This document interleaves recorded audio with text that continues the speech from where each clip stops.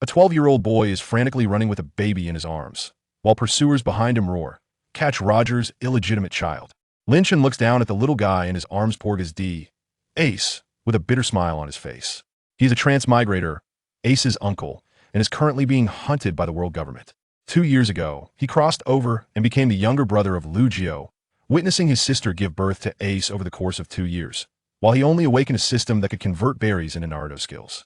But now, his points are at 0, and the only skill he has is a level 1 body replacement technique, with chakra so scarce that he can barely gather enough to speed up. At dusk, a man wearing a dog hat stands by the sea. "Mr. Carp," Lin-chan shouts. Carp punches him on the head. "Little brat, call me Uncle Carp. Old and disrespectful." Lin-chan mutters, then receives another punch, crouching on the deck while holding his head. "I'm taking Ace with me. What will you do?" Carp asks while picking his nose. Lin-chan stares blankly at the gap in the deck is too weak, and the world government won't let them go. Killing pirates for berries? Not to mention whether he can fight. Just being exposed means death. Survive. He must survive until he can contend with the world government. Why not come with me to the Navy? Carp suddenly suggests. Lin-chan is stunned. This must have been something his sister asked of him before. Okay, will Lin-chan really obediently become a Navy member? What powerful ninjutsu can his system exchange for? Does Carp know the secret of his system? Most crucially, will the world government's pursuers catch up? Carp takes Ace, who is sound asleep.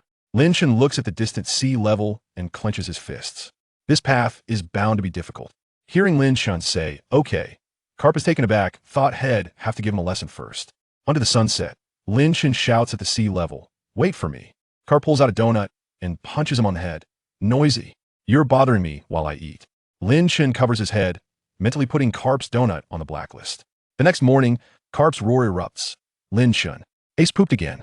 Lin-chan, with bloodshot eyes, gets up. Last night, Ace was restless, and the 2 grown men had to change diapers and prepare milk, making the Marines dare not express their anger. He skillfully changes Ace's diaper and asks, "When will we arrive at headquarters?" "Soon. Today should be about it."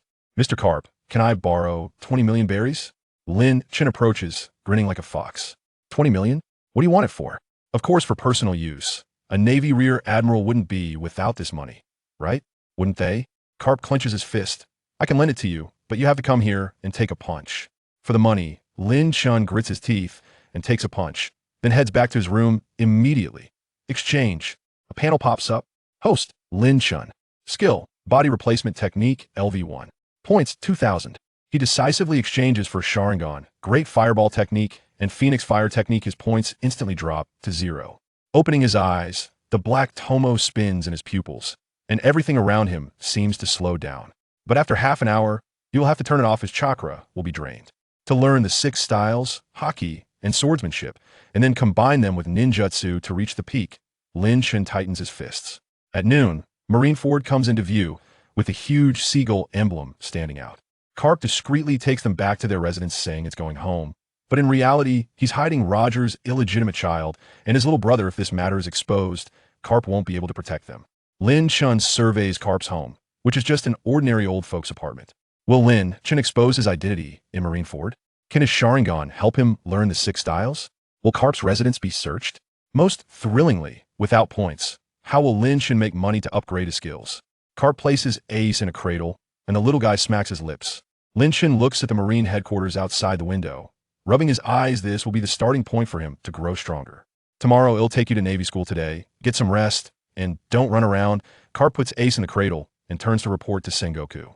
In the conference room, Carp bursts in with a donut, and Sengoku's forehead veins pop. "We're in a meeting. I picked up a kid in the East Sea. I'm sending him to Navy school," Carp says carelessly. At this moment, the meeting is discussing the O'Hara extermination order. Nico Robin has a bounty of 79 million. Sengoku rubs his brow. After Carp leaves, Sengoku looks at Lin-chan's information. Parents killed by pirates? Roger, how many people did your great pirate era harm? The next day, at the Navy school, Zifa looks at the boy brought by Carp. "This is Lin-chan. He will be your student from now on." "Hello, Teacher Zifa." Lin-chan greets obediently. Carp's mouth twitches. This kid isn't so obedient with him. On the playground, Lin-chan notices 2 people. A cocky white-haired guy Smoker, Smoke Fruit, and a cold pink-haired girl Nami, Kumo Fruit. Zifa gives the order, run 100 laps.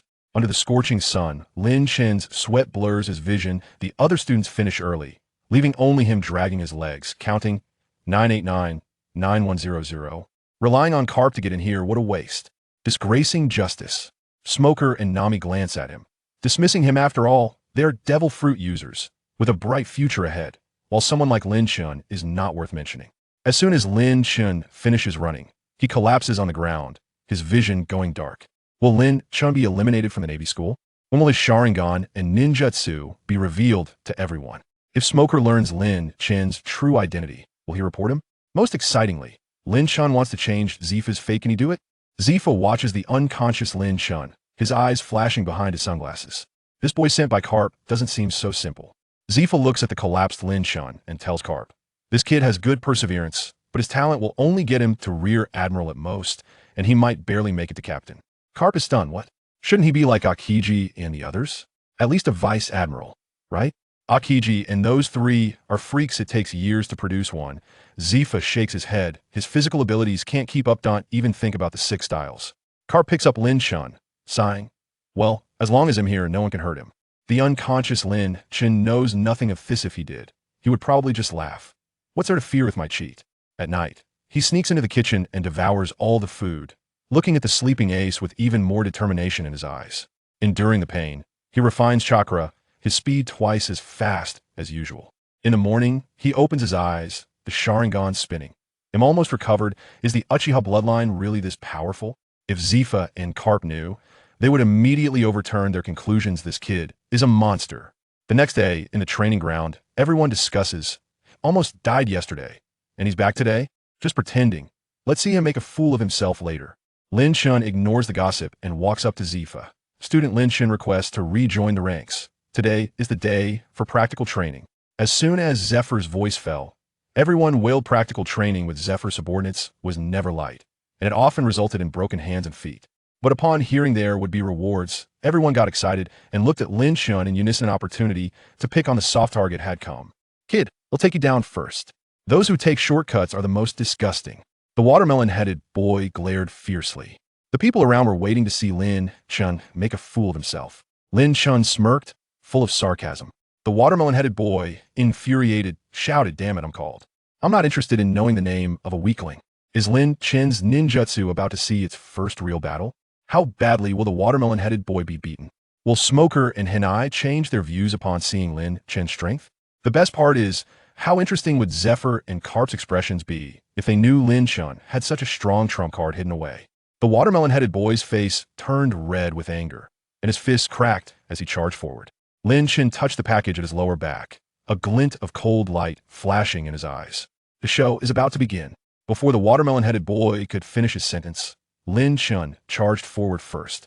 Everyone around was stunned. This kid actually dared to take the initiative?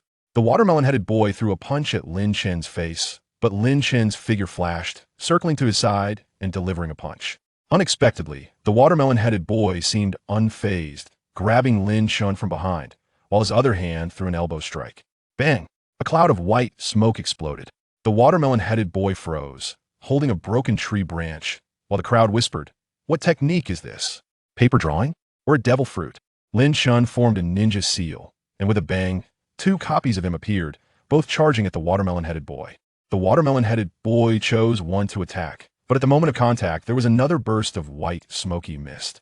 You guessed wrong. Lin Chun's voice came from behind, a kunai pressed against his neck. I concede. Next match, Lin Chun versus Smoker. Zephyr suddenly announced. Lin Chun turned pale. What kind of joke is this? That's the smoke fruit. How could he fight without hockey? He immediately pretended to be weak, hoping Zephyr would retract his order. You can refuse, Zephyr said with a wicked smile, but the consequence is that he'll train with you, and I'm not going easy on you. Lin Chun could only brace himself. Remember the person who defeated you, Smoker, the future Marine Admiral. The white-haired kid boasted arrogantly. Lin Chun raised an eyebrow. White hair brat. Remember this, I'm the man who will punch Zephyr and kick Garp in the future. The crowd scoffed, while Zephyr sighed, holding his forehead. Lin Chun's single Tomo, Sharingan, quietly appeared. Everything slowed down in the world of the Sharingan. White punch. Smoker's arm transformed into smoke and attacked, which Lin Chun easily dodged. He threw a shuriken, but it passed right through Smoker's body. This useless scrap of iron. Smoker threw another white punch. Lin Chun kept dodging with the Sharingan, and Smoker got angry. Is dodging all you can do? A real man fights Hedon. White snake. Smoker's arms transformed into white smoke snakes, relentlessly pursuing Lin Chun. Lin Chen's eyes narrowed. He had spotted a flaw. When Smoker launched his attacks, his body remained stationary, his focus entirely on his arms. Could Lin Chun seize this flaw to defeat Smoker? Without Haki, how could he attack Smoker, a Logia user? Would Zephyr notice something was off with Lin Chen's eyes and ask Garp? The most thrilling part was Lin Chen's declaration of wanting to punch Zephyr and kick Garp if that ever came true. Wouldn't the Marine headquarters explode with chaos? Lin Chen suddenly changed direction, no longer dodging, but charging straight at Smoker's body. Smoker was momentarily stunned, then coldly laughed, seeking death. The white smoke snakes abruptly turned, coiling around Lin Chen. If he could get close and use fire release, he could definitely deal a heavy blow to Smoker. While dodging the white snakes, Lin Chen threw shurikens, running wildly around Smoker. No one noticed that each shuriken was tied with a fine thread, seemingly chaotic, but actually laid out with a plan. I finally caught you. Smoker thought he had the advantage, eyeing the gap between the two white snakes. Bang! Lin Chen transformed into a broken tree branch. Damn it! Smoker dispelled the white snakes, only to see two Lin Chens rushing out from either side. Both white snakes pursued, but they were all fakes before the clones vanished. They threw shurikens. Where's he? Smoker roared. The crowd scoffed, just showing off tricks. But Hinai was fixated on those shurikens, her intuition telling her Lin Chen's plan was still in motion. Whoosh! A shuriken shot towards Smoker, which he ignored by elementalizing. I heard you were looking for me? Lin Chen's voice came from behind. Smoker froze. When did this happen? To the onlookers, the shuriken that had just passed through Smoker's body had now transformed back into Lin Chen. Fire release. Great fireball technique. A massive fireball crashed into Smoker's back of the head. He elementalized and flew away, but still ended up with a scorched face and a torn uniform. You can't hit me while I'm in the air. Smoker shouted. Idiot. Lin Chen formed seals. Fire release. Phoenix fire technique. Kanai shot into the air, passing through Smoker's body, and immediately after, countless fire threads surged toward him. The threads had already woven a net above. Smoker was engulfed in flames, and before losing consciousness, he had only one thought. This guy is really strong. The arena fell silent. Get the injured out of here. Zephyr roared, and everyone hurriedly carried Smoker away, using iron scraps to pierce the body, weaving a web with threads, forcing him into a cage. Zephyr looked at Lin Chen. Every step was calculated, demonstrating absolute confidence in your strength. Right? Would Lin Chen's ninjutsu be completely exposed, attracting the attention of the Marine high-ups? After experiencing such a great loss, would Smoker hold a grudge and seek revenge? How would Zephyr treat Lin Chen, now that he knew his trump card? The most ruthless part was, if Garp saw Lin Chen's performance, would he throw him into special training on the spot? Lin Chen met Zephyr's gaze, remaining silent, but the corners of his mouth secretly lifted. This was just the beginning. That's fine, as long as my brother has it. I just want the money. Well, I don't have direct appointment power, so let's go to Marineford. With that, Admiral Sengoku stood up directly. Our Navy accepted it unilaterally, but as the highest combat power, it needs to be decided by the 5 elders. Since that's the case, let's go. Sengoku smiled and started to lead the way out. This kind of talent, how could it be wrong to make an exception for him? It's definitely worth it. The 3 admirals, Garp, and others were momentarily taken aback, then followed suit and walked out. Summer walked alongside Kizaru and exited together. Holy Land, Marineford. Between the powers of the world government, 5 elderly men, 4 in suits and 1 in a white robe, sat on the sofa. They were each looking at some documents and did not speak. Just a moment ago, the Navy called, and Sengoku, the 3 admirals, and that old guy Garp were coming to meet. Soon, footsteps were heard in the corridor. Sengoku, Garp, Zifa, the 3 admirals, and even Vice Admiral Tsuru and Peach Rabbit came in. And there was a child. Sengoku, with so many of you from the Navy coming over, is there something important? An elderly man with silver-white straight hair put down his documents and looked up to ask. The other 4 also looked up. Elders, there's a matter regarding an admiral that requires your decision. Sengoku knew that the 5 elders were usually very busy and got straight to the point. Admiral? The 5 elders glanced at the 3 admirals, somewhat puzzled. It's this summer. The situation is like this. Sengoku introduced the situation to the 5 elders and reported what had just happened. For Salino, your brother, exceptionally strong armament hockey, skilled in hand-to-hand combat, and he wants to be an admiral? Even the 5 elders who held high positions were somewhat astonished to hear that this handsome young boy was so strong. The fleet admiral wouldn't joke with them, and the fact that so many people came together indicated that this boy was indeed impressive. Yes, that's right. Summer, knowing what kind of figures the five elders were, said with a smile. But based solely on one person's word, how could the five elders easily grant the position of the fourth admiral? Moreover, the five elders were still somewhat skeptical. 8 years old, with most of his body not fully developed, yet he could be this strong? At that moment, the five elders exchanged a glance, and then the fourth elder stood up. Just right, I also excel at using my fists. Old man will give a try against you. The fourth elder, with golden hair and a golden beard, was also skilled in boxing. Suddenly, except for Sengoku and a few others, people like Peach Rabbit, Kizaru, Aokiji, and Akainu were somewhat taken aback. The fourth elder of the five elders, using his fists? Most of them, lacking the seniority of Sengoku and others, had no idea about the combat strength of the five elders. All right then, Summer said without any objections, smiling as he rolled up his sleeves. No one would believe that the five elders lacked individual strength. Summer knew that these five were certainly extraordinary. Seeing the situation, the surrounding crowd immediately cleared a space for the two. Summer didn't waste any more words, and with his armed color hockey wrapped around his arm, he swung a punch. Flowing cherry blossoms? The five elders squinted their eyes upon seeing this. On the sea, whether young or from the old era, it was not surprising. But to see such a level of hockey in an 8-year-old boy was something else entirely. This kid has something. The fourth elder's gaze sharpened, immediately adopting a defensive stance, intending to test the strength and dominance of Xia Tian's little fist. But the next moment, with a loud bang, their powers clashed. The fourth elder felt an immense force surging from the little fist. He was actually pushed back by Xia Tian's punch, although he remained in a defensive position. His feet were sliding backward on the ground, and his arms went numb for a moment. Is he really that strong?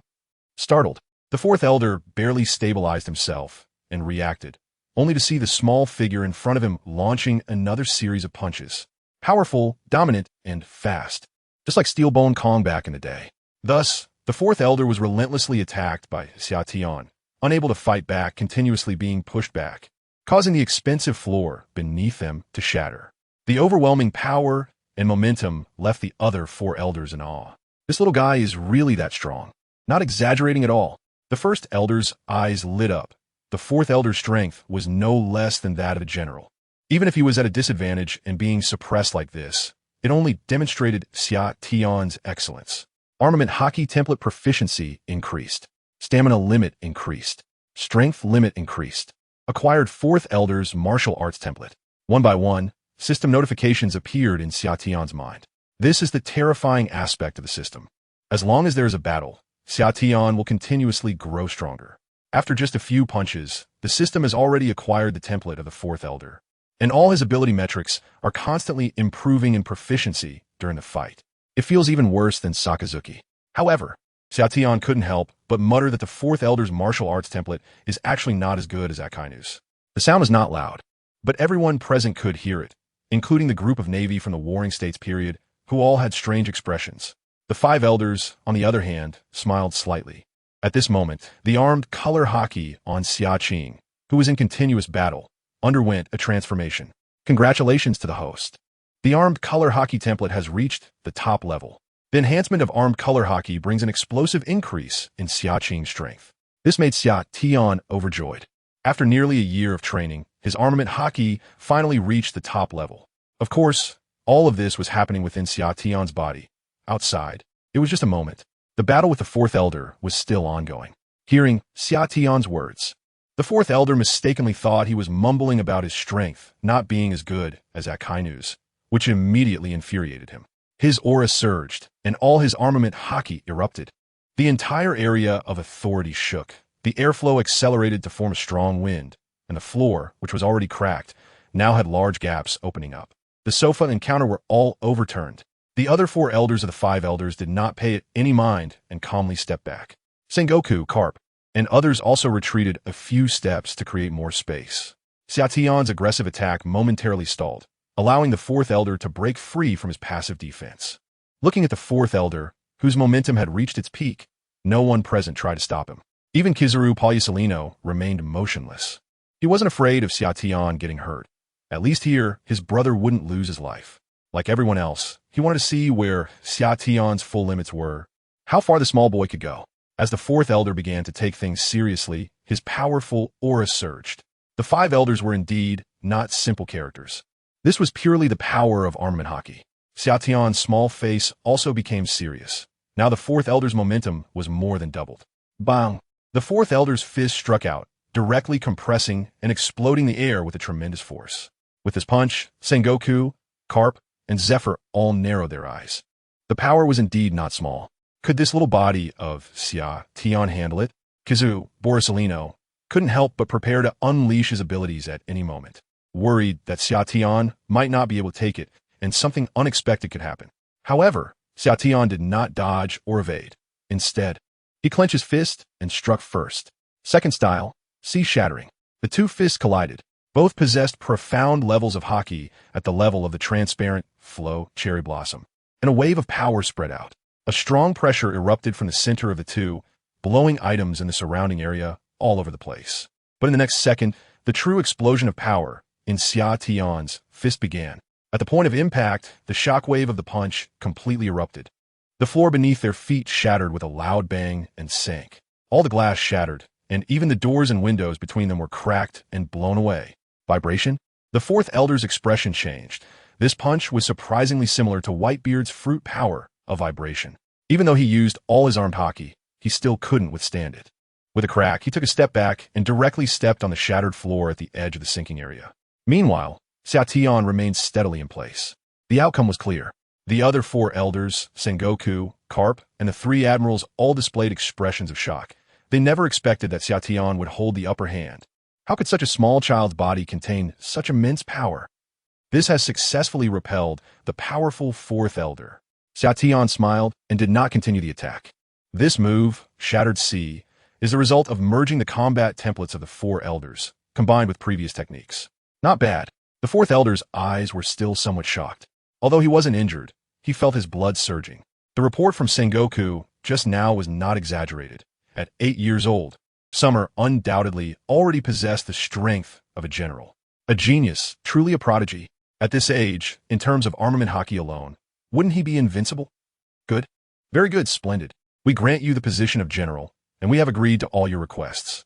You could take office immediately. The Grand Elder clapped his hands at this moment, full of approval. Summer felt joy in his heart immediately. Kizaru, Sengoku, and Garp all revealed smiles. The fourth general of the Navy, and also the youngest general in the world? It's settled. I would like to request an advance of 1 billion. That shouldn't be a problem, right? Thinking about unlocking a new ability template soon, Summer asked with his bright, lively eyes. Haha, of course, no problem. The 5 Elder Stars readily agreed. Summer's appointment as a general went smoothly with the approval of the 5 Elder Stars. He just needed to go back and wait. Holding a box containing 1 billion berries, Summer happily returned to Marineford with Kizaru and the others.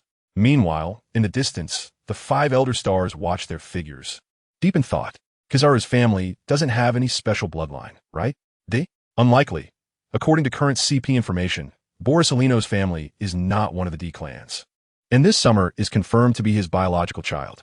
Then his talent is a bit terrifying. At 8 years old, he can already reach the peak of armament hockey. His punch strength is also very powerful. What did he get such a physique? Let's have CP0 investigate further. In any case, any issues will be under our watch.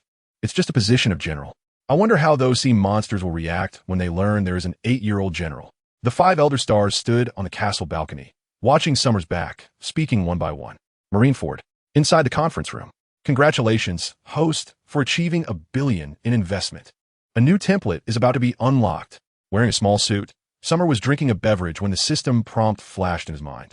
After returning to Marineford, Summer directly consumed the 1 billion berries from the box, achieving his goal. Naturally, he unlocked the main second ability template, randomly selecting. In his mind, 3 templates were being automatically selected. Observation Hockey, Conqueror's Hockey, and various fruit ability templates were randomly choosing one. Congratulations, host, you have obtained the Conqueror's Hockey template. The next stage requires 10 billion. Ultimately, the second template was fixed on the Conqueror's Hockey. Host, Summer. Ability templates. Armament Hockey, top tier. Conqueror's Hockey, mid tier. Combat templates. Akainu's Martial Arts, 4th Elder's Martial Arts. The main panel displayed, very simply, just the various templates Summer had unlocked. Upon seeing the randomly selected Conqueror's Hockey template, Summer couldn't help but feel delighted. He had unlocked Conqueror's Haki. His strength immediately increased significantly. Conqueror's Haki is an essential skill for top masters. However, that 10 billion is the combined bounty of 2 Yonko. Summer thought to himself, not surprised by the consumption for the third template. Feeling somewhat excited thinking about the Conqueror's Haki entangled with the top combat powers like Roger and Whitebeard. The combination of Conqueror's Haki and Armament Haki, along with the addition of the 3 types of Haki, would significantly boost his strength. After working hard to debut from the North Sea, it took nearly a year to unlock the second template. As for the money, 10 billion isn't difficult. He is only 8 years old, and time is on his side. With the template confirmed, a power that seemed to have been lurking in his body emerged. Fortunately, the system doesn't let his aura leak out when unlocking ability templates. Otherwise, it would be quite interesting. This summer's meeting is taking place in Marineford, in the Navy headquarters conference room. In front of me are Old Man Garp and the 3 Admirals. If my Conqueror's Haki suddenly awakens, it would surely shock them. I said, "Brother, you're about to stand on equal footing with me. I'll tell the old folks about this later." Kizaru Salino was smiling all the way, and it seemed like he was secretly pleased seeing Summer. He leaned over and said, "Brother, let's not mention the old man and old lady, okay? Speaking of which, Summer didn't want to worry the 2 elderly people. If you don't mention it, the news about the 4th Admiral's appointment will spread across the seas, and your photo will be published. It can't be hidden." Kizaru chuckled, crossing his legs happily. "Today is a good day. I didn't expect my genius brother to actually take the position of Admiral. Not just a replacement among the 3 Admirals, but the world government directly made an exception for the position of the 4th Admiral, including a salary of over 100 million. With a minimum payout of 100 million, the 5 elders agreed right away, which shows they really value Summer. Upon hearing Kizaru's words, Summer indeed thought it made sense. Just as he was about to say something, Fleet Admiral Sengoku arrived, followed by a group of Vice Admirals. More than 10 Vice Admirals, including Rat, Spider, Fire Mountain, and Peach Rabbit had come. The conference room, which originally had 3 Admiral seats, now had 1 more added. "Is everyone here? Let me introduce you. This is Summer, who sparred with Sakazuki today in the square and is the protagonist of today's announcement. Our Navy's 4th Admiral, the Child Emperor."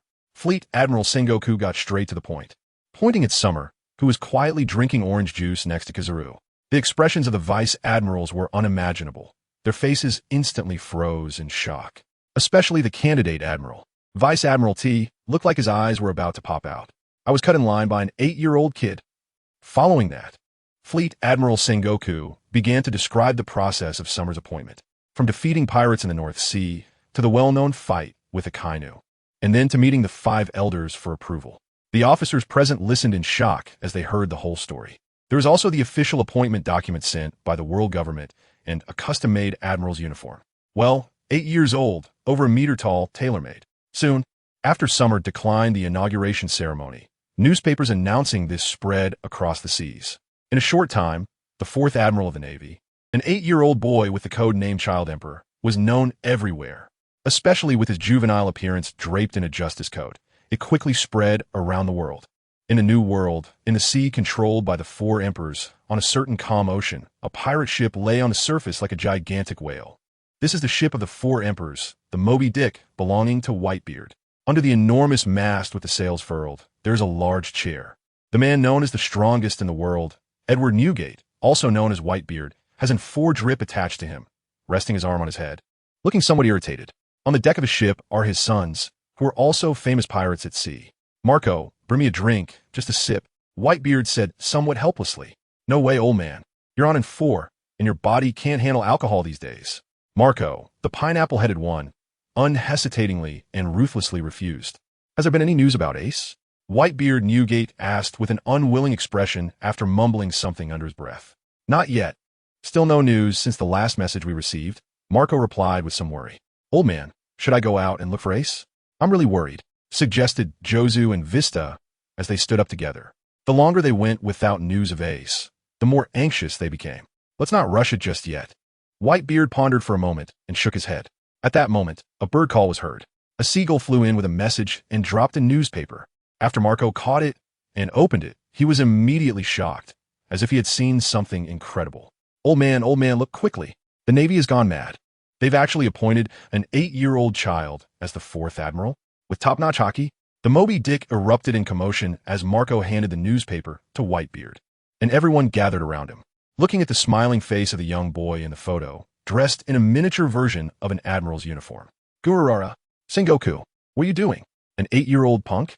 Whitebeard Newgate squinted his eyes and then burst into laughter, though he was quite puzzled inside. Sengoku, the Buddha, an old rival. He naturally knew that this wise strategist was no fool. There might be something suspicious about this. Old man, look at the Navy's announcement. This child is incapable, mainly due to the armed color hockey. How could an 8-year-old possibly cultivate top-level armed color hockey? It seems impossible, right? Could he be a celestial dragon? Even Bista and the other division captains found it unbelievable and were chattering away. Everyone actually thought the Navy was making a joke this time. No, with Sengoku style. It wouldn't be so rash. Let's not pay attention to these matters for now. The sea seems to be getting more turbulent. Let's see if anyone outside can find Ace. Whitebeard said as he put down the newspaper and addressed everyone. On the other side, a similar scene was happening on Shank's ship. Lashiru, Jesus Burgess. And others couldn't help but burst into laughter. Boss, is the Navy serious? An 8-year-old admiral, the child emperor? Beckman, why don't you try the strength of the 4th Admiral's armed color next time you meet him? On deck, most people were skeptical about the Navy's announcement. It was clear this was a joke from the Navy. Shanks and Beckman did not say much, but they could see that the others were deep in thought, especially Shanks. He knew that an admiral had to be personally appointed by the Gorosei, so this 8-year-old child emperor sitting in the admiral's position couldn't be underestimated. All right, everyone, the Navy isn't made up of fools. Let's all pay a bit more attention. Beckman lit a cigarette, looking somewhat helplessly at the laughing crowd. In the New World, Wano country, on Onigashima, Queen and Jack were laughing so hard they were holding their stomachs, as if they had heard the greatest joke. Oomph. An 8-year-old kid becomes an admiral. Is the Navy out of people? Gulping down his drink, Kaido was somewhat irritated. The next moment, he burst into laughter again. Next time, I'll personally smash that child emperor admiral. Kaido was somewhat unpredictable, while his subordinates were all laughing heartily. Similarly, on Big Mom's side, the last of the 4 emperors in the New World, the scene was the same. Mom, isn't this a bit unusual? According to intel, this child emperor is Kizaru's brother. Katakuri walked into the castle on Cake Island, looking at the laughing Big Mom. Well, being elevated to the admiral position by Sengoku means he has some strength. But so what?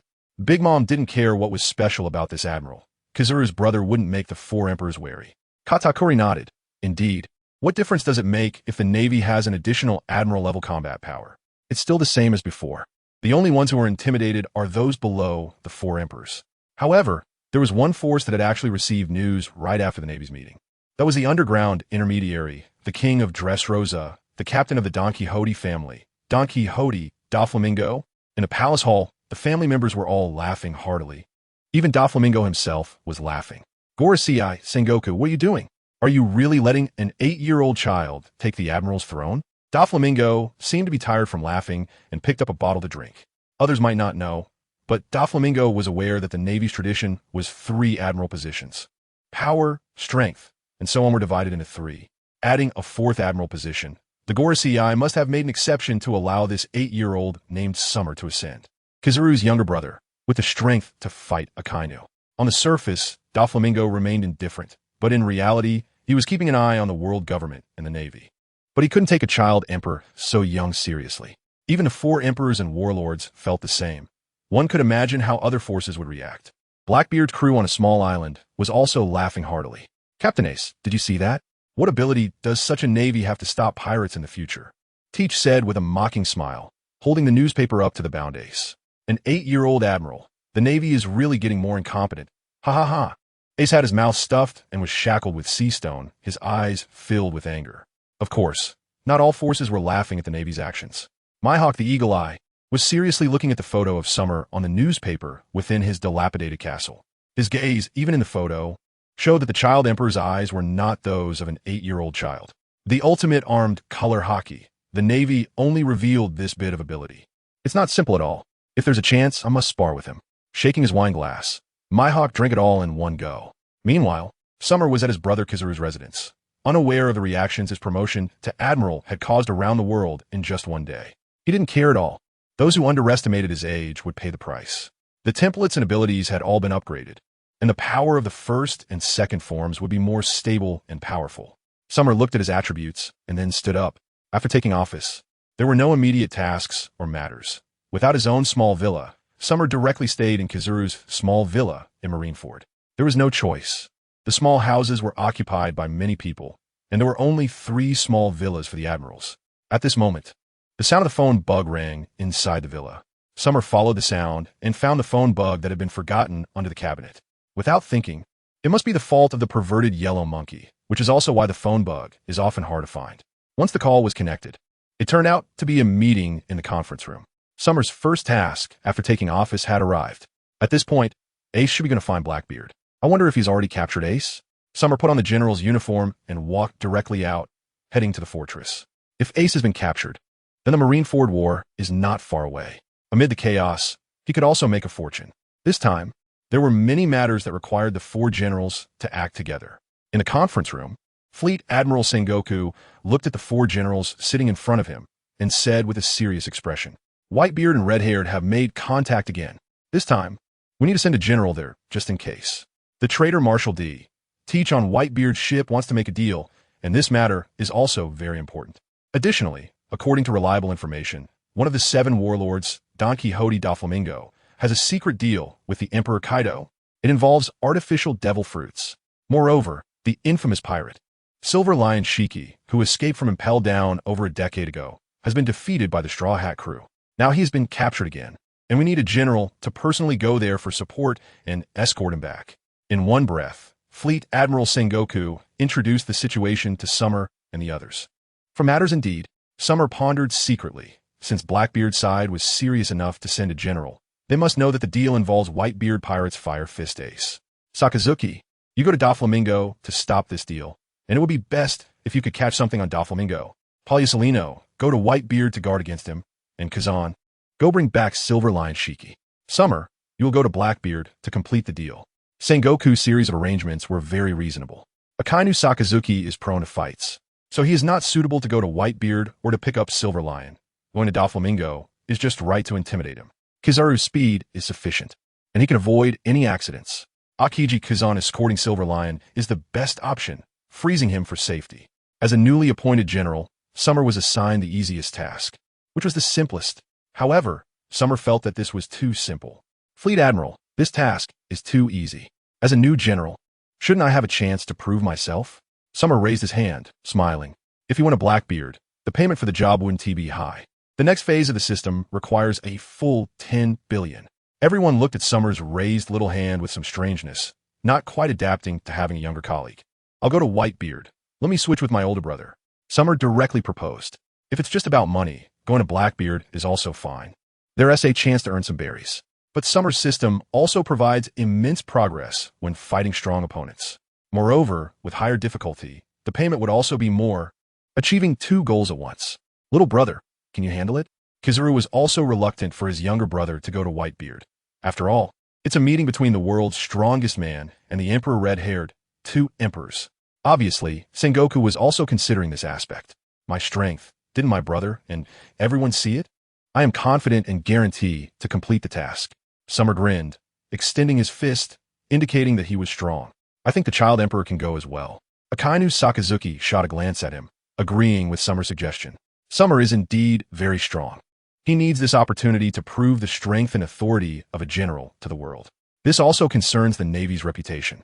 The mocking from various major forces cannot be hidden. Even within the Navy, there are some voices.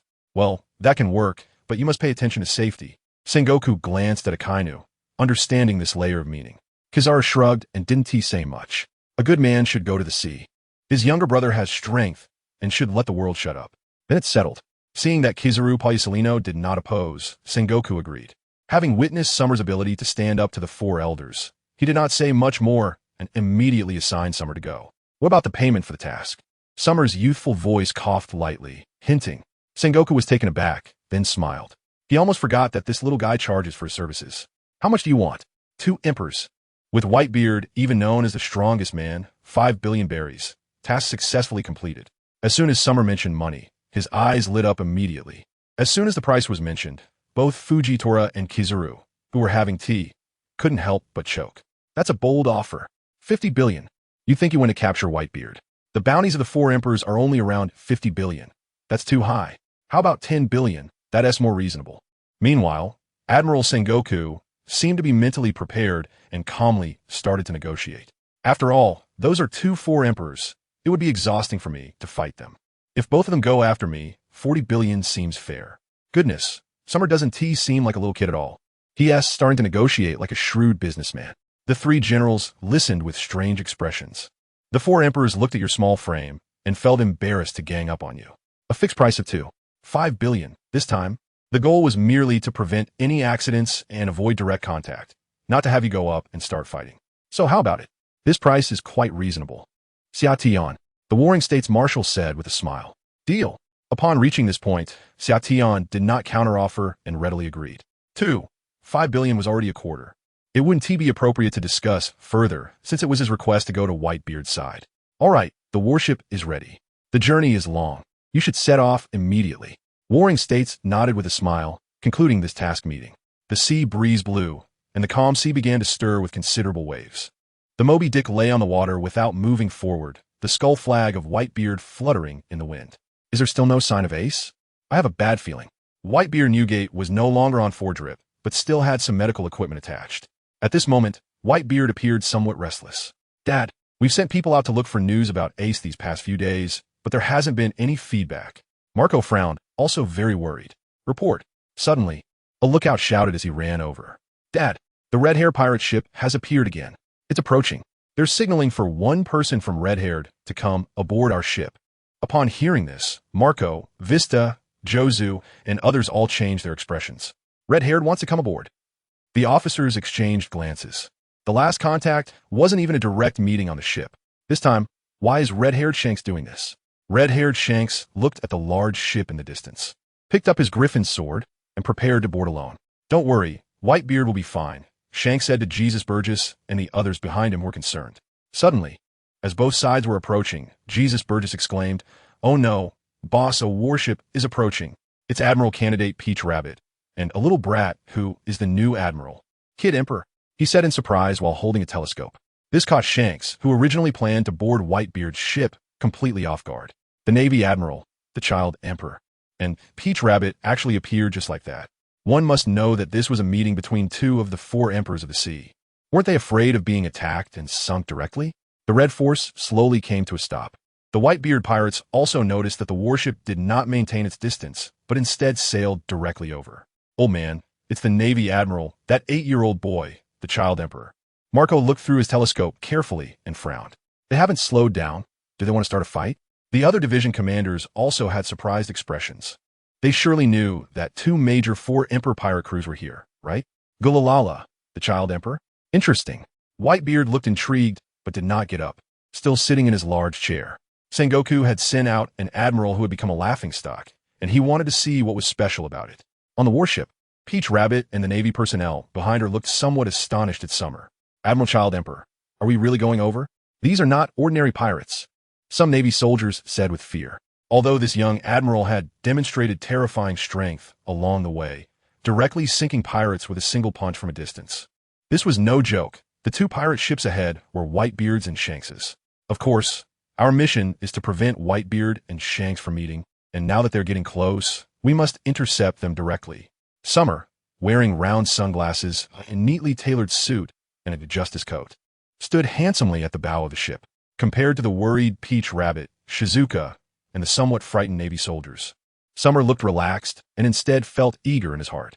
Even without strong observation hockey, he could sense that there were incredible monsters on the ship ahead. Engaging with such powerful beings would undoubtedly strengthen his own abilities. Moreover, Shanks was a master swordsman, and even without his devil fruit abilities, Whitebeard was still exceptionally strong. Summer had long wanted to learn their combat techniques. Thus, under the somewhat astonished gazes of the 2 4 Emperor pirate crews, the warship sailed over and directly positioned itself between the 2 emperors. "Hello, nice to meet you. I am Summer, the Navy Admiral."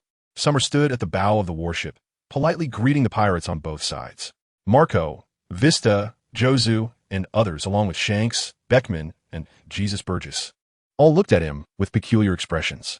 What's going on here? Is this cool little boy serious? He looks so polite and sensible. What's that about? All right, you both can't make contact to avoid any accidents. After greeting, Xiatian didn't wait for either side to speak and directly stated his intention. Can't make contact? Red-haired Shanks laughed. This kid is really interesting.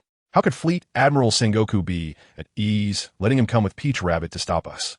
Little buddy, this is not the time for jokes. I need to speak to Whitebeard in person. Could you please make way for your brother? Red-haired Shanks looked at Xiaotian. Still very friendly. No. Xiaotian directly refused, showing his attitude. This made the naval officers behind swallow hard. Hey, who isn't afraid when facing two major pirate crews? Red-haired Shanks was also choked up, glancing helplessly. Captain, we can only take on the Navy first, said Jesus Burgess and the others, shrugging. Indeed, when faced with such childish behavior, the only option was to make the child emperor suffer a bit. Jaws, go make that brat step aside.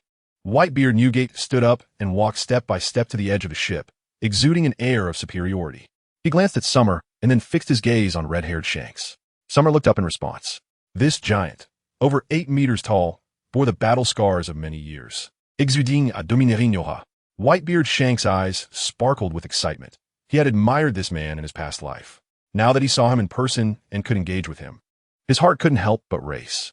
However, Whitebeard was currently not paying attention to Shanks, but was looking at the red-haired Shanks draped in a black cloak across from him. Rue, you go ask the child emperor to leave as well. When Whitebeard appeared, Shanks also began to reveal his conqueror's haki. A natural kingly presence started to spread, comparing it with Whitebeard Newgate from afar. Yes, Dad. Yes, Captain. Jozu and the opposing Lakiru obeyed and stepped forward to look at Shanks. Hey kid, did you hear that? You should leave quickly. With you as an admiral, you can't stop two emperors from meeting. The two spoke in unison and jumped directly onto the warship in the middle. The Navy soldiers and Peach Rabbit immediately prepared to attack. What if I don't leave? Shanks looked at the two standing on either side of the warship's railing and waved his hand to stop his subordinates from opening fire. If you don't leave, we will have to take action. Jozu shook his head helplessly, thinking to himself that this kid really didn't know how to read the situation. Pirates wouldn't hold back against the Navy. Hearing this, Shanks grinned. Without showing a bit of strength, these guys wouldn't take his childlike body seriously. Suddenly, a sound of breaking air came. Shanks was too lazy to talk and directly moved at high speed to Lakiru's front, throwing a punch with his small, red, flowing fist. The air formed visible white currents around his small fist, rushing rapidly. Lakiru, still chewing on his meat, completely regarded Shanks as a child and was somewhat lax. By the time he reacted and reinforced his arm with armament haki for defense, he was sent flying by Shanks' immense power. It was like being struck by a heavy bell while standing in the middle of a big clock. A dull sound echoed. The meat in Lakiru's hand flew away as the uncontrollable force spread throughout his entire body.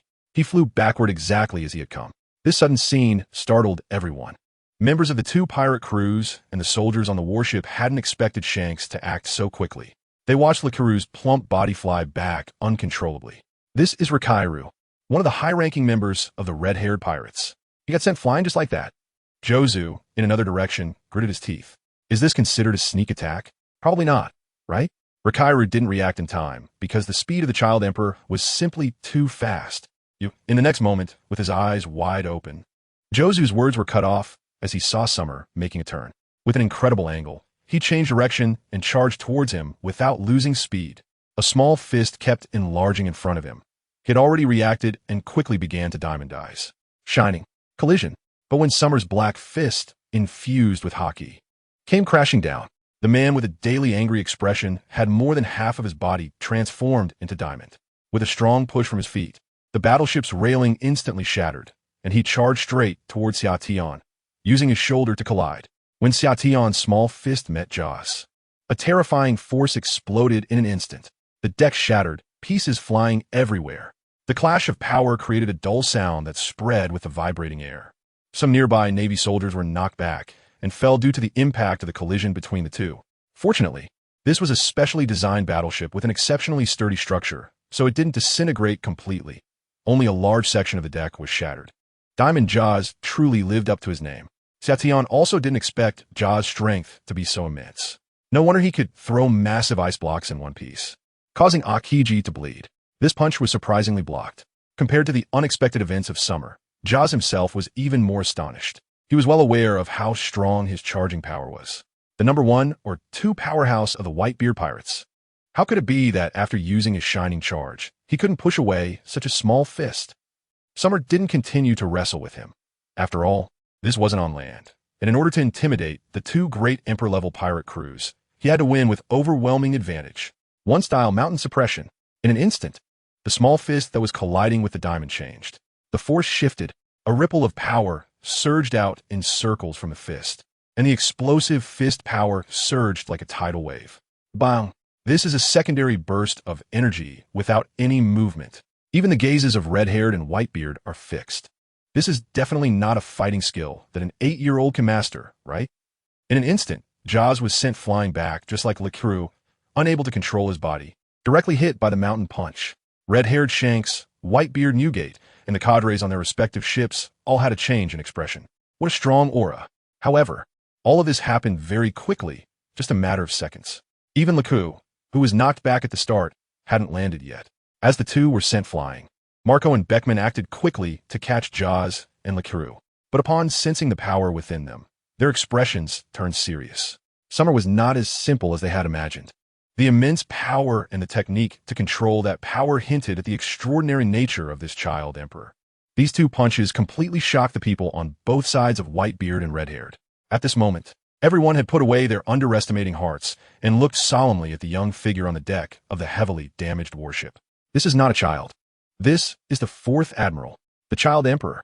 Gulalala, Whitebeard Newgate's gaze seems to be very interested in Summer. Red-haired Shanks is also looking at Summer with a serious expression.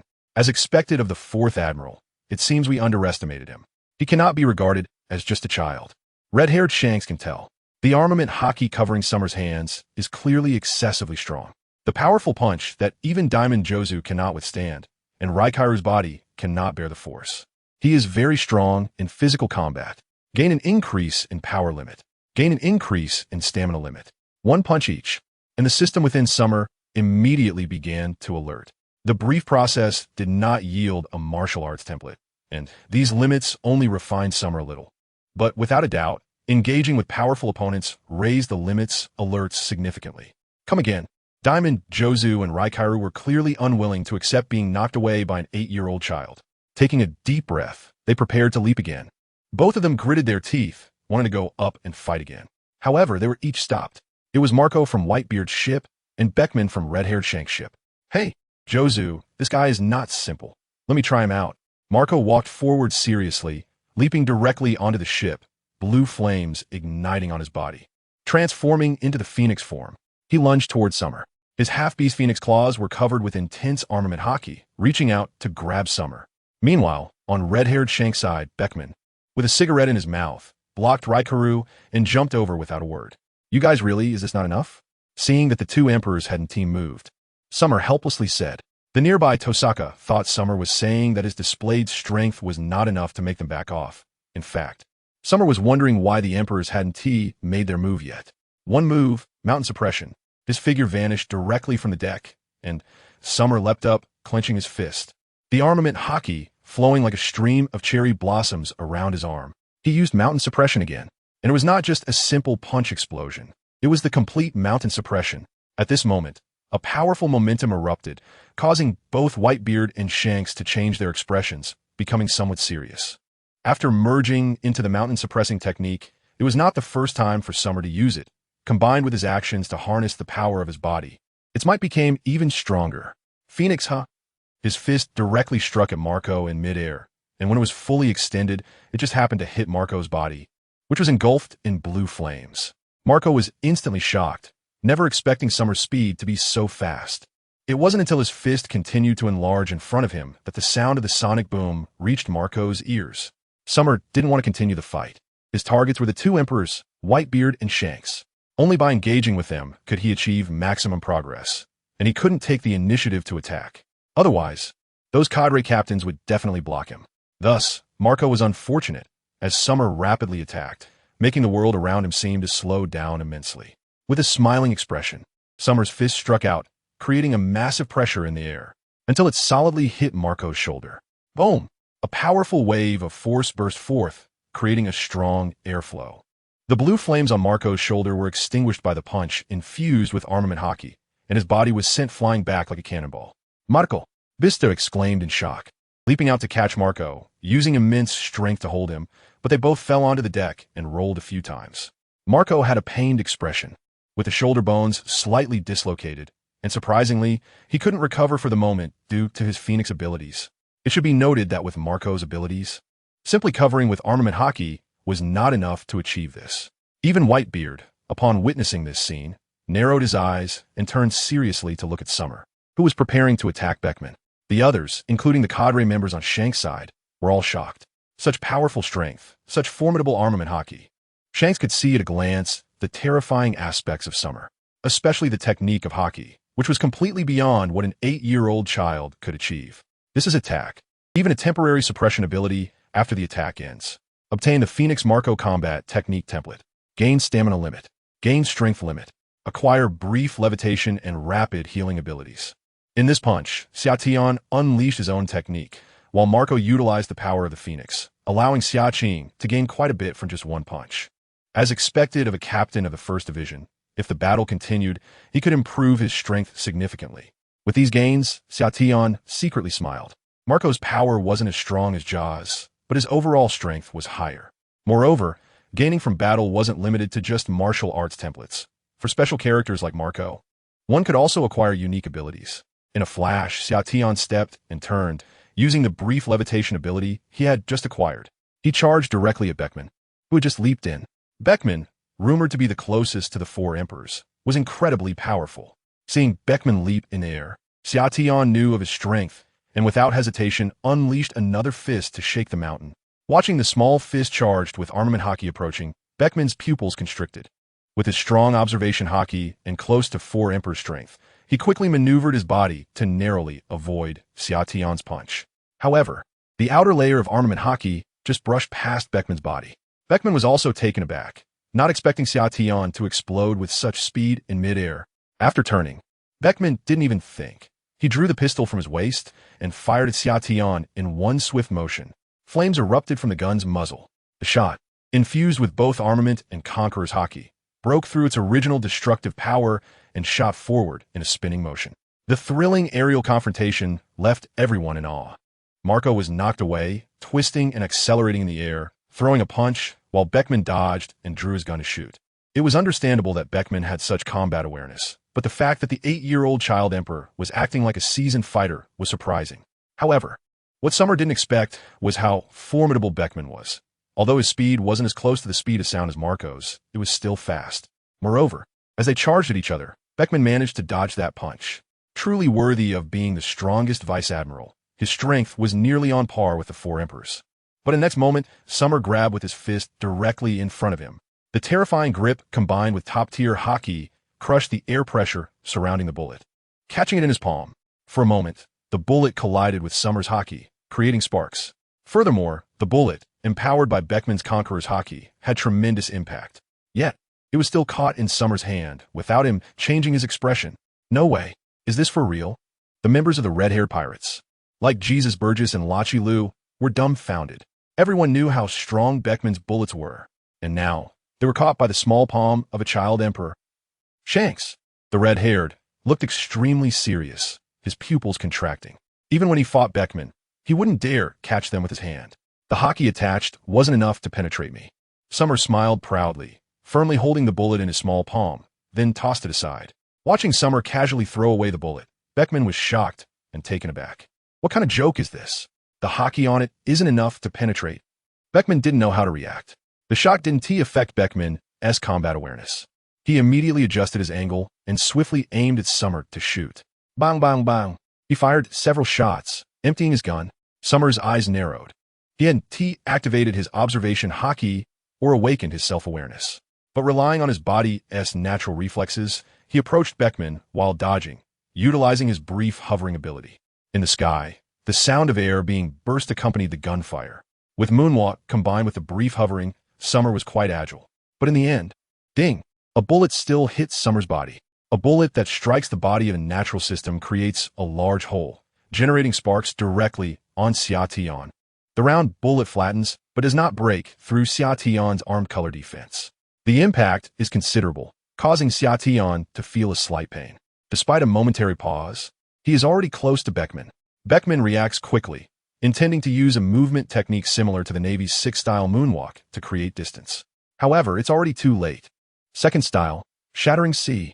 Xiaotian's right fist attacks directly. The flowing cherry blossom armed color bursts, causing a bright red light to emanate from his fist. Beckman's pupils constrict in pain, realizing he cannot dodge in time. With the prediction of Kin Bunchika Haki, his right fist is also covered with armed color Haki and Conqueror's Haki. Attempting to counter the attack. The strength of the Vice Admiral is not just about using a gun. However, at the moment of collision with Xiaotian's fist, an overwhelming shock is reflected in Beckman's eyes. The force of a shattering sea fist carries a strong vibration, creating circular ripples in the air, with waves rolling in. Unlike last time, when there was a second delay, everyone looks up, and visible white airwaves erupt, accompanied by a loud boom. This time, the second style is even more powerful. With a loud explosion, Beckman felt his arm go numb, and his fist, filled with dominance, actually shattered, sending him flying. He crashed straight into the sea, causing the entire surface of the water to surge. And the massive circular waves created by the impact trembled and broke apart into countless small droplets suspended in the air. This is the manifestation of the punch strength brought by Summer's sea-shattering fist. Gain stamina boost, gain strength boost, gain precision control boost, gain the Beckman gun technique template. Summer's mind echoed with the system's various prompts. A smile crept up the corner of his mouth as he began to slowly descend. Everyone was blown away by the strong wind from the two's exchange of punches, their faces filled with shock. What the hell? What did I just see? Beckman was knocked away by a single punch? On the warship, Peach Rabbit's eyes flashed with excitement, while the other soldiers were in unimaginable shock. The 8-year-old child emperor. Is he really that powerful? Marco was already astonished. That Beckman, whose strength is nearly on par with the 4 emperors. It is rumored that his observation Haki is even more terrifying, yet he was knocked into the sea like this. The members of the 2-4 Emperor pirate crews were equally shocked, exchanging glances with one another. The Navy Admiral is certainly not a position that can be taken lightly. This child emperor must be stronger in physical combat than the other 3 admirals, right? Vista and the others were extremely serious, recalling how everyone had laughed heartily back then. Now they were completely slapped in the face. On the opposite side, LaCrue, Jesus Burgess, and others were stunned into silence as they looked at Beckman, who had just emerged from the water, each one turning to look at red-haired Shanks. Boss, what do you think we should do?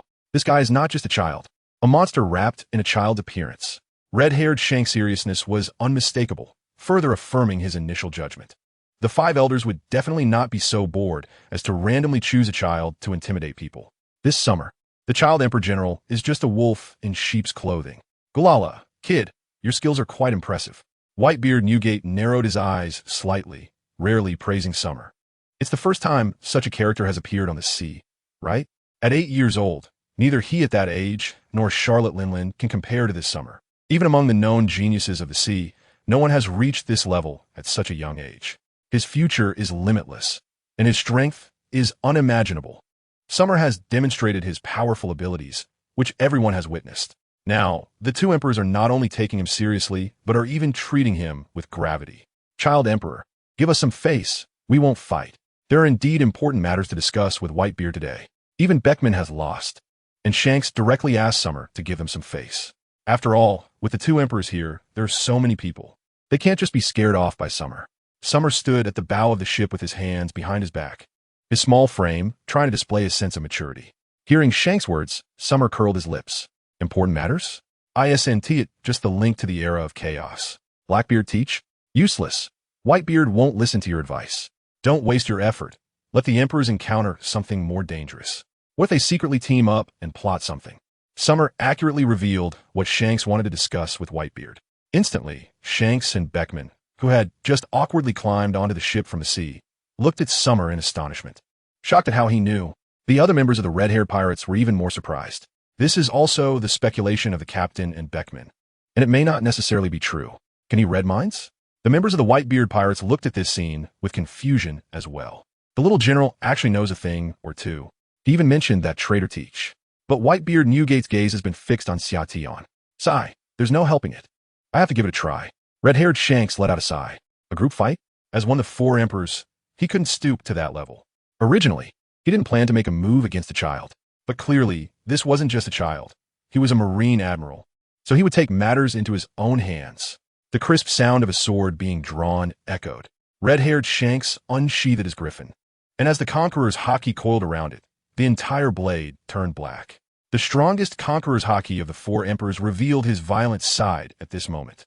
Even the air was filled with pressure. An ordinary person would likely faint just standing within a certain range of red-haired Shanks.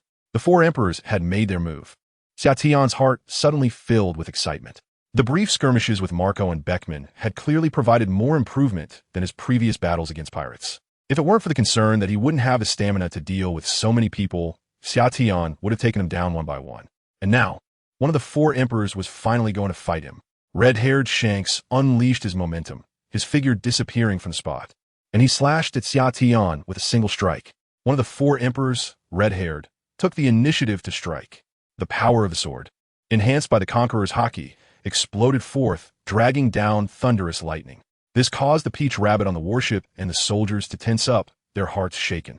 This is the emperor that even the Navy headquarters fears, the great pirate that even the warlord of the sea, Admiral Garp. And the three admirals are unwilling to engage in battle with easily. This is the four emperors. The momentum of his attack is completely different from that of the previous people. Summer felt a surge of joy in his heart. The four emperors are indeed the four emperors, and just this pressure is incomparable. It's good to be able to strike. What I fear is that you won T. He thought to himself, his movements showing no signs of panic. The powerful armament haki swirled around his fist, and what made Whitebeard's eyes change was the strands of red and black haki lightning on Summer's hand. His fist was also infused with Conqueror's haki. Red-haired Shanks, with a force that could crush mountains, swung down his thunderblade with one arm. Summer leaped off the warship, and the tremendous impact produced a loud noise as he similarly struck out with an invincible punch. A blade, directly clashed together. Zzz. The blade and fist met in the air. The terrifying, oppressive aura erupted like tangible lightning, densely packed, sweeping across the entire battlefield. Watching the clash of red and black conqueror's haki, everyone present widened their eyes in astonishment. The Navy was engulfed in massive waves, and the heavy clouds in the sky seemed to be torn apart. Even the light dimmed, and this vast sea area fell into an extraordinary phenomenon. Is this the clash of conqueror's haki? How is that possible? An 8-year-old boy, still a vice admiral of the Navy. His royal qualifications. How could a vice admiral of the Navy, at the age of 8, awaken conqueror's haki?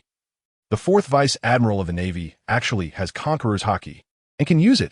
Whether it's the Whitebeard pirates, the red-haired pirates, or even Peach Rabbit and the Navy soldiers, they were all dumbfounded. Especially Peach Rabbit, who was extremely shocked. Such a terrifying force erupted. This incredible pressure of deterrence. What else could it be if not the clash of conqueror's haki? Moreover, can a vice admiral of the Navy also awaken conqueror's haki?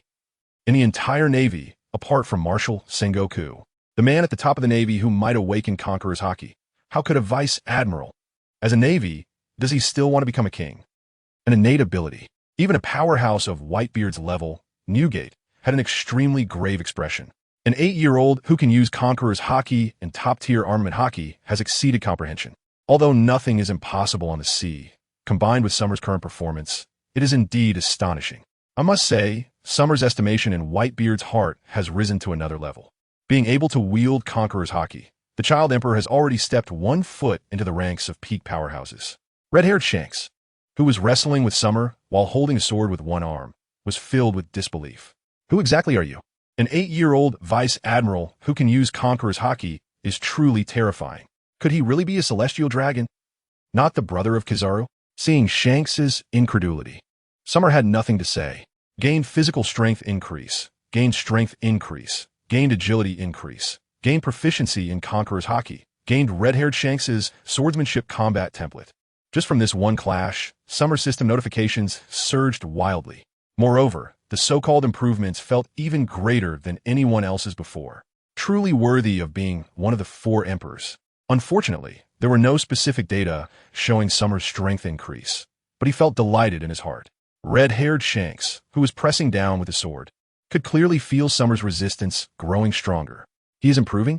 Red-haired Shanks' eyes were filled with shock. What is this clearly perceptible strength?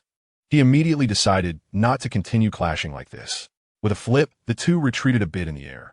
They both use a leg technique similar to moonwalk to leverage their movement in the air. Below, aside from the ships, there was really no place to land.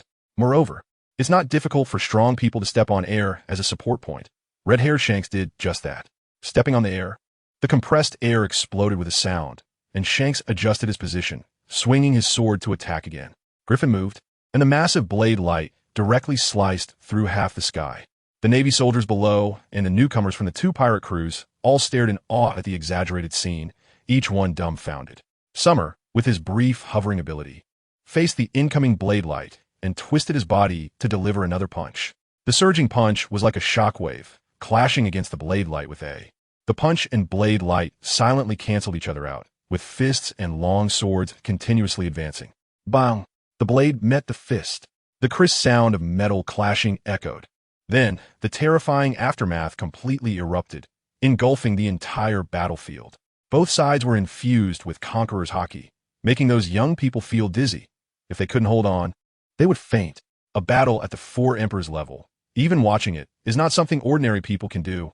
Whether it was Peach Rabbit, the Navy soldiers, the red-haired pirates, or the white-beard pirates, everyone was incredibly shocked.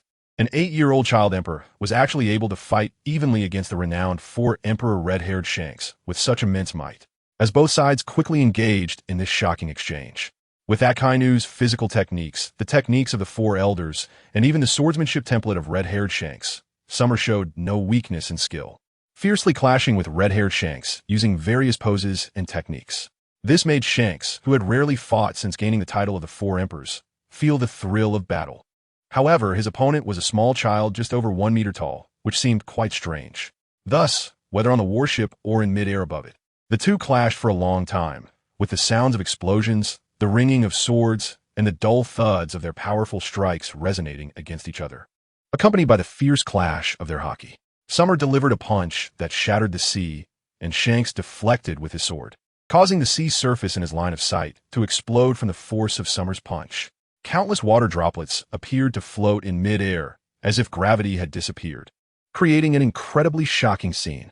The second form of shattering sea, enhanced by Conqueror's haki, truly felt like a punch that crushed the ocean.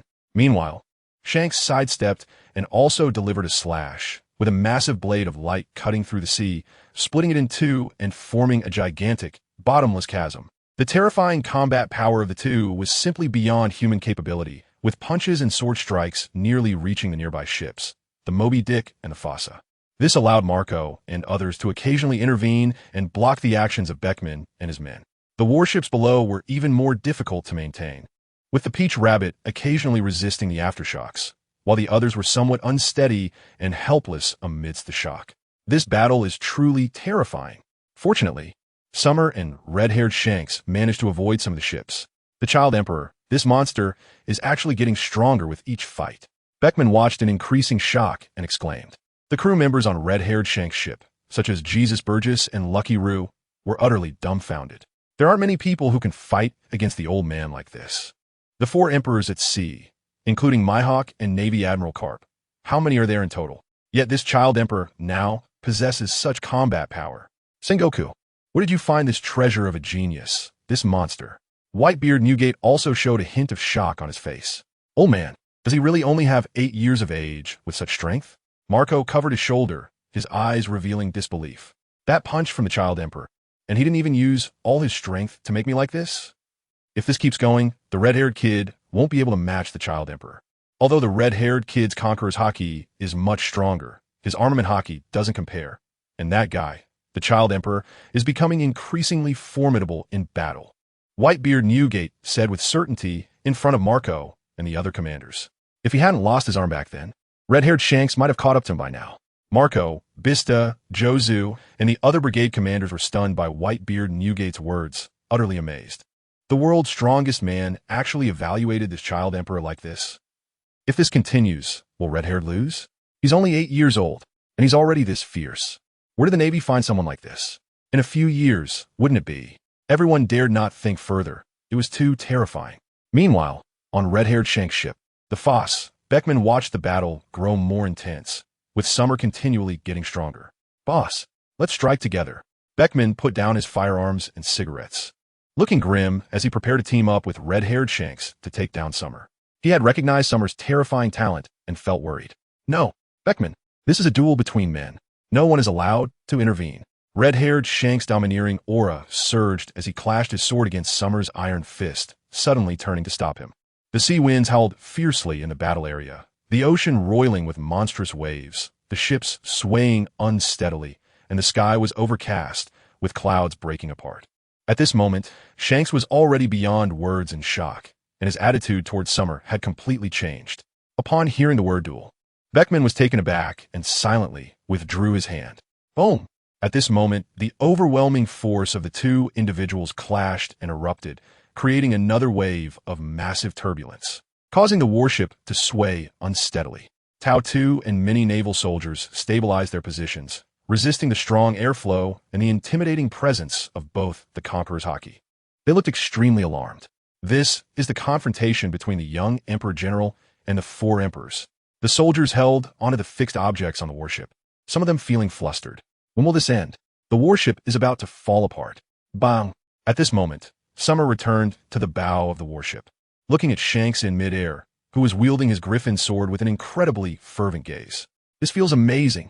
Fighting against one of the four emperors is simply a faster way to improve than all the hunting over the past year. Summer watched the constantly flashing system prompts with immense joy. Not only did he gain a substantial increase in stamina and other attributes, but he also acquired swordsmanship that rivaled Mihawk's, thanks to Shanks. The third form of the template fusion was about to emerge. In his mind, with the swordsmanship template of red-haired Shanks, various techniques were being optimally fused, eliminating the inferior ones. Red-haired Shanks looked down at Summer, his expression growing increasingly serious. The third form, Slash of the Clouds. A whirlwind surrounded Summer's body, and a powerful Conqueror's Haki formed a thunderbolt aura, which manifested as armament Haki, flowing along his arms. He raised his arm and struck out. The movement was seamless, just like Shank's swordsmanship, clean and decisive. Although it was a punch, the moment he struck, it felt as if a famous sword was being unleashed. The punch's force was like a blade's light, carrying the meaning of a slash. The bow of the warship was pushed down by the force of Summer's punch, causing the ship to tilt. Everyone looked on in shock at this move. Even before it fully unleashed, the cloud layer above was cracking. Shank's pupils constricted, and then his Haki and Conqueror's Haki intertwined on his sword. With a fierce downward slash, just as clean and decisive, he used nearly all of his strength in this strike. ZZZ. The clash of blade and fist created a violent collision. Waves of residual force surged in all directions, and the clouds in the sky truly began to crack apart, appearing extremely terrifying. The sea surface was also stirred up into towering waves, crashing toward the distance, accompanied by rolling thunder. Except for Whitebeard, everyone else stared at this shocking scene with their mouths agape, cold sweat pouring down. Especially the Navy soldiers under the warship, they felt a chill run down their spines, their souls almost escaping. If Shanks' slash were to land, they would all be finished. But they never expected that Shanks, with one arm wielding the sword, began to tremble. The Haki on him surged continuously, entangled with Summer's fist shadow, but Summer's third form, Slash of the Clouds, had already surpassed red-haired Shank's strength. Finally, just a few seconds later, Shank's arm went numb, and he was pushed back by Summer's third form, Slash of the Clouds. He retreated several meters before his feet lost support, and the force completely vanished. Shanks sheathed his sword and fell naturally, shaking his head with a sigh. No point in fighting this little monster. It wasn't a life-and-death battle. Shanks no longer wished to continue, his heart filled with shock. The terrifying might from their exchange finally dissipated. The deck where Summer stood had already cracked into pieces, completely damaged. The strength of this kid, the Child Emperor, is too frightening. The captains of the Whitebeard pirates and the officers of the red-haired pirates were all in awe. Boss has been pushed back. Lakalu, Yesub, and others almost had their eyes popping out. They had been evenly matched for so long, and in the end, it was their own boss who was pushed back. This Child Emperor actually possesses combat power at the level of the four emperors, which is truly incredible. Meanwhile, beside Whitebeard, Vista is mumbling to himself.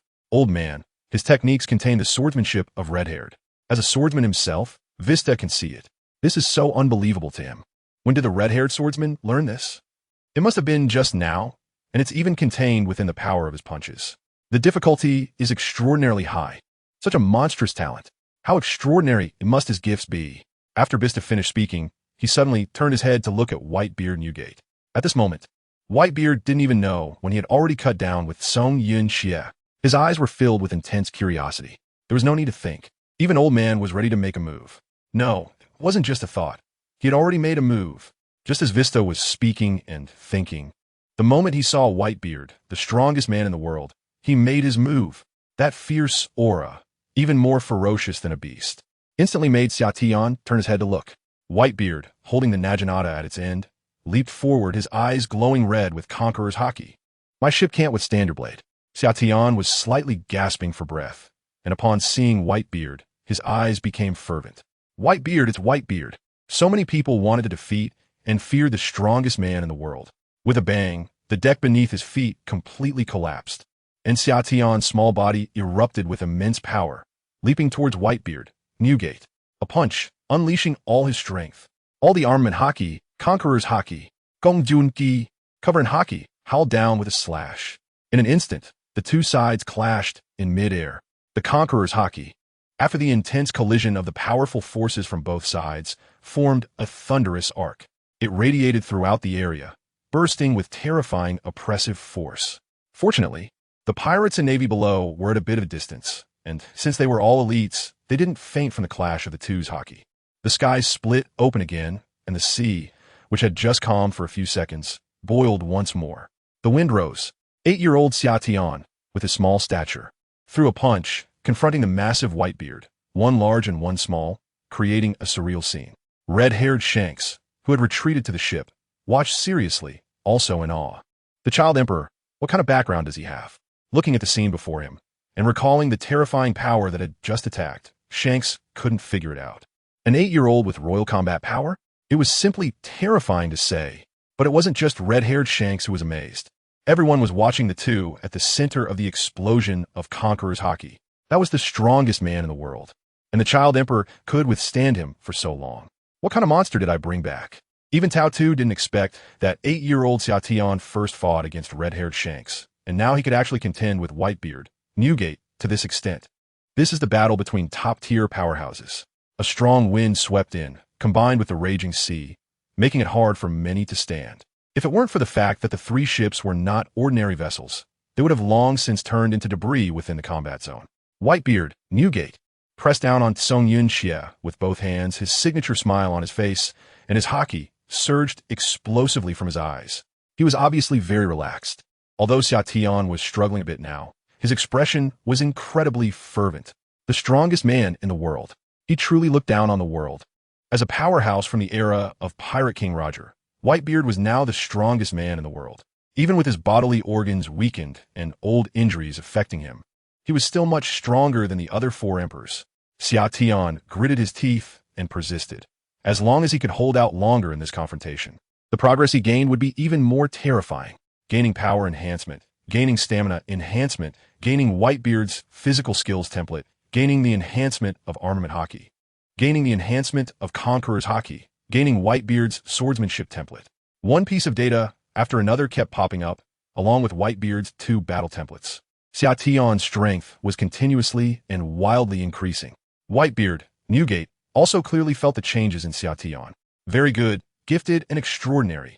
Whitebeard, Newgate, ultimately pressed down with his strength, causing Xiatian to disperse this punch first, retreating a few steps backward. But this scene did not surprise anyone.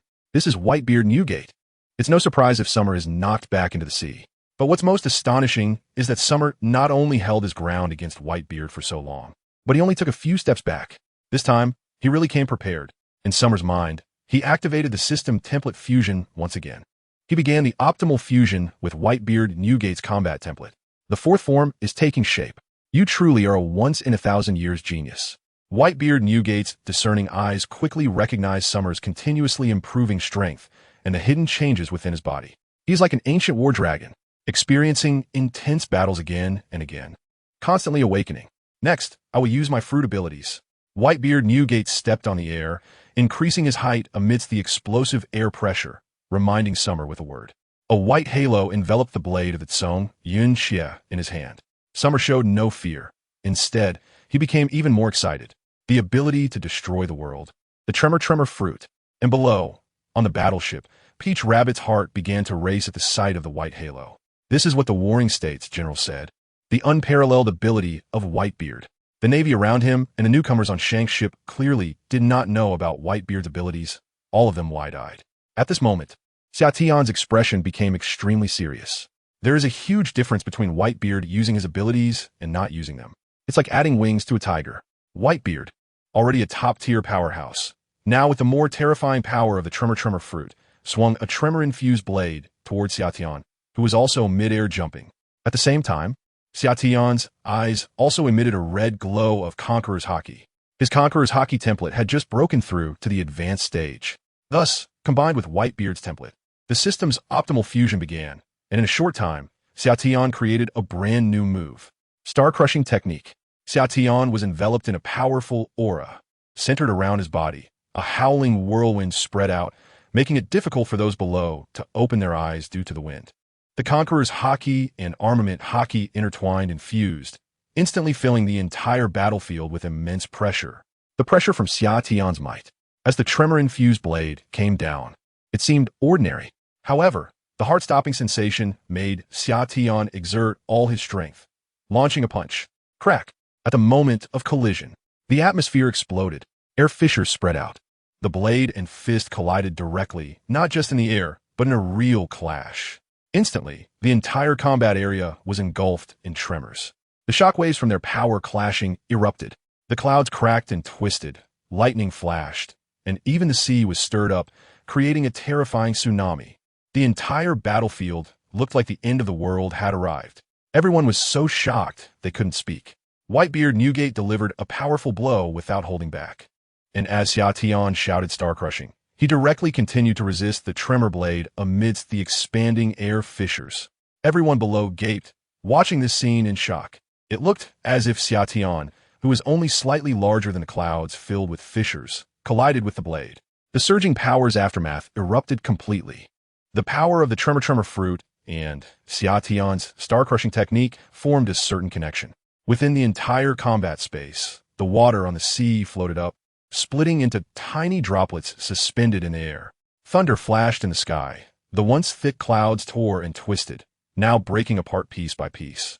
The terrifying aftermath rolled in layers, leaving Shanks, Beckman, Marco, and all the others from the Red Hair Pirates and the Navy, including Peach Rabbit, utterly shocked. Retreat! Shanks suddenly shouted as he watched the ongoing clash between Xiaotian and Whitebeard Newgate. The three parties quickly ordered their ships to retreat, not daring to stay beneath their battle any longer. Sure enough, the area below, filled with floating water droplets, exploded and a massive tsunami formed and erupted from there. Avoiding the tsunami, Shanks, along with his crew and a group of Whitebeard pirates, as well as the Navy's Peach Rabbit, all turned their gazes back to the two fighting fiercely in the sky. The child Emperor Xiaotian and Whitebeard Newgate surprisingly had been evenly matched for so long. They were actually able to fight Whitebeard to such a stalemate. That's too exaggerated. Shanks was immensely shocked, having followed the Pirate King Roger and gone through a lot. He had built his own pirate crew and grown to this point. Yet he had never encountered someone like Xiaotian, who was more monstrous than a monster. The only time he had seen someone fight Whitebeard like this was when Captain Roger fought him. No, it seemed that the child emperor not only matched him, but also had a slight edge. Beckman's expression was extremely solemn as he incredulously said, perhaps Whitebeard Newgate was not using his full strength against a child who looked 8 years old and only came up to his knee. But now it seemed that Xiaotian, this monster, was completely unfazed, and most importantly, he was slowly growing stronger. Shanks squinted his eyes, sighed, and nodded in recognition. This little boy, doesn't he have any stamina depletion? Jesus Burgess, Lakiru, and the others listened to their captain and Beckman's conversation, becoming even more shocked. It suddenly occurred to me that the child emperor has been fighting for a long time. From Lakiru, Jaws, Marco, Beckman to the intense battle with Shanks, and then to Whitebeard. Although the first four ended quickly, it still required a lot of physical stamina. No wonder. Even a normal general would have started to feel exhausted by now, and Summer is actually a bit out of breath. But despite the continuous battles, he is still improving these basic templates, forming a subtle balance. For Summer to fight until he is physically exhausted, he would need to be up against someone much stronger. In a suppressive battle, or facing a number of opponents who can't help him improve, overwhelming him until he runs out of stamina. However, clearly, the current state of Whitebeard Newgate cannot achieve that. Marco and Bista, watching their usually invincible old man not completely overpower Summer, are astonished. Could it be? What's wrong with that? Why is this happening? Is that Summer an ancient weapon in human form? The psychological impact on Bista and others is immense. Marco, in particular, looks at Whitebeard with a worried expression. Meanwhile, on the warship below, Major General Peach Rabbit asks, "Is the Tun Emperor really someone you brought back from the North Sea?" A young general, stunned, mumbles the question. It's terrifying, not to mention the waves caused by the battle around them. Just the fact that he can fight against Whitebeard for so long is frightening enough. Do you think it's possible that the Tun Emperor is stronger than Whitebeard? Someone, without knowing why, said that. This made Peach Rabbit, who had been focused on the battle above, shudder. That is a world-recognized strongman. Summer just took office. Could it really be that he's south fighting up close? At this moment, the Major General shouted in shock. Tao-Tu's thoughts were instantly pulled back. Summer and Whitebeard had now distanced themselves. The dispersed, domineering aura spread out like a fierce wind, and both of them ended up descending slightly before using Moonwalk to leap back up steadily. Gulalala. Indeed, your power has increased.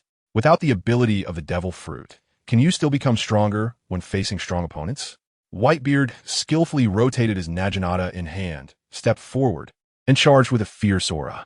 No, this is my talent. Summer felt exhilarated. Using his control powers at high intensity was somewhat exhausting, but he was incredibly excited. Come again. The white halo on Whitebeard's Newgate Naginata reappeared, and with a single slash, the atmosphere shattered layer by layer. The entire space seemed to lose its up, down, left, and right. The seawater surged in, and the clouds turned upside down.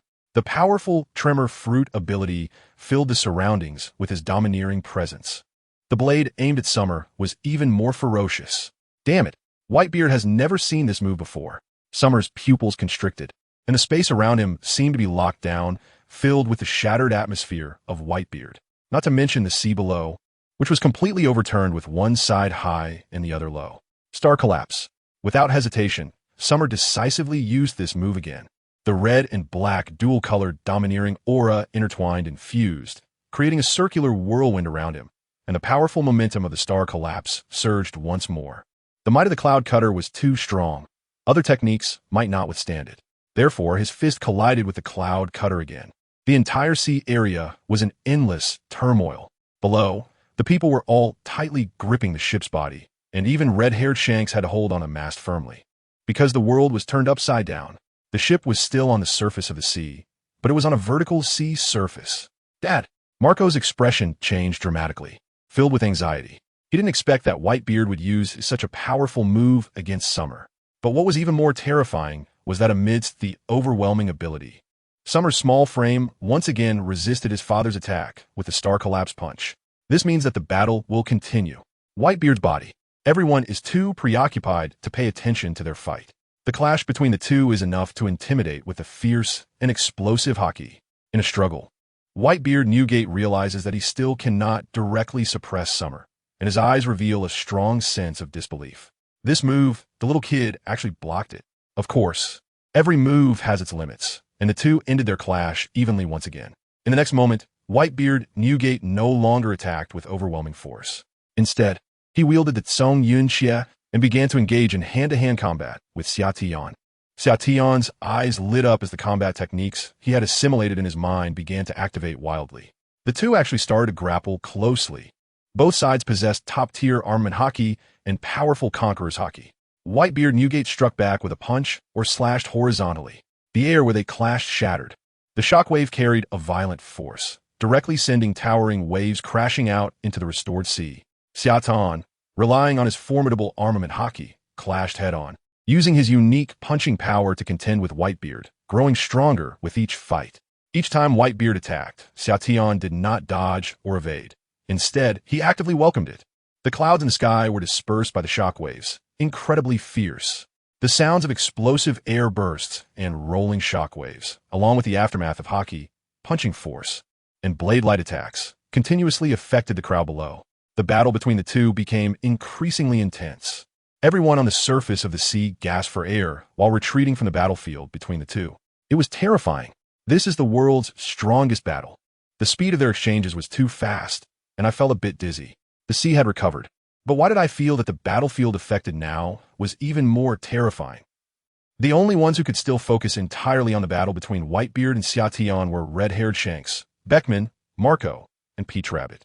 The others could only see the two in the sky, fighting amid explosive air bursts, twisting the air. So exhilarating. Whitebeard Newgate was filled with the thrill of battle in his eyes. It had been a long time since he had experienced such a blood-pumping fight. It wasn't that Whitebeard didn't want to fight, it was that his opponents were all individuals with significant identities. For example, Garp, Sengoku, and the other emperors. Each one could trigger a chain reaction. But today's clash with Xia Tian was different. Me too. Whitebeard was getting fired up, and Xia Tian was even more exhilarated. The system's notifications kept rising, boosting Xia Tian's strength continuously. Gained stamina limit increase. Gained strength limit increase. Gained Whitebeard's martial arts template. The fifth move was still not enough. Xia Tian wanted to completely unlock the fifth move through Whitebeard's template. However, it was clear that he couldn't gain more rewards from one person. Only basic attributes like stamina and strength kept increasing. This meant that continuously battling one person would yield limited gains in terms of ability templates and the like. But even so, what did it matter? Are you distracted? Whitebeard Newgate's dissatisfied voice suddenly came over. He noticed that Xia Tian had momentarily dazed, seemingly lost in thought. How could he think of other things while fighting him? The Tsung Yun Xie in Whitebeard's hand whirled and swooped down with formidable power. The air around Xia Tian trembled. However, the blade with the power of the Tremor fruit was halted just 20 centimeters from Xia Tian's side. The shockwave caused by the fruit's ability and strength rapidly spread out, causing the ocean beneath them to explode again. Whitebeard Newgate was also taken aback by this. Armament Haki. It was like wearing an invisible armor. Initially, Armament Haki was used for defense, and later developed into techniques like wrapping and covering. And it was evident that Xia Tian's Armament Haki was strong, even surpassing his. The fruit ability couldn't break through Xia Tian's Armament Haki. Even the penetrating Armament Haki could only make Xia Tian's blood boil for a moment. How could I dare to be distracted while fighting you? A punch struck the side of the Tsung Yun Xie, deflecting it, and Xia Tian grinned, leaping directly forward. The two continued to fight fiercely. The massive tsunami below surged wave after wave.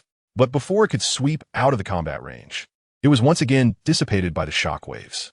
The onlookers below were in awe, as Xia Tian became more courageous in battle, his strength continually rising, seemingly never exhausting. With each punch thrown, they carried the devastating power of the star-crushing fist. Whitebeard Newgate was even more fired up, continuously unleashing his combat power, completely disregarding his injuries. With his right hand wielding the sword, he unleashed his ability in tandem with his left fist, while his legs kept attacking. The ferocity of their close combat was such that it could easily sink a medium-sized island. But fighting an 8-year-old kid like Xia Tian to this extent was completely unacceptable for someone as proud as Whitebeard. Thus, Whitebeard Newgate decided to give it his all. However, suddenly, the strength in Whitebeard's hand wielding the sword changed. The white glow and haki surrounding the blade of the Tsung Yun Xie suddenly dissipated. Xia Tian was also taken aback, casually deflecting the now powerless swing of Whitebeard's Naginata. Looking back at Whitebeard, he was already drenched in sweat. He clutched his chest with his left hand, unable to maintain his airborne state, and began to fall. Old injuries? Internal organs? Xia Tian looked at Whitebeard, who suddenly showed signs of illness, and couldn't help but sigh inwardly. Whitebeard was old, whether it was old injuries or sickness, unless it was a life-or-death battle. He generally couldn't fight at full strength anymore, or it would affect his condition. His body could no longer bear the explosive force. Dad! The captains and crew of the Whitebeard pirates all changed their expressions drastically. Marco even transformed into the Phoenix, completely unconcerned about whether Xia Tian would intervene, and flew over to catch Whitebeard Newgate as he fell into the sea, bringing him back to the Moby Dick. This battle could not continue. Dad, take your medicine. Marco quickly retrieved various pills handed over by Jozu while turning to Xia Tian and speaking. Whitebeard coughed violently, faint traces of blood oozing out. Yet he still looked up at Xia Tian, his fighting spirit undiminished. Marco, I want to finish this fight. Saying this, Whitebeard Newgate leaned on his Naginata, attempting to stand up again.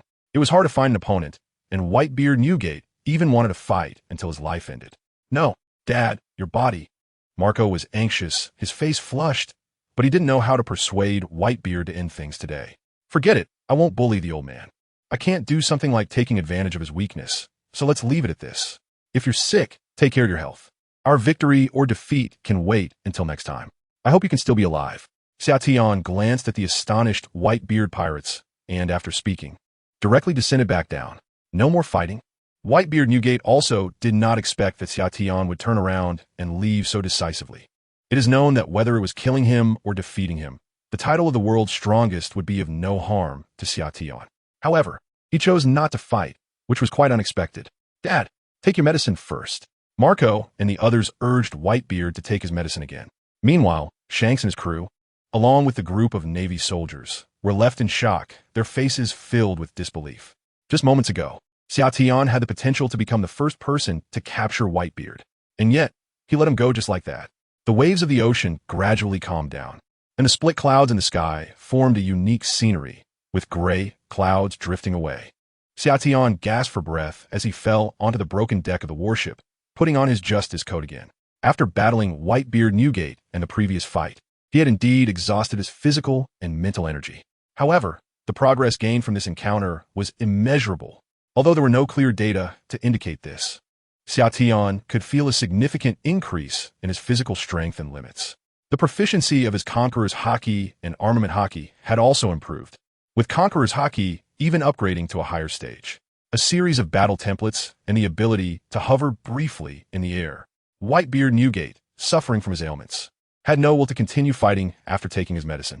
Even if he were to fight an 8-year-old child, he, as an Admiral-level powerhouse, would not be able to continue after recovering from taking medicine.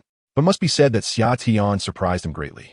At that moment, in the hovering battle, there were only the two of them. If Xiatian had taken the opportunity to capture him while he was suffering from pain, with Xiatian's strength, he could have easily taken him away. Gururara. Thinking of this, Whitebeard couldn't help but burst into laughter. This is a very interesting little guy. After Marco, Vista, Jaz, and the others saw that Whitebeard Newgate was fine, they turned their serious gazes towards Summer. Shanks, the red-haired, had a blank expression, not knowing what he was contemplating. Beckman, Jesus Burgess, and the other crew members looked at Summer on the battleship with lingering unease. Red-haired, this is the end. Summer, with his small stature and hands behind his back, appeared satisfied after the fight as he spoke to Shanks on the fourth. Shanks felt a bit helpless. They couldn't win in a fight, and if they didn't fight, the Navy wouldn't let them pass. But today, they managed to convey some information to Whitebeard and witnessed the terrifying strength of the Navy's new Admiral. Let's head back. Without saying much, Shanks directly commanded. Is that it, Captain? Lakiru said somewhat unwillingly. Although Summer was formidable, he was also out of breath from the fight, and the Navy forces he brought were not many. They might not necessarily lose if they continued. It's unnecessary.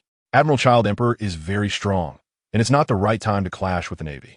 Beckman shook his head from the side. If the entire crew were to join in, the cost of taking down Child Emperor would be huge. He was too powerful. Right now, it was just a sparring session, and the Whitebeard pirates might not even unite. Things were not that simple and would be counterproductive. So soon, Shanks and his crew said nothing more and decisively returned to their ship. Meanwhile, on the Moby Dick, old man, your body. Marco and the others were worried. From the battle just now, it was clear that old man Whitebeard could no longer sustain such intense fighting. What was even more terrifying and shocking was the power of Child Emperor Summer. He could use Conqueror's Haki, and his combat ability was at the top level of the Yonko. No one would dare to believe it if they were told. He was only 8 years old. We should leave as well. Whitebeard Newgate glanced at the battleship below, deeply observing Summer's small figure. It was astonishing that the Navy's 4th Admiral possessed such powerful strength. This is something no one expected. Moreover, it seems that red-haired Shanks wants to meet with him, possibly to discuss Blackbeard. For no reason, Whitebeard became even more worried about Ace's whereabouts. Summer watched as red-haired Shanks and his crew left, smiling broadly. The Whitebeard pirates soon set sail in another direction. As they were leaving, Whitebeard's voice echoed down. Say, next time I have the chance, I'll fight you again. That opportunity would come soon. Summer gave a meaningful smile to Whitebeard on the Moby Dick. Blackbeard Teach had come to trade, which meant that Ace had been captured. According to the timeline, the public execution and the Marineford War were not far off. Behind Summer, a group of Navy officers still looked dumbfounded. The shock they experienced today was simply overwhelming. Only Peach Rabbit Cheyenne was somewhat okay, as she had some understanding of Summer's strength. At this moment, after retracting his aura, Summer completely resembled a handsome, obedient little boy. He walked over to Peach Rabbit Cheyenne and naturally placed his hands on her thighs. Finally got it done, so tired. Summer looked content and relaxed. This left the surrounding naval soldiers in a daze. What are you all standing around for? Fix the deck. Get ready to return home immediately. Tao Rabbit Ziyuan shouted and immediately took command. She was already accustomed to Summer's behavior and didn't mind it. Who would refuse such a cute and handsome little boy? Moreover, Tao Rabbit was pleasantly surprised inside. The mission was truly completed, preventing the meeting between the two sides. And Summer's display of strength had completely intimidated both the four Emperor's pirate groups. After today, who would dare to mock the Navy upon hearing this news from the forces at sea? With this thought, the two entered the main ship's cabin, and Tao Rabbit took out the transponder snail to report to Sengoku. Mr. Sengoku, this is Tao Rabbit. Tao Rabbit, how are things going? Sengoku answered the transponder snail, his voice filled with concern. Judging by the time, they should have reached their destination by now. It should be noted that the Navy had put in a lot of effort to pinpoint the exact meeting location of Whitebeard and red-haired Shanks. The mission was a complete success. Tao Rabbit's voice was filled with emotion. A complete success? Yes, after we arrived, Tao Rabbit eagerly reported everything. The warship had directly positioned itself between the two major pirate groups of Whitebeard and red-haired Shanks. Then, Summer took action, first knocking back Akainu and Diamond Jaws. He then injured Marco the Phoenix with a single punch, caught Beckman's hockey bullet with one hand, and sent Beckman falling into the sea with a punch that shattered the ocean. Following that was an intense clash of blades and fists with red-haired Shanks. The sea was split open, the sky was torn apart, and in the end, even red-haired Shanks was pushed back. At this point, Sengoku was already pleasantly surprised. Summer's combat power had far exceeded expectations. Finally, Whitebeard Newgate couldn't help but take action as well. Sengoku didn't expect it to be so exciting, with the old man Whitebeard battling evenly, making it hard to tell who was winning. In the end, it was Whitebeard's illness that forced an end to the fight. Good, very good. You can explain the details when you return.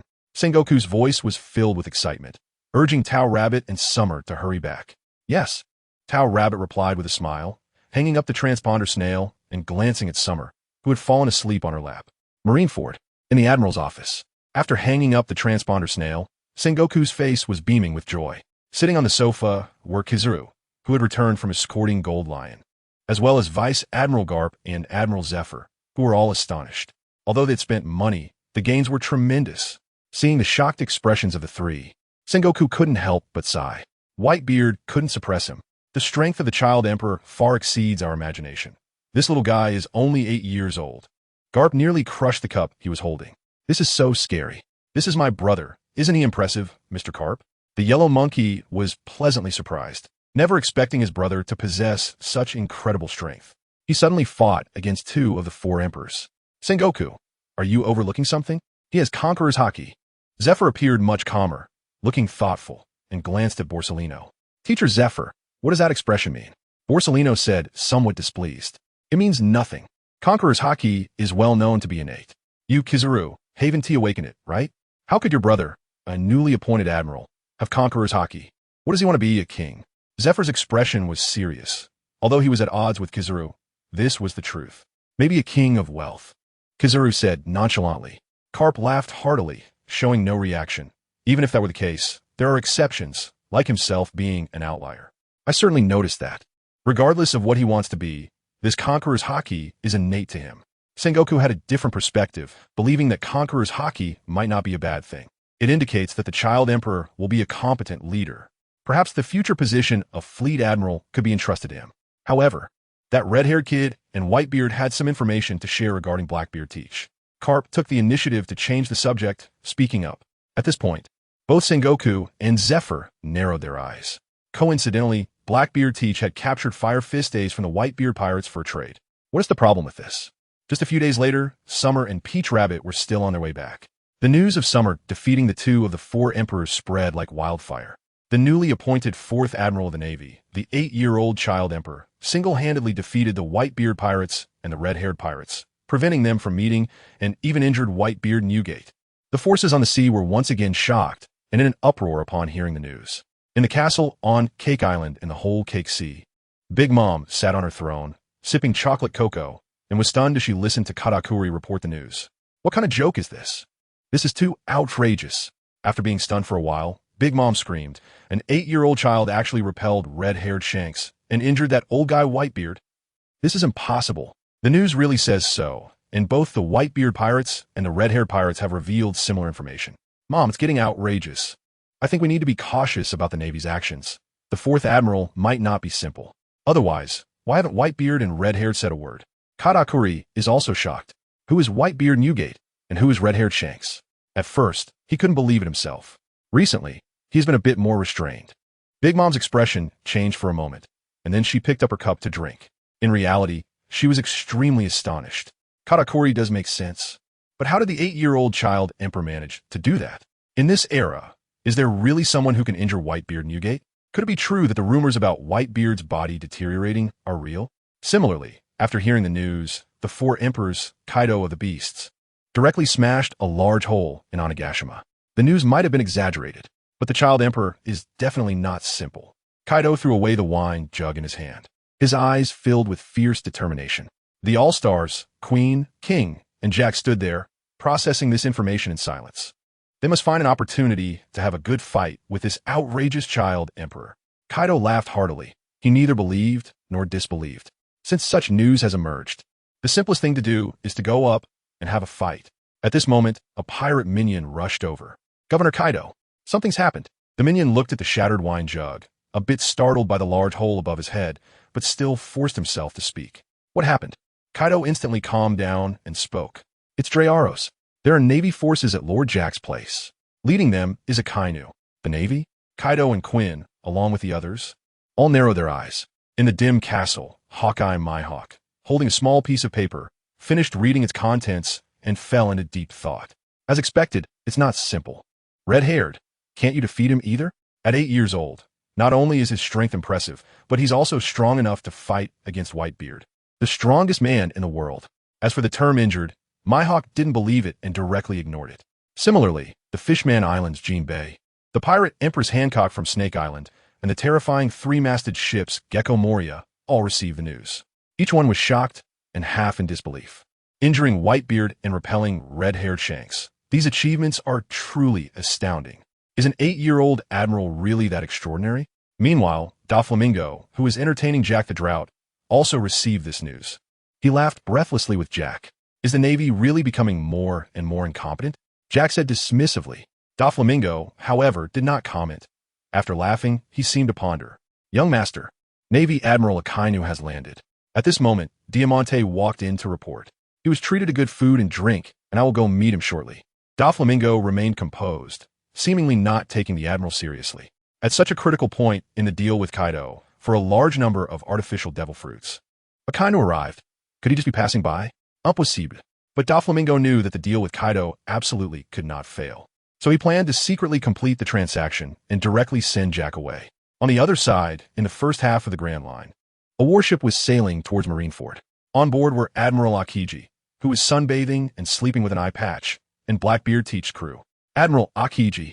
A message came in that Admiral Sabo had defeated Red-haired Shanks and Whitebeard. Oh my, that's terrifying, Sabo. Aokiji removed his eye patch with a shocked expression, his eyes filled with disbelief. Sabo drove back Red-haired. He even injured Whitebeard Newgate. It's possible. That little guy's strength can indeed contend with the 4 elders. But I never expected he had such hidden power. Impossible. At this moment, a shout from Blackbeard echoed on the deck. How could Whitebeard possibly be injured by an 8-year-old child? Aokiji, are you Navy guys deliberately spreading such ridiculous news to scare me? Clearly, Blackbeard's crew also heard the Navy's report, especially Blackbeard Teach, who immediately exploded with rage. Unbelievable. Exactly. Whitebeard is a monster who led this era. How could he be injured by your little child, Admiral? Burgess further incredulously retorted. The name of Whitebeard, not to mention the prominent pirates, is known by everyone in the world who is of a certain age, right? He is a great pirate who rivaled the pirate King Roger. Some even say he ranks above the 4 emperors. This news was just received. You can easily check with a Din Mushi and find out. Why would I try to scare you? Aokiji Kuzan lazily yawned, looking at Blackbeard's crew with a silly expression. However, he understood that Blackbeard Teach's reaction was normal. No one would believe it at first glance. Really? Blackbeard Teach looked at Aokiji's expression and began to believe that the news might be true. But he was only 8 years old. Aokiji. Blackbeard Teach's heart tightened as he incredulously said, "It must be a rumor about Dad. He is the strongest man in the world. There are those who can injure Dad in a direct confrontation, but it absolutely cannot be an 8-year-old child emperor." Ace, who was tied up nearby, had been scoffing at this from the very beginning. There's nothing more to consider. It's definitely a rumor. I understand that old man has been suffering from illnesses for a long time, and even if the news is true about his old injuries flaring up, there must be some exaggeration. Blackbeard Teach seemed to have realized something, chuckling as he spoke. Just like his own betrayal, he once held such admiration and respect for old man Whitebeard, but gradually, old man grew old. Before he got off the ship, he was already having to inject medication daily to maintain his physical condition. But the boy emperor is only 8 years old. This guy doesn't even have a devil fruit ability, and he says he can drive off Shanks? If all this is true, who will be able to stand against him in the future? This really spells trouble for you pirates. The child emperor is very strong. Aokiji smiled meaningfully, leaving Blackbeard's crew on the ship stunned. Very strong? Even Aokiji is saying that. Hey, Captain, a warship is approaching. Just at that moment, Van Augur's observation, Haki seemed to sense something, and he picked up his binoculars to look out at the distant sea. This is a current specifically for the Navy, and generally, other ships cannot navigate here. Only warships can. It's Peach Rabbit and the Child Emperor. Fan Oka, holding a telescope, finally saw the people on that warship as the small black dot slowly approached. At the bow of the ship were a child holding a telescope and Peach Rabbit Shigerin, who had a long knife at his side. They also spotted the Navy ship of Aokiji ahead. It's General Child Emperor. At this moment, the messenger also walked over to report to Aokiji. Wow, it really is as they say. Slow down a bit. Let's wait for that guy's summer. Aokiji Kazan glanced at Blackbeard Teach and his crew, smiling. What a coincidence. I actually want to see this 8-year-old powerhouse with my own eyes. Blackbeard Teach chuckled mischievously, though not too loudly. Aokiji and Ace were also curious about the credibility of this news. Ace thought that even if the news were true, it couldn't be that exaggerated. There must be something unknown behind it. Aokiji, on the other hand, wanted to know how Summer managed to repel red-haired Shanks and injure the legendary man. So, with a deliberate slowdown, Summer leaned against Peach Rabbit, looking content as he watched the approaching warship. It's Aokiji. Wasn't he supposed to go to the East Blue to capture the Golden Lion Shiki? The mission changed. Your brother Kizaru went to escort Golden Lion Shiki, while Aokiji Kazan is going to meet Blackbeard Teach, explained Peach Rabbit Shiwan, gripping the hilt of her sword. These messages are something that a candidate general is qualified to know. So, does that mean that Blackbeard Teach might be on the warship? From this angle, the crew of Blackbeard's ship couldn't be seen. Only the rear of the warship was visible. It wasn't until both sides drew closer that Xiatian and Peach Rabbit Shuan boarded Admiral Aokiji's warship and discovered Blackbeard Teach and his crew members, such as Burgess, Van Augur, and Poison Q, sitting on the deck. There was also Ace, who was bound, and Aokiji Kazan, who stood up with a cheerful expression. Xiatian and Peach Rabbit jumped over directly. Admiral Tuntem, Major Peach Rabbit. Although they looked like handsome young boys, the Navy soldiers on the warship saluted seriously. Whether the news was true or not, Tuntem was an admiral, a powerful individual who could battle Admiral Akainu Sakazuki. Hello. Xiatian politely responded to the Navy soldiers. You have done something remarkable. Aokiji immediately expressed his amazement upon meeting Xiatian, praising his achievements. The mission was successfully completed. Xiatian grinned and casually found a chair to sit down. Aokiji Kazan and Blackbeard Teach were actually on the same ship, allowing the Blackbeard crew to chat freely on the deck. Could it be that Blackbeard Teach had made contact with the Blackbeard crew at this time? So later, after Aokiji left the Navy, he quickly joined the Blackbeard pirates. A mission is a mission, but how did you think of going straight into battle? Is this shocking news true? Injuring Whitebeard. Aokiji Kazan appeared lazy, as if he casually asked. At this question, the expressions of Blackbeard Teach and Ace changed. Summer did not respond, but Peach Rabbit shrugged. It's an exaggeration. It's not that Whitebeard was injured, but rather that his pain has relapsed. However, it is true that he repelled red-haired Shanks. As for Whitebeard, they had a fierce battle without a clear winner, and it ended unexpectedly due to his illness. Peach Rabbit said calmly, but in reality, she was thinking, you must be shocked, Aokiji, pretending to be casual. He really repelled red-haired Shanks, and fought fiercely with Whitebeard without a winner. Aokiji Kazan was momentarily stunned, then burst out laughing. Meanwhile, Blackbeard Teach, Van Augur, Bache, Lafitte, and Ace all widened their eyes. Impossible. Ace couldn't help but shout. It would be normal if Dad didn't fight due to his illness. But how could he possibly be evenly matched with an 8-year-old Navy? What kind of personality does Dad have? Even when fighting a rabbit, he would use all his strength. Blackbeard Teach also couldn't believe this was true, his eyes wide open, even his pupils trembling. Who is red-haired Shanks? Such a domineering man.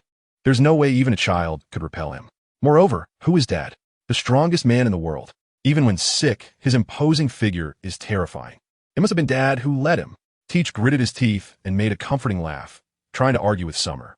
Summer had a black line on his face. Thinking, you can say whatever you want, but why are you looking at me like that? Impossible. The sky cracked, the entire sea turned upside down. Whitebeard was just short of using his ultimate move. Every strike was earth-shattering, splitting the sky, and whether you believe it or not. You can verify it with red-haired Shanks and his crew, and the people on our warship can also testify. Peach Rabbit looked at their incredulous expressions and said somewhat unhappily, "What? Are we Navy just idling around to fool a bunch of useless people?" Peach Rabbit spoke with conviction, and her displeasure made Blackbeard Teach and Ace start to believe her. The sky cracked, the sea turned upside down. This is the result of the top powerhouse's overwhelming strength. The ocean is turned upside down. This is a scene that can only be created by Whitebeard's ability. Moreover, there is no need for such lies. As Peach Rabbit said, once verified, they will fall apart without any attack, and by then, the Navy's reputation will be utterly ruined. At that moment, everyone was incredibly shocked as they looked at the little figure of Summer sitting there. Is he really that strong? He is only 8 years old and has reached such a formidable level?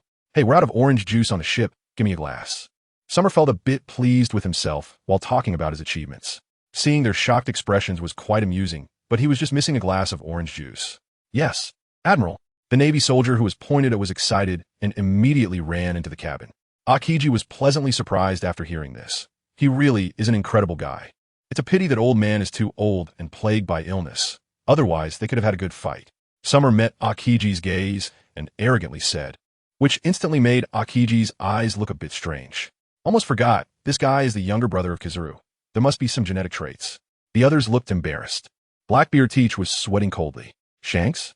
Back then, he only left a scratch on him because of a surprise attack. If they were to face each other head-on, he could very well lose outright. Whitebeard, there's no need to mention that.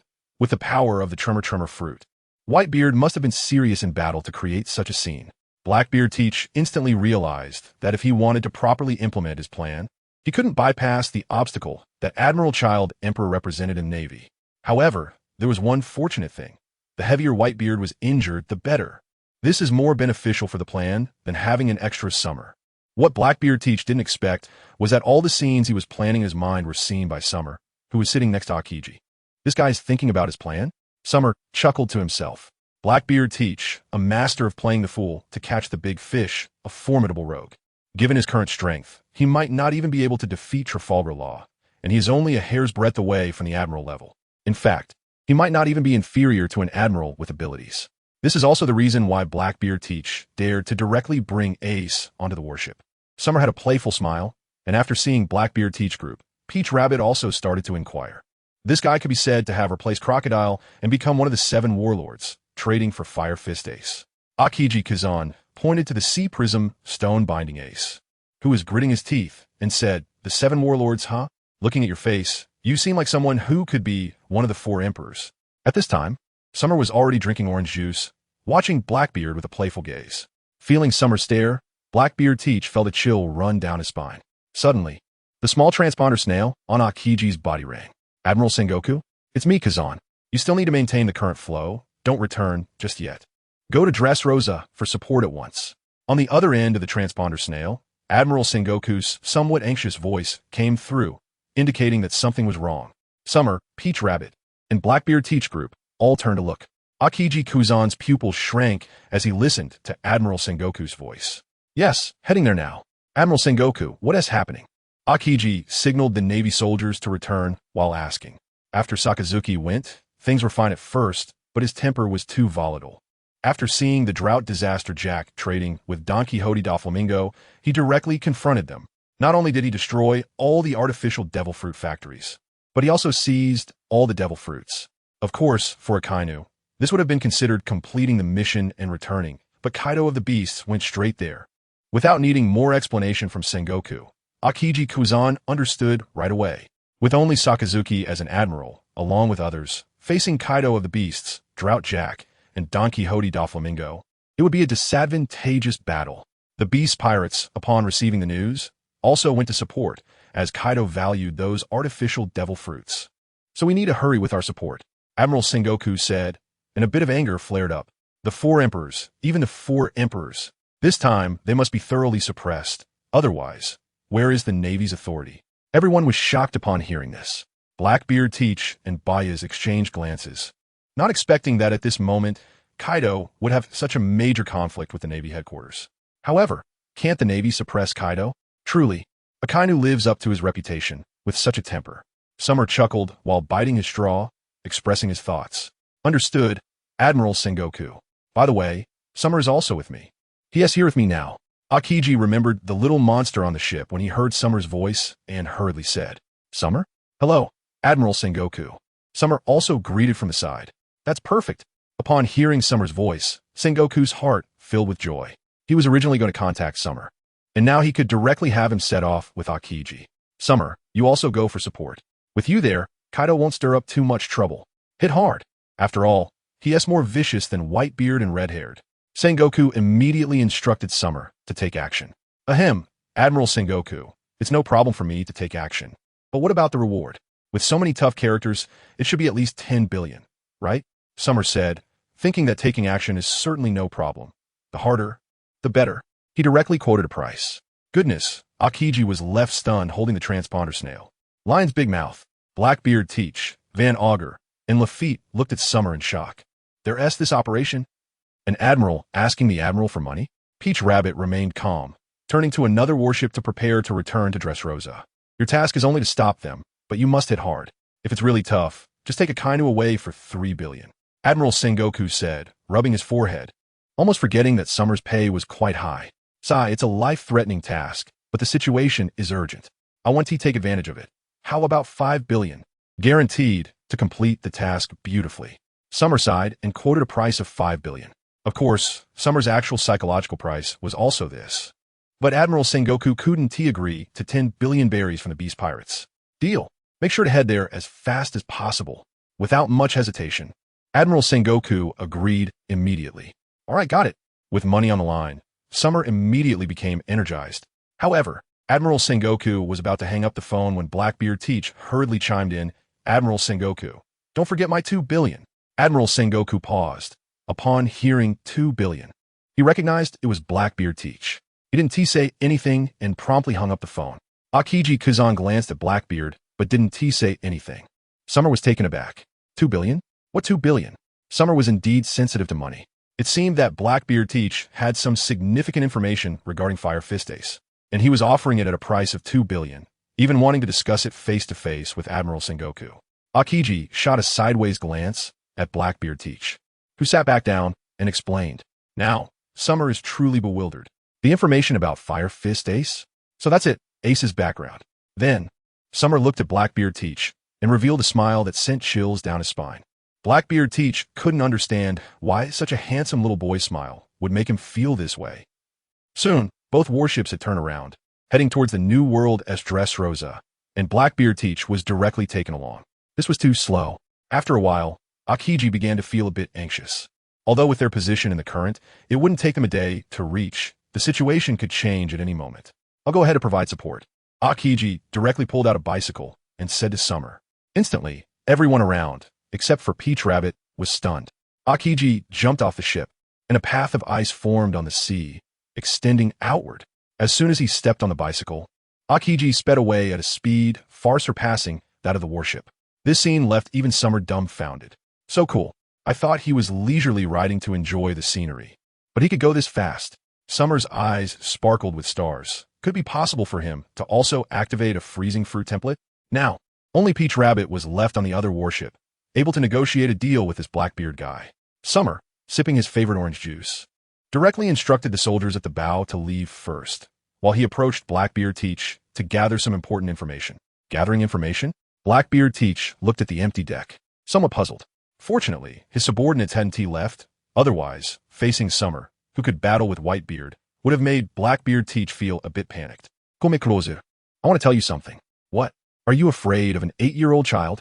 Summer waved his hand with a smile, and Blackbeard Teach grinned and walked forward. Admiral Child Emperor, what mysterious thing do you want to discuss with me? Blackbeard Teach slowly approached while signaling to his subordinates, Bagus and the others, to come closer too. The secret of your trade, give me one. 5 billion. Summer said mysteriously, and this sentence left Blackbeard Teach stunned, unable to process it. Are you crazy? Teach genuinely thought Summer was insane. Why should he give him one? 5 billion. Do I look like it? Just give me the money privately.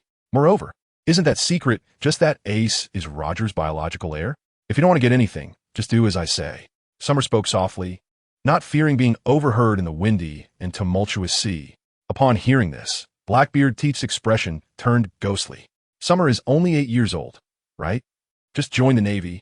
How does he know a secret that even the headquarters doesn't he know? Suddenly, a trace of fear appeared in Blackbeard Teach's heart, faintly sensing that this child emperor was quite terrifying. No way, I only have 500 million. Split it in half, I want 1 billion. After a long pause, Blackbeard Teach's voice became quieter as he began to haggle. Even so, only 2 people knew about this secret, but Summer's gaze was incredibly indifferent. Teach, I'm not haggling. It's 5 billion. Summer's attitude was very firm, leaving Blackbeard Teach speechless. Yet, he felt a bit irritated inside. Wasn't this cutting off his financial path? To develop, money is crucial. Are you sure? Admiral Child Emperor? You should know that Aokiji isn't here now. What can you, a single admiral, do? Blackbeard Teach chuckled slyly, stepping back a few paces.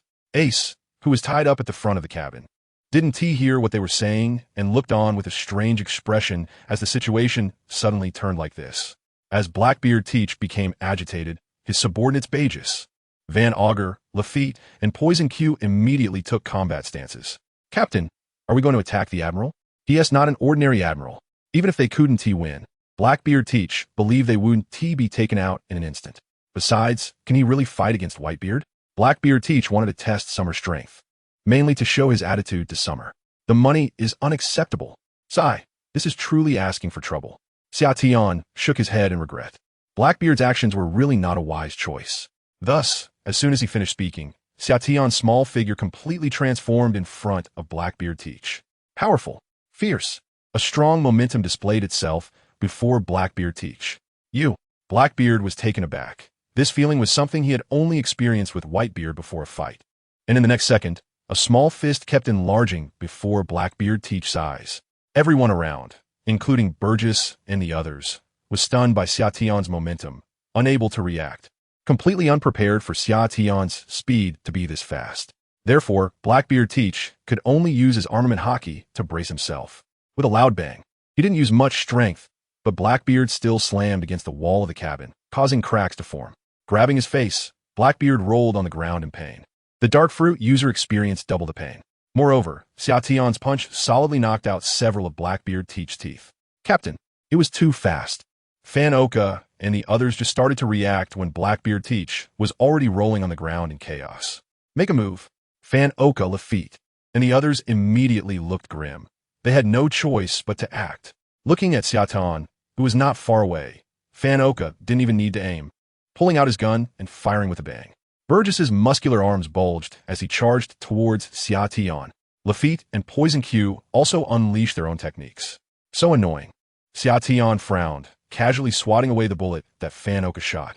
This bullet, which doesn't even have the aura of dominance, is truly looked down upon. Then, facing the imposing Baegis who charged in first, he threw a punch. A plain and unadorned punch, even when the absolute armed color dominance is not applied. It can still form an invisible armor on the surface of the body. Baegis raised his fist high and slammed it down towards Xiaotian. When their fists collided, he was sent flying back like a cannonball, crashing against the ship's deck, his arm already twisted. At this moment, other attacks also arrived.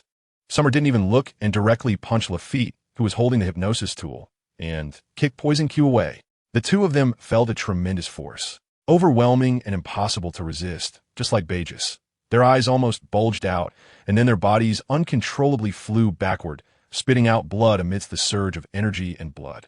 After witnessing this scene, Van Oka, who had just fired his gun, was completely stunned. What the heck? Is that a humanoid monster?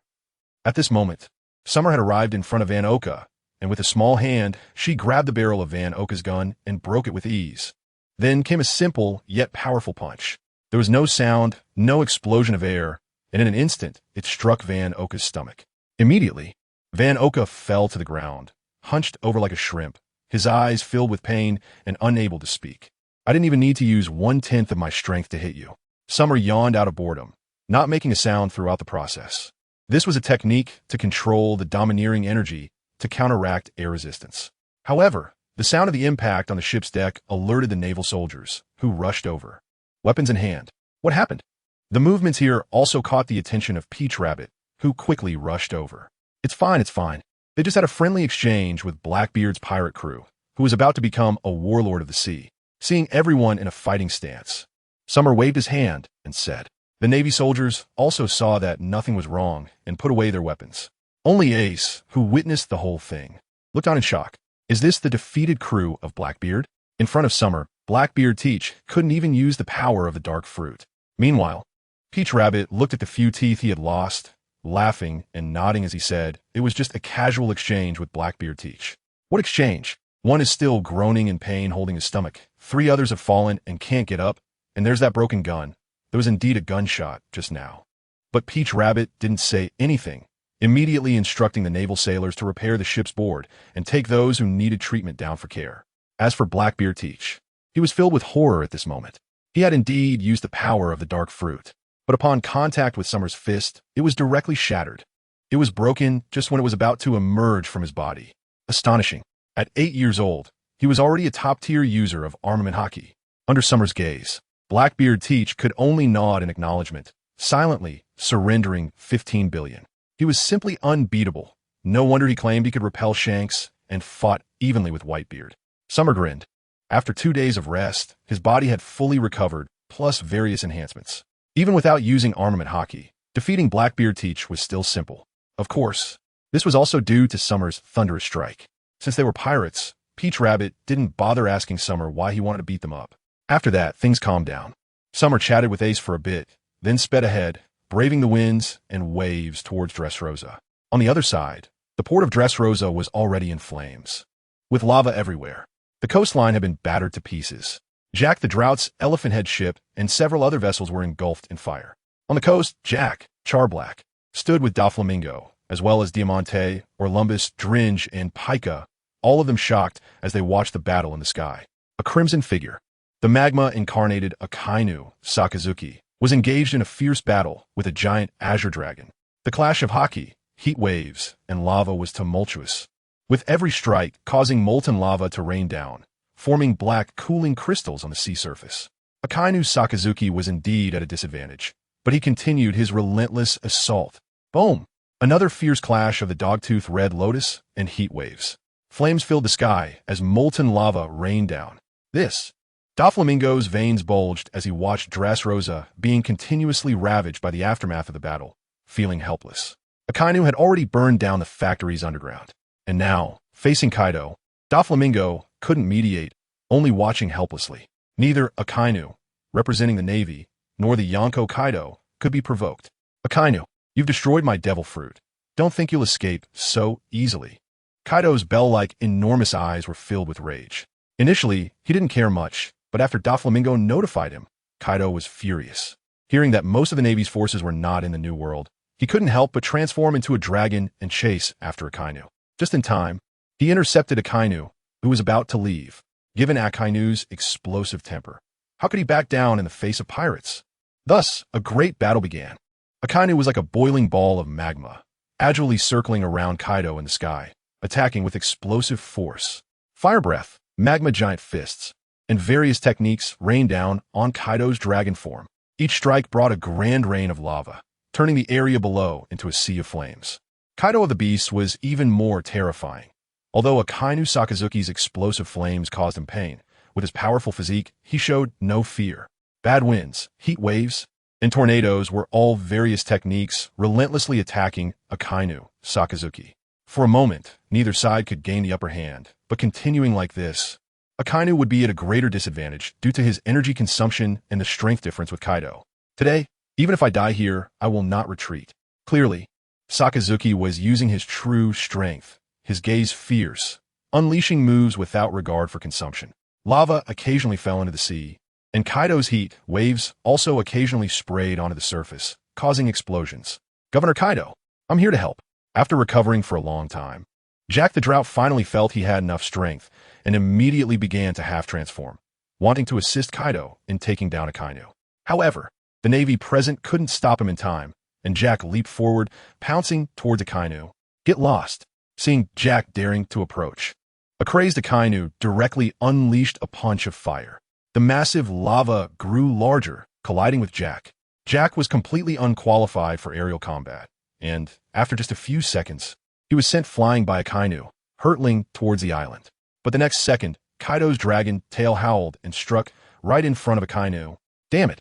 Akainu Sakazuki's elemental body quickly covered itself with armament haki.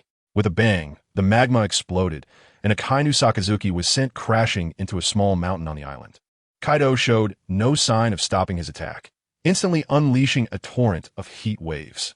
A tremendous roar sounded as the mountain was completely blown apart. Debris flew everywhere, landing in the town. Admiral Sakazuki, the Navy battling the beast pirates, were immediately alarmed. But they also had to deal with Jack's pirate minions. How the people evacuated? Doflamingo watched the scene before him, his eyelids twitching. He didn't want to be left with a lonely island after today, even though Dressrosa was vast. Young master, everyone has escaped, but are we going to just watch this unfold? Orlumbus, Diamante, and the others behind him couldn't help but speak up. They could only watch them fight. No one could help. It was the first time in many years that Doflamingo encountered such a situation. Helpless. If Akainu moved, the news would definitely leak, and he would lose his hard-earned warlord status. The cost was too great. And helping Akainu, he might not be able to bear Kaido's wrath either. Young master, Akainu is actually fine? At this moment, amidst the exploding flames, Akainu's figure reappeared, quickly transforming the ground beneath him into molten lava.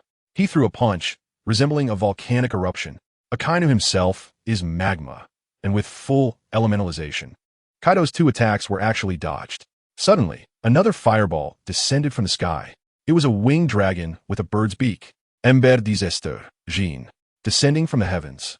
It swooped down with an incredible speed, accompanied by its unique toothless dragon flames. It launched a pecking attack at Akainu. Bewildered. Akainu Sakazuki's expression became even more grim. He immediately countered with a dogtooth red lotus. As a magma dog head charged forward, the arrival of Ember Disaster indicated that the other members of the Beast Pirates were not far behind. This inevitably made Akainu a bit anxious. Logically, the Navy headquarters should have reinforcements, but Akainu also understood that all the admirals were out on missions and support wouldn't arrive that quickly. Bang! At this moment, the Calamity rushed through the canine-toothed red lotus, momentarily pausing its assault, and then charged at Sakazuki again.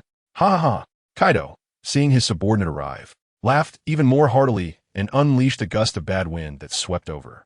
Perhaps today he could take down the red dog, Sakazuki. Of course, while Kaido was furious, he knew that he couldn't kill an admiral for the time being. Otherwise, he would face the Navy's reckless retaliation. Although Kaido was not afraid, it would undoubtedly derail his plan to create an army entirely composed of artificial devil fruit users. Oof. Sakazuki let out a muffled grunt. The situation was dire as his magma fist collided with the Calamity's beak strike. Instantly, the ground beneath them cracked. Jin was also scorched by Sakazuki's high temperature and leaped away. Continuing to resist the magma abilities was not a wise choice. Then the bad wind struck. Sakazuki, without a moment's pause, immediately unleashed his abilities to block Kaido's attack. Flames scorched the air, amidst the flying debris, facing both Kaido and the Calamity. Sakazuki felt the pressure increase dramatically. In this area of the island, the brief skirmish had turned the place into ruins. The mountains were gone, the ground was shattered, and magma flowed with fierce flames all around. You can't hold on much longer. Kaido was no longer in a hurry. He wasn't anxious at all, not even using his strongest dragon form. With Jin's cooperation, taking down Sakazuki in a short time was not a difficult task. After a round of combat against the two, Sakazuki began to feel overwhelmed. His stamina had certainly been depleted to a certain extent. But so what? Sakazuki was exceedingly furious, his eyes turning red. Looking at the impending attack that he could not evade, he became ruthless, intending to not defend, and directly exchanged a hellhound strike with the Calamity. Even if he were to die, he would take down the three Calamities with him. This is the thought in Akainu, Sakazuki's mind. The Calamity also sees Akainu's intentions, but shows no signs of changing its offensive. With Kaido in front and himself behind, Akainu is done for. Suddenly, at this critical moment, a gigantic ice spear, even larger than the Calamity, shot through the air towards it. Freezing? At this moment, the Calamity had no choice but to dodge. With a twist of its wings, it bizarrely altered its direction. Seeing the Calamity evade, Akainu's dog of hell also adjusted its trajectory to intercept the heat breath that Kaido spewed from the front. Boom! A violent explosion erupted in the sky. The ice spear lost its target and plunged directly into the harbor's seawater, instantly freezing the surface of the sea, spreading outwards. Finally, it arrived just in time. A figure radiating cold air stepped forward from another direction of the island. Kazan. Akainu Sakazuki finally breathed a sigh of relief. The pressure reduced drastically. On the warship, the Navy soldiers engaging with the beast pirates at the harbor's entrance brightened their eyes, shouting for Admiral Kazan. That was truly perilous. Akainu nearly got hurt. Kazan. Kaido's gaze sharpened, feeling a bit unwilling in his heart. He then transformed directly into his dragon form, descending with a kanabo in hand. The Calamity also landed behind Kaido, looking serious. Undoubtedly, Kazan's arrival changed the situation where they could have taken down Akainu Sakazuki. With Kazan, Akainu Sakazuki and those Navy soldiers could absolutely retreat safely. The freezing power is so troublesome. Kaido, today ends here, Kazan said solemnly, with a warning tone towards Kaido. Ends here. Akainu stole my things, hand them over, and I will let you go today. Kaido, dragging his kanabo, stepped forward slowly, his eyes revealing an aura that even made Kazan feel dangerous. Without a doubt, Kaido wants those artificial devil fruits. Dream on. Akainu immediately replied with a cold smile. We want to hand them over, and you could do nothing about it. Kazan's cold aura became even more pronounced, with fragments of stars falling in the air. Let's go. Sakazuki. Seeing the ugly expressions on Kaido and the Calamity, Kazan quickly looked at Akainu. It feels like leaving is the best option. If they can meet up with Summer, perhaps they can still fight the Beast Pirates. But if they don't leave now, the other members of the Beast Pirates will definitely arrive to support them first. At that time, they will be in trouble. The Navy will struggle to break through the encirclement. The risk is too great. No, continue fighting. The somewhat crazed Akainu clearly did not want to leave just like that. His eyes fixed on Kaido and the Calamity. He almost lost his life here, and being taunted by pirates like this, Akainu simply couldn't stand it. But Akainu was not completely irrational either.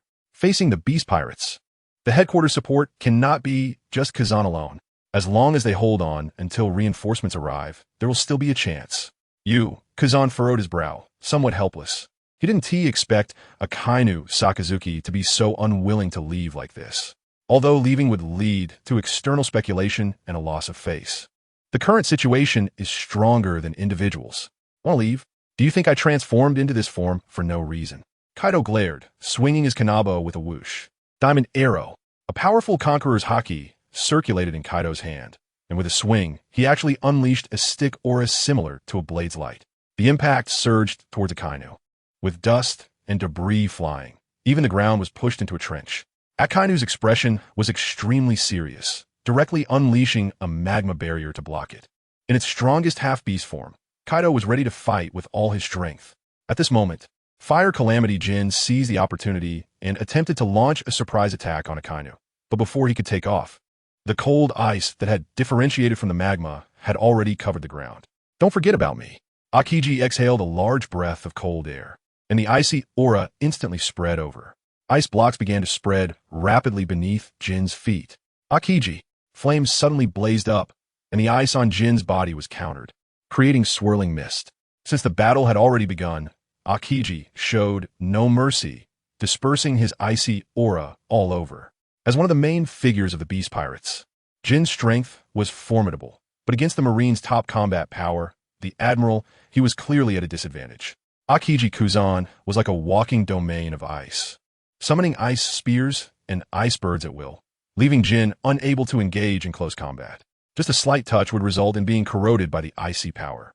Meanwhile, Akainu Sakazuki was struggling against Kaido in his dragon form, clearly having activated his half-beast transformation, wielding a kanabo to fully demonstrate the power of the strongest creature.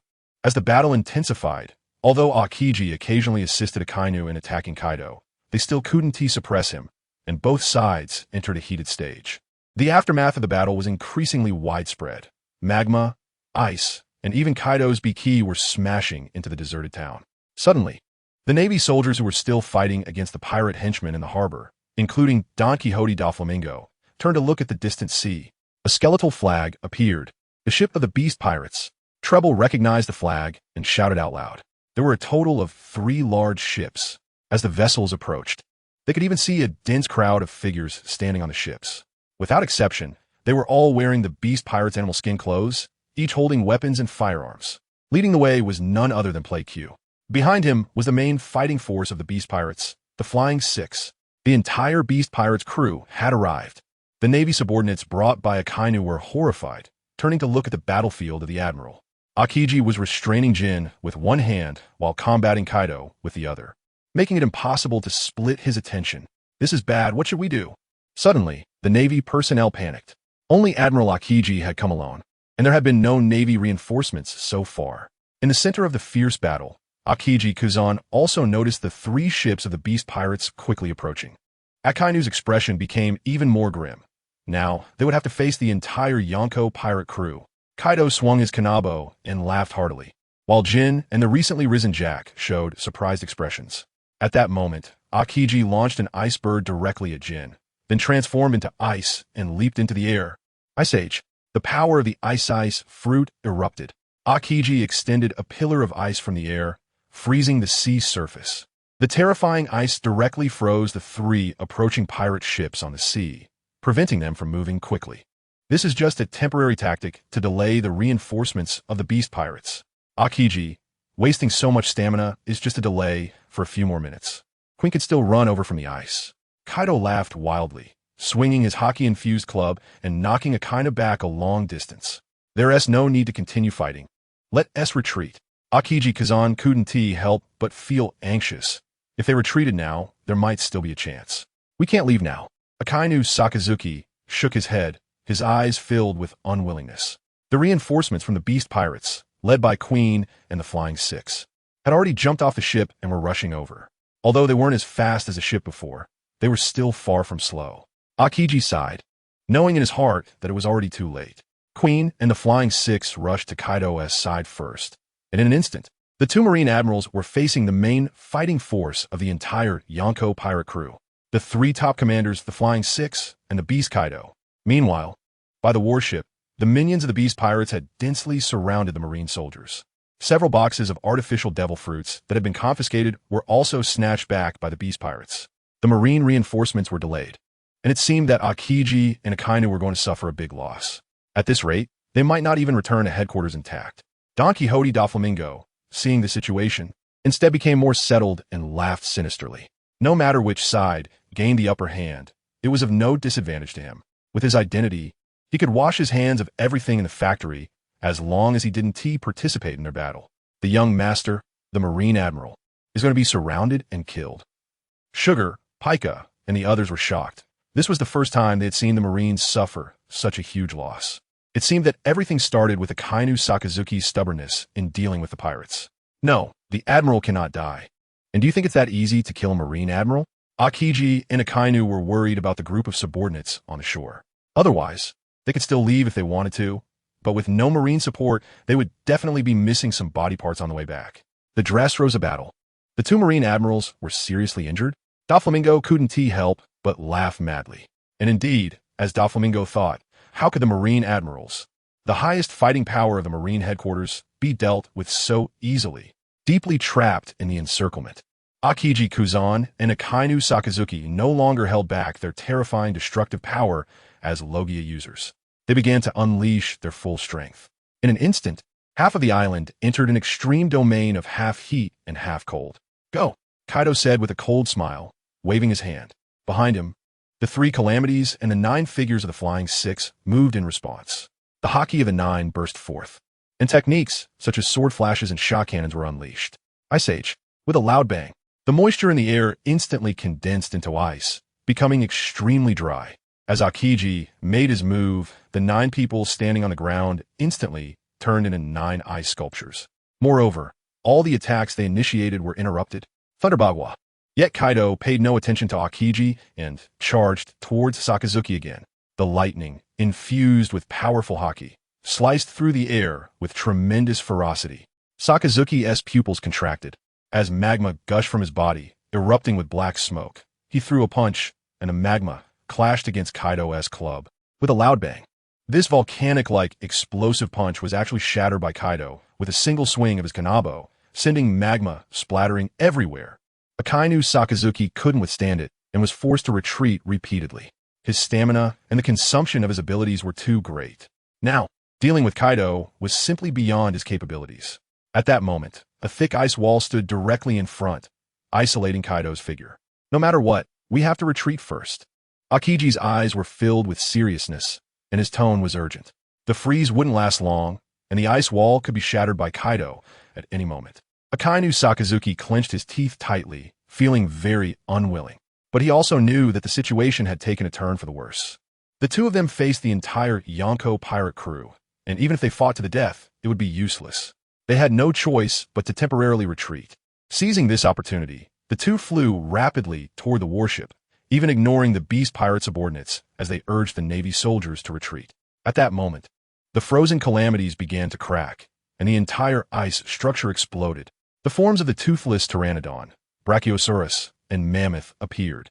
The Flying Six also broke free from the ice, following closely behind the calamities. Kaido delivered a powerful blow, shattering the ice wall that Aokiji had raised.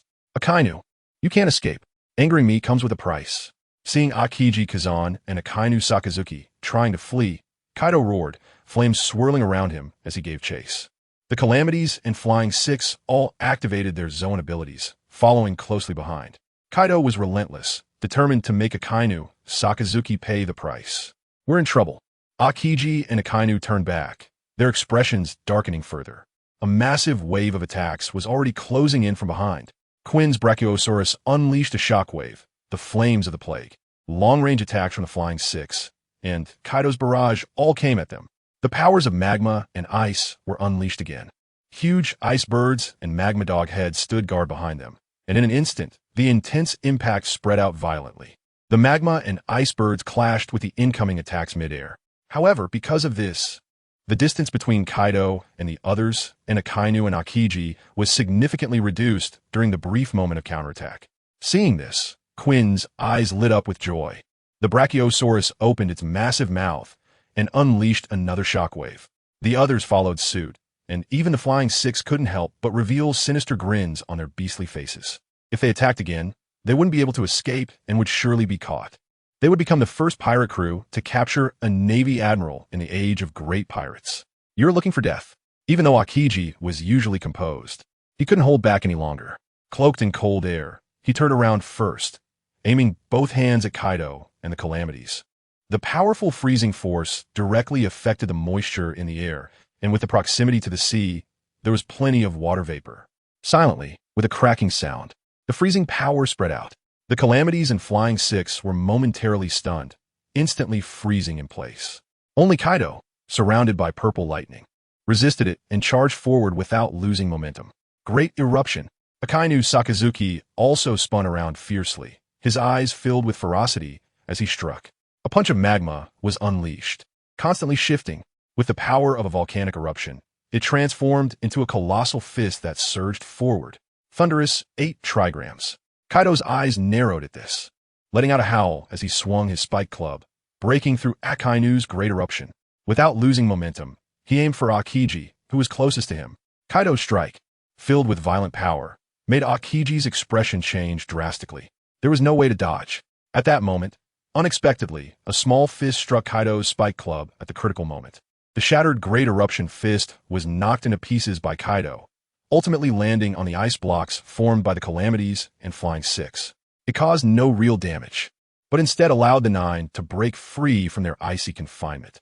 However, they didn't continue their attack, but instead stared in shock at the figure above. Even Kaido looked astonished at his thunderous 8 trigrams. A small fist, covered in black armament haki, was holding back the spike club. Aokiji saw that Xiatian had positioned himself in front, and he finally breathed a sigh of relief. He had time to defend earlier. If he had been hit by such an attack infused with Conqueror's haki and armament haki, he would surely have been injured. Thankfully, Xiatian had arrived. Akainu was equally surprised. Xiatian had appeared without anyone noticing, moving too fast. The collision between the spike club and the fist unleashed a powerful shockwave, causing the air to swirl. Kaido, astonished, withdrew his spike club and both sides landed back on the ground. Looking at the unexpected guest in front of him, Kaido was taken aback. The appearance of this young boy, wearing a justice coat, is just like the newly appointed 4th Admiral, right? The Child Emperor? Kaido pointed his kanabo directly at Summer, looking unconvinced. Exactly. Summer grinned, and at that moment, the warship slowly appeared, with Peach Rabbit and the Shichibukai showing up along with numerous Navy soldiers.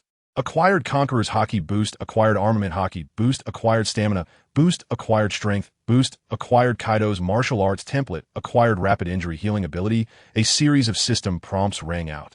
And in a brief clash, Summer obtained Kaido's combat template. Truly worthy of being one of the 4 emperors, not inferior to Red-Haired at all.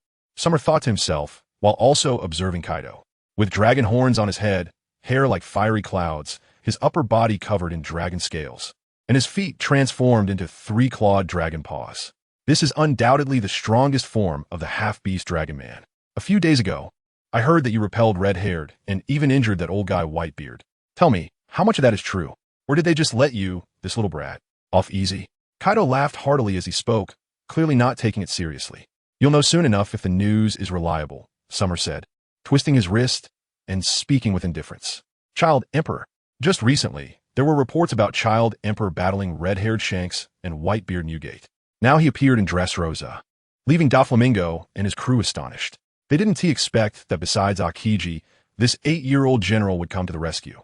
However, Doflamingo remained cautious.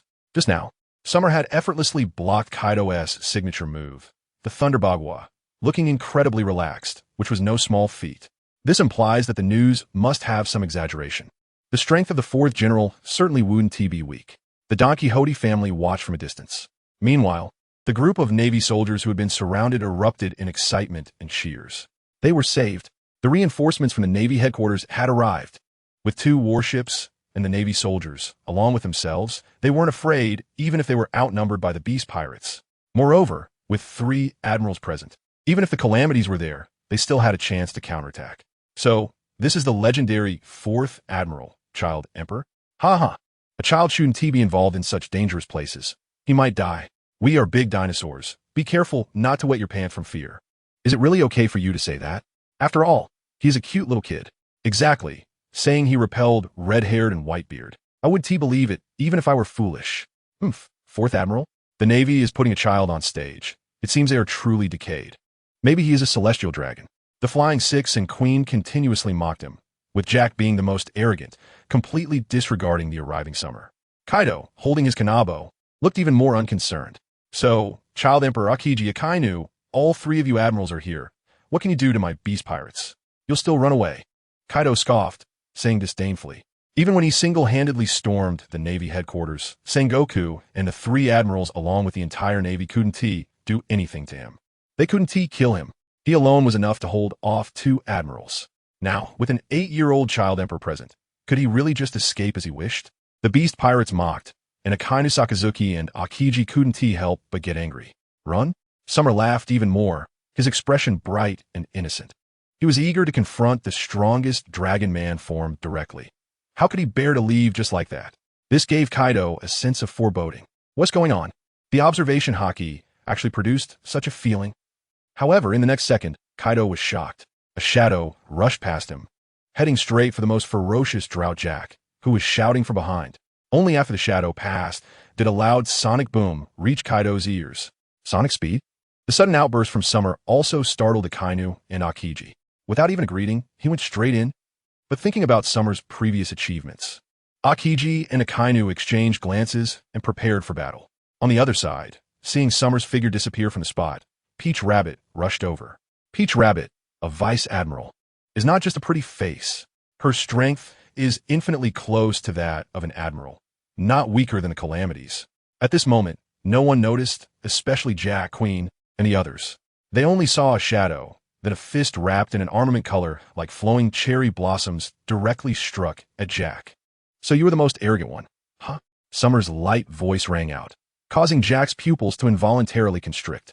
The mammoth form expanded, and its trunk was shrouded in a dark aura, taking offense as defense. Unfortunately, under Summer's overwhelmingly powerful armament color. Even though Jack realized something was wrong and swung his trunk with all his might at the moment of contact, The immense power and penetrating armament color made him scream in agony. Summer's small fist pressed down from the trunk, smashing directly onto his forelimb. Boom! A shockwave exploded outwards. The massive mammoth was unable to withstand it and flew backward. Boom! Boom! Drought Jack, like a cannonball, crashed into Dressrosa, demolishing building after building. Dust billowed up, and the onlookers could only see collapsing structures, completely unaware of how far Drought Jack had been sent flying or the extent of his injuries. A series of notifications rang out. Gained enhancement in Conqueror's Haki. Gained enhancement in Armament Haki. Gained enhancement in Stamina. Gained enhancement in Strength. Gained Jacques Combat Technique Template. Summer maintained the posture of his right fist, turning his head to look at the shocked flying six, Queen, and Jin. Jack was sent flying with one punch. Looking at the dust-filled town, Doflamingo's heart tightened.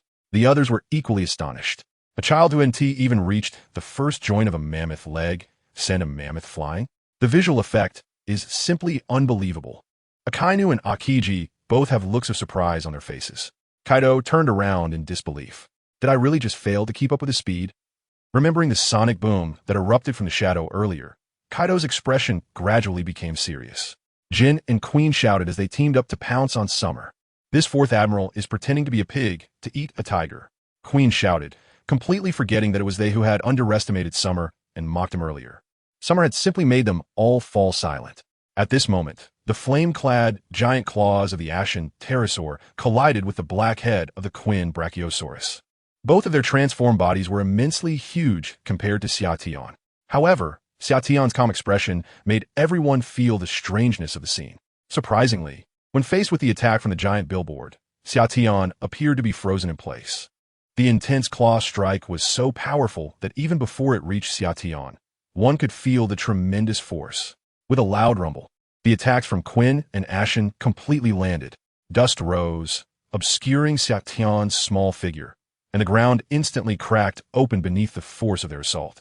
Xiaotian, Akainu and Aokiji were both shocked, not expecting that Xiaotian wouldn't even dodge. Is he okay like this? It hit. Fusif, from Flying 6, was overjoyed. Such an attack, this 8-year-old general is indeed powerful, but this body can't withstand it. However, as the dust slowly settled, Fei Lu Bao and Kaido couldn't help but feel a shock in their hearts. Summer raised his two little arms, one hand grabbing Jin's claw, and the other hand bracing against Quinn's head hammer. The red flowing aura of Conqueror's Haki surged in his palm. Summer didn't even move his steps and effortlessly caught it. Both Quinn and Jin, with their beastly faces, showed a human-like cold sweat, their eyes filled with horror. They actually couldn't advance an inch. Gained enhancement in Conqueror's Haki, gained enhancement in Armament Haki, gained increase in Stamina, gained increase in Strength, gained Quinn's Combat Martial Arts Template, gained Jin's Combat Martial Arts Template. Congratulations. Host. Armament Haki has broken through the bottleneck and reached the ultimate stage. With a series of prompts, Summer felt his body continuously enhancing in strength. Especially the rapid progress of Armament Haki made Summer unable to help but grin. This is it. The improvement in battle is truly exhilarating. But the situation began to change. Seeing Summer so easily catch Quinn and Jin's combined attack, Kaido's eyes turned dangerous. At this moment, Kaido took action, and it wasn't just a simple move. He unleashed one of his most powerful techniques, the descent of the three realms. Kaido, in his dragon form, leaped high into the air. The Kanabo spun in his palm, and the Conqueror's Haki completely merged into this strike as it rotated. From above, he dragged down black Haki lightning towards Summer's head, crashing down fiercely. Even before the Kanabo fully descended, the shockwave it generated shook the earth, descending upon Summer. Summer, Aokiji Kazan, and Akainu, Sakazuki, immediately panicked when Kaido moved, wanted to rush over to help. One transformed into ice and jumped, while the other turned into magma and propelled himself, striving for maximum speed. But at the same time, the six paths swung their weapons to intercept. It was the Flying Six. Although they couldn't completely stop the two Logia Admirals, they managed to delay them for a full 2 seconds. Akainu and Aokiji couldn't make it in time to provide support and could only watch helplessly. No, even Peach Rabbit Shine was taken aback on her way. With Aokiji and Akainu blocked, amidst the howling winds, Kaido dragged down the long black lightning, smashing down towards Summer with immense power. If that hit landed completely, it would have been disastrous. But Xiaotian showed no signs of panic at all. In fact, He seemed a bit excited. Grabbing the claw of the flame calamity, he flung it aside and stretched out his palm, directly facing Kaido's Ragnarok strike. The newly upgraded advanced level of armament Haki erupted. His arm turned black, and the flowing cherry blossom form became even more vividly red. Without using any other abilities, Xiatian relied solely on the power of armament Haki. In the next moment, the spike club clashed against Xiatian's small palm. With a thunderous roar, black lightning crackled along the impact, spreading out with the powerful shockwave generated by Ragnarok. The ground instantly cracked, massive chasms appeared, and even Queen the Plague couldn't withstand it, being sent flying with a scream. A whole section of the ground shattered, debris and mud floating up under the immense force. What astonished even Kaido was that under such an onslaught, Xiatian was still grinning. His small arm didn't even tremble, directly blocking the Ragnarok strike. Impossible! Kaido roared, unleashing even more weighty power. Boom! Dust flew everywhere. Everyone watched in shock. Even Akainu, Sakazuki, and Aokiji never expected Kaido's strike to be so terrifying. But what shocked everyone even more was yet to come. As the dust gradually settled and debris fell, it was nothing extraordinary. Xiatian effortlessly countered Kaido's attack with a significant boost in armament Haki. His relaxed demeanor left everyone dumbfounded. Xiatian hadn't fully anticipated that armament Haki would provide such powerful defense after reaching the advanced stage. Kaido's Ragnarok could be considered his ultimate move. Covered in armament Haki and intertwined with Conqueror's Haki, its power was extremely formidable. Even in his past life, Luffy suffered from this attack when the war broke out. Despite such a powerful attack, Xiatian simply used armament Haki to directly block all the offensive power, standing firmly in place. Only the spot where Xiatian stood remained intact, while the ground around him cracked like a spider web. What a joke! The Flying Six watched this scene, breaking out in a cold sweat, their jaws nearly dropping to the ground. Governor Kaido's Ragnarok had never been thwarted before, let alone someone who could endure it without a scratch. Could that rumor be true? Fuzzfufu was incredulous, suddenly recalling the sensational news from a few days ago. The Navy's 4th Admiral had repelled red-haired Shanks and injured Whitebeard. Queen and Jack had just been knocked away, and under Xiatian's absolute armament Haki.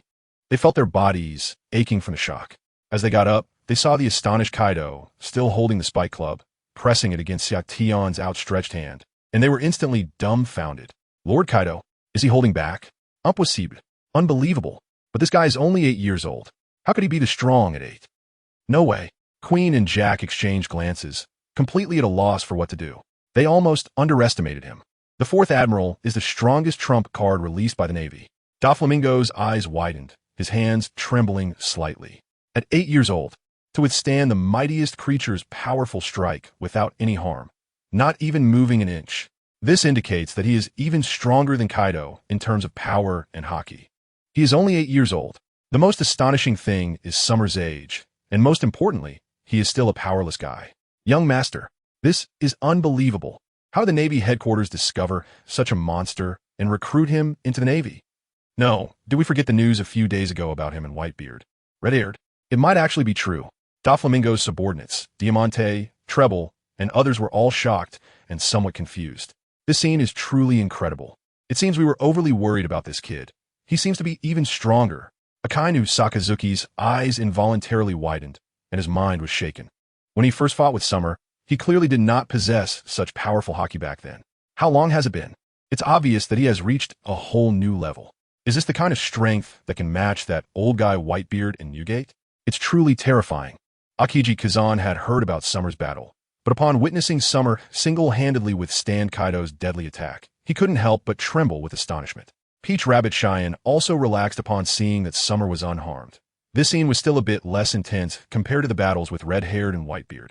Thus, Peach Rabbit was the only one in the entire venue who maintained her composure. The Navy, the Beast Pirates, and the members of Blackbeard Teach's crew who were secretly watching from the warship were all completely shocked. Damn, that's the strongest creature, Kaido. At this moment, Blackbeard Teach had completely believed Peach Rabbit's earlier claim that Summer was evenly matched with Old Man Whitebeard. 8 years old? You must be more than just 8. Kaido shouted in disbelief, the kanabo in his hand creaking under his grip. This is simply a huge monster.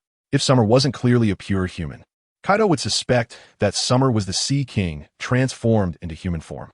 Just as everyone was shocked, the entire venue fell into a strange atmosphere. Kaido's attack had no effect, and he retreated to create distance. At that moment, unexpectedly, Quinn and Jin launched their attack again. This time, they held nothing back. First was Quinn. As a cyborg, his beast transformation was also deeply modified. Brachiosaurus Serpent. Quinn directly launched his tail, which coiled around Summer like a snake. The powerful binding force instantly enveloped Summer. In that instant, a virus missile-emitting green light shot towards Summer from the broken end of Quinn's tail. Jin did the same, but he did not use his beast transformation to attack. Instead, he drew out his long sword, which was at least 4 meters long. Imperial Fire Dragon King. Jin first covered the entire long sword with flames originating from his own bloodline. Then, in midair, combining with Quinn's missile and the Brachiosaurus Serpent's binding, he slashed down. A massive dragon made of flames appeared. It roared with a temperature as hot as magma, fiercely pouncing towards Summer. Summer's small figure was like a tooth of the fire dragon. The calamities are not simple. All right, I almost forgot, Jin is a rare race. Summer mumbled to himself, and as the attack fully descended upon him, his haki rapidly covered his entire body. Boom! The fire dragon exploded, creating a massive blast. The ground that had cracked around was directly blown into craters. Quinn's biovirus also exploded, enveloping Summer. Even Kaido's Indra couldn't do anything to Summer. Quinn and Jin's idea was very simple, primarily to use the virus to poison Summer. Everyone watched with trembling eyes. Even Kaido hesitated to attack directly. Quinn's poison was fierce. However, all of this was in vain. A loud blast suddenly erupted. A massive airflow exploded from Summer's wave of his hand, and all the toxic gas was blown into the sky before it could spread. Summer's figure emerged from the flames, completely covered in pitch-black haki. The outer layer flowed like cherry blossoms. He was completely unaffected by the attacks of the two, and the poison had no effect at all. Their attacks landing on Summer were even less powerful than 1/5 of Kaido's Indra. Quinn hadn't reacted yet, and the Black Summer disappeared from his spot. The next moment, he directly punched Quinn away, crashing through countless buildings just like Jack did. At this moment, the sonic boom produced by breaking the sound barrier suddenly erupted. The Lunaria tribe of Ashes is very valuable. Summer turned to look at Ash, recalling Ash's mysterious racial identity, and said excitedly, Ash's tribe, known as the god Lunaria, originally lived on the Red Earth continent and was exterminated by the celestial dragon people. This race is worth 1 billion berries just based on the news alone. For someone as money-sensitive as Summer, he has already started to think about it in his mind. How much would it be worth if he captured it alive? Kaido heard what Summer said and immediately charged over with his kanabo. How did he know? Jean was even more shocked. But Kaido intended to support. Yet how could he be faster than Summer? And he was only a short distance away from Jean. Bang! The sound of breaking air came. Summer descended like a black deity, and Jean didn't even have time to react. A black fist kept enlarging in front of Jin's eyes. There was no escaping. With a loud rumble, the ground shattered, and countless cracks split open. Summer's terrifying haki-covered fist ignored all of Jin's defenses and directly smashed a large pit. The mask on his head was shattered, revealing his true appearance with white hair. He fell to the ground, bloodied and unconscious. He was almost killed. Summer took a glance and then ignored him entirely. The members of the Beast Pirates are all Zoan types and can take a beating. They won't die. Meanwhile, behind him, Kaido was already surrounded by purple lightning, wielding his kanabo, charging over in anger. The overwhelming aura surged like a hurricane, carrying the might of thunder. It was time to try out this move. Summer suddenly turned around, his eyes flashing with brilliance, a red glow emanating. This is a sign of the use of the Conqueror's haki. Within the body, templates obtained from red-haired Shanks, Whitebeard, Jack, Queen, Ember, and Kaido instantly fuse, extracting and merging the best techniques. Combined with the Conqueror's haki and the advanced level of armament haki. Atterifayin oha burst fort. Turning around, I raise my fist. At this moment, Kaido's kanabo is dragging long black lightning, roaring as he strikes down with overwhelming haki. The immense power of the swing makes everyone around feel their scalps tingle. 5 styles opening the sky. Summer punches out, driving a white airflow towards the descending kanabo. In the shocked gazes of everyone, the small fist collides with Kaido's kanabo in midair. The red and black colors explode at the point of conflict between the two. The lightning of the Conqueror's haki shoots out in all directions.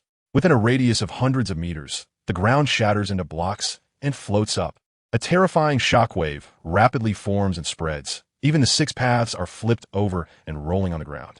Conqueror's Haki, Akainu, and Aokiji, witnessing this terrifying might, can't help but exclaim in shock. Doflamingo's crew, Blackbeard Teach's crew, the Navy, and the Beast Pirates all react similarly. The sky, the clouds have completely torn apart. Even more terrifying, just a few seconds later, Summer's punch energy compresses the thick air, and under immense power, Kaido's Haki actually dissipates. It's as if this space is dominated by Summer's punch energy, a long-accumulated might shaking and bursting in a circular manner. Kaido's eyes reveal intense disbelief. Unable to grip the kanabo in his hand, the terrifying punch energy is completely unresistible, and it slips from his grasp. The unleashed punch energy lands squarely on Kaido's dragon human form, causing him to spit out a mouthful of blood as if his internal organs were struck by a meteor when he loses grip of his weapon. His entire body uncontrollably flies towards the direction of the town of Dressrosa. With a loud bang, the red and black color rushes forward without obstruction. The other half of the sky, even the clouds, are scattered. The ocean rises with towering waves, rolling and surging towards the distance. Everyone watches with shocked pupils, dumbfounded. Opening the sky, the heavens seem to have been opened halfway. Whitebeard is on par with him. At this moment, Ace completely believed the news he had heard before, looking at Xiatian's small figure. At this moment, it became clear that this was not a child at all. It was a humanoid monster. Even Whitebeard couldn't knock Kaido's weapon out of his hands with a single punch and make him spit blood and fly back, right? Fortunately, at that shocking scene, Blackbeard Teach and the others felt a pang of fear in their hearts. If Summer had really gone all out to teach them a lesson at that time, wouldn't they have died from just one punch? Even the strongest creature, Kaido, spat blood and was sent flying, unable to control his body, crashing into the mountainside of the Dressrosa Palace, deeply embedding himself. It's your turn, Flying Six. At this moment, Summer had no intention of letting anyone from the Beast Pirates escape. Turning around again, his cold gaze fell on the Flying Six, who had just gotten up and looked shocked. Not good. Feeling Summer's gaze, the Flying Six wanted to escape, but they knew that with Summer's speed, no one could get away. At this moment, Kaido crawled out from the mountain, coughing up blood, and the Flying Six finally realized what was happening. Kill. They could only fight to the death. The 6 animal-type half-beasts activated their transformations, drawing their weapons and launching a fierce attack toward Summer. Courageous, Summer thought, seeing their expressions. The previous display of power was enough to scare many people into submission, yet the Flying Six still dared to attack him. It seemed they were all fearless tough guys. Thus, Summer, the humanoid Black Calamity, did not dodge or evade their attacks, but instead braced himself and stepped closer to them. Various powerful attacks struck Summer, creating sparks, yet he remained completely unharmed. The advanced level of his armed haki was simply beyond their capability to break. Until they were close enough, the Flying Six drew their swords to attack, directly grabbing the blades. The likes of Fusif and the others grew increasingly desperate. Those caught by Summer's grip were yanked, and he punched through the air with a devastating blow. With one punch, a pit was created in the ground, with one of the Flying Six lying in it. Bleeding from the mouth, eyes glazed over, knocked out. Aokiji, Akainu, and Momonosuke were completely dumbfounded. Summer, with the physique of a child covered in armed haki, was delivering multiple punches. Any defense, attack, or even the thought of retreating was futile.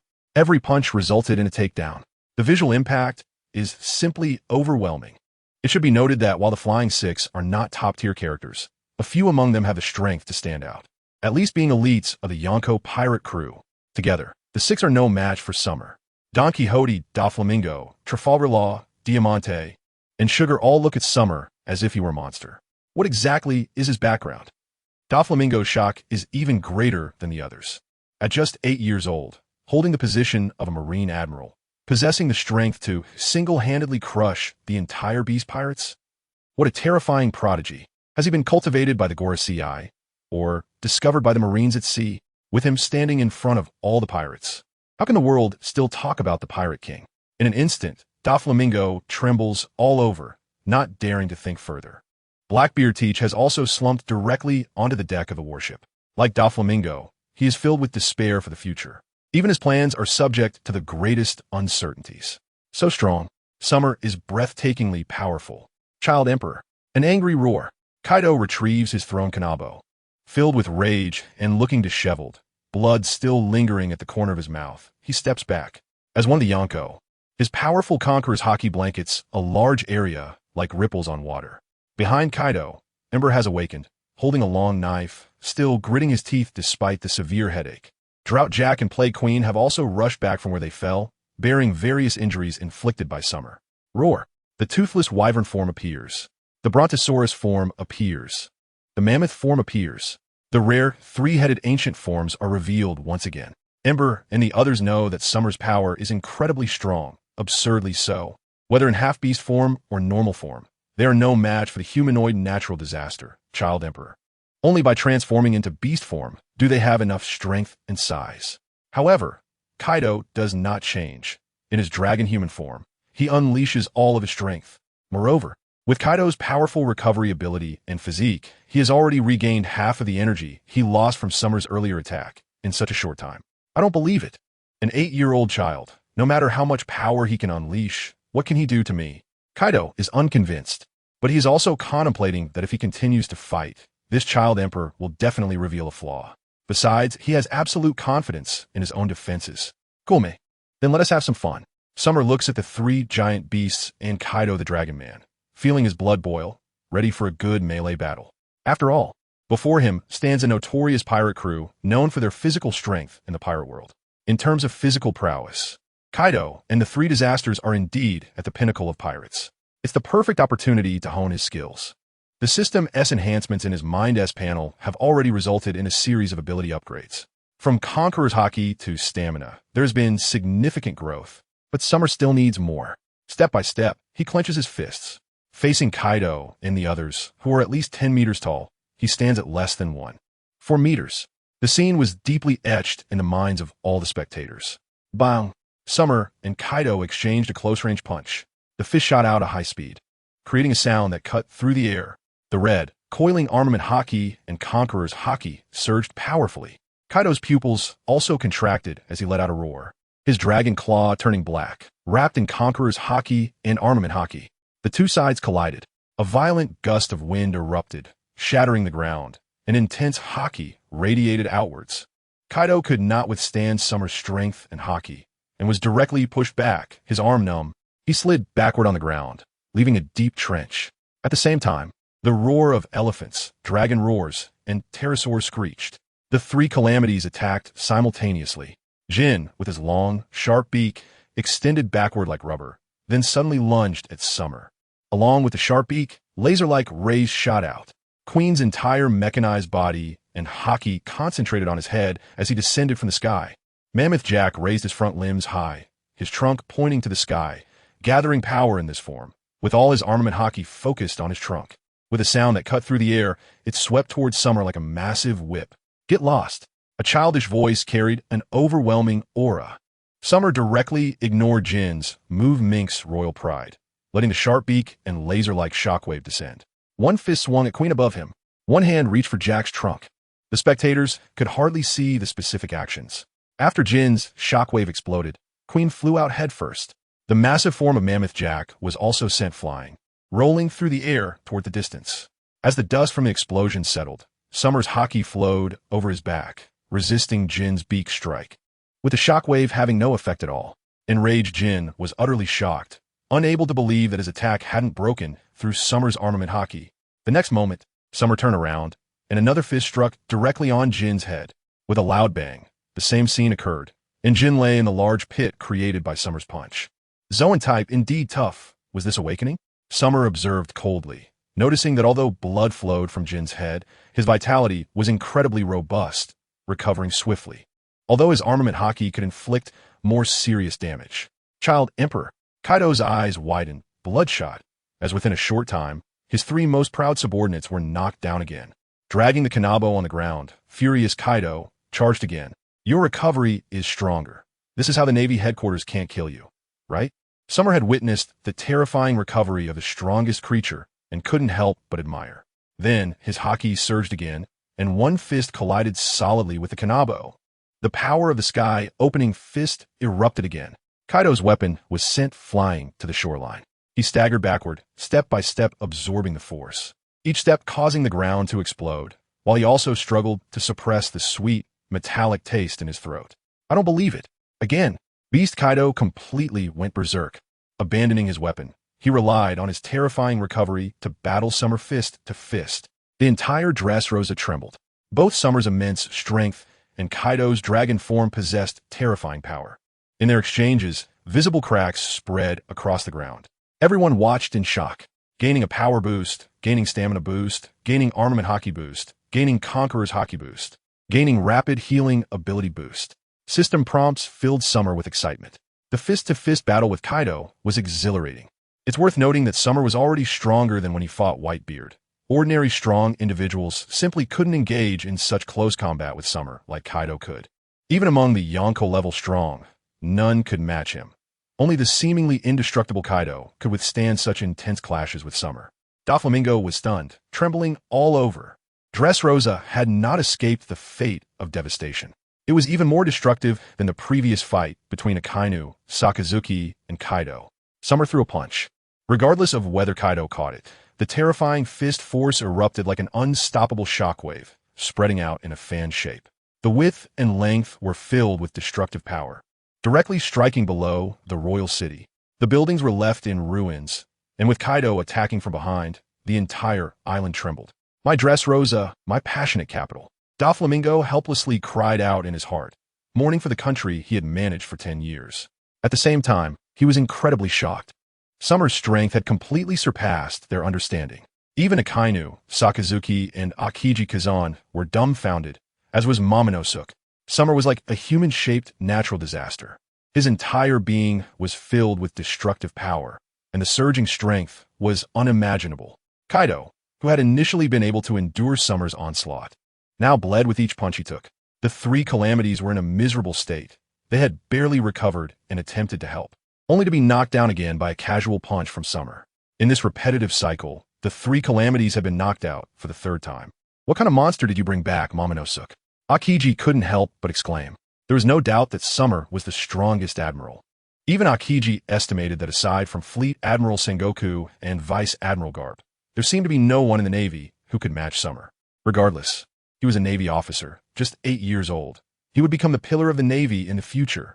Akainu Sakazuki also wholeheartedly affirmed. 10 years later, no. Even 8 years, 6 years, Summer would probably be qualified to take a step further. Because with such strength at this moment, Summer was destined to be invincible on the seas. The melee had lasted for several hours, approaching evening.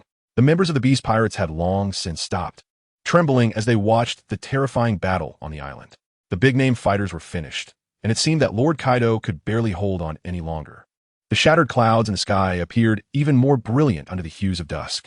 Below, the setting sun bathed the island in its glow. Dressrosa was half completely destroyed. The sunlight from the sea illuminated the figure of Summer, making him appear even more dazzling. Kaido gasped for breath. His dragon scales in front stained with blood as he looked at Summer, a hint of fear flickering across his face. How long has this feeling of fear not appeared? Kaido doesn't know. He only knows that from Rocks to Whitebeard, and then to Kazuki Oden from back then, there is now another figure that makes him feel immense dread and even fear. The three calamities have long since been unable to withstand it, collapsing to the ground. Wailing incessantly, their chests and limbs show unusual indentations, twisted. This is a brutal blow from Summer. Even resilience has its limits, especially under the absolute armed color of hockey that Summer possesses, causing even more terrifying damage. From the beginning, Kaido was filled with anger and defiance, trying to exhaust Summer with his own advantages. However, he underestimated Summer. Summer seemed like a tireless monster, continuously fighting, getting stronger with each battle. Each punch increased in strength. Kaido's stamina was rapidly depleting, and he was barely holding on. It seems like it's almost over, Summer muttered to himself. The improvements gained from the battle had nearly reached an imperceptible level. From gaining enhancements with just a casual exchange to now needing 5 or 6 hits for a slight improvement. Therefore, Summer decided to end the fight directly. He closed in suddenly, grabbing Kaido's arm with one hand while forming a fist with the other, striking Kaido in the face. Fall! Boom! With immense force. The air became as terrifying as a cannonball, and Kaido truly couldn't withstand it any longer.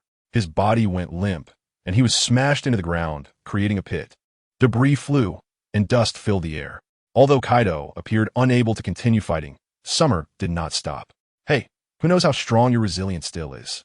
Summer stepped on Kaido, bending down to deliver a powerful punch. The whole island trembled. The sea was in turmoil. Just after one punch landed, the other hand struck down again. Boom!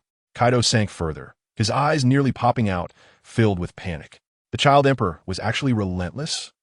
Does he want to kill me? It seemed he could really kill me. This terrifying armed color hockey can definitely break through his immortal body. Kaido was completely panicked. However, he had no way to fight back or escape, as he had no strength left and could not even use his fruit abilities. Then, an astonishing scene unfolded before everyone's eyes. Summer stepped on Kaido and continuously rained down punches. Kaido couldn't even let out a cry of anguish, and gradually his breath weakened. Everyone was in awe, utterly shocked. From now on, no matter what, they should not provoke him. Doflamingo's face turned pale, and he couldn't help but instruct the cadres behind him. That was the king of beasts. The strongest creature, Kaido, was actually being pounded into the ground. Toripole and the others nodded in a daze, filled with fear towards Summer. With such a terrifying figure in the Navy, the pirate forces on the seas would probably have to restrain themselves and no longer dare to provoke the authority of a navy. The balance between the three major powers of the four emperors, the seven warlords, and the Navy headquarters will be completely shattered due to this ceiling-breaking combat power. As everyone gasped in amazement, the Navy was ecstatic, and the tremors affecting the entire Dressrosa gradually subsided. Summer finally felt satisfied after his flurry of punches and stopped. The enhancements Kaido had gained were almost all gone, and it would only be known during the next battle with Kaido if there would be any more. Allah. If this battle were to get out, the world would probably go into an uproar. Aokiji Kazan shook his head with a smile and sighed. Akainu, Sakazuki, and Momonosuke also nodded silently.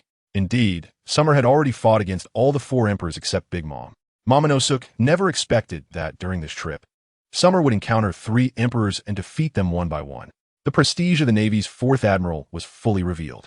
With him here, many things we couldn't do can now begin. Akainu Sakazuki thought of many things. The Navy could even launch a major operation to eliminate pirates, no longer needing to worry about the four emperors or the seven warlords. Meanwhile, the Navy soldiers surrounded a larger number of members of the Beast's pirate crew. The pirates completely lost their will to fight and hung their heads low after a series of shocking events. The Flying Six were all knocked down and unable to get up, while the three disasters were still howling in pain on the broken ground. What made them even more desperate was that even the invincible Kaido had been defeated.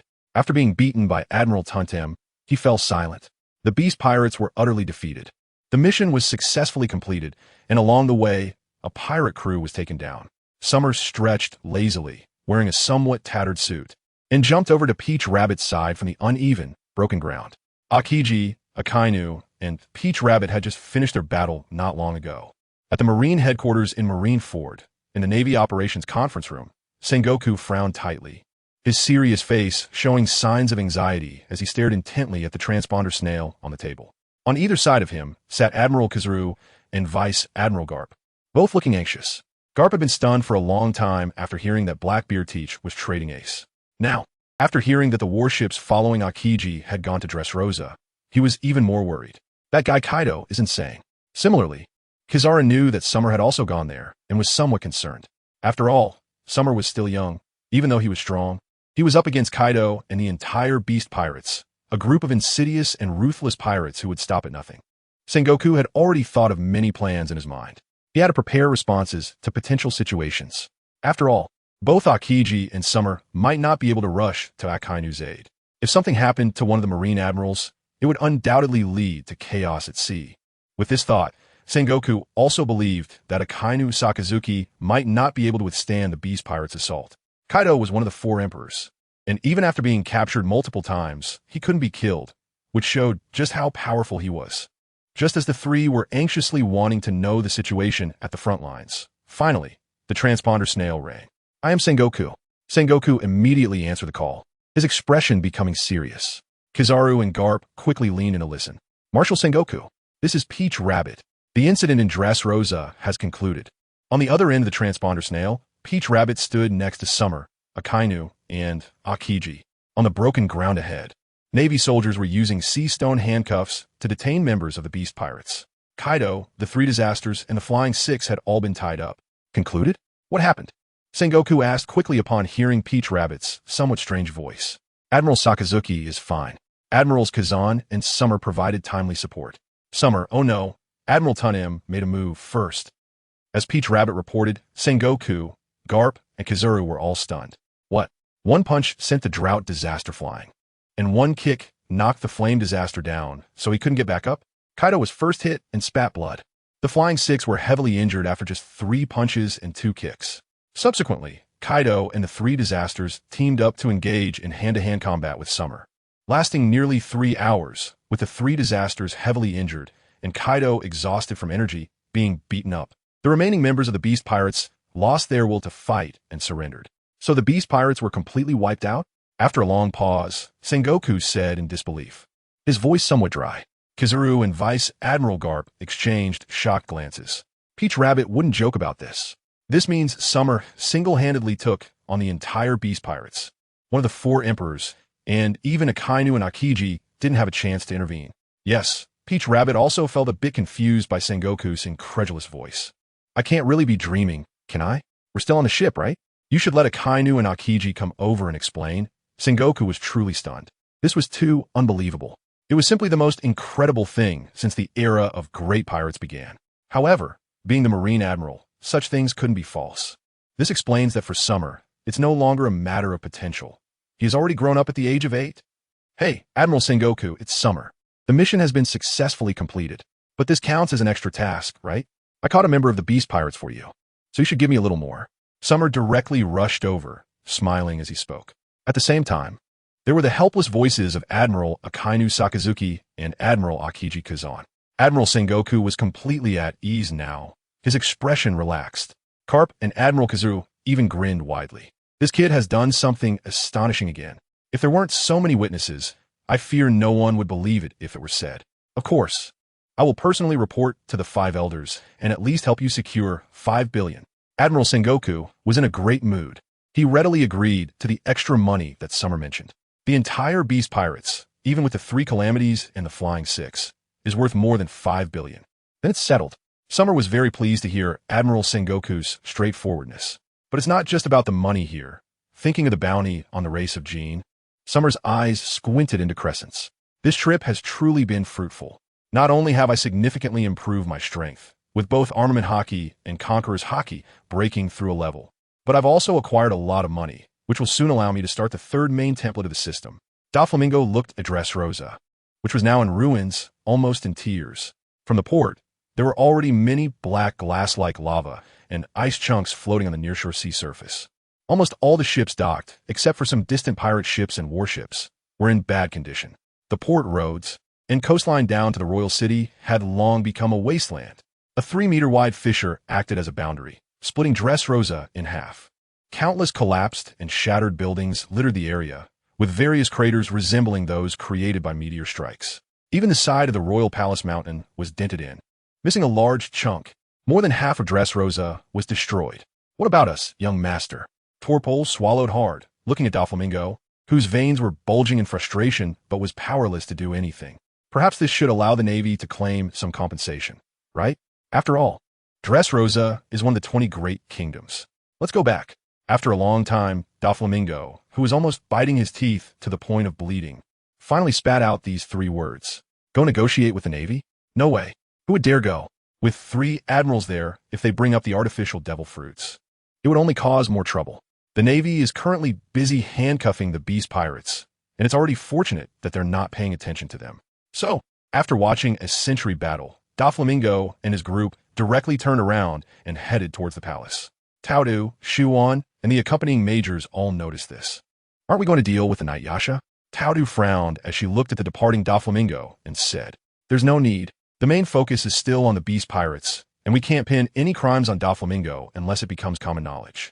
Aokiji Kazan shook his head and said helplessly, if it were possible, Doflamingo's actions would have been enough to imprison him and impel down long ago. But this guy's identity is too unusual. He's a former celestial dragon, a warlord of the sea, and the king of Dressrosa. Even if he was brought back, the world government would release him. After all, even Granny Tsuru couldn't catch him after pursuing him for years. Akainu Sakazuki directly destroyed the factory and stole the artificial devil fruits precisely because of this. Summer was enjoying the post-war time while sipping the orange juice someone brought him. He certainly noticed what was happening with Doflamingo. A group of people was standing there blinking. Summer only took a distant glance and had no intention of going over to take advantage of him. Doflamingo was more valuable to keep than to defeat. Hey, tie that Jin up tightly. He's worth a lot. Summer looked towards the calamities and seemed to care more about that at the moment. Why are you so greedy at just 8 years old? Taodu Shiwan asked helplessly. 8 years old? In 10 years, I'll be 18. If I don't save money now for a wife, how will that work? Summer replied with a serious expression. Taodu, Akainu, and Aokiji were all speechless, turning their heads to the other side. Even the surrounding Navy soldiers wanted to laugh but didn't dare to. At this time, Kaido and the 3 calamities had already been tied up and were being prepared to be taken to the warship. Jin, Queen, and Jack were all downcast, being pulled forward by the Navy soldiers. However, the towering Kaido, nearly 7 or 8 meters tall, was someone no one dared to approach. Although Kaido was initially beaten to the point of having various injuries, with skin even cracked and his chest and head sunken, thanks to his powerful recovery ability. Most of his injuries had already healed, aside from the blood and scars. It was fine when the handcuffs were put on. They just had to harden their heads and pull away. Ordinary Navy soldiers, even those at the major level, didn't dare to approach Kaido to lead him away. Even with his eyes closed, the aura of anger he emitted would make people's legs weak. The strongest creature, Kaido, oh my. Seeing this situation, Aokiji Kazan sighed and took the initiative to step forward to escort him. His ability was just right to restrain these guys. Freezing them would solve the problem. And just at that moment, Kaido suddenly opened his eyes wide, and his pupils instantly transformed into cross-shaped vertical pupils. This is the prelude to transforming into the Azure Dragon. The powerful Conqueror's haki bursts forth instantly, shocking the surrounding navy. At the same time, under the influence of the Conqueror's haki, Kaido was given enough time to transform. A dragon's roar resounded. The enormous body of the Azure Dragon appeared, breaking the chains that bound it. Kaido was already too familiar with this escape process. As soon as he broke free, he immediately soared into the sky without looking back, desperately accelerating towards the distance. No one expected such a sudden turn of events. Kaido had surprisingly recovered a lot and directly fled into the sky. Seeing the sudden Conqueror's haki and the Azure Dragon soaring into the sky after the ground exploded, the 3 Admirals and Peach Rabbit-esque expressions changed. Akainu Sakazuki rushed out, transforming into magma to chase. Aokiji had just stood up, and upon seeing Kaido's escape, he immediately gave chase as well. Only Summer, with a glint in his eye, did not continue to pursue. Kaido, Peach Rabbit, anxious to chase, stopped again. She couldn't fly. Helplessly, she looked over at Summer, who had returned to sit beside her. I can't fly, otherwise he wouldn't get away, Summer said, shrugging while holding a glass of orange juice. This is the truth. If I were on the ground, I could definitely catch up in the blink of an eye. But Kaido transforming into a blue dragon and flying is something I can't do anything about. As for striking down with a punch, Summer didn't think about doing that. If Kaido ran away, then let him go. We can fight again next time to improve our strength and make some money. As for Akainu Sakazuki and Aokiji Kazan, it's clear they don't have the advantage in the air compared to Kaido. The thrust of Sakazuki's magma eruption is not as light as Kaido flying on flame clouds. After a while, Akainu returned with a gloomy face while Aokiji sighed helplessly. It was not surprising that Kaido got away. The Navy soldiers felt a bit embarrassed. With so many people surrounding him and using sea prism stone cuffs, such a thing still happened. However, the 3 disasters of the Beast Pirates and the Flying Six, along with their underlings, became excited. Kaido, the governor, escaped. Ha ha ha. Navy, you can't keep Lord Kaido.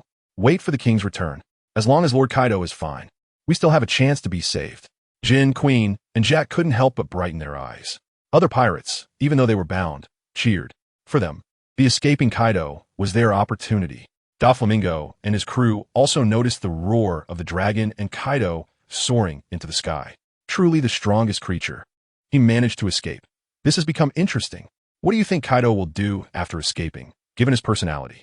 Doflamingo sighed, suddenly bursting into laughter as if recalling something.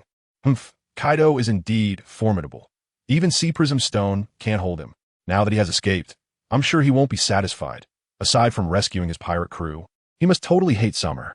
Blackbeard Teach, Burgess, Van Augur, and others were awestruck by this scene. To escape right under the noses of the 3 Admirals. Kaido truly lives up to being the strongest creature captured by the Navy headquarters more than 10 times. Ace felt the same. involuntarily looking down at the shackles on his body. In Marineford, inside the marshal's office, Sengoku and Granny Tsuru were discussing matters. Doflamingo, what do you think we should do? With Kaido's matter settled, Sengoku naturally wanted to deal with Doflamingo. Recently, he has become increasingly arrogant. The weapons and slave trading are one thing, but even artificial devil fruits have been produced. Most importantly, they captured a celestial dragon scientist who developed the fruits, and there is still another celestial dragon out there. Moreover, Doflamingo's identity is currently triple guarded. It's better to let it be. Granny Tsuru sighed and shook her head. The evidence against Doflamingo is still insufficient. Also, there's the matter of Fire Fist Ace. Sengoku nodded, agreeing with her. It's good that they are on the same page. Just as he was about to speak about another issue, the transponder snail rang. Sengoku. Kaido broke free from his shackles and ran away. On the other end of the transponder snail, Momonosuke reported regretfully. Sengoku and Granny Tsuru were momentarily stunned. Then they shook their heads. There's no helping it. If he ran, he ran. It's not your fault. Even under the headquarters conditions, Kaido was able to escape. You don't need to worry. Just keep an eye on those from the Beast Pirates. A support fleet will assist you in escorting them. Sengoku didn't blame them. It's normal for Kaido to escape. He really can't be kept. Furthermore, Momonosuke's earlier report mentioned that only Aokiji and Akainu can fly. Neither she nor Summer can. Yes, Momonosuke understood that losing one Kaido wasn't a big deal. It's just a pity since he is one of the 4 emperors. However, the other members of the Beast Pirates need to be watched closely. Without them, Kaido on his own is just a toothless dragon. After hanging up, Sengoku did not continue the conversation with Granny Tsuru, but directly called the Holy Land, Marineford. Sengoku, is there something important? The 5 elders, who had not yet received news, asked. Yes, elders, there is something to report. We have captured all members of the Beast Pirates, except for Kaido. Hearing Sengoku's voice, the 5 elders, who had been looking at their documents, immediately raised their heads. You captured the Beast Pirates? Details. The 5 elders perked up, asking in rapid succession. Sengoku began to report from the moment Summer completed the mission. He went to rescue Akainu from the siege of the Beast Pirates. Aokiji and the Child Emperor Summer also rushed over. Originally, the plan was for the 2 admirals to support and take Akainu Sakazuki and the stolen artificial devil fruits. Unexpectedly, Summer single-handedly defeated the entire Beast Pirates. The notorious Flying Six and the 3 disasters of a new world were no match for Summer. Even Kaido, known as the strongest creature on land, sea, and air, was beaten until he spat blood and exhausted his strength before being captured. Only in the end did Kaido recover some strength and escape. For a moment, there was silence among the powerful. Even the 5 elders standing at the top could not help but exchange glances, utterly surprised. Good. Very good. The elders seemed very pleased. This is the Yonko pirate crew. They are one of the navies, no? The entire world government's greatest enemies. At this moment, Summer and the others directly dismantled Kaido's long-standing power, breaking his rampant momentum that had been disturbing the world. Undoubtedly, this is a tremendous achievement. The other 4 were equally surprised and delighted. It was no big deal that Kaido got away. This guy had done it more than once, and there was no proper way to restrain him. The Gorosei had no objections to this either. Both big and small had escaped. A whole pirate crew, once publicized, could still intimidate other pirates. This has the same effect as capturing Kaido. Arrange the escort of those people. Yes, the 5 elders are right. When Summer requested, Marshal Sengoku reiterated Summer's demands before hanging up. Additionally, just giving 5 billion. Of course, there's no problem. Tell him that he did very well this time, and he can ask for money without hesitation. The 5 elders were in a good mood and responded readily. Other rare items might be difficult, but money is definitely not a problem. The world government is not short on money, and Marineford will not lack for it either. After hanging up the phone, the 5 elders did not continue with their previous work, but instead, all 5 sat down. Besides the matters at sea, Summer's strength was enough to give them a strong shock. Let CP0 investigate further, thoroughly digging into the bloodline between Kizaru and Summer's family. The fact that he is only 8 years old is astonishing. Could the concept of reincarnation really exist? If it does, it wouldn't be surprising. But who can be reincarnated and possess such powerful strength? An 8-year-old opposing Whitebeard and Red-Haired, defeating Kaido? At such a young age, he might be able to be absorbed into the Holy Land, and the Navy could eventually hand over control to him. Should we report this to the higher-ups? As the highest leaders, the 5 elders are certainly open and bold externally, but they also want to overlook these unreasonable aspects. Summer possesses the strength of a top-tier powerhouse at the age of 8. This matter is enough to draw their attention. Summer seems to value money, and so far, he is still in control, so there is no need to report to the higher-ups for now. The elder pondered and finally spoke softly. The Navy will not know how the 5 elders are considering this. Even if Summer knows the thoughts of the 5 elders, he naturally wouldn't care. His goal, whether to join the pirates, the Navy, or the Revolutionary Army, is simply to become stronger in this world. Dressrosa. Doflamingo stood in the garden at the top of the palace, looking down. The public sentiment has already begun to slowly return from the other side of the island, and the buildings on the island are also starting to be repaired. Behind him, the cadres were left with only the snot-nosed Treble, who stood there with a plum blossom cane. Young master, if we don't make the Navy pay this time, the losses really are substantial, Treble said with some heartache. This time, the expenses have completely exceeded the budget, and they have even drawn from wealth accumulated over the years. No destrucción, no construcción. At this moment, Doflamingo instead burst into a mad laughter. Pointing at the land of Dressrosa below, he looked at Tory Bowl. Here, we can establish more factories. As long as Caesar is still around, we can turn things around soon. Most importantly, our artificial devil fruit business is completely free from Kaido's control. At this point, Doflamingo laughed even more wildly. This industry is the most important to him. At first, he relied on Kaido's power, but now he naturally doesn't want to be controlled anymore. The kingdom on the sea has so many pirates. Without Kaido's restrictions, the Don Quixote family will definitely become even more powerful. In that case, young master, our path has suddenly opened up. Tory Pole clearly understood this as well, his eyes lighting up. The most important thing to pay attention to is still the movements of the Navy. The Child Emperor, Summer, is a terrifying character. With him around, the Navy will become different. Don Quixote Doflamingo frowned as he spoke about the Navy. The ruler of the sea has always been the Navy. Now, there's a real little monster, with power surpassing the 4 emperors. This forced Doflamingo to be cautious. What if someone came to kill him alone? Soon, the reconstruction of Dressrosa was in full swing. The shocking events that took place here also spread quickly. The 3 admirals of the Navy had a fierce conflict with the Beast Pirates. Admiral Green Bull single-handedly defeated Kaido and the 3 disasters. All members of the Beast Pirates were captured by the Navy, and Kaido fled in a panic. This is a significant piece of news happening in the New World, sweeping through like a hurricane, causing a stir among kingdoms and various factions large and small. On the Sabeti archipelago, inside Shaki's bar, Rayleigh's expression froze as he heard from Shaki about it. Kaido of the 100 Beast? That guy was actually defeated by an 8-year-old admiral? Rayleigh was quite surprised and shocked, never expecting such an event to occur suddenly amidst calm waters. One incredible little guy, achieving this level at just 8 years old. The 100 Beast pirates are finished.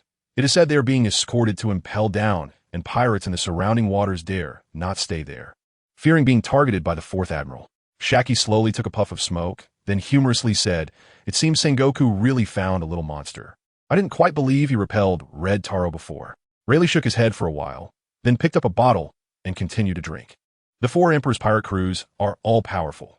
Even Rayleigh had to admit that each of the 4 Emperors is qualified to challenge the Pirate King, and that alone brought Rayleigh enough shock. Similarly, among the 7 warlords of the sea, the pirate Empress Hancock, Dracula Mihawk, Gecko Moria, Bartholomew Kuma, Jinbe, and others received the news, all with eyes full of shock. Many among the 7 warlords had fought against the 100 Beast pirates. Mihawk and Jinbe were aware of the formidable strength of the 3 disasters of the 100 Beast pirates, let alone Kaido, who is known as the strongest creature in land, sea, and air. "I want to duel with you more and more, Child Emperor." Dracula Mihawk, expressionless, carried his black sword Uru, his fighting spirit growing stronger in his eyes. On the 3-masted sailboat, Kaido was defeated? Good. That's great. You finally have your day. Gecko Moria laughed loudly, his hatred for Kaido running deep. With the Navy annihilating his forces, Moria felt a sense of relief from the bottom of his heart. Big Mom on Whole Cake Island was also incredibly astonished, even doubting the reliability of the news at one point. Kaido was defeated. The entire 100 Beast pirates were captured. "Katakuri, are you sure?" Big Mom suddenly stood up, looking very displeased. Although she seemed to have frequent conflicts with Kaido, in reality, they had a sister-brother bond. Even Kaido's fish fruit, in its azure dragon form, was a gift from Big Mom. Big Mom was well aware of Kaido's strength. News came from various sources. The Navy, Joker, and Dressrosa confirmed it. Half of the island was reduced to ruins in the battle. Moreover, someone witnessed the 3 disasters being escorted on a warship. Katakuri was immensely shocked. This was certainly something he personally confirmed. Is the fourth Admiral, at just 8 years old, really that terrifying? Big Mom said after standing in surprise for a long time. Inconceivable. The strength of the four emperors stands at the pinnacle of the sea. The events with Whitebeard and Red-Haired must also be true. One person took down the 100 Beast Pirates, which is even more terrifying. Pay attention to the Navy's movements. Big Mom pondered for a moment, then suddenly said, the Navy's recent actions are too significant. From a meeting between Red-Haired and Whitebeard to Kaido, it has been a long time since such a major clash occurred among the three great powers. It feels like the Navy is about to make a move. In a new world, aboard the Moby Dick, Whitebeard, Edward Newgate, was currently more hooked up to tubes than ever, looking a bit listless. He had been receiving treatment for a whole day. Old man. Suddenly, a pirate on the ship rushed out from the cabin, looking shocked. This made Whitebeard, Marco, and others look over. Why the urgency? What happened? Whitebeard asked. Something big happened in Dressrosa. Kaido and the entire Beast Pirates have been captured by the Navy. At this moment, the captains of the deck and Whitebeard were all taken aback. The Beast Pirates are in trouble. It's Admiral, the Child Emperor. He single-handedly defeated the entire Beast Pirates led by Kaido. However, Kaido escaped, but all the calamities have been sent to impel down. What? Marco, Vista? And the others exchanged glances, their expressions filled with astonishment. One person overturned the Beast Pirates. This news is too shocking, right? It came from Dressrosa. I just received the call and ran out. The members of this communication simply cannot calm down. At this moment, Marco entered the cabin with a serious expression and made a phone call, seemingly to confirm more information. Kaido, when it comes to the Beast Pirates, the people on Whitebeard's ship gritted their teeth. They will never forget the grudge of killing Kazuki Oden. If it weren't for the high cost of attacking the heavily fortified land where Kaido is located, the Whitebeard pirates would have already gone to kill him. If it were the Child Emperor, it wouldn't be surprising. But since Kaido has escaped, I must personally avenge my brother Oden. Whitebeard Newgate's eyes revealed killing intent. And after a long silence, he finally spoke. Considering the strength of the Child Emperor, Whitebeard did not think this news was exaggerated. He definitely has the strength to do it. At this moment, Marco came out with a very grim expression. Dad, the news is true, and Ace has been found. That guy Teach is on the Child Emperor's warship with Ace. And Ace is tied up, but Teach isn't. Upon hearing Marco's words, everyone was taken aback. On the Child Emperor's warship? Tied up. In fact, many people had witnessed the warship returning, and it was not surprising that Blackbeard, Teach, and Ace were seen on the deck. Everyone in the Whitebeard pirates began to feel anxious and worried. Why are they on the Child Emperor's warship? And why isn't that guy Teach tied up? Everyone's thoughts raced, and they became anxious. Even Whitebeard Newgate's expression changed. Dad, we need to hurry and rescue Ace, and take down that traitor Teach. Immediately, someone shouted in anger. With his shout, even the captains like Jozu were stirred up. One by one, they approached Whitebeard to seek permission to rescue Ace and kill the traitor. Everyone calm down. Don't forget, that's the ship of the Child Emperor. Whitebeard Newgate sighed and stopped them. You all know the Child Emperor's strength. Just relying on us to storm and probably won't solve anything. As Whitebeard spoke, he looked at the needles and tubes on his body, shaking his head helplessly. If he weren't plagued by illness, it wouldn't be a problem. But in his current physical state, he couldn't fully exert his strength. His sons, full of passion, wanted to rush in to save Ace. But it was likely they would all perish. This matter isn't so simple. What happened between Teach and Ace must be resolved, and the traitor cannot be let go. But not immediately. Marco, you all need to prepare. Order the Whitebeard pirates to assemble for war. It seems trouble is coming. Whitebeard Newgate spoke earnestly, filled with worry. Marco, Vista, and the others were stunned, looking at their aging father, who appeared so tired, and their hearts ached. Whitebeard, known as the strongest man in the world, had never shown such a demeanor over the years. At the same time, Red-Haired Shanks also received this news. From defeating the Beast Pirates in the summer, capturing numerous pirates, to Kaido escaping, all the attention focused on the naval ships and the news of Ace and Blackbeard on those ships. All the information was gathered and presented to Shanks and his crew. The Child Emperor is truly unbelievably strong. Lakiru couldn't help but exclaim in shock. The others looked equally astonished and serious. One person single-handedly took on the entire Beast Pirates. This achievement was terrifying. Kaido managed to escape again. The Child Emperor couldn't trap him. However, the red-haired pirates weren't too surprised by this. Kaido had been captured before, but always managed to escape. His physical strength was immense. But the red-hair pirates knew how terrifying the entire beast pirates were, and Shanks had a personal vendetta against Kaido, always ready to fight. So they were well aware of their strength and gained a new understanding of the Child Emperor's might. The Child Emperor has this power, Shanks remarked, having experienced the strength of the 8-year-old general. Yet he couldn't help but feel a tremor in his heart. His focus wasn't on Kaido's group, but on the news they had witnessed along the way. Blackbeard Teach and Ace were on the Child Emperor's ship. This was bad. It was very likely that Blackbeard Teach had captured Ace and sent him to the Navy. What does he want to do? Beckman pondered for a long time before finally expressing his concern. Stirring up war. The situation with Kaido was probably just an accident. Shanks shook his head, feeling an ominous sensation grow stronger. Boss, do we need to do something now? Jesus Burgess and the others discussed for a while and asked red-haired Shanks. Gather our strength. The sea is about to be thrown into chaos. Shanks and Beckman exchanged glances, both seeing the seriousness in each other's eyes. With another powerful force standing at the top, the situation had become even more delicate. If war truly broke out, it would be a catastrophe. These messages brought enough shock to many forces. The reputation of the Navy's 4th Admiral spread across the seas. In just one voyage, the 4th Admiral created a terrifying record. He faced 3 of the 4 emperors, repelled red-haired, injured Whitebeard, and almost captured Kaido alive. How incredible this is! The Child Emperor, Summer, is only 8 years old. Of course, his influence extends far beyond the seas. As Summer and his companions returned to Marineford with the captives of the Beast Pirates, the entire Marine headquarters was in an uproar. Summer has undeniably become a hero in the eyes of the Navy soldiers. Just as he emerged on the warship, Xiatian was startled by the dense crowd of Navy soldiers in the square. Then came a wave of cheers. The Beast Pirates, one of the 3 great powers, were captured entirely by Admiral Tong Di, and even Kaido had to abandon his companions and flee in panic. Admiral Tong Di, welcome back. Vice Admirals like Onamaru, Fire Mountain, and T-Pig stood at the front, solemnly saluting to welcome him. No need to be polite. No need to be polite. Xiatian felt a bit overwhelmed by such a scene, his face turning red. Facing the cheers in Ox Square, Xiatian shyly smiled, looking like a startled pet. In reality, he was secretly enjoying the moment and laughing inside. Originally, the brief confrontation between Akainu Sakazuki and Xiatian in the square didn't reveal much. If one could become an admiral just by having strength, it would be too trivial. This was also the reason why there were quite a few complaints within the Navy regarding Xiatian's sudden appointment as the 4th Admiral. When Aokiji, Kizaru, and Akainu took over as admirals, they all had decades of military merit and experience. Moreover, there were also candidates for admiral like Peach Rabbit and T-Pig who had been granted titles. Xiatian, an 8-year-old child.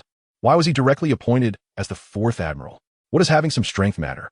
Until now, with Xiatian's return from his first sea mission, these people were completely convinced. The Child Emperor conquered the entire Navy with his terrifying strength, overpowering red-haired Shanks and Whitebeard, and hammering Kaido into the ground. Such strength has already reached a level that is difficult for ordinary strong individuals to attain.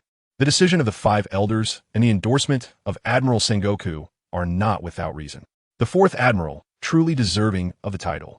Upon learning that Xiatian was escorting the Beast Pirates back alongside Aokiji and Akainu, the Navy personnel had long been waiting in the square to welcome Xiatian. Admiral Child Emperor is so handsome, so charming. Yes, he's even cuter than in the photos. I want to eat tender grass. Besides the cheers from the male soldiers, the bold shouts from the female soldiers were even more enthusiastic. Scared, Xiatian could only hold on to Peach Rabbit's thigh. This kid is quite popular. Sengoku, Garp, Granny, Tsuru, Kizaru, Zephyr, and others stood in the loft watching, and Sengoku looked extremely pleased. His initial decision was indeed wise. The Navy is completely stronger than the other 2 factions among the 3 major powers. However, in contrast to Sengoku's joy, Garp was sighing repeatedly in his heart. He had already seen Ace, shackled, coming down the ship behind Xiatian. For this, Sengoku and Granny Tsuru could only helplessly accept, even if he was Garp's grandson. It was not something they could control. Their position was justice. They quickly went up to the conference room. Sengoku was the first to lead the way into the conference room.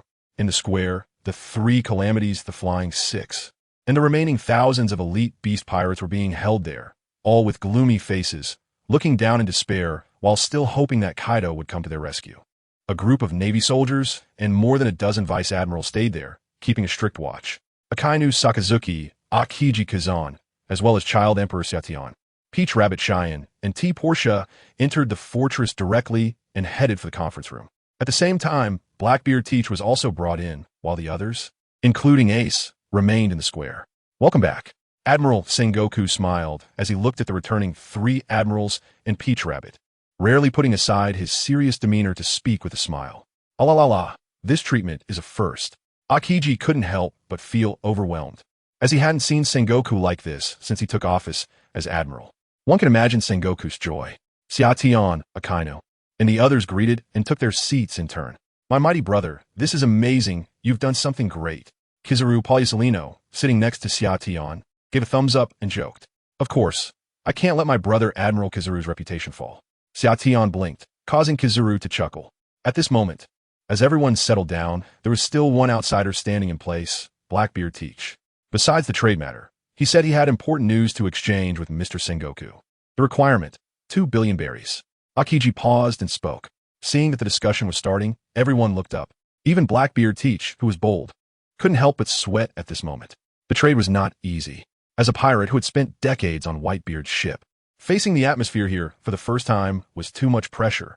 Blackbeard Teach was facing the strongest group of a navy. All 4 admirals were present, and one could only imagine how terrifying Child Emperor was. Yes, he really has important intelligence. He won't say anything no matter how I ask. He insists on trading. Xiaotian had been whispering with Kizaru, but upon seeing Blackbeard's awkwardness, he immediately chimed in. Oh, Teach, what kind of information is worth 2 billion? Although Sengoku had long known about this, he was curious about what information Blackbeard Teach was willing to trade for. 2 billion is quite a sum. Only true great pirates, even those at the Emperor level, are qualified to be rewarded with over 2 billion. Asking for so much for a piece of information showed that Blackbeard Teach was very confident it was worth it. Yes, Admiral Sengoku, if you agree to this trade, I can tell you right now, but I suggest it's better not to have so many people here. Blackbeard Teach swallowed hard, mustering the courage to speak, his gaze inadvertently darting toward Garp. I agree. 2 billion is no problem. As long as it's worth it, I can give it to you later. Feel free to speak. Admiral Sengoku naturally didn't mind. Everyone present was high-ranking, and there was no information that couldn't be shared. Upon hearing the agreement, Xiaotian smiled, knowing that Admiral Sengoku wouldn't lie. 15 billion is coming. Blackbeard Teach didn't push hard either, chuckling, and began to speak. This information is indeed shocking. Regarding the Fire Fist Ace's background, he is the one you Navy have been desperately pursuing for over a decade and never gave up on. He is the biological son of the Pirate King, GOLD, Roger. Hearing Blackbeard Teach's words, the expressions of Sengoku, Akainu, Aokiji, Kizaru, and others instantly changed. Grave. Incredibly grave. Garp shot up, staring intently at Blackbeard Teach. This made Teach take a half step back in fear, his heart pounding. Only Summer's expression showed no surprise as he continued to observe the changing expressions of those present. Garp's murderous gaze scared Blackbeard Teach. Haha. It seems that others also place great importance on Roger's bloodline. It appears that bloodlines in the pirate world hold significant heritage. Summer thought to himself. Of course. An 8-year-old child showed no expression about this, and no one else found anything amiss. It's really him. Admiral Sengoku was taken aback, then turned to glance at Garp. Pork Asti, Ace. This name had caught Sengoku's attention when it appeared as a supernova on the seas. Ace. This was the name of Roger's prize sword, and it would never be associated with a bloodline issue, plus the name wasn't GOL. It was only the D that made Sengoku vigilant. It wasn't until he witnessed Ace's rapid progress that Sengoku realized the extraordinary power brought by Ace's bloodline. But by then, Whitebeard had already protected Ace. There was simply no way to make a move against him. This matter was well known among the captains on the Moby Dick and the crew members who were on board when Ace came aboard. Ace had personally told Whitebeard about it. His biological father is GOLD. Roger. Teach swallowed hard and didn't continue. He was adopted by the naval hero Garp. Sengoku knew. How could he not know that this old guy Garp raised 2 grandsons in the East Sea and even went back to visit them during his leave? That couldn't be hidden. Garp lowered his head with a dark expression. It's over. Ace's identity secret is exposed, and whether he can survive will become a problem. The world's most evil bloodline. Akainu Sakazuki didn't care about any of this. His eyes grew fierce. Hating pirates, he felt he had to kill the bloodline of Roger. The Pirate King. Surprisingly, after the initial shock, Zephyr, Aokiji, and Kizaru remained silent, watching to see what Admiral Sengoku would decide. 20 billion berries will be prepared for you. The reliability of the news was no longer in question. Sengoku was completely aware of it. After signaling for Blackbeard Teach to leave, only the Navy personnel remained in the conference room. This matter must be reported to the five elders. Admiral Sengoku himself couldn't make a direct decision. According to protocol, it still had to be reported directly. So he immediately had the communications officer connect with the five elders for a video conference. In the conference room, the projection turned on. The five elders, sitting on the sofa, couldn't help but change their expressions after hearing Sengoku's report, looking very serious. Goldi, hoje es biological bloodline. Fire Fist Ace? He had actually been hiding under Whitebeard's banner for so long, accepting the enemy's child and protecting him for so long. What was Whitebeard trying to do? The five elders were also incredibly surprised. They hadn't expected that Sengoku would be discussing this matter in the video conference.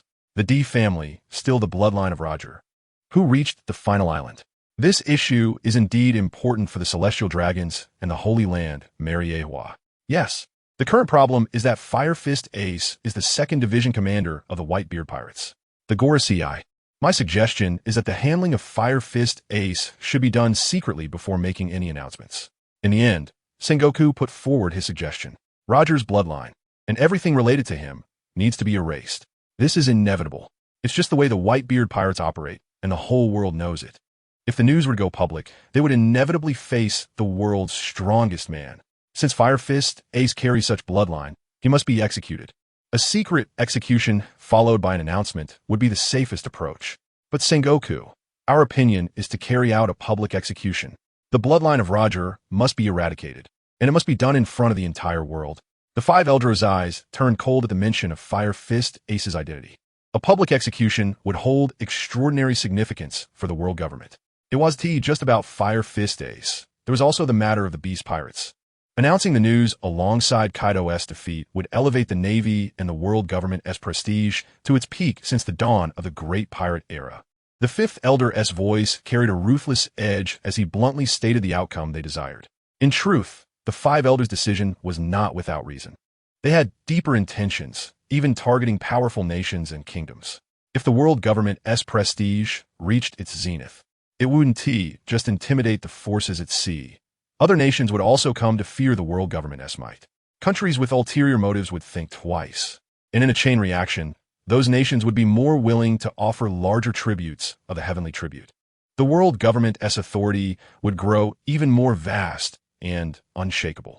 After all, ever since the Great Pirate Era was ignited by Roger, the world government's influence had declined drastically, and pirates had emerged in countless numbers like stars in the sky. This series of problems is what the five elders need to solve, and now is a very good opportunity. In this regard, Sengoku, who insisted on publicly executing Ace, had a face full of conflict and seriousness. The expressions of Kizaru, Akainu, Aokiji, and Garp varied. Akainu Sakazuki naturally agreed with the decision of the five elders. Pirates, especially the bloodline of the Pirate King, not only needed to be killed, but should be executed in a sensational manner. Aokiji Kazan and Kizaru were indifferent. However, Garp's face was grim, and his hands clenched tightly under the table, palms sweating. Are they really going to publicly execute Ace? Sengoku, this decision has been made. Publicly execute Fire Fist Ace. Moreover, it must be done within 7 days, along with the matter concerning the Beast Pirates. The five elders seemed to have no room for reversal and directly issued the order. Yes, in the end, Sengoku had no choice. The five elders insisted on this course of action, and he had to obey the command. In this way, the pressure on the Navy began to mount heavily. There is no doubt that with Whitebeard's personality, he would attempt to save people even alone. At that time, it would inevitably lead to a fierce conflict with him. War was truly about to begin. Subsequently, Sengoku reported the matter of Blackbeard Teach being exchanged for the position of Shichibukai and the intelligence on Ace for a deal of 2 billion berries. The Gorosei had no objections and both agreed. Just before hanging up, the Gorosei even praised Summer a few words, as if rewarding a child with a little red flower. Summer naturally responded with a smile. Thus, the video ended. The conference room fell into silence. It was Sengoku, the fleet admiral, who broke the silence. Bastard, look at the good things you've done. Slamming the table, Sengoku shouted angrily at Garp. Decades of life and death comradeship, and he had kept this from him for so long. Although he knew Garp was in deep sorrow, Sengoku couldn't help it. Garp, Granny Tsuru, also sighed helplessly. Have you forgotten your position? Helping Roger, secretly raising his child. Sengoku was filled with anger and helplessness. The people present were all his own, and Sengoku shouted without any reservations. Garp's eyes trembled as he looked up at Sengoku, sighing in silence. Sigh. Zifa also let out a deep sigh. Only Garp could do such a thing as adopting and sheltering the enemy's son. The conference room once again fell into silence. Apart from Sengoku, no one else spoke. This made the Summer, who was originally ready to watch the excitement, lose interest instantly. The generals beside him were also observing with their eyes, pretending they hadn't heard anything. Even Sakazuki was like this. The hero Garp's reputation was indeed high.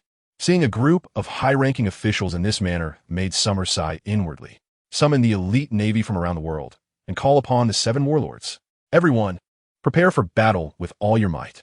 After taking a deep breath, Sengoku regained his serious demeanor and issued the marshal's orders. The communications officer was already sweating profusely on his forehead. After saluting, he began to relay the orders. The Beast Pirates had many members, and the 3 disasters, along with the Flying 6, were escorted to the 6th level of Impel Down, along with Portgas Ace. Salino, you take care of this. For escorting prisoners, having 1 admiral is enough for the time being, so Sengoku didn't let Summer go along. Aokiji Kazan and Akainu Sakazuki had both sustained some injuries in Dressrosa and were not suitable for further missions. All right, Mr. Sengoku. Salino lazily stood up, not forgetting to glance at Summer. Old brother, I'm not going. Summer seemed to see through the expression behind Salino's sunglasses and rolled his eyes at him. His younger brother had just returned, and before he could even settle down, he wanted to drag him out again. What a person. Of course, if there was money involved, it will be different. Clearly, Salino also noticed Summer, giving him a look, and chuckled as he was about to head out.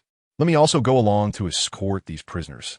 At this moment, Garp hesitated, stood up, and said this sentence. Under the sweaty forehead, he appeared even more aged. What else do you want to do, old man? You should avoid suspicion. Sengoku directly refused in a bad mood. He was really worried that Garp, in a moment of impulsiveness, would unleash Fire Fist Ace right on the spot. This old rascal is very likely to do just that, and the consequences would truly be unimaginable. Besides, even if Garp makes a big mistake, the world government will at most assign him to a secondary position. Punishments. Let's not even mention them. Garp, the Vice Admiral, sat down with a helpless expression, feeling frustrated.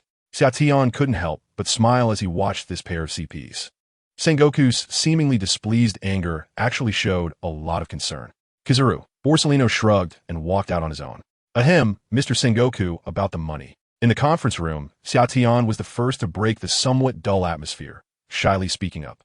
Sengoku really appreciated Xiaotian and told him to wait for the money after the meeting. Soon he would get what he was most looking forward to, which made Xiaotian very happy. Then there were some suggestions regarding the public execution of Granny Tsuru's organization. Almost all the talking was done by Admiral Sengoku and his advisor, Granny Tsuru. Zifa, Aokiji, and Akainu hardly spoke, silently listening. Soon, the meeting, regarding the issue of Fire Fist Ace's lineage, was decisively concluded by the 5 elders, with a Marine Admiral tasked to carry out the orders. Aokiji Kuzan and Akainu Sakazuki. The main combat forces during the war had sustained some injuries, so Admiral Sengoku directly instructed them to focus on recuperating over the next few days to maintain their peak condition. The Navy headquarters immediately entered a heightened state of readiness for war. After leaving the conference room, Summer went straight to Admiral Kizaru's office and had someone prepare orange juice, comfortably waiting to collect payment. Although Blackbeard Teach did not directly listen in on the meeting, he quickly sensed the atmosphere and the busy movements within the Navy headquarters. And with some probing, he vaguely understood that the Navy was preparing for war. The situation escalated rapidly. As expected, the world government would not tolerate the existence of Roger's bloodline in the world. Blackbeard Teach felt a sense of pride in his heart, and a smile appeared on his face. With this, things are still developing in the direction I want, and the plan is going smoothly. Ha ha, red-haired kid, Sengoku. You'll know how terrifying I am soon. Teach laughed heartily in his heart, his eyes revealing a sense of accomplishment. Just shortly after the mobilization order was given, Summer received another summons to the conference room in Admiral Kizaru's office. Holding a large cup of orange juice and wearing frog sunglasses, Summer was a bit surprised. The people in the conference room had actually gathered again, and even Kizaru had to be called back before he could set off. Moreover, the video projection was turned on again, and the 5 elders appeared once more in the projection. What was happening? The expressions of the 5 elders were solemn. And even Admiral Sengoku looked pained. It was Kaido, according to the latest news from CP. He had fled all the way to the territory of the Big Mom pirates in the Wano Sea. The fourth elder was very kind to Summer and repeated what he had just said. Only then did Summer realize why everyone had suddenly come together again. The four emperors are going to meet again, and it's the two most ruthless ones who also pose the biggest threat to the world government. At the same time, Summer knows that Big Mom and Kaido have a friendship. This situation has become quite troublesome. The two of them were friends during the Rocks era, and with Kaido losing many of his subordinates, he is likely to rely on Big Mom's power. If these two come together, it could very well spark a war against the Navy. Sengoku is frowning tightly. At this time, it really isn't the right moment. The public execution of Ace is about to take place, and there's also news about the three disasters. It's hard to say that Kaido won't come to the rescue or won't target the Navy. Even Summer couldn't help but show an unexpected expression. Kaido personally went to find Big Mom at this time, and it seems that his appearance has unintentionally changed the original plot direction. I wonder what kind of impact this change will have on Luffy and his crew's fate, Summer thought to himself. But there was one thing Summer vaguely felt. The more important the event or character is to the world, no matter how it is influenced, it will return to its original trajectory in the shortest time possible. Things are getting more interesting. Among the four emperors, 3 will soon be directly involved. This situation inevitably makes the Gorosei cautious. The power of the 4 emperors is immense, to the point where it can shake the hegemony of the world government. If that's the case, should we put aside the public execution of Fire Fist Ace for now and first deal with Kaido and Big Mom? The remnants of the Rocks pirates have gathered together, and if we add another Whitebeard to the mix, Garp has become smarter this time, immediately standing up and seizing the opportunity to speak to the Gorosei in the video. This is a great opportunity to delay Ace's execution. That's right. The 5 elders and the Navy simply cannot withstand the full force of more than 2 emperors at the same time. Fleet Admiral Sengoku immediately echoed this sentiment. From this, we can see that Sengoku still wants to help Garp, but as Sengoku said, if the Navy does not have enough time to prepare, they simply do not have the strength to counter more than 2 emperors. Moreover, they also have to face Whitebeard, Edward Newgate. This monster possesses the power to destroy the world and is incredibly strong. The 5 elders furrowed their brows, deep in thought, and occasionally glanced at Summer. They realized the severity of the situation and the pressure on the Navy. If they really have to face more than 2 emperors directly, the Navy would have a hard time fighting. After all, they're not willing to pay any price. For example, fighting against Whitebeard with his terrifying strength. Even if the 5 elders teamed up, they wouldn't dare to engage recklessly. Because in the process of such a battle, the devastating power brought by an emperor-level figure is terrifying. Destroying an island is just a minor issue. The potential destruction that could occur means that winning would be equivalent to losing. Moreover, this time, Kaido is teaming up with Big Mom. If the 2 emperors, along with Whitebeard, come attacking, the Navy wouldn't be able to bear it. Half of Marineford would likely be gone. We understand that dealing with 2 is already pushing the limits, and 3 would be even worse. What we want is to intimidate the sea, not to suffer mutual destruction. However, we cannot ignore the meeting between Kaido and Big Mom. The 5 elders nodded and spoke gravely. Summer, you need to go in person and stop the meeting between the 2. Immediately, the elder made this arrangement. From the moment he received this news, the elder had this idea. In the Navy, apart from Sengoku and Garp, Summer is the most capable of handling this task. No way. 5 elders. Isn't it too dangerous to send Summer alone? Kizaru, Salino, initially showed no signs of change. But when it was suggested that Summer go to Whole Cake Island and face the 2 most ruthless emperors directly, Kizaru couldn't help but be shocked. He didn't want his brother to go out and take risks alone. After all, Big Mom and Kaido might not confront Summer openly this time. If they resort to underhanded tactics, what can an 8-year-old child do, no matter how strong he is? Kizaru was worried and even thought about letting Summer decline the task. After all, if no one else took it, Garp and others could step in. It's fine. Bro Summer also stood up at this point, smiling as he patted Kizaru. He felt a bit warm inside. The sly Kizaru, who usually slacks off and is careless, still cares a lot about him. After all, the video call was with the 5 elders. I can do it, 5 elders, but you have to show a bit of goodwill, right? Then, Summer readily agreed, not forgetting to mischievously rub his thumb and index finger together with a grin. This is going to cost money. No problem. For this task, 50 billion. The elder did not blame Kizaru for his earlier rudeness and even offered a high price for Summer's request, just to prevent Kaido from negotiating with Big Mom. Their 50 billion. Summer had no objections to this and even raised his own psychological price. As expected of the five elders, they were straightforward. The eyes behind Summer's sunglasses were smiling like crescent moons. This task wasn't difficult. Just catch Kaido and give him another beating. The others were a bit exasperated, really not knowing what was going on with the Kizaru brothers. One was lazy and slacking off, while the other was eager to take on missions to make money. "You brat," said Kizaru, "my brother is still young. He's good at fighting. If the opponent plays dirty, Summer won't know how to deal with it. So I'll go along to provide some support." Kizaru Salino was genuinely worried about Summer, and thus made a request to the five elders. The five elders understood and agreed that having another Admiral wouldn't hurt. Fleet Admiral Sengoku also supported Kizaru. Summer was the pillar of the new generation of the Navy. It was good to be cautious. Summer shrugged and had no objections. After all, Kizaru was one of the few relatives who truly cared about him in this world. He just hoped not to be too surprised when the time came. Thus, this incident occurred, and the public execution was temporarily shelved, but preparations for battle were still underway. The crowd dispersed. However, due to information issues, Kaido's whereabouts were not yet completely accurate, and Summer still needed to wait some time. Kizaru went ahead to escort the beast pirates to impel down. Summer also waited in the office for the payment for this task to arrive. Soon, a large box filled with a substantial amount of berries was delivered to Summer. Upon receiving the money, Summer was overjoyed and directly stored it in the system. 50 billion plus 25 billion, 75 billion. The 100 billion small goal was not far away. Summer felt secretly pleased. After all, getting money under the big tree of the world government was the fastest. As soon as pirates caused trouble, they could immediately ask for a high price. If he were to become a pirate, where would he find such a fast way to accumulate wealth? Even if he had a way, it would involve much more hassle and face more trouble. "By the way, my money has arrived." Blackbeard's little lewd smile. Summer directly left the office to find Blackbeard Teach for a meal. Blackbeard Teach, still at the Navy headquarters, knew why Summer was looking for him. He directly took Summer to a restaurant in Marineford. Holding the money box, Blackbeard Teach, without hesitation, handed over the money. 1.5 billion, not a penny less. For this amount, Teach felt that gaining Summer's goodwill was more important, so he had long since stopped caring. Blackbeard Teach's straightforwardness surprised Summer a bit, and he happily accepted it, completely unconcerned that they were in a restaurant in Marineford. In fact, Summer wasn't afraid of being discovered now that the money was in his hands. Now, with 75 billion plus 15 billion, he was just 10 billion short.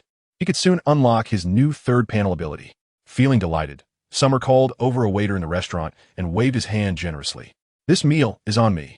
Bring him cherry pie." Blackbeard Teach was somewhat surprised that Summer knew his favorite food. However, what seemed like generosity from Summer, Teach didn't know the real thoughts running through Summer's mind. Just 10 billion short. Should I rob the 5 billion he has on him? The thought flashed through Summer's mind. But in the end, he didn't take action. He just looked at Blackbeard Teach with a strange expression, making Teach feel uncomfortable, as if he were being seen through by a child emperor, sending chills down his spine. At that moment, a buzzing sound came from Summer's pocket. "It was Adin Mushi." "Hi, this is Summer." Summer took out a small golden Den Mushi, which was for Admirals only. "Brother, it's Kizaru. Impel down need support." An urgent tone came through as Kizaru spoke directly. Holding the Den Mushi, Summer's expression changed. He glanced at Blackbeard Teach and then walked straight out. "Bro, aren't you escorting the beast pirates? What's going on?" Summer listened to the chaos on the other end, feeling confused about what had happened. Was there a jailbreak? It's Jin. Kizaru didn't beat around the bush, urging Summer to hurry over while explaining the sudden events at Impel Down. It turned out that Kizaru Salino was escorting the three calamities, Jack, Queen, and several other powerful elites of the beast pirates to the 6th level. However, just as they arrived at the 6th level, the disaster Jin unexpectedly appeared. To be precise, all three calamities had recovered their strength. Taking advantage of the commotion caused by Jack and Queen, Jin somehow managed to burn through his shackles and quickly freed Queen and Jack as well. The situation was as one could imagine when the three calamities broke free in that environment. Things got chaotic in an instant. Even with Kizaru's strength as an admiral, he couldn't subdue the three calamities in that kind of environment. While dragging Kizaru, the three calamities even released their subordinates. This suddenly turned into a battle between the beast pirates and Kizaru on the 6th level, a defensive struggle against the guards of Impel Down. The three calamities blocked the entrance to the 6th level, and both Kizaru and Magellan, who had rushed over, could not break through. Once someone stepped in, they would be surrounded and attacked by the three calamities. Initially, this didn't seem like much. The three calamities were like trapped beasts fighting desperately. But this was the 6th level of infinite hell. Inside, there are all kinds of vicious criminals. If these people are released by the beast pirates at any cost, it will cause unimaginable destruction to this world. What? The beast pirates have completely unlocked their shackles and are causing a commotion. Summer's voice grew louder. Not out of shock or panic, but excitement. This is a big deal. This kind of thing happened. Do we have to ask Admiral Sengoku for money? To suppress the rebellion and impel down at least $1 billion, right? Why do you seem a bit excited?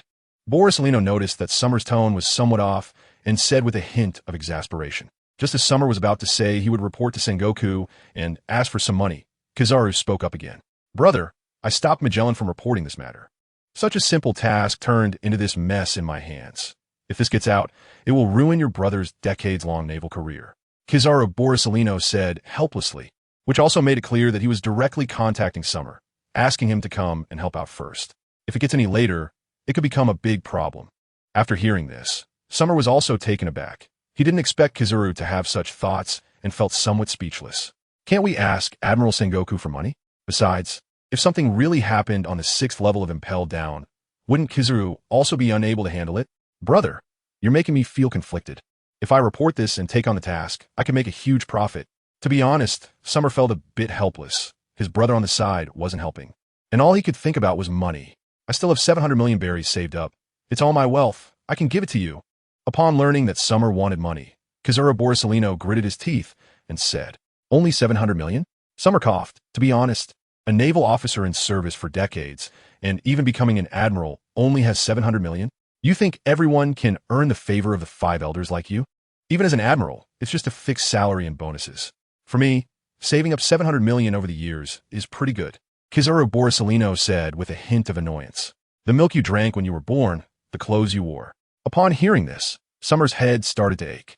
All right, I can also put in 300 million. At this moment, Magellan's voice, somewhat anxious, came from beside Kizaru. Watching their family-style conversation, Magellan was already worried in his heart. Big brother, the 3 disasters below are still provoking conditions, and you are here leisurely looking for outside help? Obviously, Magellan was also unwilling to reveal the situation in Impel Down. It would be best to resolve the suppression by themselves. Fortunately, the 3 disasters had not released the inmates of the 6th level yet. Instead, they were using this as leverage, looking for an opportunity to escape. 1 billion will do. Big brother, wait for me.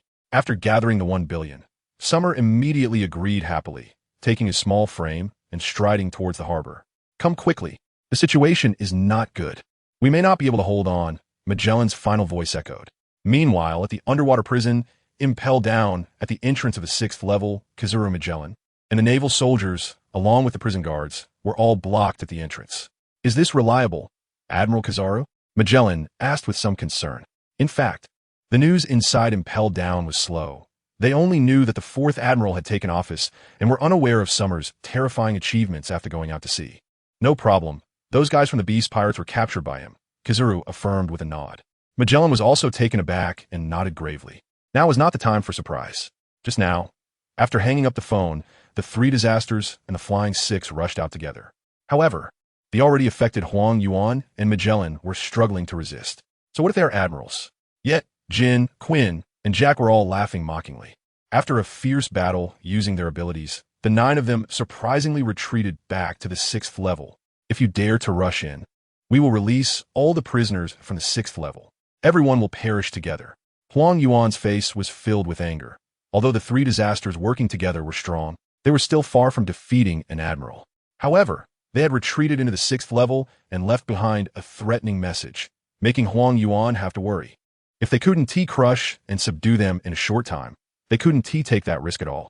If the other prisoners from the 6th level were released, it would be too terrifying. Indeed, Magellan's expression was even uglier. He never expected the 3 disasters to tangle with them. Sure enough, the Zoan Fruit users' incredible recovery allowed them to restore their stamina and charge again to battle Huang Yuan, Salino, Magellan, and others. They attacked with full force. And after the fight, they returned to the 6th level again. Huang Yuan and the others were hesitant to go in due to the threat, and they could only be stuck at the entrance. Gradually, from being able to resist well at the beginning, they were now struggling to hold on. Huang Yuan Salino was filled with anxiety. There really was no way out. They were being choked and could only wait for rescue. The 3 disasters also realized that this was not a sustainable approach. Exhausting Huang Yuan's stamina was a strategy Jin had come up with. However, they were the ones who couldn't afford to drag things out. If the Navy reinforcements arrived, they would still be the ones suppressed. Fire Fist Ace. If you want to get out, fight against Huang Yuan with us. At this moment, Jin turned to look at the still-bound ace. The Logia-type Mera Nomi user. The 2nd Division captain of the White-Beard Pirates was still very powerful. Ace was silent for a moment, but ultimately nodded. Although fighting alongside the Beast Pirates, Ace understood that his capture would implicate Whitebeard, and knowing his father's character, he might end up clashing with the Navy. Right now, it was better to escape if they had the chance. Very well, brother, what do we do next? Jack decisively stepped forward to release Ace, and the Flying Six were now also following Jin's command. Meanwhile, the prisoners on the 6th level were surprisingly quiet, each paying attention to the movements at the exit. It had been a long time since the 6th level had been this lively. Next, we will directly engage Huang Yuan in battle. Jin gritted his teeth, realizing there was no other way. Breaking out was the best option. They had already exhausted a lot of Huang Yuan's stamina, giving them a great chance. Break out. Jin took the lead, and everyone prepared to charge out again. However, Huang Yuan, Salino, Magellan, and the guards rushed in first. Zing! A yellow laser beam shot directly at Jin. Jin reacted quickly, dodging just in time. Do you think this old man can't sense your movements or your strategies? Huang Yuan had a rare, serious expression. He knew that the Beast Pirates wouldn't dare to easily open the cage and release the prisoners, as that would only bring more Navy reinforcements. Even the likes of Akainu, Sengoku, and Garp would come. Unless absolutely necessary, Jin wouldn't dare to try easily. Knowing Huang Yuan hadn't reported directly, for instance, their chances of breaking out were quite high. Thus, the 3 disasters transformed into their half-beast forms without hesitation. Their bodies covered in haki, joining forces against Huang Yuan, Salino. Ace and the Flying Six Fusif were facing off against Magellan, while others battled the guards and other forces. In an instant, a fierce battle erupted at the exit of the 6th level. The combined might of the 3 disasters facing a somewhat exhausted Huang Yuan still had the advantage. Together, Jin and the others perfectly restricted Huang Yuan. As for Magellan, being a user of the Doka no Mi, his toxins were extremely terrifying. Unfortunately, he was up against Fusif and Ace. His strength was not as powerful as Huang Yuan's, and the flames just happened to counter the Doka no Mi, preventing him from leveraging his advantages. A tremendous noise erupted in the narrow passage. Huang Yuan wielded the Amatsuket, a sword formed from light, engaging in swordplay with the 3 disasters without pause. High-powered moves were difficult to use, as they could easily cause collateral damage or risk blowing up the cage. Jin, Jack, and Quinn, however, fought with increasing fervor. Without any hesitation, they even had time to assist others. In this delicate battle situation, both sides were surprisingly evenly matched. The Beast Pirates? Those 3 are indeed the 3 disasters. In the 6th level, a light chuckle was heard. The Evil King had heard of the 3 disasters' reputation and was watching the battle with interest. The Flame Disaster, the Drought Disaster, and the Plague Disaster were fierce enough to battle Huang Yuan like this. The Navy had many concerns, especially regarding Huang Yuan, but with their current performance. Once his concerns diminished significantly, the 3 disasters might not be able to hold off Huang Yuan for long. The Admiral is very strong. Magellan's Doka no Mi can maximize its advantages here. But the opponents are not simple. The Beast Pirates have a strong recovery ability. In the 6th level, the Shinyu Hunter, Big Barrel, Sand Crocodile, and Golden Lion Shiki all started chatting, laughing heartily. It had been a long time since the 6th level had been this lively.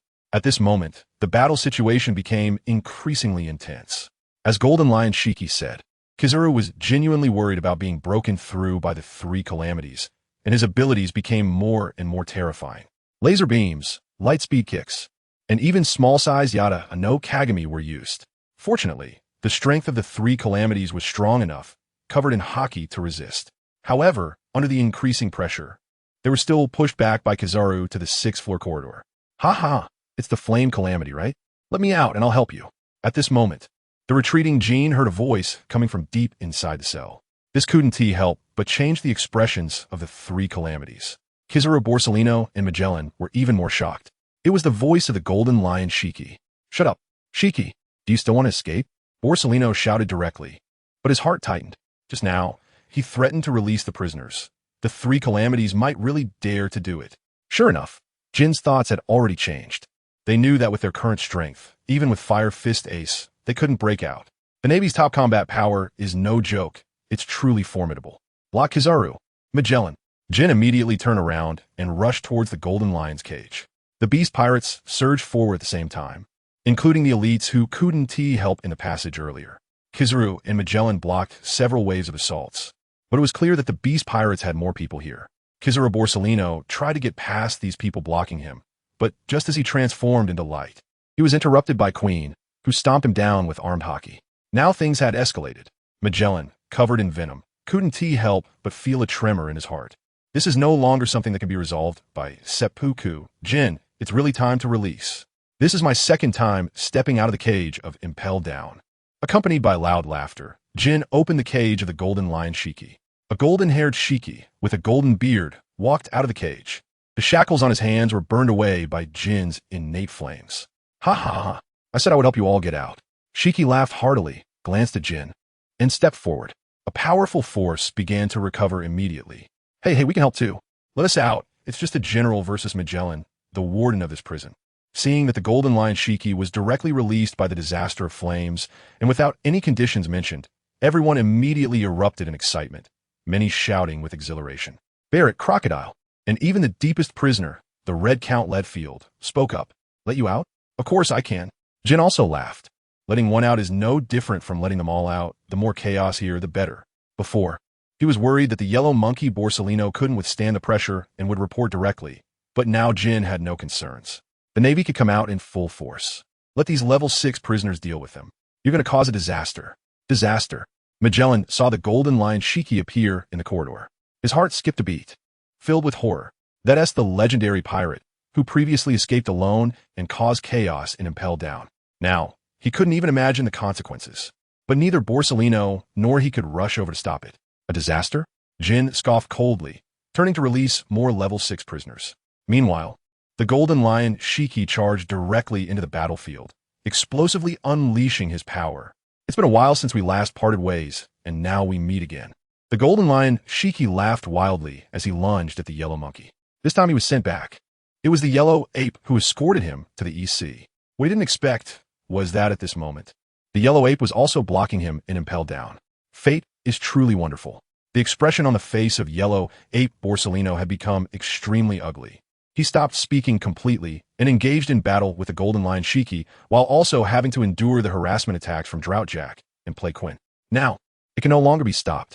Magellan is the same, with Fire Fist Ace present. Venom and even poisonous gas are burned by the flames and have no effect at all. But how long has it been? The reinforcements called for might not arrive in time. Just like that, they watched helplessly as Jean charged into the cage group, releasing them one by one.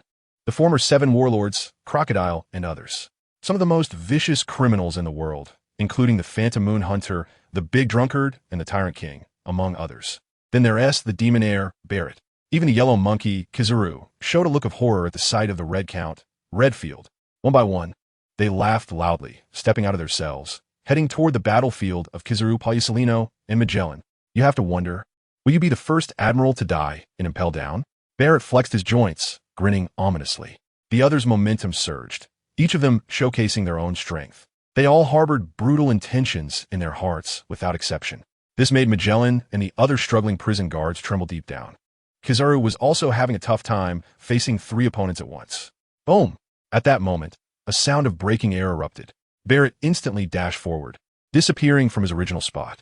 In the next moment, his fist appeared right in front of Magellan. Even Ace, who was nearby, was startled. So fast. Ignoring the venom dripping from Magellan, Barrett was now fully covered in haki. The wind from his fist howled as it struck Magellan. The powerful force developed over 20 years was unleashed with that first punch, sending Magellan flying. The members of the Beast Pirates laughed in astonishment, many of them not knowing Barrett's great name. Just seeing the warden unable to withstand a punch from this strong man was enough. In front of Kizaru, several figures suddenly appeared. The Moonlight Hunter, the Big Drunkard, the Tyrant King, Crocodile. They all made their move. Don't lose focus, Kizaru. However, Shiki the Golden Lion seized the opportunity when Kizaru attempted to defend, striking him with a slash wave. Although he had already elementalized, this level of attack wouldn't injure his body. However, the haki covering the attack caused Kizaru to grunt and be sent flying into the wall, resulting in a violent explosion.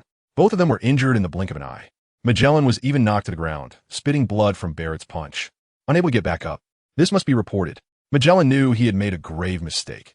If he didn't report it soon, the prisoners on the 6th level would escape. This time, Kizaru did not stop Magellan from taking out the Den Mushi to report. If the major criminals on the 6th level escaped, the consequences would be unimaginably severe. It wasn't something that could be compared to negligence, and face was no longer important. But how could the prisoners who had already emerged from the 6th level's cage just watch them report? Magellan struggled and was about to make the call. A ghostly black shadow swept past, moving even faster than Barrett. In silence, it reached Magellan's side and kicked him and the Den Mushi away. The Den Mushi was destroyed. Magellan rolled and steadied himself. Despite feeling uncomfortable all over, he looked up and was filled with horror. The dark red figure is none other than the Red Count, Leadfield, the most terrifying prisoner on the 6th level, a pirate whose name is on par with Whitebeard, Roger, and the Golden Lion. Back in the day, this guy even managed to evade Admiral Steelbone, and it was only thanks to Vice Admiral Garp that he was finally captured and sent to impel down. Ha ha ha, Leadfield, you haven't rested in decades. The Golden Lion Shiki greeted him with a hearty laugh. This is an old acquaintance, but the two don't get along well. Let's talk, Shiki. The Red Earl's aged face showed a look of disdain as he pointed at Kizaru. Upon sensing the situation was unfavorable, Kizaru planned to use his snail phone to report. However, after the Red Earl's hint, Barrett, Shiki the Golden Lion, and others immediately rushed forward to attack. Their target was the small snail phone on Kizaru's wrist. This once-in-a-lifetime prison break opportunity, they would not let any news get out. Faced with the assault, Kizaru Salino couldn't focus on relaying the message. Barrett, Sand Crocodile, Golden Lion Shiki, and other major criminals all struck. Kizaru was already flustered, and within seconds, he was sent flying by Barrett's punch. The snail phone on his wrist was destroyed in the fight, and could not be saved. It was over. Magellan coughed up blood and retreated to the passageway with the guards who had not yet fallen. Above them was the 5th level. Both Kizaru Salino and Magellan had lost their communication devices, and the nearest phone was on the 3rd level. But they couldn't escape. Despair showed on everyone's faces as they exchanged glances, both filled with regret. You won't be able to relay any news from here by the time the Navy headquarters reacts. We will have reached the gates of justice. Golden Lion Shiki laughed heartily, completely unconcerned as they directly fled to the 3rd level. Kizaru Salino and Magellan were both severely injured, and with the perception of observation hockey, it was impossible for those small fries to escape. Moreover, the surveillance nails in the corridor had already been destroyed.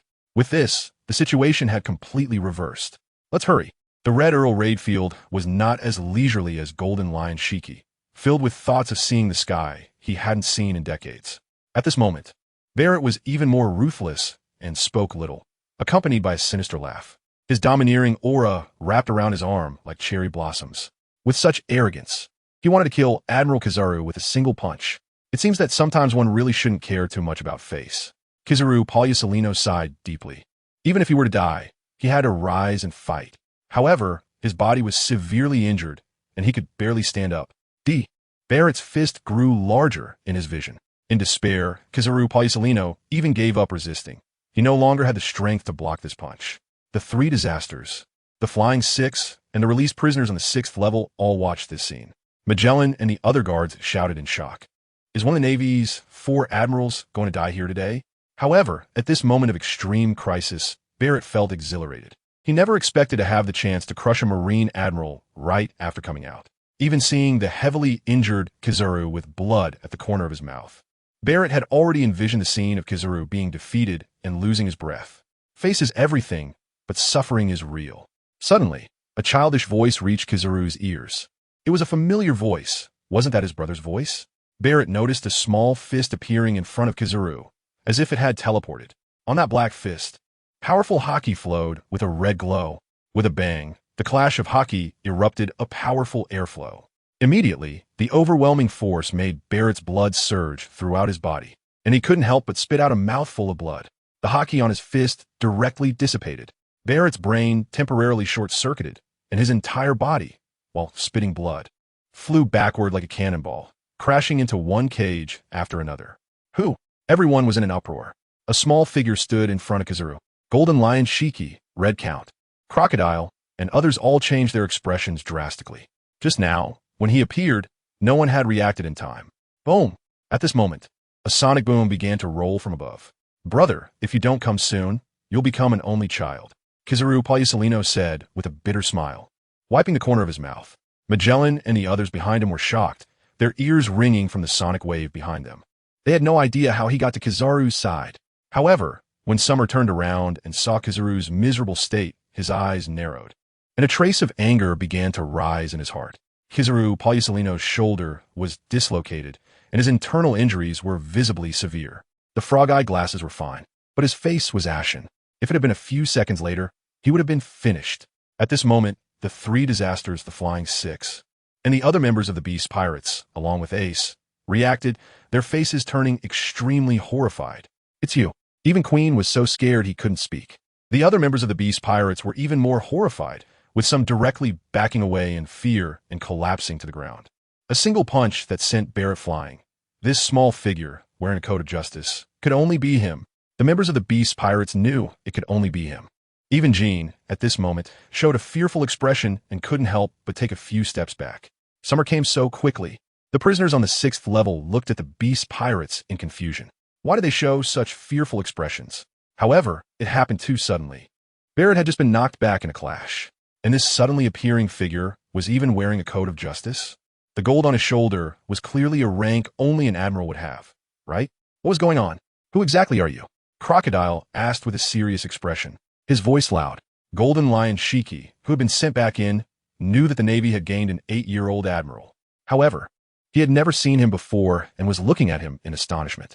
Kizaru Salino and Magellan both breathed a sigh of relief, while Summer slowly turned around and stepped forward under everyone's gaze. System prompts echoed in Summer's mind. Power increase, stamina increase, Conqueror's Haki increase, armament Haki increase. Barrett's martial arts template acquired. The boost from the punch against Barrett was substantial. However, at this moment, Summer just wanted to beat them all up. Under the dim light of the 6th level, Summer's youthful appearance was fully revealed to everyone present. The Navy Admiral, the Child Emperor. You injured my brother, and you, the three disasters, aren't being a bit restless? Summer's eyes overflowed with Conqueror's Haki due to his anger, and red light flashed from them. Everyone looking at this figure felt he was not like an 8-year-old child, but a terrifying ancient beast. Summer was absolutely furious about Kizaru being injured. His momentum continued to rise. Red Count Latefield, Golden Lion, and the others all looked serious. A punch that sent Barrett flying, with such overwhelming momentum. This little guy was definitely not simple. Wait, Conqueror's Haki? Red Count noticed the Haki in Summer's eyes and couldn't help but feel a shock in his heart. A child is one thing. Why does he, as an admiral, also possess Conqueror's Haki? The 8-year-old Child Emperor was indeed extraordinary. Golden Lion Shiki silently began to mobilize his strength. It seemed that getting out today wouldn't be so easy, but it appeared that only the Child Emperor had come. An 8-year-old admiral? Looking at Summer's youthful face, height, and hearing Golden Lion Shiki's words, the major criminals on the 6th level were all astonished. Even Barrett, who had just gotten up, shook his arm in disbelief at Summer. 8 years old, and already this strong? Just now, he had shattered his Haki with a single punch. Are you ready to pay the price? Summer silently took off his coat of justice and small suit, throwing them to the guards behind him. His gaze was extremely cold. Just because of you alone, do you think you can block us? Crocodile narrowed his eyes and sneered. The other prisoners had similar expressions. He looked very strong, but there were still a bunch of powerful people here. How could a small child stop their escape? You seem to have misunderstood me. I never said I would block you. I'm saying, today you all have to lie down. While rolling up his sleeves, Summer said coldly. As soon as these words were spoken, the major criminals on the 6th floor couldn't help but burst into laughter, instinctively feeling that Summer was indeed talking nonsense. Golden Lion Shiki and Red Count didn't laugh, but they clearly didn't take it seriously. Only the members of the Beast Pirates and Ace had gloomy and sullen expressions. They had never seen Summer with such a cold face in Dressrosa. He was angry. Let's see what you're capable of. Wave slash.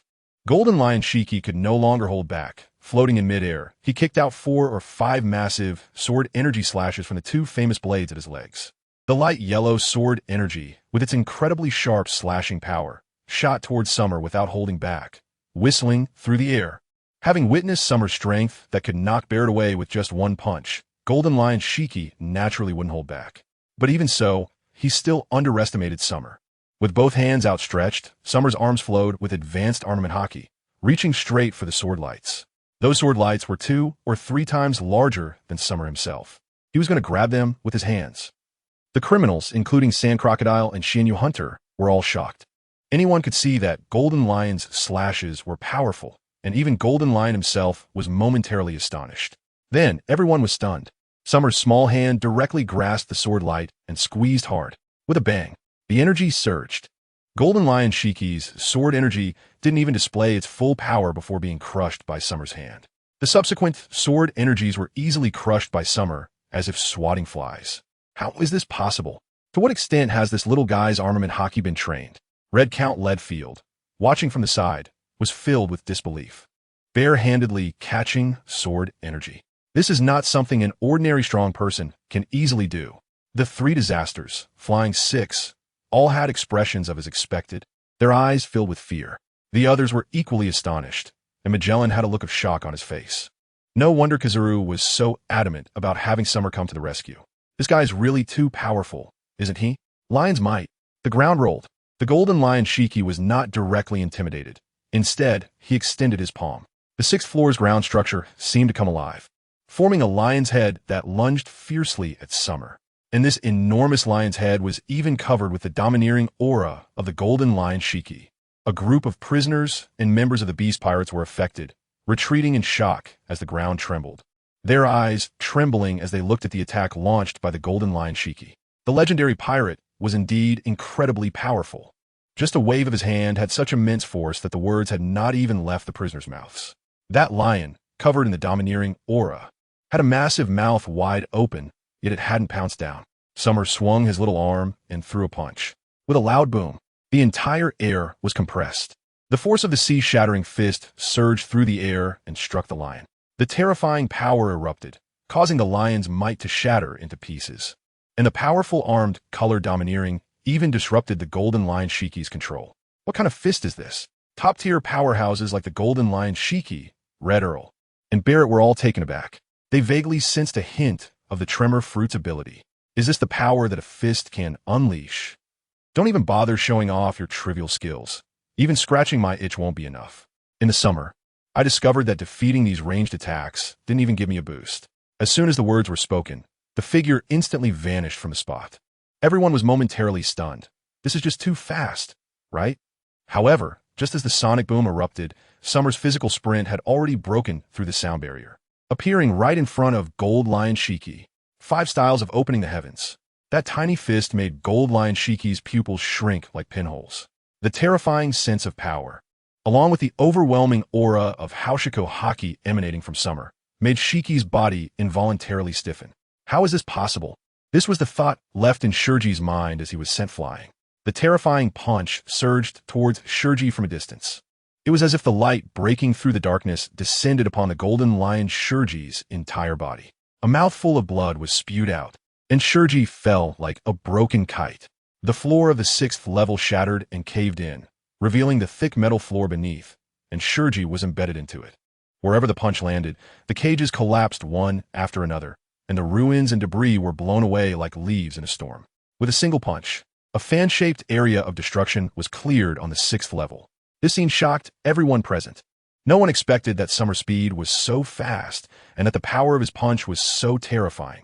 Even more unexpected was that with the strength of Gold Lion Shiki, he couldn't even take a single punch. The Navy's 4th Admiral, beyond imagination. No wonder he dared to rush down alone, boldly claiming he would knock everyone down. The others immediately felt a heightened sense of vigilance. Summer's expression was very calm, and the system prompts began to flash in his mind. Gain power boost, gain stamina boost, gained hockey enhancement, gained Gold Lion swordsmanship template. The system was still so powerful. After knocking Gold Lion Shiki away with a punch, various data began to improve in battle mode. However, at this moment, the members of the Beast Pirates exchanged fearful glances. The prisoners on the 6th level did not compromise because of this. The Child Emperor did indeed perform very strongly. But they all believed that it must have been because Gold Lion Shiki had been locked up for so long. And combined with the fact that he had just been defeated and captured not long ago, that he was accidentally knocked away by Summer. At this moment, in the scattered ruins, the inorganic materials from the 6th layer began to change. They were decomposing, forming tiny particles of inorganic dust that looked like a black river. starting to flow toward the center. The center of manipulation was none other than Douglas Barrett, the Devil's Heir, who had just activated his power. Barrett was serious now. The Red Count, Redfield, silently retreated to a farther distance, squinting his eyes. The other prisoners had never witnessed Barrett using his abilities, and they were all filled with shock. At this moment, Barrett was enveloped in inorganic materials, gradually forming a massive figure. This change is like suddenly becoming a giant in a short period of time. Originally, Xiaotian's figure was just a small one, but now, under Barrett's constantly increasing ability, he seems even smaller. Xiaotian falls to the ground, expressionless, watching as Barrett continues to demonstrate his power. Hey, you guys step back a bit. I'll take this big guy down, Xiaotian says as he turns around and starts walking forward. Barrett is one of the top 3 powerful figures in the Sixth Layer. If he can have a good fight, it will surely enhance his own strength. This is what Xiaotian has in mind. So he allows Barrett to bring out his strongest state to avoid being knocked away by his own punch. Seeing Xiaotian's indifferent demeanor, Barrett becomes even angrier. You will pay the price for your arrogance. Knowing that Xiaotian's strength is not simple, even stronger than that of an average general, Barrett dares not be careless anymore. This time, he is going to unleash the results of his 20 years of training. A trace of a hellish cold aura, visibly increasing speed, emerges from Barrett's armor, which is now several dozen meters high. The temperature around them instantly feels significantly lower. Ghostly energy? Crocodile, the Moon Hunter Catherine, and Big Barrel all change their expressions, looking at Barrett in surprise. Even Red Earl, Leadfield, watches with a serious expression. Barrett has actually progressed to this level in this infinite hell, truly deserving of being called a genius by Roger. Red Earl knows that Barrett wasn't that strong before, and he has even developed ghostly energy in such an environment. This aura is completely driven by Conqueror's Haki, and its enhancement effect on combat is extremely terrifying. Gustioha? Summer also heard what the prisoners on the 6th floor were saying and looked at the dark energy beginning to spread all over Barrett. Isn't this the aura that appeared in Zoro's 3-sword style techniques? It turns out that even non-sword masters can use it. Summer didn't feel much change. He had already been able to gain the upper hand, even against Whitebeard. So why fear a Barrett who can use devilish energy? The aura in the 6th layer had become incredibly terrifying as Barrett enhanced his power, with the flow of armament Haki on his armored body covering the surface. He became completely black. When Conqueror's Haki intertwined with it, the addition of surrounding devilish energy elevated his power to another level. What a terrifying momentum. The major criminals in the 6th layer showed smiles, as Barrett's explosive power grew stronger, which was beneficial for their escape from Impel Down. The current Child Emperor was even shorter than Barrett's armored toes. It seemed victory was in sight. As long as the Child Emperor couldn't withstand it, they could soon break out of the 6th layer before the Navy got news to come to the rescue. Meanwhile, the Golden Lion Shiki, who had been embedded in the steel floor, struggled to crawl out, blood even at the corner of his mouth, with a face full of disbelief. How could an 8-year-old be this strong? The Golden Lion couldn't comprehend it at all, gazing at Barrett with trembling eyes. Perhaps here, Barrett could test the limits of Summer's strength. At this moment, the fully powered Barrett let out a roar. Your biggest mistake was looking at me when I activated my devil form. While an ordinary person might secretly rejoice, Barrett understood that this was Summer's contempt for him. A massive black fist, swirling with devilish energy, was raised high. As soon as Barrett's words fell, with a furious punch, he slammed down towards Summer below. Such a huge fist roared, creating a visible white air current. Before the fist even landed, its wind had already stirred the entire 6th layer space. Its massive size maintained such high speed. Everyone was in awe, silently praising that he truly was the descendant of a devil. The intense wind pressure rushed directly towards them. Summer twisted his little fist, wrapping his entire body in the advanced level of armament Haki, with red, flowing cherry blossoms. With a calm gaze, he took a boxing stance. Behind him, Magellan was truly scared out of his wits. Barrett was indeed a madman who disregarded everything in battle. This is the 6th level of the underwater prison. Fortunately, the 6th level has enough space, otherwise his abilities wouldn't fit at all. Moreover, if the underwater prison were to be breached, all the ability users would likely die here. Admiral Kizaru, or Salino, wasn't afraid that Barrett could break through, but he was worried that Summer would collapse the 6th level with a single punch. At this moment, everyone could only watch the giant fist descending in the arena. Boom! Summer's punch, Shatter Sea, was unleashed. His small fist collided with Barrett's massive fist, creating a shockwave of force that spread out, shattering the floor beneath them, with his feet sinking into the steel ground below. Yet, Summer's stance remained unwavering, firmly bracing against Barrett's descending fist. In the clash of Conqueror's haki, red-black lightning erupted. In just an instant, it was shattered by Summer's absolute armament haki. The immense shockwave and fragments of haki spread out, causing some weaker pirates and prisoners to be unable to withstand it, their bodies unable to muster any strength as they were knocked back. The entire impelled down trembled. Even figures like Shiki the Golden Lion and the Red Count raised their arms to defend, their eyes trembling as they watched the scene, astonished that Summer's small fist actually blocked Barrett's attack. The next moment, even more astonishing, was that amidst the dispersing haki, cracks appeared on Barrett's fist, and the tremendous force of the shockwave swept over his body, causing his massive form to step back half a step. Is this what it means to transform into this state? Summer's tone seemed somewhat disappointed. The system's prompts kept flashing, with various data improving, but the sensation wasn't as overwhelming as he had imagined. Moreover, he was only using the second form of the Shatter Sea punch, and Barrett actually retreated. Bastard! Barrett immediately exploded with rage. The feeling of being looked down upon by Summer repeatedly made him lose control of his emotions. Boom! The other fist began to move as well. Barrett showed no restraint, raising his hand to break a column of the 6th level, his left fist swinging down with an incredible speed and power. The air crackled, and within their range, a massive whirlwind stirred, shaking the entire 6th level space. Summer suddenly stepped forward, still meeting left fist with left fist. The booming sounds reverberated, causing the entire impel down to tremble. Barrett looked at the small figure of Summer, increasingly shocked and astonished. This 8-year-old general is simply a human-shaped beast. With one punch, I can't even see his body. However, my fist clearly feels like it's being held back by Summer. No matter the impact, the dominance of the fist, or the ghostly aura, none can shake Summer even a bit. I refuse to believe it. If I can't even move him, what face do I have to go out?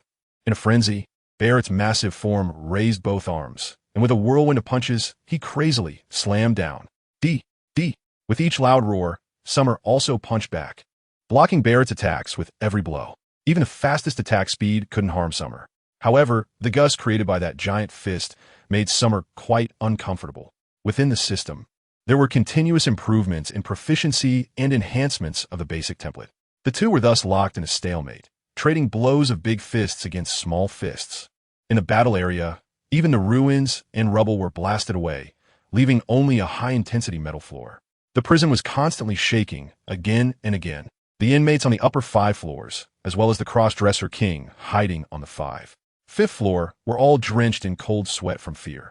What is happening? Ivanov's eyes trembled in shock. He could feel the intense vibrations from below, as if two ancient beasts were battling. Something big is happening down there. The inmates above were also greatly frightened by the sudden tremors, realizing that this must be related to the recent mobilization of all the guards. Those on the 6th floor were even more shocked. Admiral Kizaru, are you sure that the child emperor is your biological brother? Magellan clutched his chest, stuttering as he spoke. His eyes filled with disbelief as he looked ahead. This is not an 8-year-old child at all. This is a blatant humanoid monster. Barrett's abilities are already terrifying enough, but even under such fierce attacks, he remains unyielding. The momentum exerted by his small body is even more frightening than that of Barrett. Of course, he is my brother. Kizu, Salino swallowed hard and said proudly amidst the shock. It was also the first time he witnessed such a violent battle from Summer. It was like a human standing on the shore fighting against sea kings in close combat, creating an immense visual impact. However, both Magellan and Salino were somewhat worried if the strength of Impel Down could withstand battles of top-tier powerhouses. On the other side, the prisoners on the 6th level, the members of the Beast Pirates, and Ace were all wearing extremely serious expressions. The originally boisterous big criminals were now shrinking their necks, drenched in cold sweat. An 8-year-old child? Is the Navy lying? How could an 8-year-old be this strong? Perhaps he is someone who has hidden his age. The prisoners were both shocked and anxious. Who knows how long the two would clash? Moreover, they were stuck in the middle and couldn't get through. They wanted to help, but the might of the two in battle was just too overwhelming. Conqueror's haki, demonic energy, and power impacts. Each was not something that could be easily withstood. Even watching the battle required them to exert their strength to withstand the shock waves caused by the fight on the 6th level. The entire Impel Down was shaking, and on their 6th level, large stones were constantly falling from above, due to the tremors, and the surrounding pillars were collapsing one after another. Some were already starting to worry if the 6th level would collapse. Power, speed, and that peak level of armament hockey. Red Earl Leadfield and the Golden Lion were both filled with shock and seriousness while watching the battle. For Summer, in their decades-long careers, it was something unimaginable, especially his extremely formidable armament hockey. Even the Conqueror's hockey dimmed in its presence. Captain Rock's back then wasn't at this level, right? The Golden Lion Shiki now felt it was completely normal to be sent flying by a punch. Red Earl Leadfield was also speechless. The Golden Lion was indeed right. In a relentless barrage of punches, Summer seemed like someone who would never get tired. Moreover, the spectators were drawn to his armament hockey, completely ignoring that he also possessed Conqueror's hockey, which a Marine Admiral shouldn't have. Barrett's movement slowed. At this moment, the powerful individuals have already noticed, after exchanging countless punches, Barrett's movements finally began to falter under the continuous barrage of full-force strikes, slowing down. Meanwhile, Summer remained vigorous. However, Summer also felt that it was unnecessary to continue fighting. In the midst of the exchange, he had nearly exhausted Barrett's combat potential. Now, it would take 10 punches to clash in order to achieve any significant improvement in basic abilities. The Devil's Offspring was nothing more than this. Summer's expression changed. There was no need to keep playing around, and the sea-shattering fist technique began to transform at that moment. Though Barrett was furious, he was filled with shock. No matter how he swung his fist down, Summer easily countered them. The entire floor of the 6th level was shattered, and the stones above were cracked. Yet, Summer remained completely unharmed, which led Barrett to experience intense self-doubt. The next moment, as Summer's aura shifted, Barrett once again raised his right arm high. All his arm hockey, Conqueror's hockey, and demonic energy began to compress into his right fist. The flowing red and black dual-colored hockey, with the demonic energy enveloping the entire fist like a cold mist. Barrett, in his true form, swung with all his might, his eyes bloodshot from the effort. It was a full-force strike in his devil form. Bang! It was unimaginable that such a massive fist produced a sound of sonic explosion. The inmates like the Crescent Moon Hunter, Big Barrel, and Crocodile changed their expressions drastically, retreating one after another. It was clear that the power of Barrett's punch was immense, incalculably terrifying.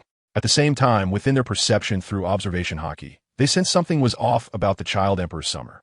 The intent of the 5 styles opening heaven burst forth from Summer's body. Faced with the oppressive fist coming at him, Summer leaped directly, a red light flashing in his eyes. This time, there was no direct confrontation, but rather a fast punch from Xiatian that struck from distance. Bang! The sound of breaking through the air echoed. The invisible force of the punch surged out once again. Waves of visible air rippled and crashed outward. Wherever the punch reached, the air twisted. Just at that moment, Barrett's descending fist struck violently against Xiatian's heaven-opening punch. Amidst the earth-shattering sound that split the clouds and cracked the stones, Barrett's eyes were filled with shock and disbelief. Upon contact, not only did he fail to shatter Xiatian's punch, but even with his full power enhanced by his ghostly and domineering aura, he couldn't withstand it for even a second. The ghostly aura and the domineering aura all dissipated in the face of Xiatian's punch, which twisted the very air itself. Without the protective enhancement, the inorganic matter gathered by the fruit of the combined form was like paper in front of Xiatian's punch. Starting from Barrett's arm, half of his enormous body was directly turned to dust, although the terrifying and shocking power only shattered half of Barrett's strength. The other half of his body was also directly sent flying by the punch.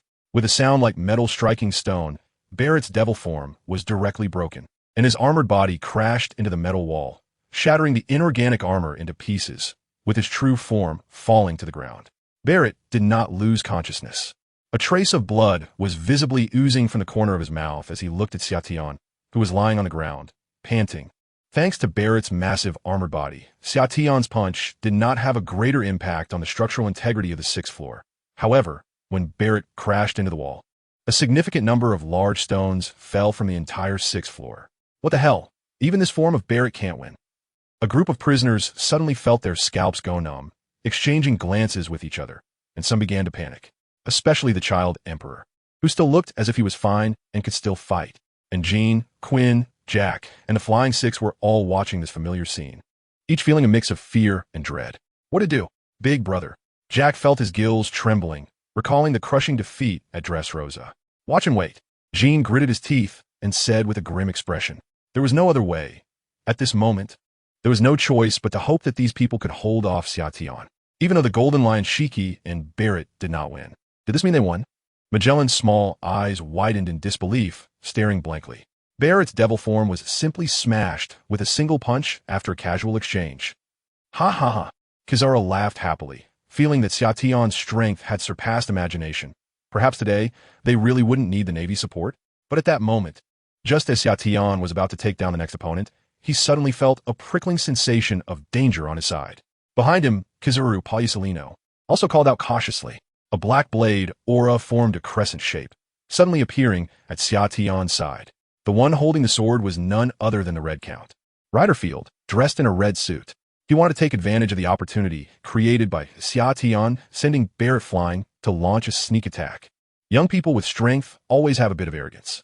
After just gaining victory, Xiatian should be in a moment of relaxation. And the Red Count felt he had a perfect opportunity. Thus, the scene of him stealthily attacking from the side unfolded. However, the Red Count did not expect that the reason Xiatian let him get so close was simply because he lacked the observation haki. If the Red Count had known, he would have been utterly shocked. For a powerhouse like Xiatian, not having observation haki would indeed be the most bizarre thing, right? Of course, with the system, Xiatian would not awaken observation haki on his own. His visual and auditory senses had already reached a terrifying level, making it impossible for him to normally cultivate to awaken observation haki. Now, the aged face of the Red Count Riderfield had already appeared with a smile. His sword had reached Xiatian's side, and this blade was sure to hit. Xiatian was also somewhat surprised. He didn't expect the Red Count to pull a stunt like this, but his scheme was likely to come to nothing. A shocking scene that left everyone stunned occurred. The fierce black blade aura, carrying immense cutting power, spanned over 10 meters. Such a terrifying slash made even Barrett's pupils contract. Even in his devil form, he would probably be cleaved in two by the Red Count strike.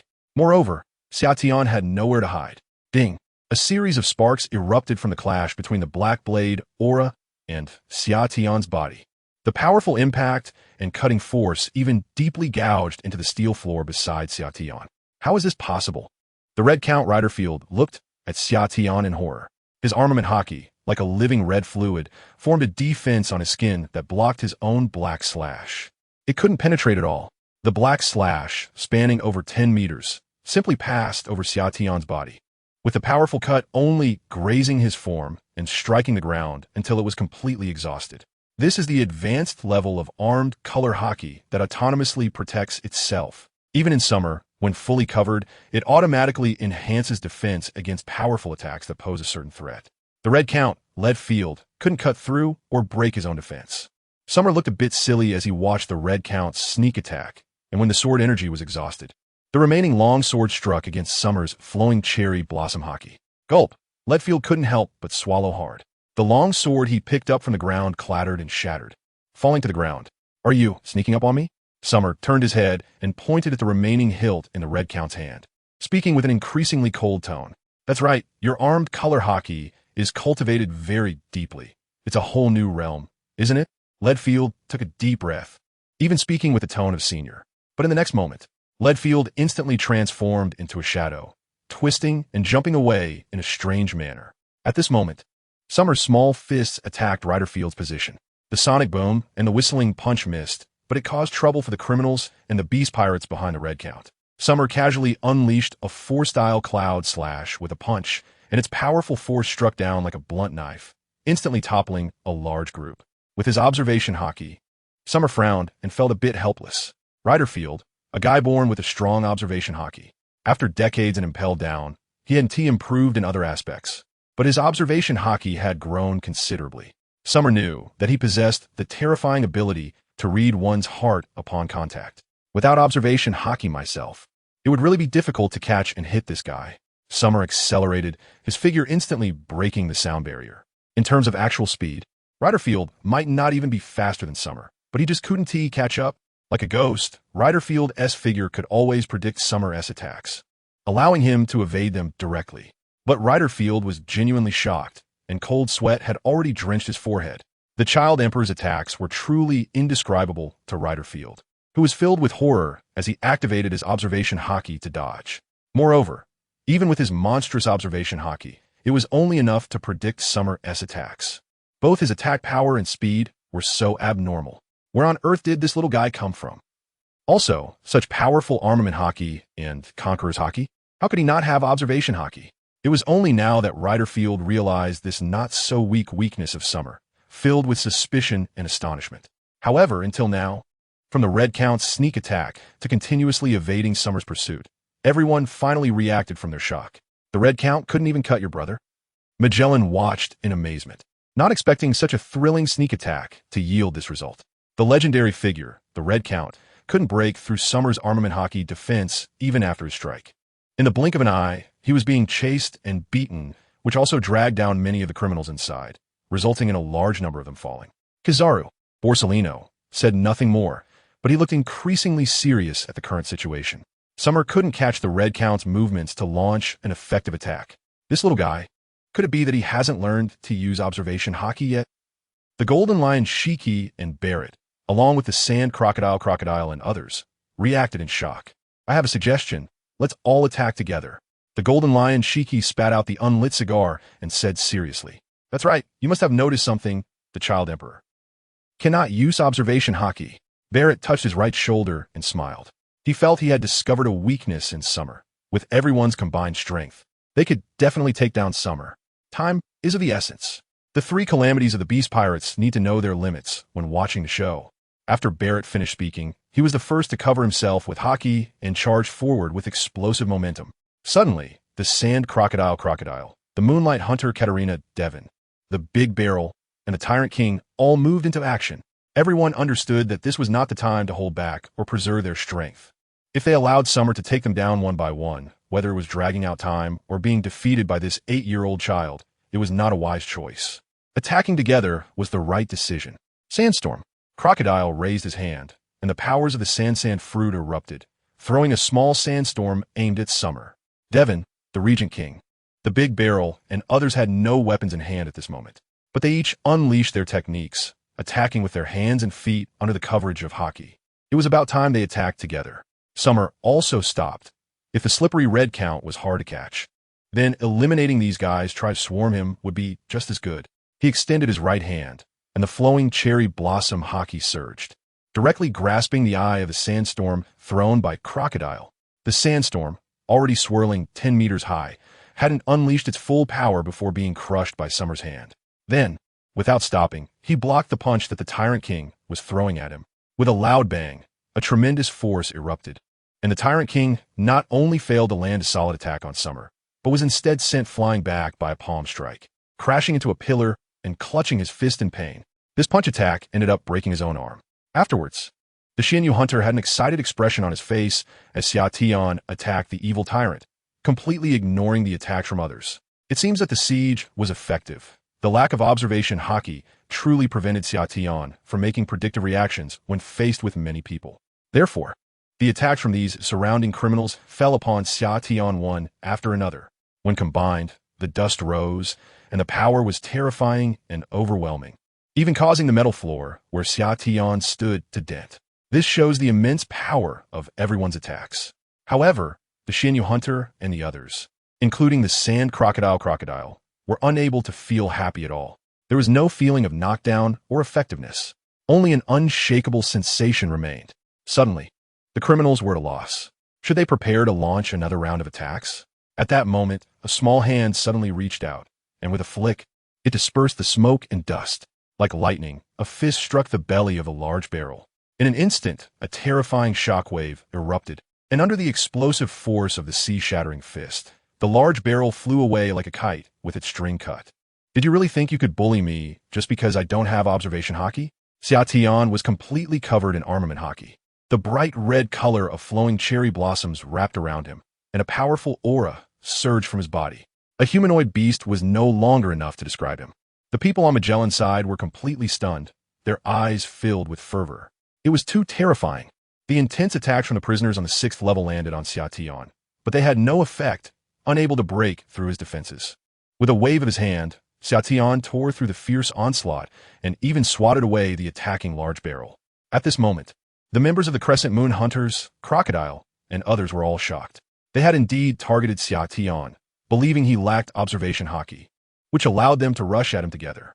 But no one expected that various attacks would land on Xiaotian, and they couldn't even break through his haki defense. Acquired the combat technique template of the Crescent Moon Hunter. Acquired the combat technique template of the Sand Crocodile. Acquired the combat technique template of a large barrel. Acquired the combat technique template of the Tyrant King.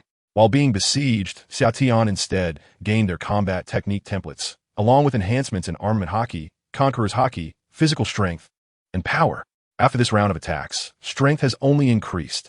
Observation haki? Summer now looks down on anyone who is not an opponent of the same level as the Red Count, Raidfield. With his own attack speed combined with his body's natural reaction speed, it makes no difference whether those like the Sand Crocodile have observation haki or not. Faster than the quick movement of Zero. 36 seconds like shave. With just a movement of his foot, the thick steel floor beneath him cracked open. His small body collided with the air and instantly reached the retreating Xianyu Hunter in confusion. Want to dodge? A punch was thrown. A powerful force erupted from his arm. The speed of lightning left the Xianyu Hunter with no time to react, before the sound of the punch even arrived. Summer's fist was already there. To the Xianyu Hunter, all of this was just a flash of shadow. However, as a criminal erased from existence by the world government, Xianyu Hunter, Dai Peng still possessed a certain level of strength. Just as Summer's fist was approaching, Nine Tails began to emerge from her body. She was about to unleash the nine-tailed fox form in an attempt to escape Summer's attack. But all of this was in vain. With a loud bang, Summer's small fist advanced unwaveringly. The Conqueror's haki infused in his fist had already affected Dai Peng from a distance. The surging power enveloped her entire body with the might of the shattering sea fist, penetrating through her body.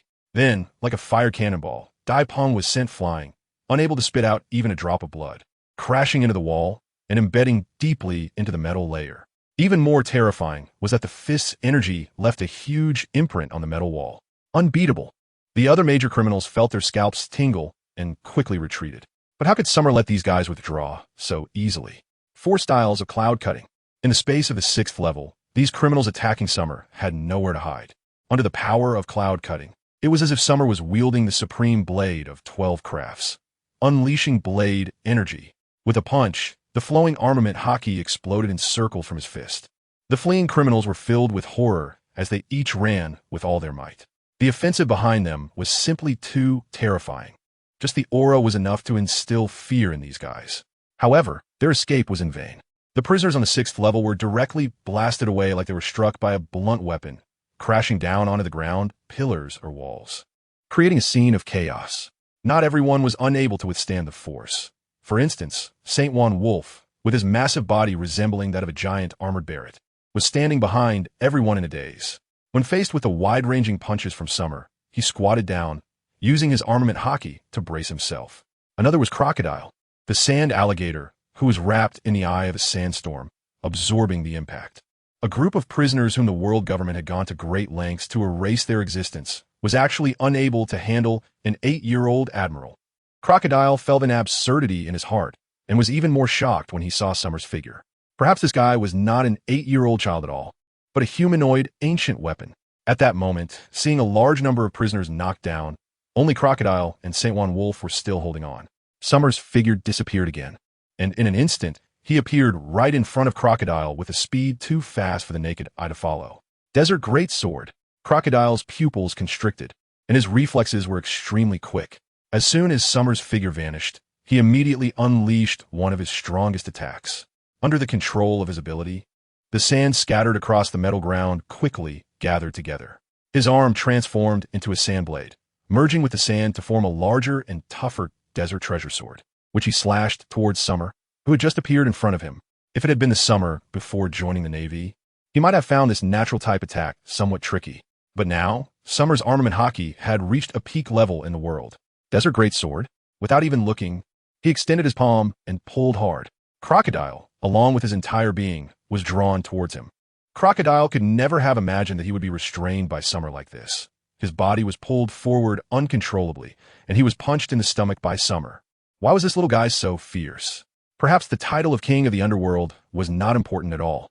It was his own strength that was the key to standing strong.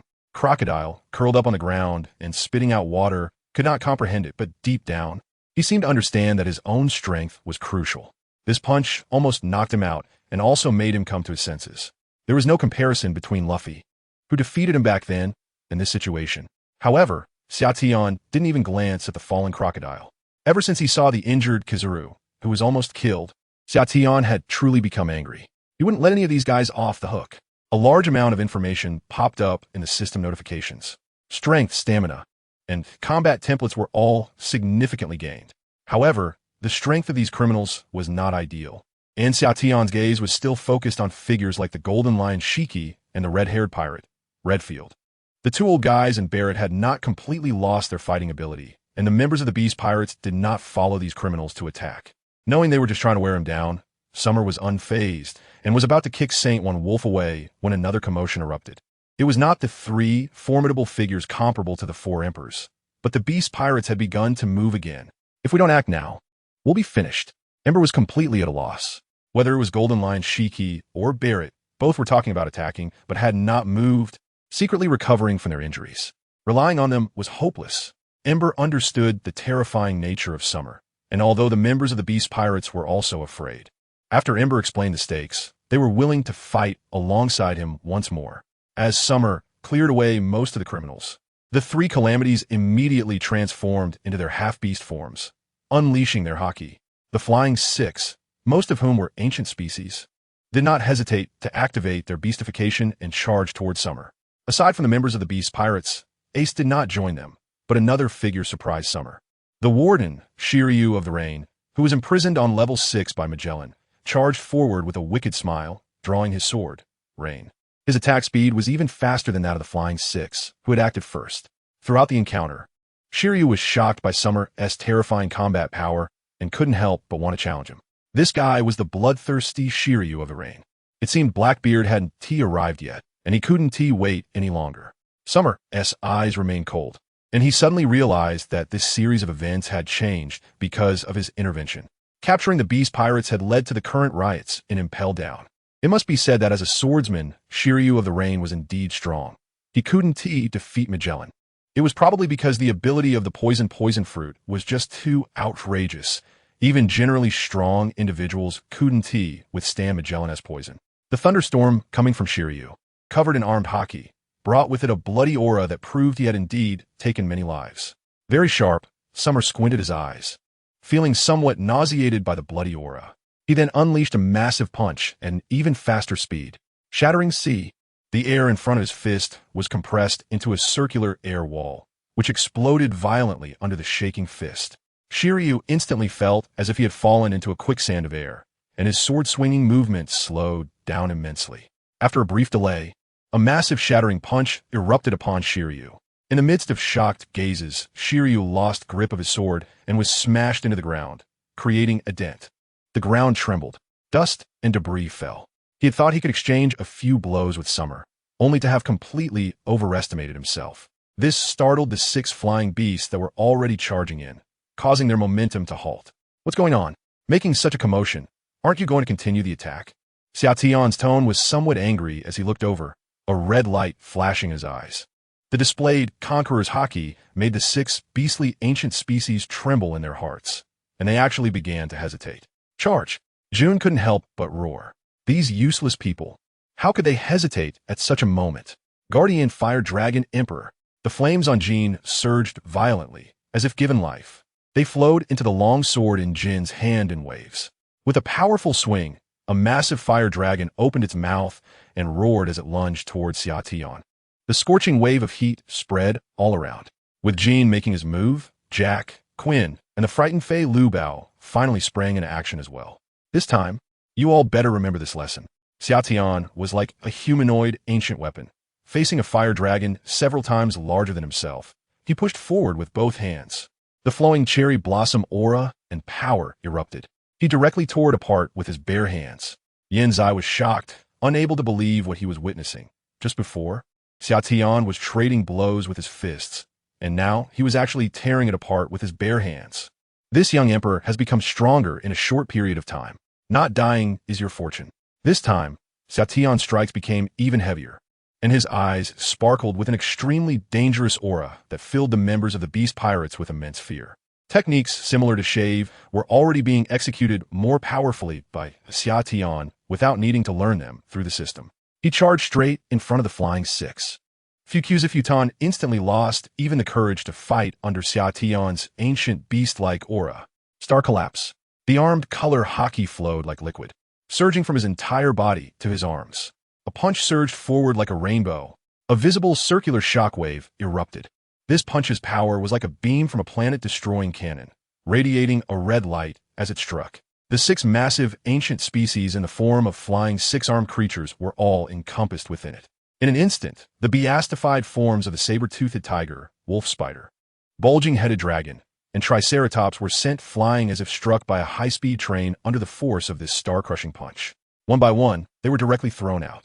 During their backward flight, their beastified forms were also undone, and they crashed to the ground, spitting blood, their fates unknown. Meanwhile, the straight punch of the star-crushing force directly slammed into the wall of impelled down, which was mixed with sea prism stone, causing the entire underwater prison to shake. The metallic wall was deeply shattered. This is still the power of summer that has already reigned in. Otherwise, the outer layer of the city of advancement, which has sea prism stone, would probably be shattered. At this moment, Quinn screamed sharply. In his hand, he held a dark purple, translucent sphere, which he aimed at Summer's head and threw. Ordinary methods were no longer effective against Summer. No matter what kind of attack was used, it had no effect. The only thing that Quinn thought might be useful was his biochemical weapon. As long as it could poison him, even the strongest person would have to fall down. Summer was somewhat surprised and prepared to kick Quinn away. Last time, it was a gas attack, and now this again? It surely wouldn't be that simple. Summer remained calm and noticed the other two from the three disasters. Jack charged straight ahead, while Jean flew above, ready to use fire again. This is a coordinated attack, and it is also a means to deal with the three major disasters while still holding hope. Summer continues to attack in his original way, and with a whoosh, he kicks Quinn flying. Even in his beast-human form, the modified parts inside Quinn are severely damaged, and his entire shoulder is blown apart by Summer, with parts scattered everywhere. The spherical object also shatters, purple liquid dripping on his Summer's armed color hockey. A heavy thud echoes as Drought Jack jumps in from behind Summer, with both hands extended. He presses down towards Summer's body. At that moment, Summer glances to the side, and right in front of him, Jean spreads his dragon wings, diving down with intense flames. In his hand is a long knife infused with hockey and flames. Above him, the purple liquid is splattered onto the defense formed by armed color hockey. Is this a combined attack, trying to poison me? A slight smirk appears on Summer's lips, a bit surprised in his heart. He glances at the eager gold lion Shiki and the others. Ignoring Drought Jack behind him, he unleashes a punch, Starburst, once again crashing out. The special penetrating punch forcefully erupts, creating shockwaves in the air like a laser cannon. Jean roars, showing no intention of dodging, pouring all his strength into it. With armed color hockey covering his entire body, he wants to withstand Summer's Starburst. With a loud boom, the punch lands solidly on Jean, and in an instant, Jin's expression contorts, overwhelmed by the powerful impact and the destructive force of the punch, causing him immense pain. Gritting his teeth, he can only hold on for less than 2 seconds before blood spills from his mouth, and his body is sent flying back, crashing into the 6th floor's metal wall, embedding deeply into it. Even Drought Jack behind is impeded by the residual force from Summer's punch, his massive body flipping and flying out. At this moment, the biochemical poison above Xia Tian's head unexpectedly emitted hissing white smoke, corroding his formidable defense. They even researched such biochemical poison. Just as Xia Tian was about to throw away the purple biochemical poison, a sudden black slash came down from the side. An attack so close that even Xia Tian couldn't detect it, accompanied by a sharp black blade light spanning over 10 meters, descended upon him. It was the Red Count. Leadfield. His aged face was filled with a serious expression, as he realized that the biological poison used by the plague could corrode Xia Tian's hockey. Seizing the opportunity to attack, he aimed to break through Xia Tian's weak hockey. However, as the black blade light slashed down, the electric arc formed by hockey burst forth, and Xia Tian's hockey remained completely unharmed. On the other side, the ash embedded in the metal wall was directly pulled out by Jack, who had been thrown away. The white hair on Ash's head was stained red with his own blood. Breathing heavily, It seemed that his powerful recovery ability allowed him to endure Xia Tian's collapsing star fist.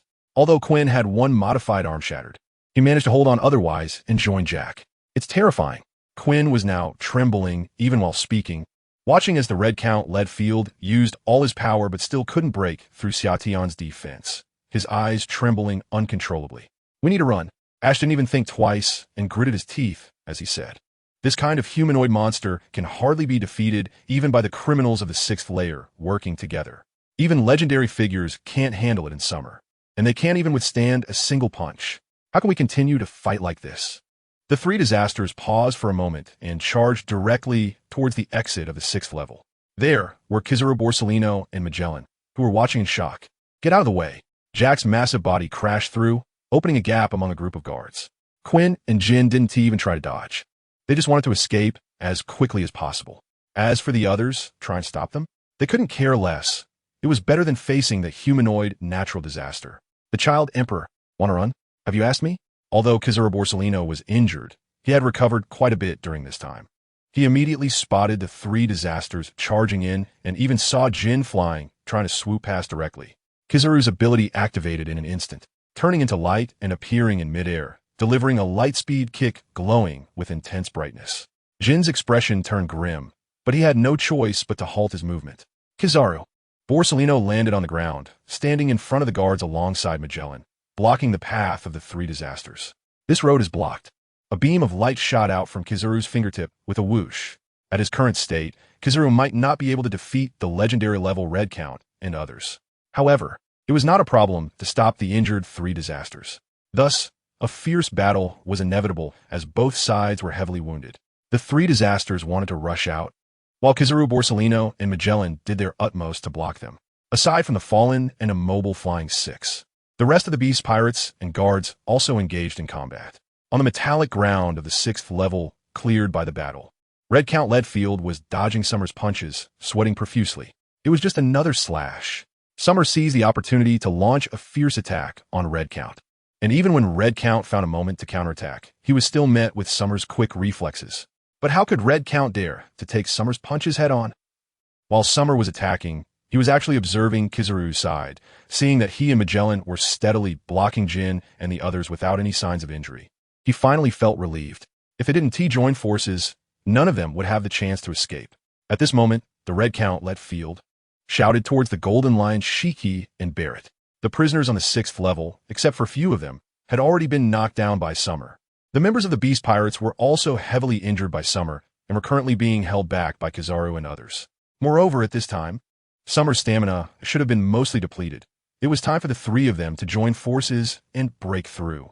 Golden Lion Shiki and Barrett exchanged glances, both understanding the intention of the Red Count, Leadfield. Lion's Might, Thousand Cuts Valley. Golden Lion Shiki decisively leaped into the air, his armed color hockey wrapped around him, and began to slash rapidly with two famous swords in his legs. In just 2 seconds, dozens of light yellow sword energy, each over 10 meters long, surged towards Summer with an unparalleled cutting force. Immediately following, Golden Lion Shiki's offensive was not over. Earth Roll, Lion King. The sound of steel being bent echoed. Under the control of the float fruit, the collapsed steel pillars of the 6th level seemed to come alive, twisting and entangling with each other, combining with the rubble. They formed a vividly alive giant lion. The entire 6th level trembled violently as a result. Golden Lion Shiki exerted his full power, using haki without regard for consumption. The Red Count, Leadfield, immediately retreated, leaving Summer's small figure to face the powerful slashes from Golden Lion Shiki. Caged Beast struggle. Summer waved his hand, throwing the purple biochemical venom that eroded his own hockey defense onto the ground. His body turned cherry blossom-like, not dodging or evading Golden Lion Shiki's slashes. Taking advantage of this moment, the Red Count, Leadfield, retreated a distance and picked up the Reich of Rangi Lu, holding it in his hand. The legendary pirate finally began to gather power, attempting to unleash his strongest strike. Hockey and sword intent erupted from the Red Count, Leadfield, as Reich stood before him. Hockey arcs crackling, and a powerful move was forming. Barrett crazily absorbed inorganic materials to merge into himself, knowing that this was the opportunity for a final push. His figure continuously rose, larger than the Earth Roll Lion condensed by Golden Lion Shiki. A ghostly aura surged from Barrett's body. His devil form reactivated. The entire 6th level shook due to the full force of Golden Lion Shiki and Barrett utilizing materials. If viewed from the sea, impelled down, now appeared to be on the verge of collapse. The ocean was in turmoil, waves crashing. The sky thundered with lightning, a sudden calamity. The three were using their moves recklessly to escape impelled down. Even Kizaru and the three calamities paused momentarily due to the enormous commotion from Summer's side. Impelled down 1TB destroyed, right? Legendary pirates, plus the invincible Admiral Child Emperor. How terrifying. Warden, let us hurry up. At this moment, the power on the 6th level was too terrifying. The guards were sweating profusely, just like the members of the Beast Pirates, standing awkwardly, filled with worry and fear. Even Magellan felt his scalp tingle upon seeing this situation, glancing at Kizaru Salino, who had a solemn expression. They were not strong enough. Let us hurry up. Kizaru Salino turned his head and said seriously. The three calamities across were now watching the terrifying scene on Summer's side, shocked. Other members of the Beast Pirates also struggled to stand, the ground shaking beneath them. Perhaps the 6th level really couldn't hold on any longer. However, Golden Lion Shiki and Barrett, who were in combat, completely disregarded everything else. The Earth Roll Lion silently opened its mouth and pounced towards the tiny Summer below. At this moment, Summer was still enveloped in the sword energy of Thousand Cuts Valley, showing no reaction to Golden Lion Shiki's next move. The massive Earth Roll Lion lunged forward, its body made of steel and rubble directly overshadowing the area where Summer was. With a tremendous roar, the debris scattered, and the metal ground was severely dented. Under the powerful impact, dust billowed out in all directions. In another direction, Barrett formed a devil form towering dozens of meters high again. The ghostly aura and entwined Conqueror S Haki, along with Armament Haki, swirled around his fist. The three forces erupted, creating powerful arcs of electricity, dyeing Barrett's fist a ghostly blue. Then, dragging a dense mass of Haki lightning, he slammed down towards Summer's position with all his might. Black Moon Slash. Behind the two's terrifying attacks, the Red Count led field had also prepared his charge strike. Also empowered by ghostly energy, the dark mist around the Red Count resembled Ashura from hell. Lightning burst forth in his hands, radiating a crescent-like glow. The extreme ghostly energy even frostbitten the metal ground. Then, the Red Count led field opened his eyes. A red glow flashed in his gaze. Under the sword light, he looked like a black moon emitting a hellish aura, rushing towards Summer's position at high speed. The three launched their full power. This left all the spectators in shock. Ace, the three calamities, and Kizaru, Magellan, were all amazed. Truly worthy of being a legendary figure known throughout the seas decades ago. The three calamities following Kaido couldn't help but exclaim. Kizaru Salino showed an expression of shock and concern at this moment. Can Summer withstand such an onslaught? Behind the ground-shaking lion, there is Barrett's devilish punch. Underneath the dense arcs of domineering energy, the fist slammed down firmly within the dust-filled area, obscuring Summer's small figure. With a loud bang, impelled down, shook violently once again. The ground had already tilted. The place where Barrett's punch landed had sunk even deeper, leaving a fist imprint directly on the steel surface. The terrifying force of the impact instantly spread out, creating a fierce hurricane that shook the entire 6th level. The swirling ominous energy and arcs of domineering power spread across the metal ground. This time, Barrett revealed a faint smile. His attack hit Summer. It truly landed, and as he smashed his arm down and lifted it up, the earth-shattering lion pounced forward fiercely. The golden lion in the sky, Shurji, had a dangerous glint in his eyes, clearly intending to continue the relentless assault on Summer without giving him a moment to breathe. At that moment, the Red Count of the Black Moon charged over, directly rushing into the dust towards Summer's position. The Black Moon in this round is actually the strongest slash technique of the Red Count, lead field. As the Red Count charged in, an explosion of domineering energy erupted from the dust, transforming from circular shape into various electric arcs and sparks.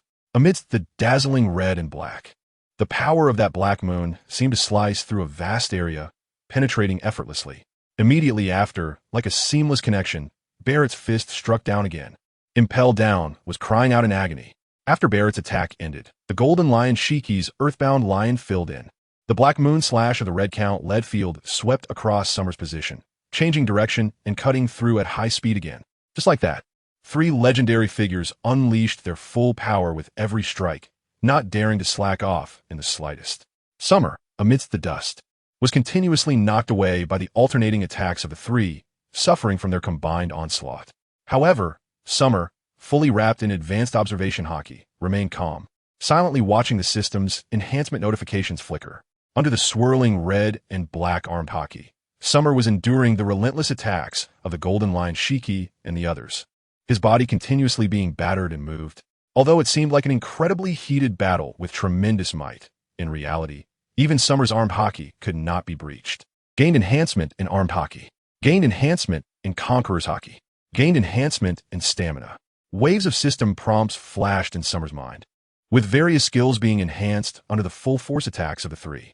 Summer was not anxious to defeat them, but instead observed the improvements in his system. Meanwhile, on the outside, Impel Down seemed to have reached its limits, shaking and trembling under the continuous bombardment.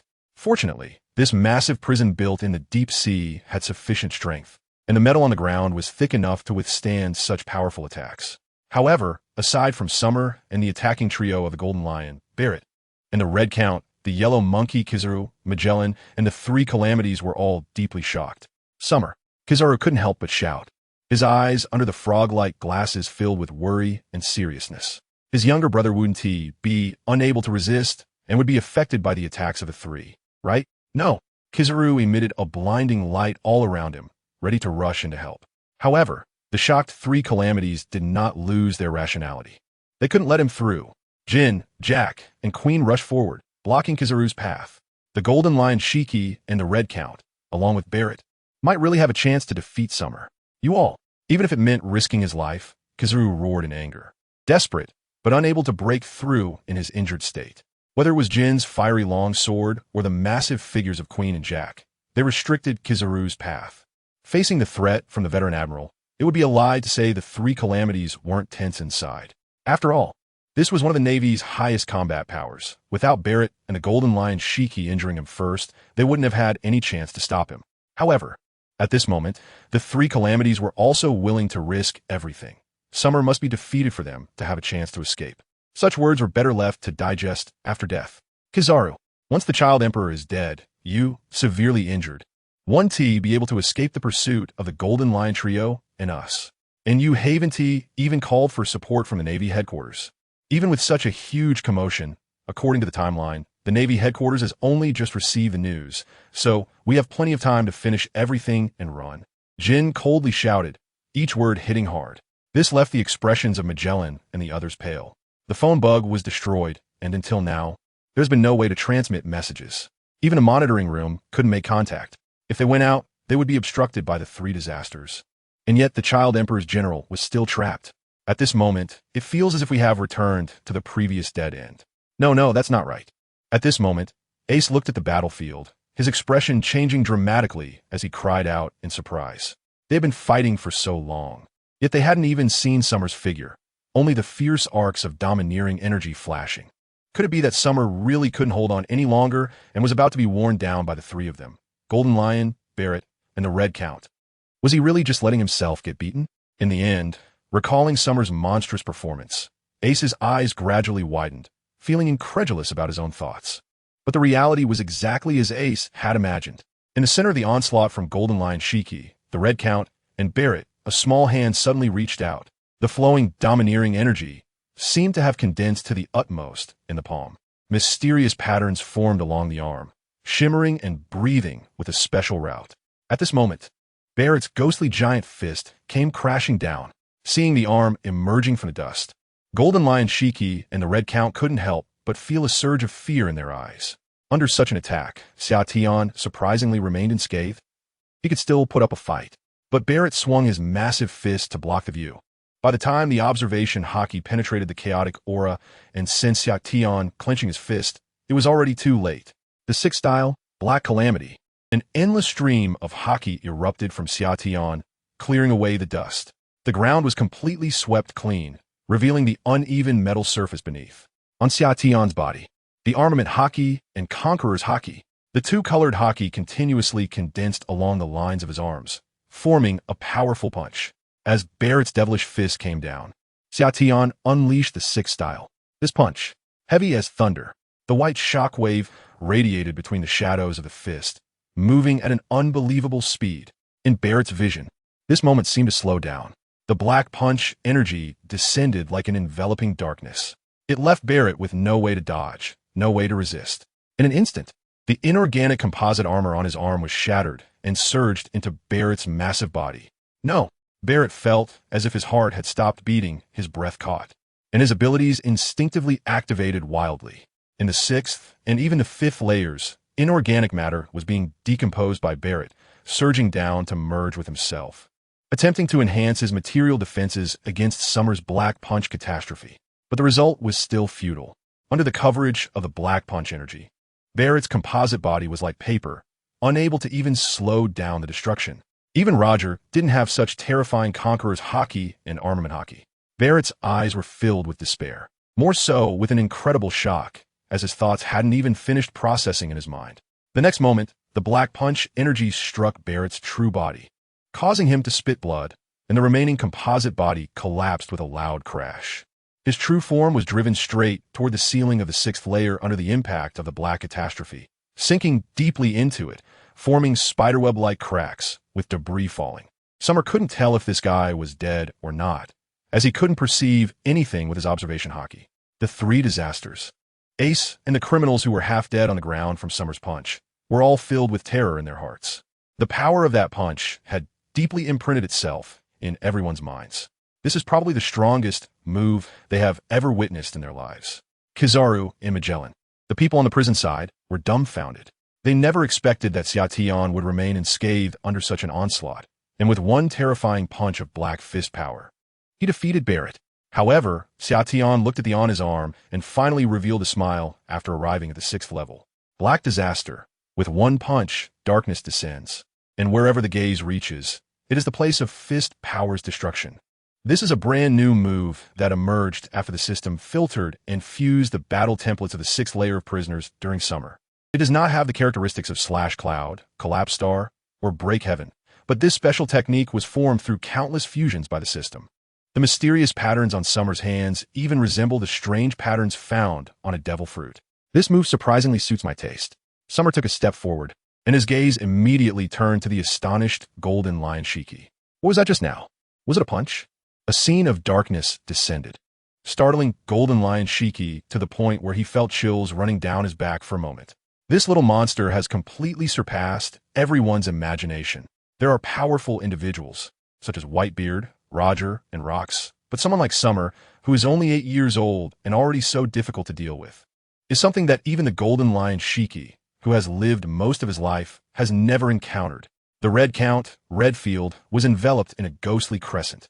Gritting his teeth, beads of sweat breaking out on his face. Barrett's breath was becoming weaker and weaker. Just how strong was that punch of black calamity? Barrett has been imprisoned and impelled down for more than 20 years. As someone who has been around even longer, the Red Count occasionally uses his observation haki to monitor Barrett's breath. This is a guy who has cultivated his physical body to an incredibly powerful level. His domineering aura is unfathomable. But despite this, he is on the verge of collapse. At this moment, Xiaotian's gaze is fixed on Shiki the Golden Lion. On the sixth level, apart from the three great disasters, it's just the two of you left. Xiaotian first targets Shiki the Golden Lion because he is not as good at hiding as Red Earl Leadfield. Dealing with the Red Earl would take some time, giving this airborne pirate a chance to escape. Xiaotian does not want to complicate matters. Facing Xiaotian's cold gaze, Shiki the Golden Lion immediately felt a chill run down his spine. He felt solemn in his heart. But now he can only fight. Dominating Ohalion. Shiki the Golden Lion clenched his right palm. The domineering aura erupted wildly, covering the entire massive lion made of metal debris.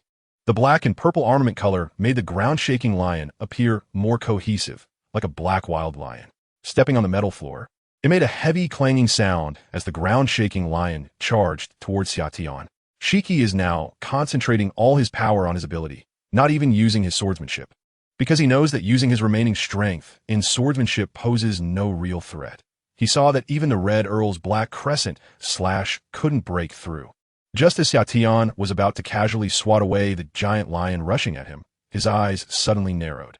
In his line of sight, the Red Earl Leadfield, who was originally on the side of the Golden Lion, had disappeared, with the sword Aura Crescent still hanging on him. Xiatian does not believe that this old guy has run away. Sure enough, behind Shiki the Golden Lion, a strange black shadow followed closely, even retracting the crescent blade, Aura. Instead, Shiki was cooperating with the Red Earl, trying to create a fatal blow for Xiatian. This scene undoubtedly unfolds under the dynamic vision of Summer. It seems that Summer has truly become addicted to sneak attacks. Now, Summer has a deeper understanding of his armed color hockey. During the peak period, these two legendary pirates would have absolutely no chance of breaking through his defense. Thus, Summer, unconcerned about the approaching sneak attack from Red Count Leadfield, felt the patterns on his arm glow once more. The red and black hockey surged like a powerful energy, emanating a terrifying might once again. With a punch thrown, the black calamity descended. Summer's fist struck the air from a distance, as if breaking the shackles of space. Spreading wildly. Break! Upon witnessing this scene, Golden Lion Shiki's eyes widened even more, gritting his teeth as he commanded the hockey-covered lion to bite toward the darkness. The calamity punch's force. How could it be blocked by a lifeless object that couldn't even possess life?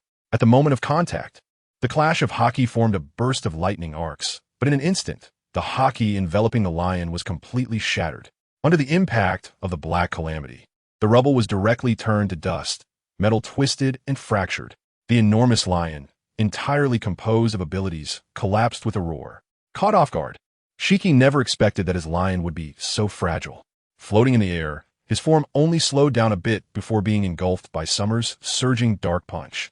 Golden Lion Shiki stubbornly resisted, unleashing all his hockey to form a defense around him. Yet he was still struck by the punch, spitting out blood, his body soaring backward in excruciating pain, nearly losing consciousness. Perhaps the Child Emperor is even more terrifying than Captain Rox, he thought, filled with despair and shock as he flew backward into darkness. But at that moment, Summer's power retracted. It wasn't that he spared the Golden Lion. Rather, a shadowy figure's sneak attack struck at Summer's side. Also, a black crescent blade Aura floated on the surface of the thunderstorm blade, violently colliding with Summer's armed color hockey. The explosive hockey generated an extremely powerful red and black electric arc. A terrifying sense of oppression and hurricane-like might enveloped the entire scene. The Red Count's entire Conqueror's hockey and armed color hockey, including the formed ghostly crescent, were all poured into the thunderstorm blade, continuously maintaining his strength to push down. However, Summer maintained his punching posture, merely turning his head to look over. Red Count Leadfield immediately felt a chill all over, decisively abandoning his attack and repeatedly retreating. At that moment, the cold intent hidden beneath Summer's frog sunglasses made Red Count's heart skip a beat. What are you still fighting for? Even with a full power strike, my attack comparable to my peak period couldn't break through Xiatian's defense. Looking at Golden Lion Shiki, he is already deeply embedded in the metal wall, covered in blood. If it weren't for my interference, he would have been directly taken out by Xiatian's punch of black calamity. I won't fight anymore. I surrender. There's no need to continue. Count Redfield decisively threw away the thunderstorm blade in his hand. Shaking his head with a sigh, he simply sat down on the ground. It was like sitting in his own cage with his hands cuffed. This kind of monster is impossible to defeat. Watching the proud and high-spirited Hong lose the will to fight, looking listless and even despairing, Xiatian also lost interest in continuing the battle. They had already reached the limit of what could be gained from this fight. Continuing was pointless. At this moment, Xiatian turned to look at the last three people: drought, plague, and heat, the three major disasters. Xiatian preferred to call them the three little powerhouses, who could quickly recover even after being beaten half to death.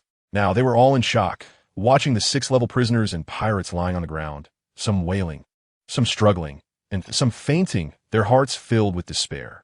Even so, I must escape. Jean was not as downcast as Jack and Quinn, perhaps due to his race. He was still thinking about how to escape at this point.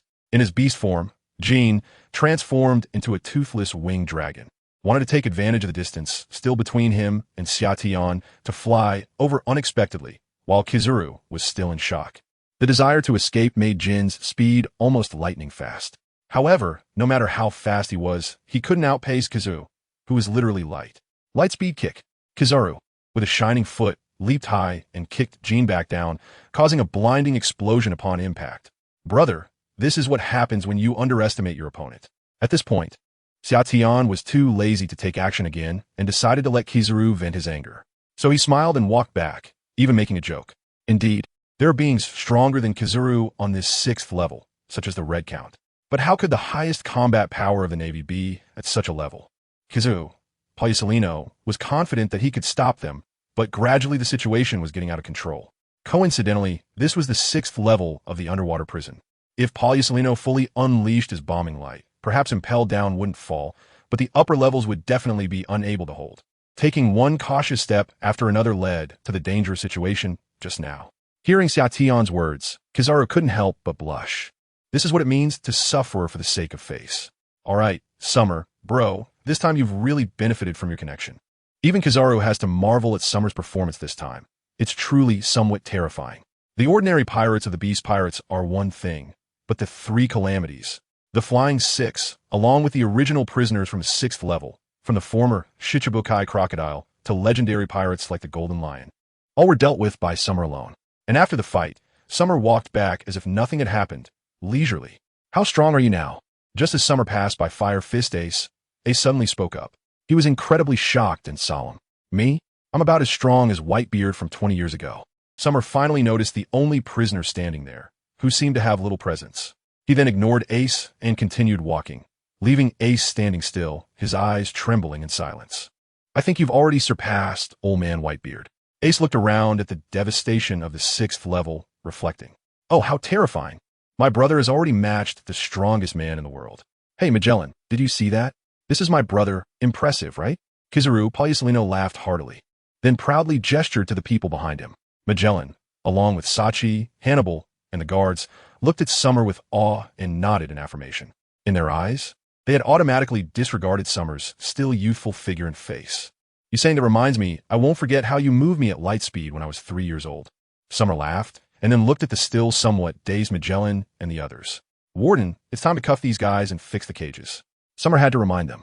Magellan finally reacted and immediately organized the guards to start rearresting the prisoners.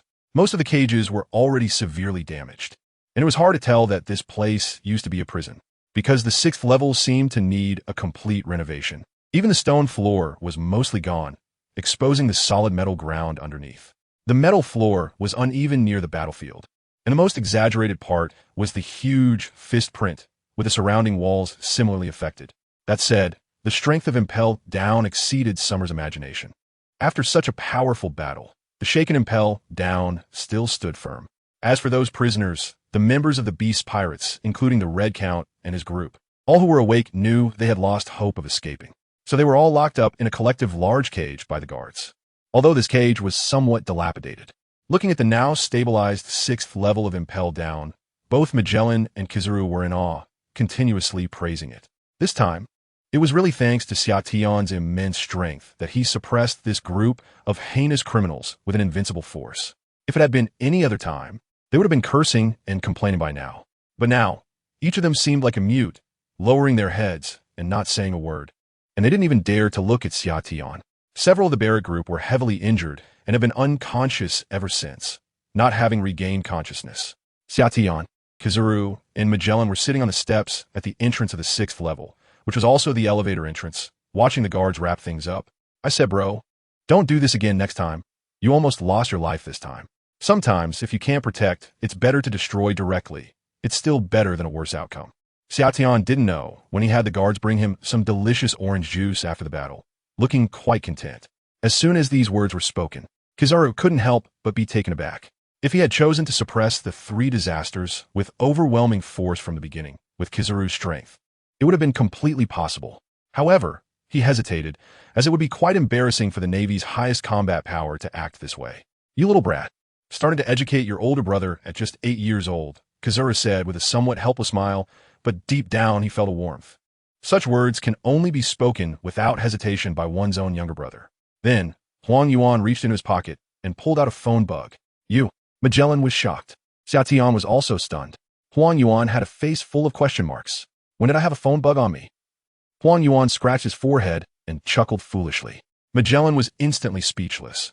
If it weren't for the fact that Huang Yuan had almost been beaten to death just now, he would have suspected it was intentional. Xiao Tian was reminded of Huang Yuan's peculiarities. Can't find a phone bug. Ha ha. Well, brother, this is for you. In the midst of the awkwardness, Huang Yuan searched again and pulled out a bank card. Ahem, this is the salary I've saved for several years. All of it. A little over 700 million. By the way, what do you need so much money for? Huang Yuan slowly took out the bank card, handed it over, and cleverly changed the topic. Magellan was also taken aback, rummaging through his pockets. To get money to marry a wife, to marry the pirate empress. The most beautiful woman in the world. Xia Tian received it with a frown, but he was happy to have the money. Soon, the third template could be unlocked. Good ambition. Huang Yuan praised with a yo-yo-yo, but he was unconvinced in his heart. By the time you grow up, Hancock will be in her 40s or 50s. Child Emperor Admiral, this is mine. Next to Huang Yuan, Magellan's eyes lit up as he pulled out a bank card. As expected, he also had one on him. Xia Tian was even more delighted to see this. Now, the final 300 million was also gathered. He happily took it from the respectful Magellan. This type of bank card can be used to directly withdraw currency in large cities of various member countries. This made Xia Tian feel a bit impatient. The improvement of strength is indeed very captivating. However, Xia Tian still underestimated the system's harvesting ability. Upon detecting that the host had met the condition of harvesting 1 billion, the system activated the third main ability template. Before he could even grasp it, the system's prompt echoed in Xia Tian's mind. The 700 million from the Yellow Ape card, plus the 300 million from the Magellan card, instantly added up to 1 billion and were taken away by the system. The condition for 100 billion was also met. Great, this saves trouble. System, quickly unlock the third template. Xia Tian was overjoyed and pretended to squint his eyes in the outside world. In reality, his mind was already focused on the system inside his body. Unlocking in progress. Congratulations, host, you have unlocked Observation Haki. The template flashed like a card and finally settled on Observation Haki. It seemed as if the system knew Xia Tian's needs, which made him even more excited. Originally, he thought if it wasn't Observation Haki, he would go find Zephyr to learn how to awaken it, but now it was perfect, completely filling his shortcomings. Xia Tian laughed heartily in his heart. This system's golden finger is simply a god-level combat system, delivering whatever he wants.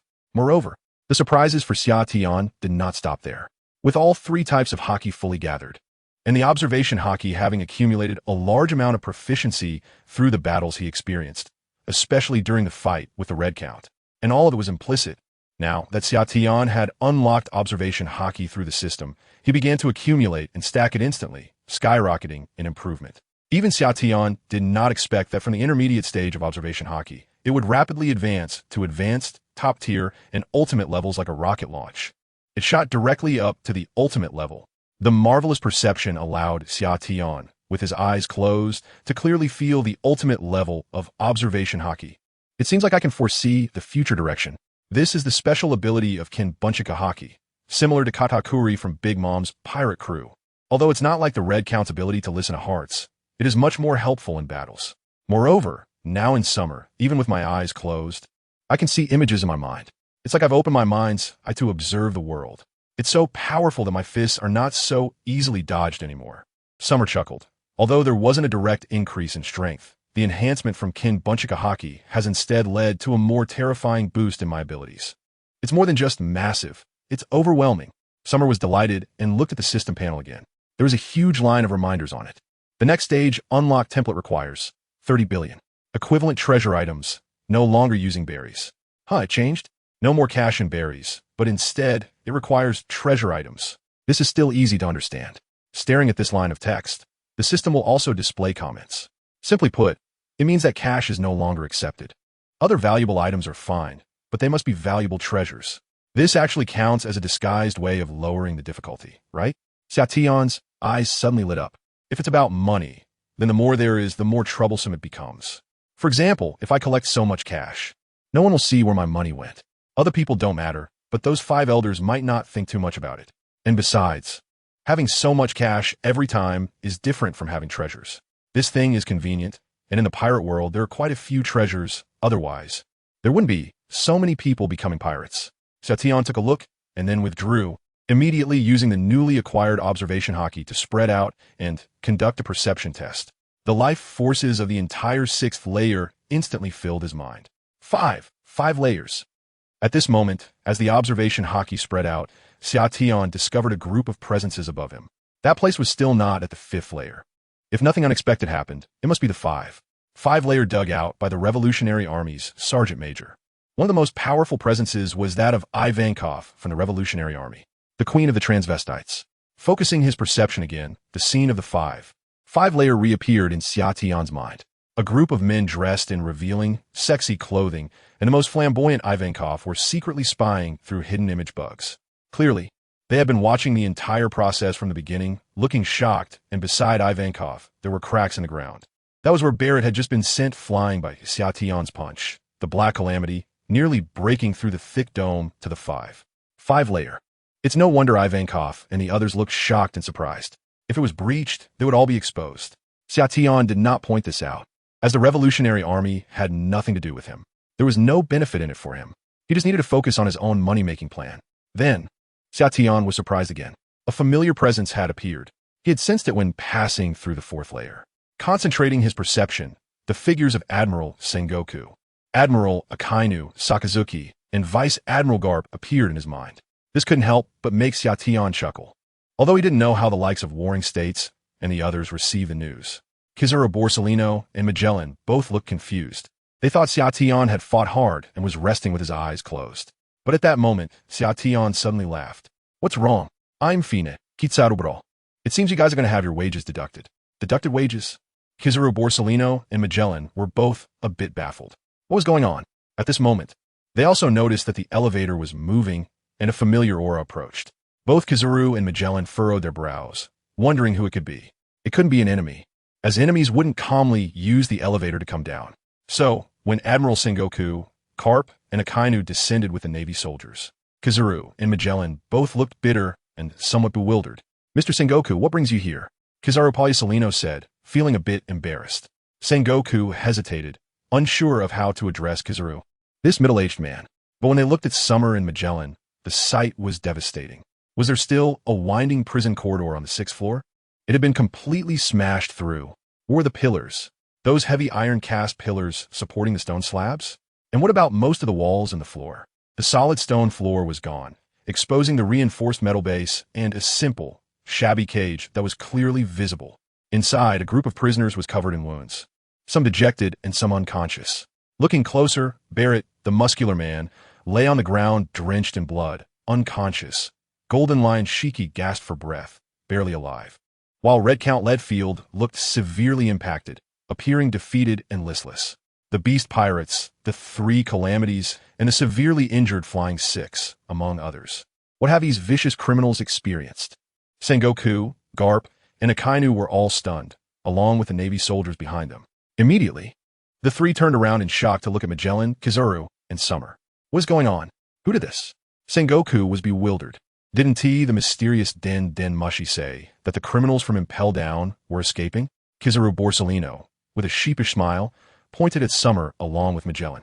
That public property in Impel Down was damaged by those criminals.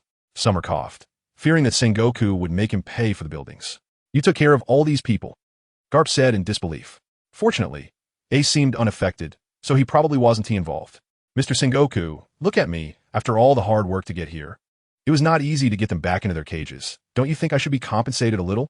Upon hearing this, Summer immediately recited the lines he had prepared, referring to the criminals. This is also an opportunity. You should take a little advantage, right? It's really you, Summer. This is a legendary pirate whose strength is comparable to the three great powers and the four emperors. He suppressed everything by himself. This made the Warring States Marshal feel somewhat absurd. Even if Summer could defeat Kaido, he didn't think he could be this formidable. For example, Garp could also beat Kaido, but he couldn't handle the likes of the Solitary Red, the Devil's Heir, or the Golden Lion. Fire Fist Ace and Crocodile could both prove this. Kizaru Salino also understood that this was truly unbelievable.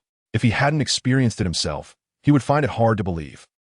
Warring States. Crocodile's face was pained as he endured the discomfort, not wanting to say much. However, Warring States could see the apprehension and fear in Crocodile's eyes after seeing Summer. It was obvious that Crocodile was affirming something. Garp also looked at Fire Fist Ace. Ace was momentarily stunned to see his grandfather Garp, feeling like an unworthy junior facing his elder. But under Garp's questioning gaze, Ace nodded in affirmation. The child emperor single-handedly suppressed the riot. Ace said slowly, clearly still a bit astonished. Fortunately, he only made a move against Magellan at the beginning. Otherwise, he would probably be in the same state as these people, fighting to the brink of death. Warring States and Garp hadn't seen each other in a long time. Truly, congratulations are in order. The little guy you found in the Navy is somewhat terrifying. If placed back in the day, such ferocity would have been on par with rocks. The Red Count, Redfield, also raised his eyes to look at his former opponent, shaking his head with a hint of self-deprecation. After confirming through the criminal's words, Warring States and Garp were even more shocked upon hearing Redfield's words. This old man, Redfield, actually compared it to rocks, and even said it was more ferocious than rocks. Who's the Red Count? Who is rocks? Garp and Warring States both knew very well. Redfield was conceding, even feeling inferior. Is this still the solitary Red that stands shoulder to shoulder with Roger and Newgate? At this moment, the two were convinced that Xiaotian single-handedly suppressed the terrifying record of the sixth layer. Hiss! Sengoku, Garp, and Admiral Akainu Sakazuki all gasped in shock. Combining the horrific state of the sixth layer, it could be inferred that the battle here must have been extremely violent, with the metal plates deeply embedded. There were also several huge fist marks on the wall. This is a high-density scientific alloy. It's not just ordinary steel. It seems we need to get the science department to come and maintain the advancing city quickly. I don't know if it's just psychological, but the Warring States general feels like the advancing city is about to collapse. At this moment, Kizaru, Salino, and Magellan took the opportunity to ask Mr. Ueno, "What brings you here?" This is strange. The communication room has not passed any messages out to them. In the vast ocean, the probability of the Navy discovering the unusual activity in Impel Down is not high. After all, the movements in the seawater are not visible on the surface. A secret phone call that could not be traced came in, stating that a riot had occurred on the 6th level of hell, and since we couldn't reach you, we hurried over. The Warring States Marshal furrowed his brow at this moment. Since the incident had already happened, he did not dwell on why Kizaru had not notified headquarters, but instead called for Summer. Fortunately, Summer exceeded everyone's expectations and resolved the major trouble in Impel Down. However, this mysterious phone call has become quite interesting. In this closed-off Impel Down, someone who is not an official of the prison actually contacted the Navy headquarters? This problem is serious. Perhaps someone has sneaked in. Kizaru, Salino, and Magellan looked at each other. Who else could it be in the city of advancement? Is it Summer? That can't be. Summer has no need to contact the headquarters anonymously and pretend to be mysterious. At this moment, the sluggish yellow ape finally grasped the main point. A mysterious third party had contacted the Navy headquarters. This issue is indeed very serious. Advancing to the city is the underwater prison that holds the world's most heinous criminals and pirates. It's said to be a place with iron walls and copper defenses. Yet someone is secretly leaking information. It's impossible for anyone who isn't part of the prison to have a phone bug, and the prisoners definitely can't have one either. Even the three great disasters, Red Count Redfield and Golden Lion Shiki, changed their expressions upon hearing this. They specifically informed the Navy, and it definitely isn't anyone from our 6th level, plus no one would have a phone bug here. So who could be leaking information in this place? Red Count Redfield and Golden Lion Shiki couldn't understand. Marshal Sengoku, Garp, Akainu, Kizaru, Magellan, and others were also puzzled. Only Summer, sipping orange juice, found it somewhat amusing. The distance between the 5th and 6th levels is quite long, according to Summer's deduction, at least several hundred meters. After all, this is a deep-sea prison close to 10,000 meters deep. This is also the terrifying aspect of the Revolutionary Army.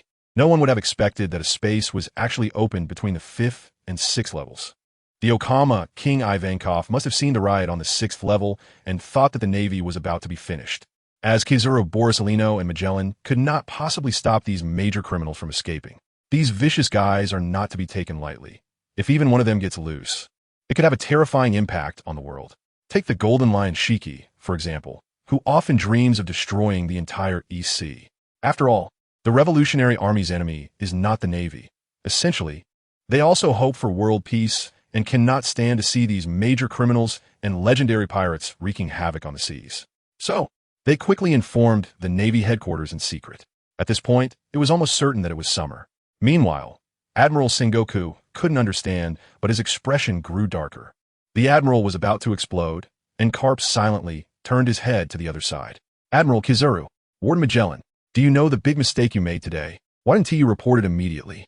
Sengoku indeed scolded the two with a dark face, spitting words. Kizaru, Salino, and Magellan both touched their heads and bowed slightly. smiling awkwardly, looking like they were being lectured. If these prisoners escape, you will definitely end up with serious injuries or even death. And the entire Impel Down might completely release all the prisoners. You know better than I do what the consequences would be if these guys escape. A lecture on just naval justice continued to pour out towards Kizaru and Magellan. It is evident that Admiral Sengoku was genuinely anxious and angry. After scolding and educating them, Kizaru Salino quickly came up with an excuse. It happened too suddenly, the opponent was too fierce. Luckily, I was on the phone with my brother at that time. And now it's fine. Kizaru knew that the situation hadn't escalated. It was just a big battle, and after Sengoku finished educating them, a punishment would suffice. Cough cough, with so many fierce people, Mr. Sengoku, is 100 billion too much? Summer quickly added, saying that he didn't even know where this conversation was going. Didn't we just want to talk about how much to give? Hearing Summer's words, Sengoku turned around, immediately showing a kind expression, completely different from how he looked at Kizaru and the others, gazing at Summer's somewhat shy little boy appearance. Admiral Sengoku was even more satisfied. This was the type of talent the Navy needed. The more he looked at Summer, the more Sengoku seemed to see the future of the Navy. Of course, this matter I will report to the Gorosei and fight for you. You didn't get hurt in that big battle, right?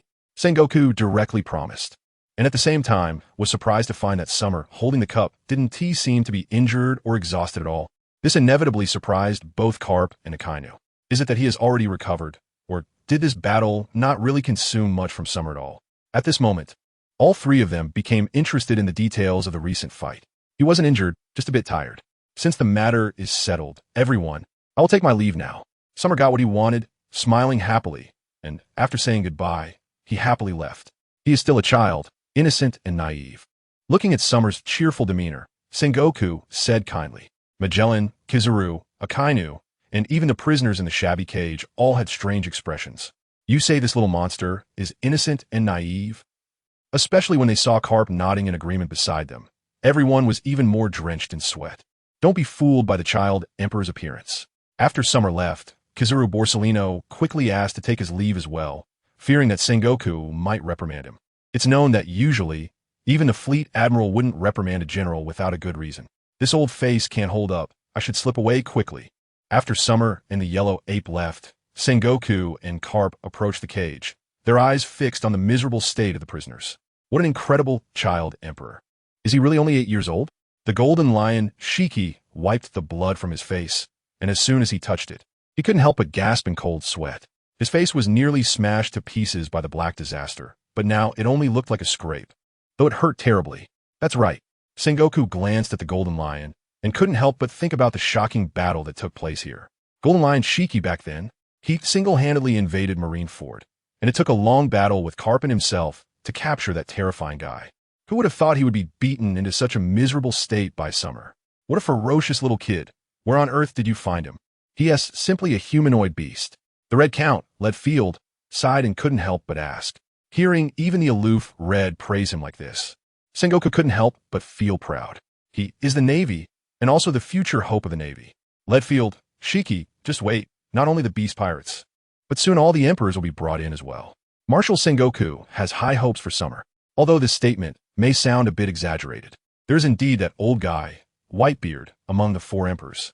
However, figures like Shiki the Golden Lion, Red Count, and Sand Crocodile all believe that there is a real possibility.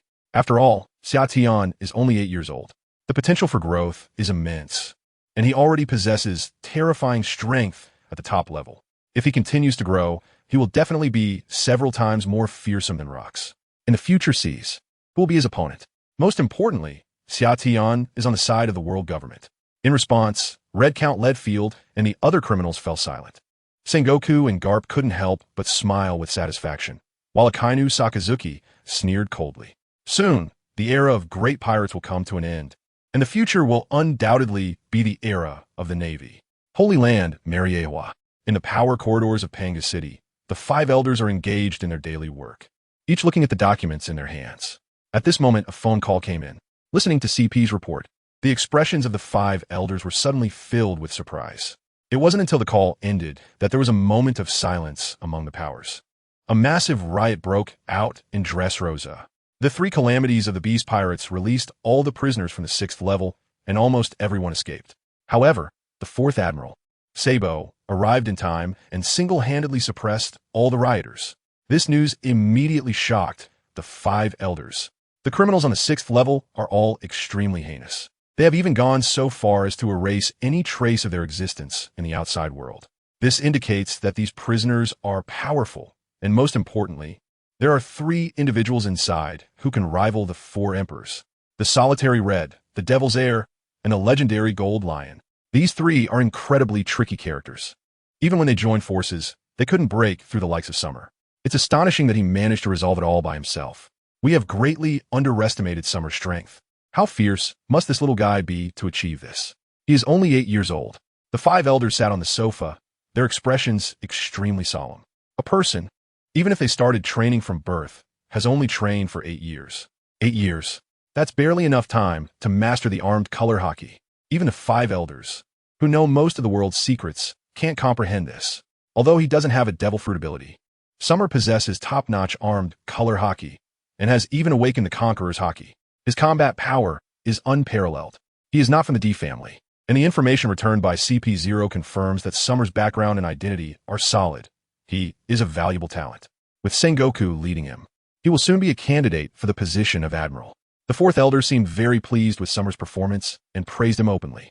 With top-tier strongmen guarding the Navy, it will bring about earth-shattering changes to the maritime dominance of the world. At the very least, the balance of the 3 major powers has already tilted.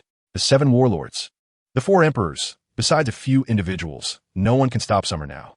It's time to clean things up. The 5th Elder nodded in agreement.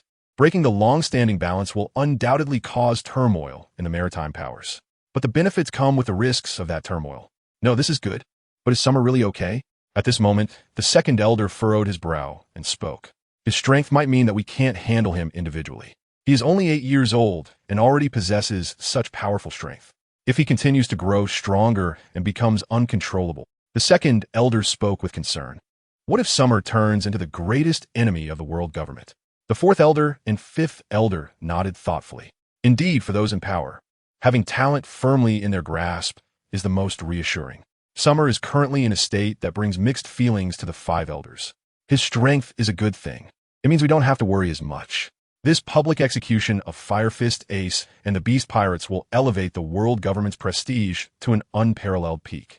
The 1st Elder proposed a suggestion at this time. Being strong is one thing, but how to effectively utilize Summer is what they should focus on at this stage.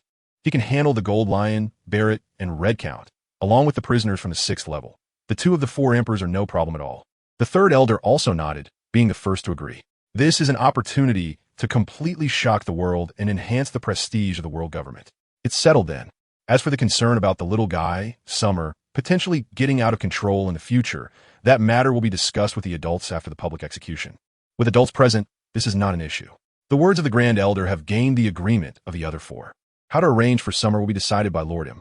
Thus, after a brief discussion, the 5 elders finalized their next actions. On the other side, after handling the matters of advancing the city, Sengoku also arrived as scheduled at the Holy Land Marineford to report to the 5 elders. This time, Sengoku personally witnessed the aftermath of the battle and learned some details about it, causing the 5 elders to squint their eyes. In that case, Summer's request can be granted, and Sengoku, a public execution, can also be carried out. Roger's son, Portgas Ace, and all members of the Beast Pirates will be executed. The 5 elders have made up their minds and immediately ordered the announcement to the world. Sengoku felt a tightness in his heart. The 5 elders seemed determined about this matter and did not show much surprise during the report. This is the terrifying aspect of CP's intelligence. Even for the events occurring in Impel Down, the moment Sengoku stepped in, the 5 elders had already received the news. However, Sengoku could only comply with the orders of the 5 elders. The Navy was already preparing for the start of the war. While Sengoku spoke of his duties, he sighed inwardly, realizing that this position of marshal was merely a facade for the world government. Nonetheless, the situation had come to this point, and the public execution must be carried out flawlessly in front of the entire world, with no room for error. At this moment, Sabo was still unaware of the deep concerns the 5 elders had about him. Even if he knew, he wouldn't mind. After all, he was a transmigrator. To him, the world government was just a means to an end, and he felt no sense of belonging. The news of Portgas Ace's capture and the Beast Pirates being apprehended had already spread across the seas, and the terrifying power of the 4th Admiral was already circulating. the Revolutionary Army, various kingdoms, and the 7 warlords, these forces that were on the sidelines, had already sensed something unusual. Beneath the seemingly calm sea, turbulent currents were already surging. This change was also unexpected for Summer. In the attic of Marineford, Summer was thinking about the timeline that had seriously deviated from its original course. Quite a lot has changed. It seems that only the war above will not change. An inevitability of history? Summer swung his legs, wearing sunglasses and soaking up the sun, waiting for the notification of the warship's departure. To be honest, Summer was somewhat looking forward to this war. With this god-level combat system, he definitely hoped to fight fiercely. And it was just at this moment. Far away on Cake Island in the New World, a massive figure sat directly on the lawn in the castle's garden, grasping a wine jug and gulping down the liquor. Kaido, are you saying that he fought you without any pressure? Even throughout the whole battle, he was full of energy. Is he really that strong? Big Mom furrowed her brow tightly, her eyes revealing disbelief as she spoke to Kaido, who was sitting on the lawn drinking. Behind her, Big Mom's children were almost all present, each feeling surprised and shocked as they looked at Kaido, who had just said something unimaginable. This is Kaido of the Beasts, one of the 4 emperors, who personally revealed the details of his defeat. It's hard to believe, right? A little 8-year-old kid. He is almost on par with Rocks. Kaido heavily smashed the wine jug on the ground and said with utmost seriousness. As soon as this was said, Big Mom's eyes narrowed even further. Rocks, what a distant name. But his power, Big Mom still remembers it clearly to this day. Now, the 4th Emperor, Kid, can actually reach this level in Kaido's mouth. This is simply unbelievable. Perispero, Katakuri, and others also showed a drastic change in expression. Rocks, seeing Big Mom's even more unusual behavior. Some ministers who were unaware of Rock's existence couldn't help but be surprised. Who is this? Rocks, a man who challenged the king of the world nearly 40 years ago. His pirate crew was the strongest in the world at that time, a true maritime overlord. Even the Navy had to avoid his edge. Mom, along with Whitebeard, were members of Rock's crew. Katakuri also explained Rock's existence at a timely moment. When these ministers learned about it, they were astonished. What kind of person could be the captain of Whitebeard, Kaido, and Big Mom at the same time? The power of Rocks is unimaginable. The 4th Admiral is really that abnormal? He was only 8 years old. He had already reached this level. Suddenly, these ministers understood why Kaido had come to Whole Cake Island to see Big Mom. Lin, I need your help. Kaido, with his beast-like massive body, stood up, looked at Big Mom, and said seriously, "Help, Kaido, we haven't seen each other in a long time, and there have been quite a few frictions between our pirate crews over the years. Besides, I won't do something like going to impel down to rescue people." Big Mom was not too surprised by this. Kaido had come to find her simply because he needed help. Big Mom thought Kaido wanted to raid Impel Down to rescue his subordinates. What a joke. Impel Down is a hornet's nest. The world government and the Navy would definitely do everything they could to block all of them in those eliminated areas. At this moment, Kaido actually laughed. "I came to ask for your help, not to personally raid Impel Down. That would be too embarrassing. We should directly deal with the 4th Admiral." Summer. A crazed look flashed in Kaido's eyes, which left Big Mom, Katakuri, Perispero, and Daifuku all astonished. Deal with the 4th Admiral? Such a powerful little guy. Isn't that more difficult than raiding Impel Down? Impel Down won't move, but the Child Emperor can. He can't stay surrounded by so many strong Navy forces forever. With strength comparable to Captain Rocks, I can't handle him alone. But if I have you, Big Mom's pirate crew, then it's a different story. As long as we capture the Child Emperor and take him hostage, we can leverage that to force the Navy to release my men.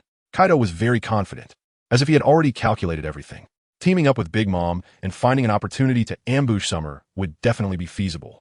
On one hand, he could take revenge, and on the other, he could save his subordinates. This was Kaido's crazy plan. The ministers of Big Mom's pirate crew swallowed hard, looking at the Beast King Kaido before them, all feeling a sense of admiration. This was Kaido, the one who dared to attempt suicide multiple times at the Navy headquarters. Clearly, this was the way of Kaido, seeking to regain the face he had lost. The entire sea had laughed at him, and he had to reclaim his honor no matter what. Naturally, no one voiced these thoughts out loud. They all looked at the equally surprised Big Mom. Big Mom, too, burst into laughter. Taking revenge on the Child Emperor and using him to threaten the Navy is indeed feasible. It's much better than attacking Impel Down, because the Child Emperor truly stands shoulder to shoulder with Captain Rocks. Facing 2 emperors, an entire Emperor-level pirate crew would definitely stand no chance. Very interesting, Kaido. But this matter doesn't benefit me. I have no interest in doing something for nothing. Don't forget, you still owe me a big favor. Big Mom was not foolish. She wouldn't be easily dragged into Kaido's plans. She could very well remain uninvolved in her own territory, Tato land. Ah la la la la. My piece of historical text can serve as a return gift. Kaido ignored Big Mom's mention of the favor and instead offered something she never expected. A piece of historical text. One of the 4 road signs leading to the final island. Big Mom knew Kaido also had one of those pieces. This is one of the keys to becoming the Pirate King. My interest in the Pirate King is far less than using it as a bargaining chip to start a war against the 4th Admiral. Kaido knows that Big Mom will definitely be interested in this red poneglyph. And indeed, Big Mom is tempted. However, it's not enough. This is indeed a good thing, Kaido. But after all, it's a Marine Admiral. Just a stone tablet to do something that could greatly harm my pirate crew. Big Mom isn't foolish, but she hasn't outright rejected it. What she revealed is simply that Kaido's bargaining chip isn't enough. What do you want? Kaido could tell from Big Mom's eyes that she was intrigued. So he asked again, I want a person. You should know that my Tato Land kingdom gathers all the races in the world, and the one I want is the almost extinct race of the Lunarians. Get him to join Tato Land. It's not just for the powerful strength of the Lunarians, who are one of the gods, but also because the bloodline of this race makes Big Mom covetous. The Lunarians live on the red line, and they are nearly extinct. Now, the only one left in the world is the one named King. It is very likely that King is the last remaining one. With King, Big Mom is one step closer to fulfilling her dream. However, Kaido hesitated at this moment. He knew about Big Mom's collection of all the races in the world, but there are really not many people Kaido cares about. Besides his own child Yamato, King weighs the most in Kaido's heart. No, Lin. I cannot use King as a bargaining chip. Choose another one. Oh, Kaido, do you still care about this? Big Mom laughed as if she heard a joke. Others may not know, but she understands Kaido's character very well. No one can occupy a significant place in Kaido's heart. Kaido grabbed the wine jug again and took a big swig, just as he was about to explain. Suddenly, someone from Big Mom's crew hurriedly ran over. While running, they were shouting about some major event. What could be so urgent? Katakuri stepped forward and scolded loudly. This guy has no sense at all. Can't he see that Big Mom and Kaido are having a meeting here? Sorry, it's the latest news from the Navy. Fire Fist Ace is about to be publicly executed. The member delivering the message trembled at the sight and quickly spoke up. Polgat Diaz. The 2nd Division commander of the Whitebeard Pirates is going to be publicly executed? Upon hearing this, Kaido's expression froze, and he exchanged a glance with Big Mom, both feeling puzzled. This shouldn't be. Why would they publicly execute poor Gasti Ace? Does the Navy not know that this will provoke the Whitebeard Pirates? Are they trying to start a direct war with Whitebeard? Katakuri and the others were all confused, not understanding why the Navy would do such a thing. Who doesn't know that the older Whitebeard gets, the more he protects his crew? With his temper and personality, anyone on a ship would go to any lengths to fight back. This is the deterrence of the strongest man in the world, to the extent that many forces fear the Whitebeard Pirates. That old man Whitebeard will definitely come knocking. Among the Marines, Sengoku is Whitebeard's old rival, and he must be very aware of this, yet he still did it. Big Mom chuckled. This is an outright declaration of war. Marines, are they using this opportunity to deal with Whitebeard and weaken the influence of the Yonko on the seas? Perospero and others also guessed. But how can the Marines be so sure that the Whitebeard Pirates would risk the entire crew getting stuck in a quagmire for the sake of a mere 2nd Division captain? Katakuri expressed his doubts at this moment. Although Whitebeard is protective of his crew and won't stand by idly, public execution will inevitably face the entire Marine headquarters. Is the life of a 2nd Division captain worth the entire Whitebeard Pirates taking such a huge risk to go to war with the Marines? You just don't know. That old man Whitebeard will definitely take action. Big Mom laughed heartily. Seeing both sides clash will be quite a spectacle. The war is about to come. Kaido himself was even more excited. The Marines are going to war with Whitebeard. That's just perfect. The war he has been looking forward to is finally about to arrive. This made Perospero and others look at Kaido with some doubts, thinking to themselves that this monster Kaido has lost interest in the position of Pirate King. Instead, he is extremely excited about war. On the other hand, the subordinate who came to report was extremely nervous and stammered. Don't rush to conclusions. I haven't finished my information yet. No, it's not just Fire Fist Ace. When a messenger spoke, everyone couldn't help but look over. Now he was even more nervous. His whole face turned red. What else? Hurry up and say it. Katakuri couldn't stand it anymore and quickly asked. The subordinate cautiously glanced at Kaido and said, The entire Beast Pirates crew has also been publicly executed. What? The Navy is too arrogant. Instantly, Kaido erupted in rage.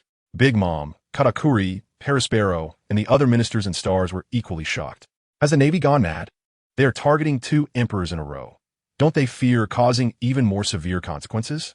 It's not as simple as 2 of the 4 emperors engaging in a battle with the Navy. The Navy is capable of targeting a single emperor, but their approach has always been self-righteous, focusing more on maintaining stability. Each of the 4 emperors has their own sphere of influence on the seas. Once war breaks out, it won't just be a conflict between 2 parties. The Navy and the 4 emperors will certainly lose control over their territories, leading to chaos across the world. Any opportunistic forces will take advantage of the situation, which goes against the Navy's usual methods, unless they have absolute certainty of victory. Defeating Kaido and the Whitebeard pirates to end it all with overwhelming force is incredibly difficult. Could it be because of the appearance of the 4th Admiral? Big Mom absurdly considered this possibility in her mind. Meanwhile, the enraged Kaido was brimming with aggression, not to mention the others. The 3 Calamities and the Flying 6 were his subordinates he had trained for many years. They were his capital for dominance. If they were captured, it wouldn't be a problem as long as they were rescued. But if they all died, despite having the strength of an emperor, he would lose everything he had built over the years. Is the 4th Admiral at Navy headquarters? After a while, Kaido finally calmed down and looked up at Big Mom to ask. The Big Mom pirates, known for their intelligence network, could definitely investigate this clearly. At this moment, Big Mom did not refuse Kaido's inquiry. She raised her hand to signal her subordinates to gather information. Soon, with just a contact through Den Mushi, Summer's whereabouts were uncovered by the Big Mom pirates. It was merely about whether Summer was at Navy headquarters, which was quite straightforward. The 4th Admiral, Tantada, was indeed still at Navy headquarters. Originally furious and planning to cause a scene if Summer wasn't there, Kaido had to suppress his anger. If Summer wasn't there, Kaido would dare to cause trouble. But since he was there, Kaido truly didn't dare to act recklessly.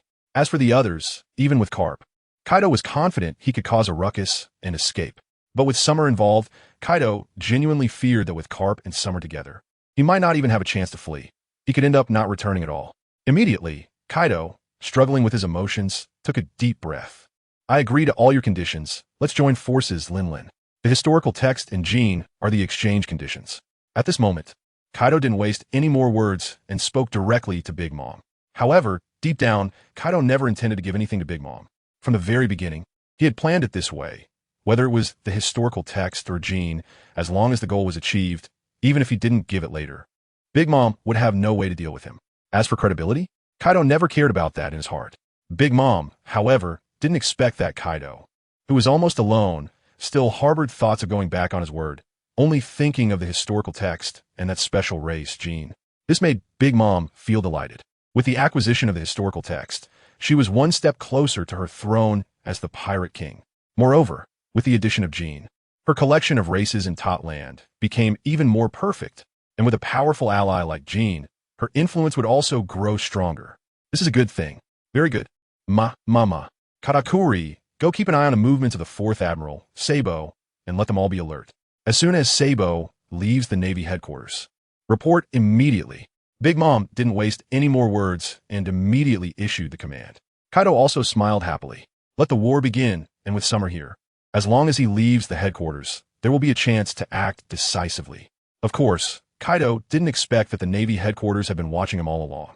On the other side, although the news of the public execution hadn't been directly announced to the world, the Navy didn't specifically cover it up either. The red-haired pirates soon got wind of the public execution of Fire Fist Ace and the Beast Pirates on a ship fast sailing in the New World. Red-haired Shanks sighed deeply after hearing Jesus Burgess's account. War is coming again. Red-haired Shanks has been trying to stop the era's rampage, but he still couldn't prevent it. And it's not just the Whitebeard pirates, but even the Beast Pirates.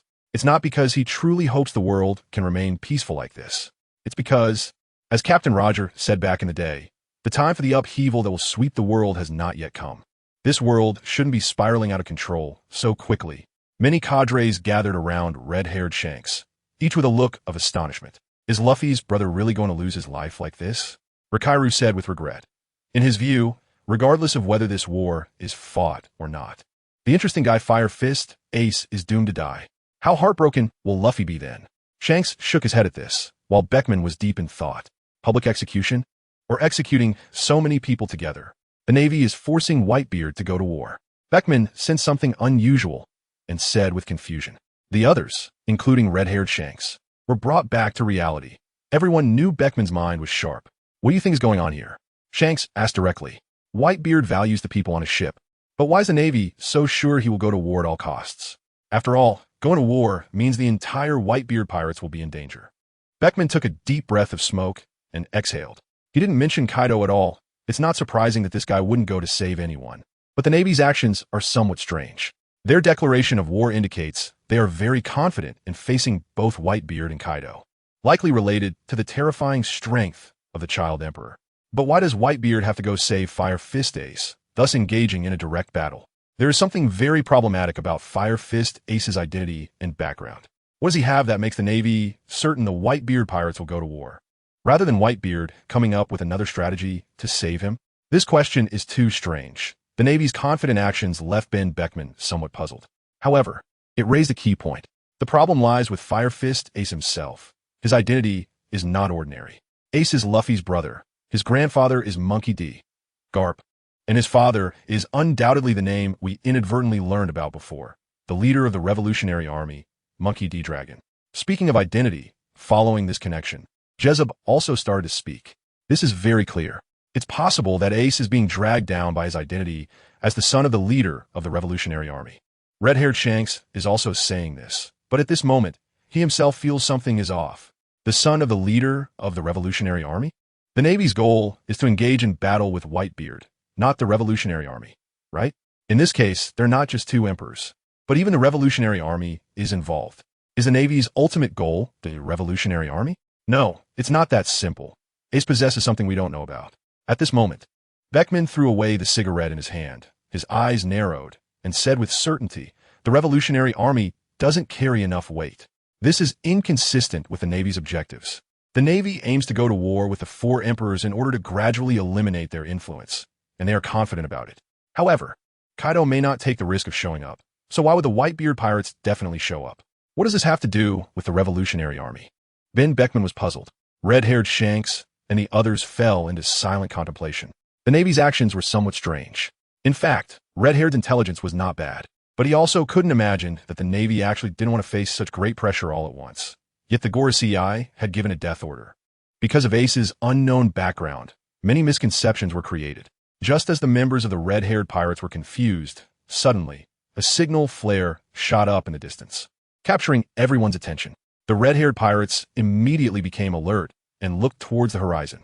Was that the Moby Dick? Jesus Burgess exclaimed in surprise, holding a telescope. As they spoke, the Whitebeard pirates actually appeared near them and fired a signal flare. At this moment, the Moby Dick also began to send signals. Jesus Burgess and the lookout glanced at the people on the ship and then turned to look at red-haired Shanks. Boss, Whitebeard and their squad captain are here. It looks like they want to meet us. Red-haired Shanks and Beckman exchanged surprised glances. The Whitebeard pirates actually appeared here at this time. It was obvious they had come intentionally, sending signals, meeting up. Red-haired Shanks decisively said. Thus, after the meeting between Kaido and Big Mom, the Whitebeard pirates also met with the red-haired pirates. The massive Moby Dick slowly approached, and this time, a plank was directly set up for passage between the two ships. Red-haired, come over for a drink, Whitebeard Newgate shouted from his large chair under the mast. Red-haired Shanks and Beckman, along with the other officers, exchanged glances and walked over without hesitation. The two pirate crews officially met. I didn't expect you to come looking for me in person. You haven't forgotten we are still enemies, have you, Whitebeard? Red-haired Shanks walked step by step towards Whitebeard and sat cross-legged in front of him. The officers behind him stood at a distance, feeling puzzled yet solemn. Whitebeard Newgate had no intravenous lines on him and didn't appear as fatigued as he had a few days ago. At this moment, he seemed spirited, exuding the aura of the strongest man. Ignoring the word enemy that red-haired mentioned, after seeing red-haired Shanks sit down cross-legged, Marco poured fine wine into a large bowl. Gulalala, red-haired kid, this is top-quality wine I swapped from Roger's ship. I've hidden it away for many years. Back then, you were just a rookie intern on Roger's ship. Whitebeard smiled as he spoke, seemingly reminiscing about the origin of this wine. Instantly, red-haired Shanks and his group were taken aback, unable to understand what Whitebeard meant. Whitebeard, you? This is completely different from Whitebeard's previous behavior, which surprised red-haired Shanks. But looking at the wine, It reminded him of the relationship between Captain Roger and Whitebeard, which was both adversarial and friendly. However, this made red-haired Shanks have an ominous premonition. Back in the day, Captain Roger, suffering from a terminal illness, took my brother Odin away from me in the limited time he had successfully found the final island and discovered the One Piece. I also found my own One Piece. As Whitebeard spoke, his eyes glanced at his sons around him, and he took a big gulp of wine. Yes, Whitebeard, you are a man just like Captain Roger. Red-haired Shanks felt a stir in his heart and picked up the large bowl to drink as well. The crew members behind both of them listened and watched with solemn expressions. The members of the red-haired pirates were a bit confused. What was Whitebeard getting at? You've heard about Fire Fist Ace, right? Looking at the confused expressions of the others, Whitebeard Newgate took a big sip before slowly speaking. Yes, what I said back then, you didn't take seriously. Red-haired Shanks nodded, then helplessly spoke up. The rampaging era began with the ambitious Blackbeard Teach. I don't deny that Teach is a bastard on my ship, but now that things have come to this point, we're going to war with the Navy. I want to give up on any of my family. Whitebeard grinned, his unique smile making everyone in the red-haired pirates feel the charm of this towering man. He smiled as if going to war with the Navy was an incredibly easy thing. Seeing this, red-haired Shanks opened his mouth and finally revealed a helpless smile. In fact, what red-haired Shanks was most worried about was Whitebeard's own destructive power, which was no joke and could destroy the world. The ties have completely unraveled. You want to go to war, and even if I try to stop you now, it won't change anything. Red-haired Shanks sighed and gulped down the fine wine that Whitebeard had treasured. Kid, I am Whitebeard. How could I not understand your calculations? But that is a man's choice. Since he has gone out, I won't stop him. Whitebeard chuckled softly, not blaming anyone. Captain Roger reached the final island. You know the secrets he discovered, right, Whitebeard? It's too early to go to war. That person hasn't appeared yet. Red-haired Shanks didn't understand why Whitebeard called him, but he still voiced what he wanted to say the most. That is still a prophecy. The person Roger is waiting for is at least not you or me. And at the same time, I also fear I won't live to see that time. However, red-haired kid, Ace needs to be saved, go to war with the Navy, and reclaim Ace. Changing the subject, Whitebeard started talking about Ace again, which left red-haired Shanks even more confused. What exactly do you want from me? Come with me, join this war. Whitebeard grinned, issuing an invitation that shocked everyone in the red-haired pirates. Impossible, Whitebeard, I want to go. It's best if you don't go either.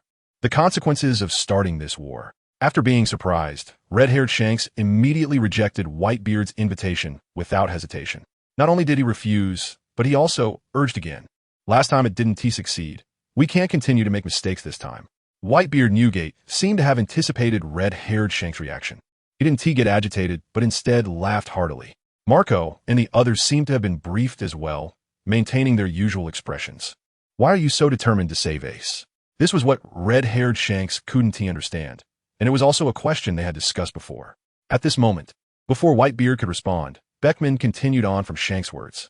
It's because poor Gasti, Ace has a special identity, right? Indeed, he is the smartest strategist of the red-haired pirates. Whitebeard marveled, as Beckman quickly grasped this layer. Generally, one would think that Whitebeard would never abandon any of his family. Indeed, he wouldn't give up on anyone. He would save anyone, no matter who it was. He didn't want anything to happen to any of the children, but Ace was the one he most didn't want to see come to harm. He is the child of Roger. At this point, Whitebeard shook the liquor jug in his hand and slowly said. Suddenly, everyone in the red-haired pirates was stunned, their expressions frozen, shock filling their hearts. He is Captain Roger's son? Shanks was even more dumbfounded, his speech trembling involuntarily. Captain Roger truly has a bloodline, and it's on Whitebeard's ship? This was something Shanks never even considered. The other crew members thought, isn't Ace Luffy's brother? Boss, this isn't right. Ace is Luffy's brother, and Luffy's father is. The meat in Lycaru's hand fell in shock as he hurriedly spoke, but he was interrupted by Beckman. At this moment, Shanks' heart was somewhat chaotic. No wonder Whitebeard started reminiscing as soon as he boarded the ship and mentioned Captain Roger. This means that the person Captain Roger spoke of, the next one to reach the final island and obtain the secret, is very likely one of Roger's descendants. This is also why the Navy is unprecedentedly strong and why Whitebeard invited him to participate in this war. In the next moment, the shocked red-haired Shanks, with a questioning gaze, fixed his eyes on Whitebeard. Whitebeard would never lie to him about such matters. This man would never do so, even in death. But Shanks still wanted to hear what Whitebeard had to say. You're curious about why Ace is on my ship, right? The bloodline of Roger. No matter how much it's hidden, will eventually be discovered by CP or the Navy. The chances of survival are almost non-existent. But there was one person who took action. Whitebeard Newgate began to recount Ace's past. Knowing this was what Shanks wanted to know. That person is the Navy hero, Monkey D. Garp, isn't it? Shanks suddenly had a realization. Garp had pursued Roger's pirate crew for a long time and was the most troublesome Navy officer at the time. Only Garp's prestige and strength could ensure that everyone would not suspect him in protecting Ace. That's right, I also stumbled upon Ace's existence by chance. And it just so happened that this young lad came to challenge me. Whitebeard Newgate recalled, unable to suppress a smile. Shanks also remembered when Ace, who was then the captain of the red-haired pirates, came to thank him in person. Behind him, Beckman, Lucky Roo, Jesus Burgess, and the others finally understood why Luffy and Ace were brothers. It turned out they were all raised under Garp's care. Gurura, that's how it is. As for why I came to invite you, it's because the 4th Admiral is too strong. Whitebeard Newgate sighed and said slowly. He was already gravely ill and was no longer at his peak. Dealing with Kaido was already beyond his capacity. Of course, Whitebeard didn't say this out loud, but mentioning the 4th Admiral made Shanks extremely serious. That little guy is unbelievably strong, completely beyond what an 8-year-old child could achieve. He alone could stop me. I can't go to battle with all my children and risk losing my life without saving Ace. But with you joining, everything becomes possible. In reality, Whitebeard Newgate was not conceding to age, but for the sake of his loyal sons who insisted on going with him, he ultimately lowered his pride to seek Shanks' help. Red-haired Shanks looked at Whitebeard seriously and nodded in acknowledgement with a sigh. That's right, just with the 3 Admirals, perhaps you could successfully take Ace. But with that little monster, it's difficult. Shanks knew that with the 4th Admiral, the Navy would be even more formidable. From a simultaneous public execution of Ace and the Beast Pirates, it was evident that the Navy was even trying to bring Kaido into the fray, aside from Whitebeard. At this point, Shanks' attitude had completely changed. Whether it was the son of Captain Roger or Ace, he might just be the future of that. Shanks felt he had to take action. Speaking of which, Shanks turned to look at his trusted partners. However, unexpectedly at this moment, Jesus Burgess, Lucky Roo, Dasbone, Snakeman, Ben Beckman, and the other brothers who had been through life and death were all watching him with smiles and nods. Boss, whatever you decide, no matter how dangerous it is, we will stick together. This time is just like before. Their words made Shanks swallow back what he was going to say, and a bright smile gradually spread across his face. All right, Whitebeard, we'll all go. Red-haired Shanks answered Whitebeard Newgate without much hesitation. Captain Roger's child, I will definitely give it my all, regardless of whether Ace is that person. Shanks said seriously as he touched his lost arm. He is also Luffy's brother. Hey, it's good that you agreed. This gives us a greater chance. Marco, who always looked half asleep, also smiled. If Dad has to lower his face if we don't succeed, we might really embarrass ourselves. The other captains of the Whitebeard pirates also became happy, feeling their strength had suddenly increased significantly. Ace, wait for us to rescue you. Gurura, I knew you would agree, but it's still not enough. Whitebeard was also very happy about Shanks joining. But then he turned and thought that their power to confront the Navy and rescue Ace was still insufficient. This made Marco, Vista, and others, as well as red-haired Shanks and Beckman, somewhat surprised. Are the 2 Yonko crews not enough in Whitebeard's eyes? Suddenly, Beckman understood. Whitebeard is still worried about the 4th Admiral. It can be said that Whitebeard Newgate is now openly wary. The world's strongest man displaying such behavior is enough to demonstrate the strength and difficulty of Ton. Who else do you want to find? Red-haired Shanks was also surprised, feeling that it would indeed be safer, so he curiously said, with strength and willing to come. We can only look for remnants of the old era like me. Whitebeard's words startled red-haired Shanks as well. A long-lost figure appeared in Shanks' mind. Red Taro, go call Roger out. Red Taro, that's not how you use a sword. Why are you causing trouble with Buggy again? Who won? I haven't heard that voice in a long time. The last time was 10 years ago in the Shambar Islands. That's right, it seems you've already guessed it. It's him. The man known as the king of the underworld, Doflamingo. The Navy has begun preparations for war, and despite the lack of a complete confidentiality order, someone always seems to get the news in advance. Half of Dressrosa, which is under reconstruction, has now taken shape. The buildings are more widely distributed, presenting a prosperous appearance. In reality, beneath this city of toys and enthusiasm, some evils are spreading. Inside the palace of the Mountain King, in the Silent Hall, Doflamingo sits on the throne. He is quite pleased with the defeat of the Beast Pirates. He doesn't like the title Joker. What he wants is to be the Joker of the whole world, not Kaido's Joker.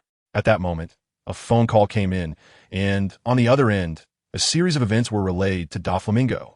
Accompanied by a few questions from Doflamingo, the call continued until it was hung up. Doflamingo pondered for a moment, then suddenly burst into laughter. After all these things came together, it was so interesting. A storm that will sweep the world is about to begin. Doflamingo spread his arms and laughed wildly. It was the highest commander of the Navy's G1 division, Vigor, who called and relayed a series of intelligence to Doflamingo. Blackbeard teach really his guts, capturing Fire Fist Ace to exchange with the Navy for the warlord position. He has achieved the same status as me. But has he completely offended Whitebeard? Is Whitebeard really so old that Blackbeard no longer fears him? This information transmission truly caught Doflamingo off guard, leaving him shocked and invigorated.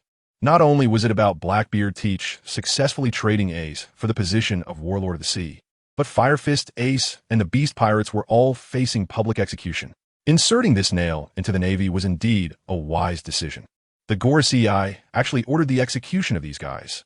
Doflamingo foresaw that a large-scale war was about to break out, a massive wave sweeping across the world. Just moments ago, during his call with Vegapunk, Doflamingo was stunned to hear that the Navy was finally going to take action against the Yonko forces entrenched in the New World. The Yonko, the four greatest pirates closest to the Pirate King's throne, each possesses absolute power and influence. They're the strongest among the three major powers, and fortunately, the four pirate emperors are each fighting their own battles. The Navy's sudden aggression, targeting two of the Yonko at once, was why Doflamingo was so taken aback. Although Kaido's subordinates were all captured, the Yonko themselves are a huge threat. The strongest creature, Kaido of the Beasts, is the main concern. And as for the Whitebeard pirates, there's no need to mention them. What is the reason for all this? Is it because the 4th Admiral, Summer, has a combat power even more terrifying than Kaido? After thinking it through, Doflamingo realized that it is indeed possible. That guy who became an admiral at the age of 8 is too frightening. This question is related to the third piece of information. Although young Master Vigor spoke hastily at the time, he made it clear. After a while, Doflamingo still felt a deep shock in his heart. Although Vigor stated that this was a rumor, the credibility of this event is very high. Not long ago, a massive riot occurred in Impel Down, not far from Marineford. The exact reason is unknown, but all the criminals in the 6th level of Hell broke out. Among them were several legendary pirates. The Flying Pirate Shiki, the Solitary Red, and the crew of the Pirate King, Douglas Bullet, comparable to Rayleigh the Dark King. Not to mention the other criminals, but this huge riot was defeated and suppressed by the Child Emperor Summer alone. So many powerful individuals. And then there's the terrifying figure of the Golden Lion. How is this possible? Doflamingo couldn't help but exclaim in shock, leaving him utterly stunned. However, Vigor's tone was also filled with astonishment as he said that this matter was likely true. Although the Navy personnel who went there at the time were not given a gag order, they were still warned not to speak about it. Who is Vigor? He is the base commander of the G1 division, a vice admiral in the Navy. Though he only heard about it, he knew that this matter couldn't have come out of nowhere. Young master, this is the very issue that led the Gorosei to make such a decision. The Navy headquarters is currently gathering elite warriors from around the world. Doflamingo recalled the shocking scene from that summer when he fought against the Beast Pirates, where Kaido was brutally beaten down by Summer, a memory that still lingered vividly in his mind. The strongest creature, a being with an incredibly powerful body, was pinned to the ground and unable to escape, causing the entire island to tremble. The more he thought about it, the more plausible it seemed to Doflamingo. But he was only 8 years old. This growth rate is simply terrifying. In this world, there is no right or wrong, only winners. The world is about to change dramatically. For emperors? 7 warlords? Doflamingo was already formulating his plans in his mind. At this time, the Navy had already lost track of the Whitebeard pirates, which can only mean that Whitebeard had begun his preparations and found ways to evade the Navy's surveillance. Vigor further stated that the red-haired pirates had also vanished without a trace. 2 major pirate crews disappearing at the same time, and the Navy could only wait for them to show up. Moreover, Vigor brought a 4th piece of intelligence, which he didn't just hear about, but actually knew for certain. Admiral Child Emperor has already set out for the New World. The destination is Big Mom's territory, Tato Land. The Navy is tracking Kaido's location and knows that he's going to meet Big Mom. So they dispatch Child Emperor to intercept the meeting of the 2 emperors. The Navy truly has the audacity to do this, daring to send this key admiral to stir up trouble. This time, whether the rumors about Child Emperor are true or not will soon be revealed. Doflamingo laughed loudly and turned to make preparations. Preparing for what? Preparing to welcome the arrival of a new era. Suddenly, The Navy produced an incredible child powerhouse, and with the capture of Fire Fist Ace from the Beast Pirates, it ignited the prelude to a great war. Although it is unknown whether the red-haired pirates will get involved, 3 of the 4 emperors are already in the mix. Especially on Kaido's side, Doflamingo knows that his relationship with Big Mom is not ordinary. Others might think Big Mom won't participate, but Doflamingo feels that Kaido wouldn't dare to go if he wasn't confident, for fear of being laughed at. At least 3 of the 4 emperors are going to war with the Navy headquarters. The new era has arrived. The news of the public execution did not take long to spread. The Gorosei have already ordered the fastest speed to proceed, and Sengoku's actions are also very swift. Even the fleet Admiral, Steelbone Kong, has come out to participate in the war planning. Marineford has long gathered most of the elite Navy forces, and various wartime supplies are arriving one after another. Military families in the town of Marineford have also begun evacuation and refuge. The day after the evacuation, news of the public execution was already broadcasted by the newsbirds, announcing it to the world. In the 4 seas of the southeast, southwest, northeast, and northwest, as well as the Grand Line, except for Wano country, which is completely isolated, even many non-member countries are aware of it. What followed was a stir across the entire sea. My God, the public execution of Fire Fist Ace, the 2nd Division Captain of the Whitebeard Pirates, and all members of the Beast Pirates. Whitebeard. That person has been famous across the seas for decades, right? Indeed, he is called the world's strongest man, along with the Beast Pirates, said to be one of the 4 Emperor pirate crews in the New World. They're the most formidable pirate crews in the world. The Navy is determined to have a decisive battle with them this time. War is coming. I am scared. Those guys are said to be powerful beyond measure. They could even destroy the world. At that time, the world government will broadcast this public execution live to the whole world. God, please bless the Navy to achieve victory. Various voices echoed around the world. Some elders reminisced. Some trembled at the mention of Whitebeard's name, and others felt that the world could be destroyed by this war. Suddenly, people filled with fear, prayer, and uncertainty are all tense and paying attention. What? Ace is going to be publicly executed? On Fishman Island, the sea hero Jinbei saw the news in the newspaper, and his eyes widened in shock. This news is not good at all. In front of Jinbei sits Neptune, the king of the Fishman Kingdom, on his throne. With the old man's temperament, this is a war. The more Jinbei thinks about it, the more depressed he becomes. And Neptune's expression is even worse. It's not just the Whitebeard pirates, but also the Beast Pirates. The Navy is serious this time. Neptune's eyes are trembling. It's been so long since such a terrifying major event has occurred. Not even since Roger's era has anything like this happened. If both sides completely fight to the death, it would be a disaster for the entire world. Moreover, Fishman Island is not far from the Navy headquarters. Your Majesty, I need to return to the surface, Jinbei said. He did not speak for a long time, then deeply bowed and turned to leave. As a warlord of the sea, such a significant event would surely summon the world government. But Jinbei would not help the Navy deal with Whitebeard. However, he also cannot stay on Fishman Island, or he would be implicated. Neptune understands the gravity of the situation, opens his mouth, but ultimately says nothing. Whitebeard has indeed shown great kindness to Fishman Island. Similarly, on Amazon Lily, which is in the Calm Belt, in the palace city of the Amazon Kingdom, Warlord Boa Hancock and her 2 sisters, along with Guruliosa and others, are gathered together. Each one has an extremely serious expression. Has the Navy lost its mind?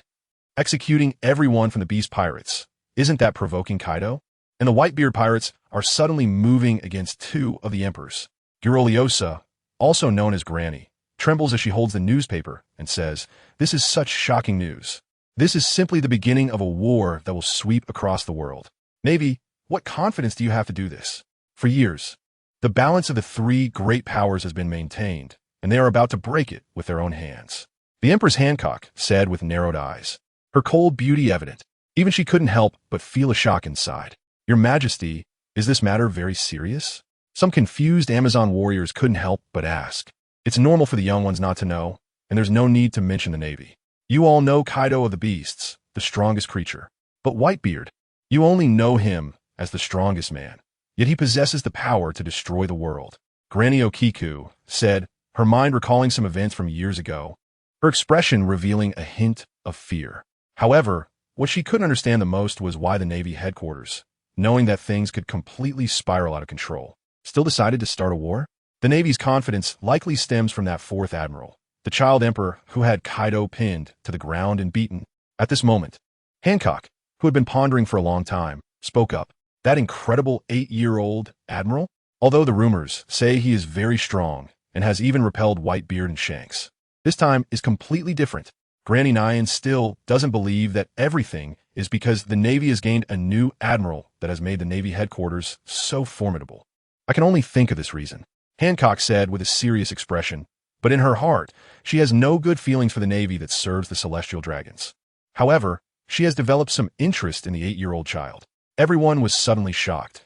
An 8-year-old child has given the Navy the confidence to confront 2 emperors. Meanwhile, while the people of Amazon Lily were astonished, a high-pitched laughter erupted from the terrifying 3-masted ship. Gecko Moria was acting as if he had gone mad, dancing and waving his arms. Since being defeated by Monkey D. Luffy, it was the first time he felt this excited. Kaido, your crew is all going to die. And their war. How exhilarating. Moria felt very pleased. War was exactly what he urgently needed, because with war, his abilities would have great effects. Of course, it wasn't just Jinbe, the Fishman, Hancock, and Gecko Moria. The tyrant Kuma, who was undergoing transformation by the world government and had almost completely lost his humanity and memories, was also aware of the public execution announcement from the Navy and showed a different attitude. But everyone knew that a grand war was truly imminent. It wasn't just targeting the Whitebeard pirates. The Navy was actually pulling Kaido into the fray to target the 2 strongest. Why would the Navy choose to directly confront 2 emperors? The warlords of the sea all thought of that 4th Admiral, the one who beat up Kaido, the child emperor, Summer. However, at this moment, the team recruiting the warlords of the sea had already set off. 3 days after the news spread, on the island of Sabaody, not far from the Navy headquarters, Rayleigh sat at the bar, holding a newspaper with a shocked expression. You're shocked, right? The Navy is really serious about taking action against the emperors this time. Who told you to go out and indulge, gambling for days and nights? Shaki slowly took a puff of smoke, resting her chin on her arm, looking at Rayleigh. Rayleigh immediately laughed it off. This news has been out for 2 days, and I've been at the casino without knowing. As soon as I returned to the bar, Xiaoqi pulled out the newspaper. The whole world is in an uproar, and it is said that everyone is on edge, with even some kingdoms resisting the idea of going to war with the 4 emperors. Xiaoqi is quite accustomed to Rayleigh's behavior and doesn't need to worry about his health. As he said this, Rayleigh gradually became serious. Indeed, the Navy's actions this time were too significant, especially with Whitebeard and that Kaido involved. You should know about Kaido, one of the 4 emperors. Rayleigh was also surprised that the Navy was willing to initiate a war amid such turmoil. Back then, we were just a pirate crew, and both he and I were apprentices. He was a cunning guy. Shucky seemed to be reminiscing as she casually extinguished her cigarette. Rayleigh, however, did not appear overly shocked. After all, he was already a retired old man. As for the destruction of the world, having traveled the Grand Line, Rayleigh did not contemplate such matters. Just as Rayleigh shook his head and stood up to open a bottle of wine, there was a knock at the door. Is the coating master in? 2 ships need coating. When Rayleigh opened the door, he saw a young man with spiky red hair. Business is coming in. Coating me will be quite expensive. Whatever the cost, I'm in a hurry to set sail, Locke said nervously. You have money, then I'll go, Rayleigh replied, having just run out of cash himself and not wanting to cut corners. With business coming in, he turned around to grab his tools, greeted Shucky, and followed Locke to set off. Originally, Rayleigh thought it would just take a few days to coat the 2 ships and enjoy some food and drink. This guy also seems to be a pirate. He must be trying to evade the war that the Navy headquarters is about to launch. As a result, Rayleigh, who followed the trail to this place, did not see a ship. Instead, his strong observation, Haki, sensed a powerful presence. It wasn't just one person, but a group. As many as 20 or so. Young man, deceiving an old man won't end well for you. It's strange that Rayleigh hasn't noticed anything unusual by the time he got here. As soon as these words came out, Roxta felt even more nervous. The person behind him was the king of the underworld. Sir, just follow me. We mean no harm, he said nervously, trembling slightly. Rayleigh smiled at this, not fearing any traps, and followed him. It was actually quite simple. Apart from the Navy, no other forces would come looking for trouble with him unless they were really serious about it, and they wouldn't arrange to meet here. Most likely, it was some acquaintances who couldn't show their faces. Sure enough, they arrived at the root of a red tree by the sea. Rayleigh's expression was one of great surprise. You guys, how did you all get together? Sitting or standing there were Whitebeard, Newgate, red-haired Shanks, and several of their respective officers. Marco, Jozu, and others, as well as Beckman and Jesus Burgess, were shocked to see this old man with all white hair and beard. The right arm of the Pirate King really was here. The king of the underworld, Rayleigh, he really is on this island. Garara, old man, you seem to be living quite well. Whitebeard Newgate laughed as he tossed a bottle of wine that he hadn't seen in decades.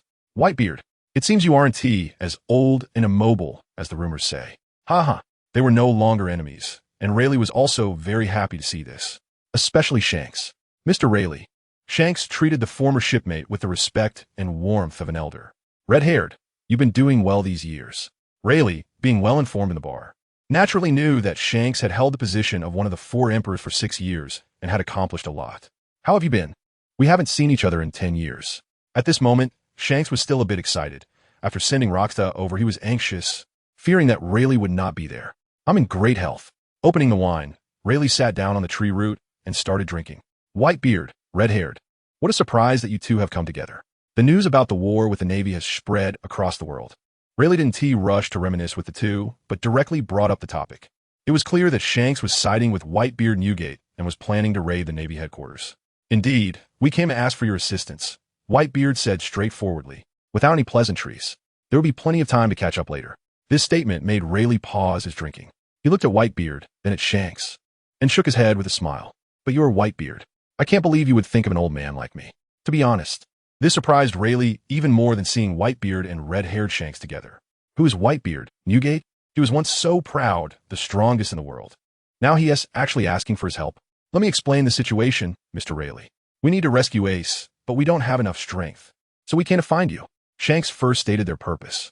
The mention of Ace made Rayleigh somewhat dazed. Ace was also the name of Roger's sword. Because Ace is the biological son of Captain Roger, Shanks knew that he didn't need to say much more. Rayleigh would understand on his own. Just as red-haired Shanks thought, when he uttered this short sentence, Rayleigh seemed to freeze.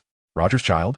Rayleigh seemed to be transported back to the time when Roger patted his arm and said that the next pirate king would be his child. Back then, Rayleigh laughed at Roger, asking where he would find a wife to have children. Whitebeard and red-haired Shanks were not in a hurry. Everyone watched as Rayleigh's expression gradually began to change. If you can team up with Whitebeard, it means this has already been verified. It's true, which is why you're acting together.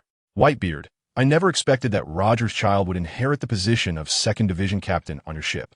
Rayleigh gradually calmed down and said softly, although it was unexpected and even shocking, after learning this news, Rayleigh had already made his decision. Then, Mr. Rayleigh, red-haired Shanks didn't know how to say it properly. It was inappropriate to disturb Rayleigh's retirement life. But after informing him, whatever he decided was fine. And Shanks even hoped that Rayleigh wouldn't go. I will go, of course. Roger can't be saved, but Ace is different. This responsibility is mine to bear. Resolutely, Rayleigh immediately agreed. Suddenly, Whitebeard laughed heartily, and Marco and the other captains also smiled. With the Dark King here, the chances are greater. Curious. Why do you two emperors feel that you lack strength? Is it because of the 4th Admiral and Garp? Rayleigh couldn't help but ask at this moment. Both red-haired Shanks and Whitebeard nodded. It's the 4th Admiral. Just how strong is this 4th Admiral? Even you two think you can't handle him? That rumor? Rayleigh was even more surprised. He could understand the Iron Fist Garp, but why did the 4th Admiral, the 8-year-old child emperor, make both Whitebeard and red-haired Shanks so wary? It was said that he was very strong. He could continuously grow stronger in battle. His stamina was extremely terrifying, and it didn't surprise me at all that Kaido was defeated. Red-haired Shanks recalled the punch that had driven him back and said solemnly, that kid is a little monster with unparalleled combat talent. Even Whitebeard Newgate gave such an evaluation. Rayleigh stroked his chin, feeling greatly astonished, and couldn't help but take a keen interest in Summer. Report. Admiral Sengoku.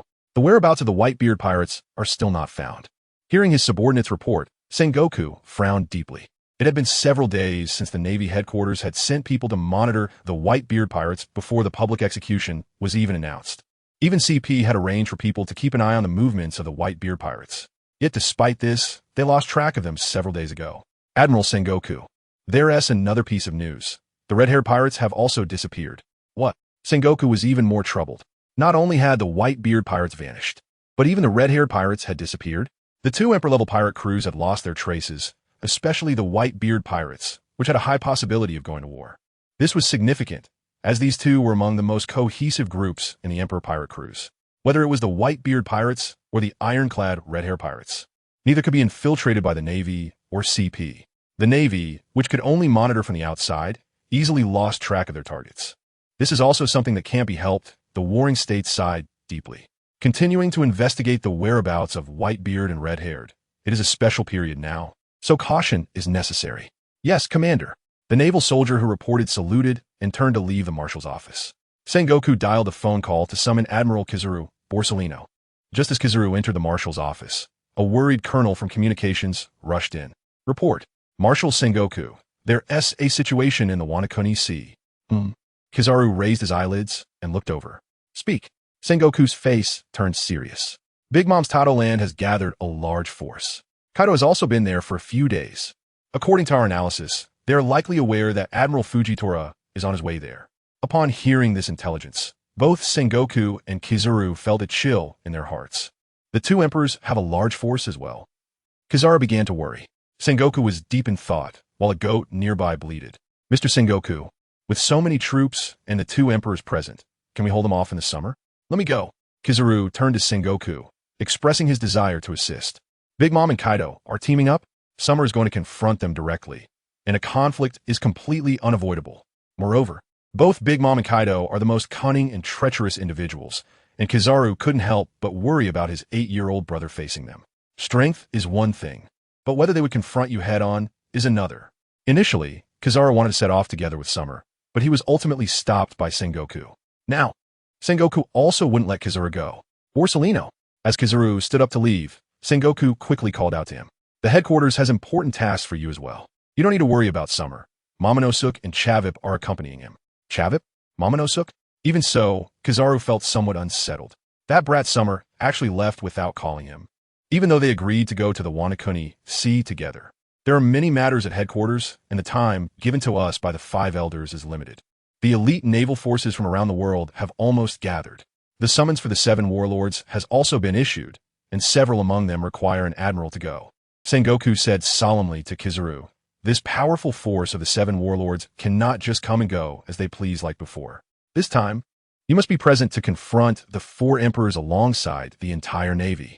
Sakazuki has already gone to Fishman Island to invite Jinbei from the Sun Pirates. And Kazan has gone to Dressrosa to invite Don Quixote da Flamingo. As for Borsalino and Mihawk, they need you to go in person. No one else in the Navy can invite this world's #1 swordsman. As for Summer, he can handle the 3 legendary pirates on his own. So he'll be fine. Marshal Sengoku has already said this. Borsalino can only sigh inwardly, as military orders are hard to defy. Now that the entire Navy has entered a state of war, he cannot go help his brother. Since that's the case, I understand. Without saying more, Borsalino is aware of his responsibilities as an admiral and can only hope that Summer remains safe. After all, Summer's strength is indeed formidable. At this moment, a sound of footsteps approached. Akainu Sakazuki, wearing a duckbill hat and a red shirt, came striding in with his justice coat. What's going on? Sengoku, busy as well, directly asked without any small talk. It wasn't far from Fishman Island to the Navy headquarters, so Akainu Sakazuki returned quickly. However, it seemed that Akainu's expression was not good. Jinbei refused the summons. That damned bastard actually stated that he wouldn't go after the Whitebeard pirates due to his sense of loyalty. So he was directly escorted to impelled down by me. Akainu Sakazuki had a face full of disdain, believing that Jinbei was being ungrateful. Pirates are truly rebellious. They enjoy the privileges of being a warlord of the sea, but do nothing. Sengoku and Kizaru seemed to know about Whitebeard protecting Fishman Island from pirate plunder and were not too surprised. Did you have a fight? Not really. Jinbei didn't resist much. Well, in that case, Sakazuki, it might be tough for you to head to Amazon Lily as well, since the minks might not be able to summon that one. Sengoku pondered for a moment and asked Akainu Sakazuki to continue to the Empress of the Pirates. Akainu was very dedicated. Without saying a word, he nodded and set off. Sengoku watched the 2 admirals leave and couldn't help but sigh. Ever since the announcement of public executions, the upper echelons of the Navy had been working nonstop, including Summer. All 4 admirals had set sail, and most of the vice admirals at headquarters were also out. There wasn't a single idle person. Everyone was preparing for the great war that was about to begin. Hey Sengoku, look what I brought. Sunbei. Just as he was thinking, Sengoku was suddenly startled awake by the loud voice. Garp came in, excited, carrying a large bag of Sunbei. The Navy was not without idle people. Sengoku immediately looked at Garp with a black line on his forehead. This old guy is so eager to please, he just wants to go to Dressrosa again. On the other side, in the sea of all nations, Pirate ships carrying pirates from the surrounding seas are entering Cake Island, gathering near the port. The ships adorned with various pirate flags, large and small, are the fleet affiliated with the Big Mom pirates. The number of pirates is densely packed, with at least 30,000. The public execution is just 4 days away. The elite fleet has already gathered, and we are waiting for the opportunity when the 4th Admiral is alone. As long as he separates from the Navy headquarters, we can surround him and ensure he cannot escape. Big Mom and Kaido stand on the castle balcony, looking at the gathered pirates outside, chuckling to themselves. Behind them, Perispero, Daifuku, and other ministers stand. However, Kaido among the Big Mom pirates appears somewhat expressionless. The quantity here is only over 30,000, which should be far less than the total number of ships under Big Mom's large fleet.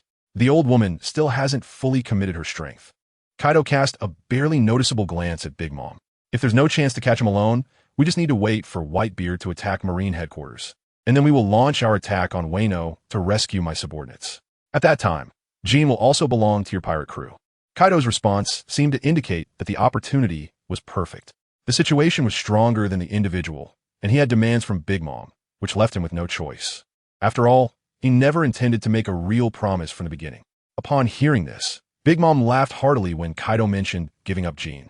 Her desire for collecting races far exceeded Kaido's imagination. After all, this was a dream she had for decades, and she had taken every step to reach this point. With Jean, this dream would soon be complete. Kaido scoffed inwardly. He would deal with the summer first before anything else. At this moment, Katakuri suddenly walked over with a somewhat strange expression. Mom, there's news about the 4th Admiral. Instantly, Kaido and Big Mom's eyes lit up as they looked at Katakuri. Did the opportunity to take him down alone finally arrive? Katakuri, what's going on? The 4th Admiral has already left the Navy headquarters and is heading towards the New World, specifically towards Tado Land. Moreover, there's only one warship, with no other admirals, although there are a few vice-admirals. Katakuri's strange expression was due to the fact that the young emperor was heading straight to Tado Land, and the forces he brought were rather weak during the Navy's preparations. What? Kaido and Big Mom were instantly puzzled. The Navy's intelligence shouldn't be unaware of the situation, right? The young emperor's direct approach here, during such a critical time, was quite unusual. Could he be looking to deliver his head? Regardless, Kaido quickly felt overjoyed. No matter what his purpose was, as long as he had left the Navy headquarters, it was an opportunity for revenge. Fighting against Big Mom's pirates in Tado Land?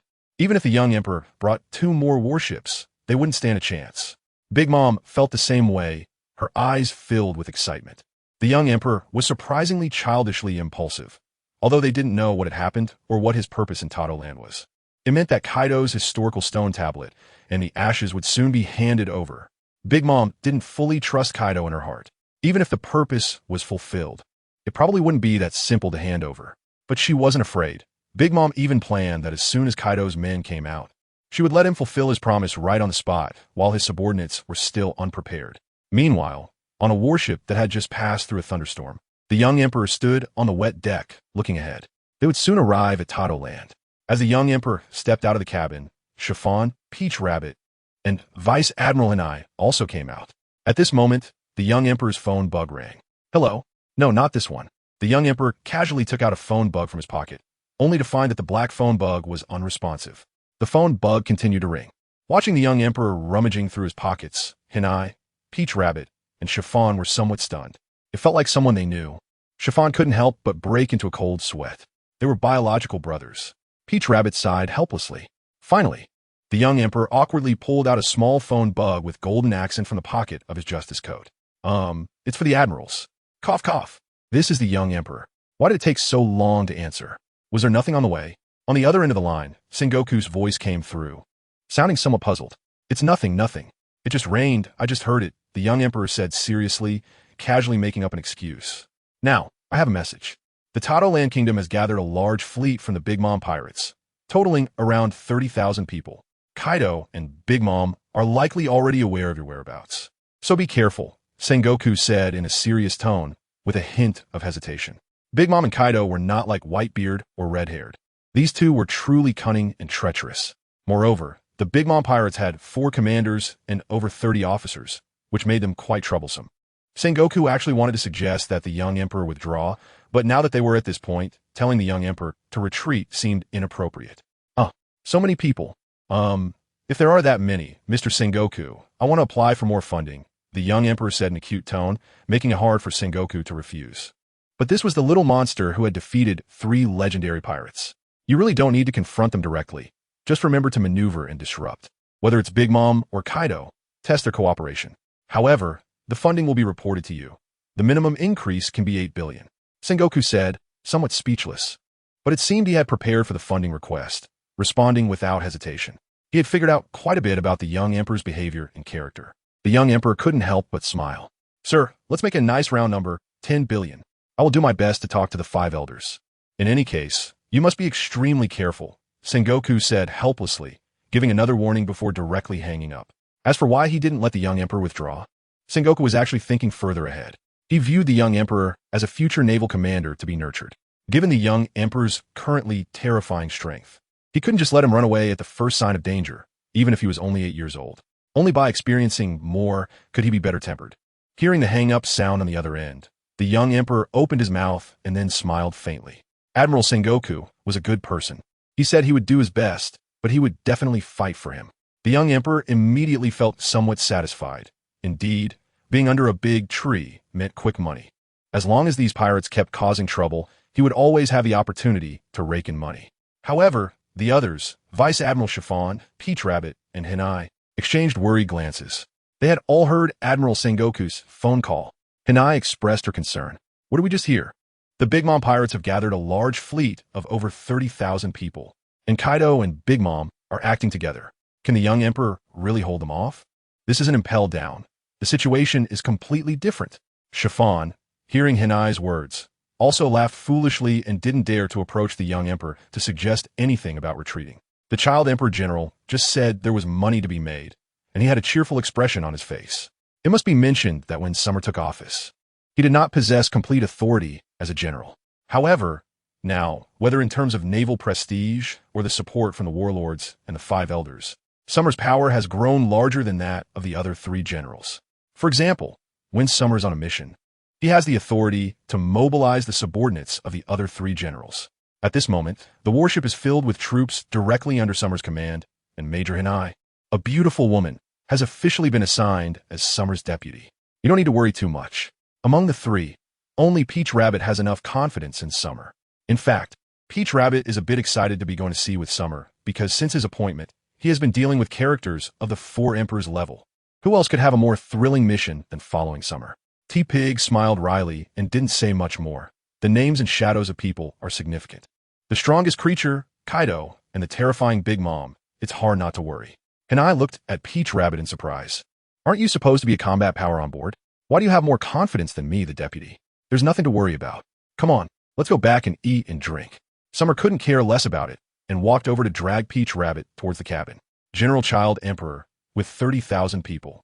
Aren't we going to take any measures? Hinai was very concerned. Hinai really wasn't used to Summer's nonchalance and quickly followed behind, saying, Huh? What measures? Summer hadn't thought of this. Could it be that Hinai has any good ideas?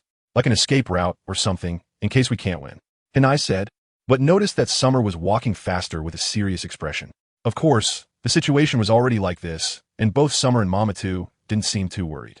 It seemed that Marshal Sengoku also believed in the abilities of the Child Emperor, so Chabad and Hinai didn't hesitate and started to eat and drink together. It wasn't until the 4 of them and the soldiers were full that they returned to the deck again.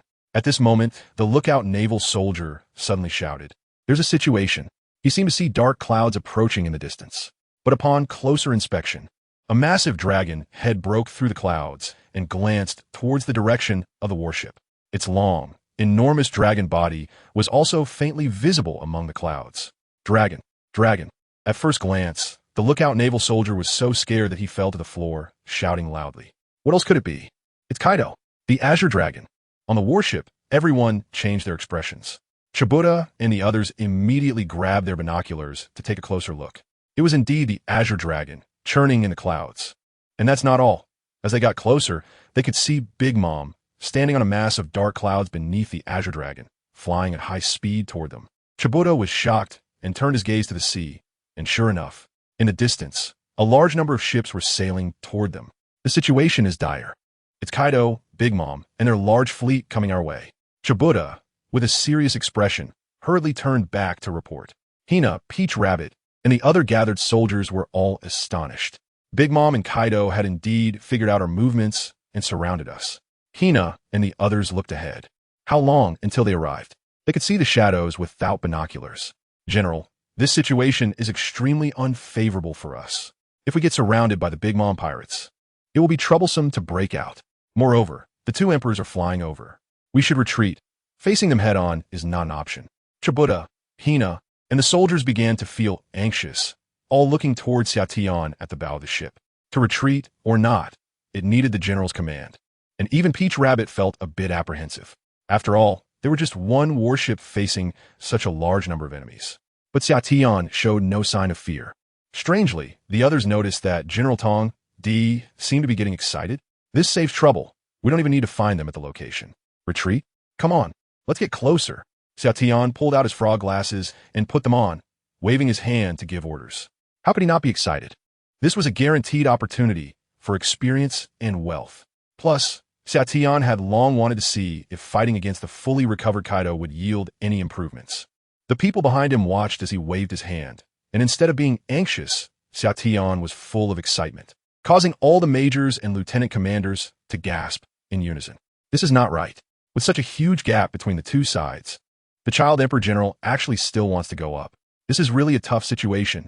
General, is it really okay for us to go up like this? There are less than 1,000 people on the entire battleship, and we can still retreat now. The T-Pig is almost crying. If there were islands or something else, it would be easier to say we could establish a base and fight against 30,000 people. But in this vast sea, facing at least 30 ships, how do we fight? Enough nonsense. Put on the sunglasses, treat life and death lightly. Let's go. Summer shot a disdainful glance at the T-Pig. This acting general lacks courage. The others felt helpless. After all, they were soldiers, they were navy, and military orders are paramount. The group of soldiers could only brace themselves and let the battleship continue to approach. Meanwhile, on the opposite side, the captains of a large fleet and the ministers of various countries were all surprised. They should have noticed this distance long ago. And with Mom and Kaido in the sky as more obvious targets, this battleship actually came closer to us. Parasparrow and others showed extremely surprised expressions. ISNT this a bit too eager for death, until they saw in the distance Summer standing at the bow, wearing a black suit, sunglasses, and a justice coat. The members of the Big Mom Pirates couldn't help but scrutinize him seriously. This fierce person who can take down the Beast Pirates looks so obedient and handsome. He is quite good looking, and he is only 8 years old. Is he really that strong? Parasparrow and Daifuku couldn't believe it. In the sky, as they got closer, they saw Summer as Azure Dragon Kaido, whose eyes were filled with a hateful red glow. The massive dragon body accelerated, rushing forward impatiently. Summer. On the warship, everyone's faces turned a bit pale. The terrifying aura of Big Mom and Kaido, two of the four emperors, hit them like a wave, making them shudder as if from hell. Among those present, only Chopper, Momonosuke, and Summer could handle it normally. At this moment, the two sides approached, and the warship slowed down until it was drifting with the waves. Kaido and Big Mom had already reached the sky above the warship.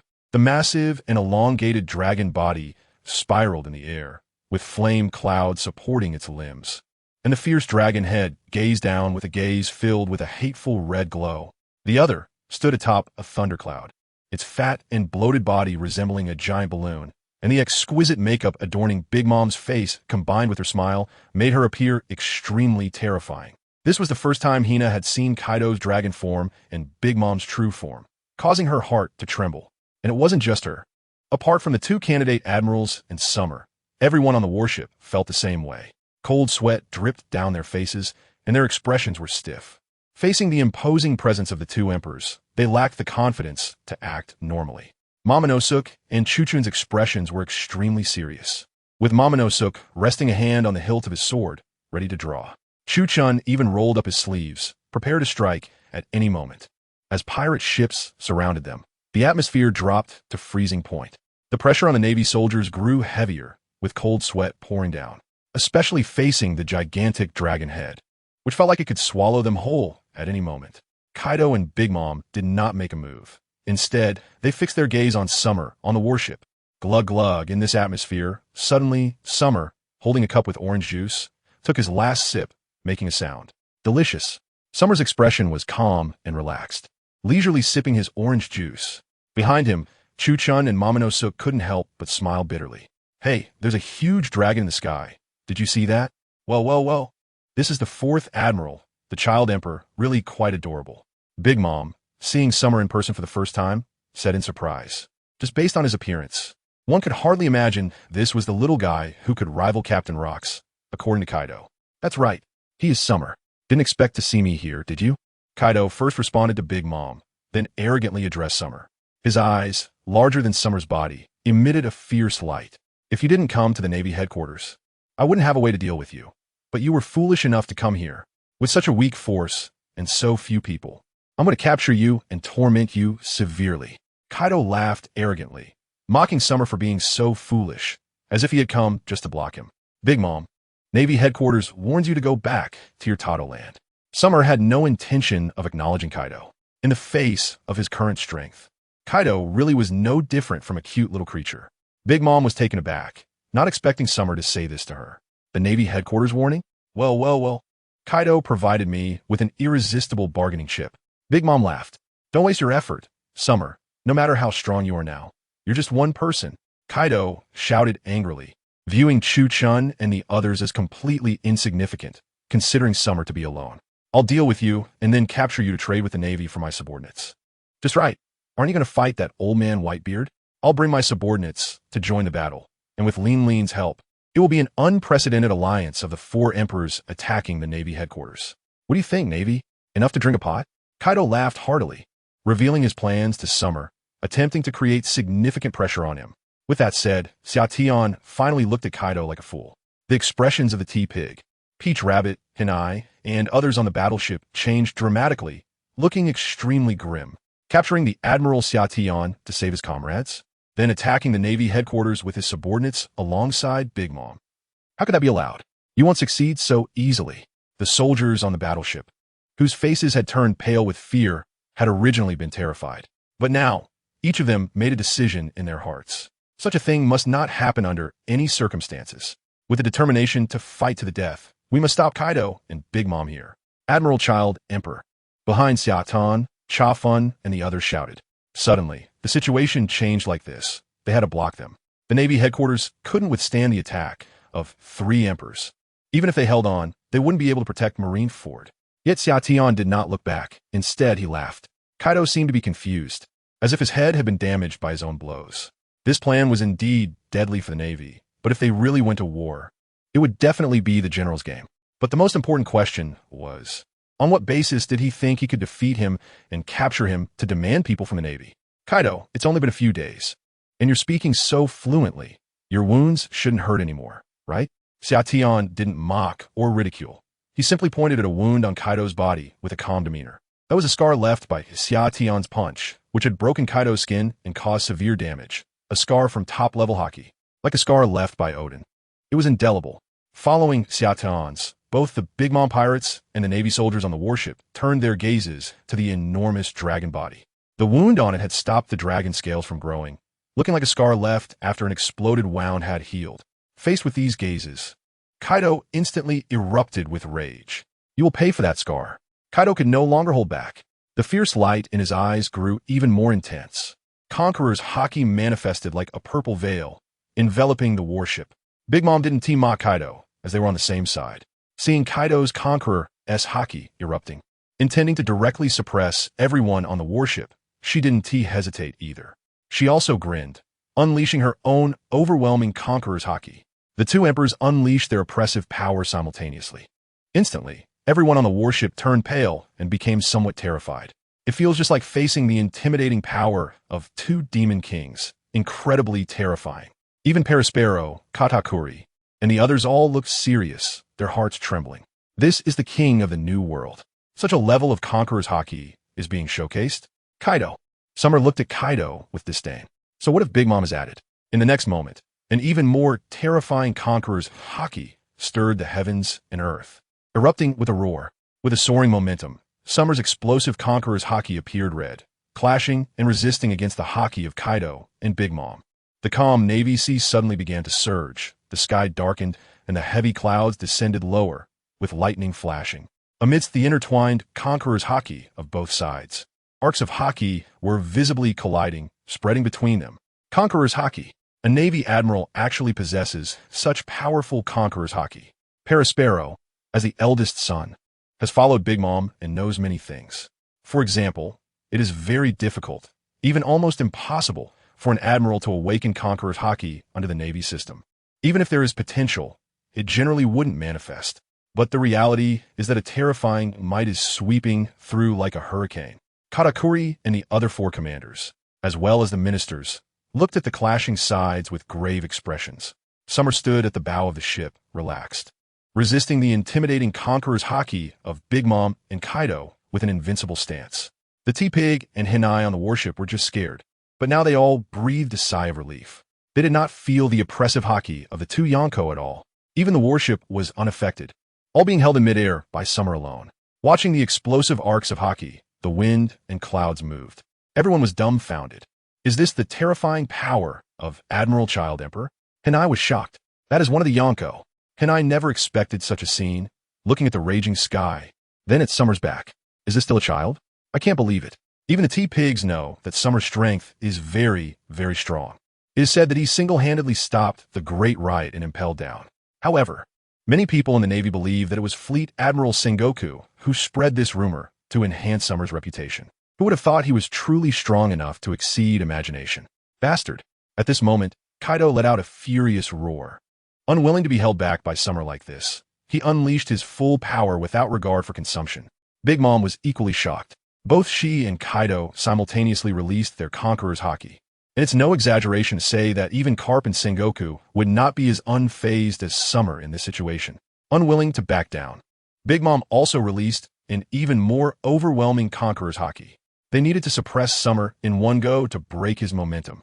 Thus, the 2 of them unleashed waves of purple Conqueror's Haki, one after another, like ocean tides, releasing an even greater might. Interesting.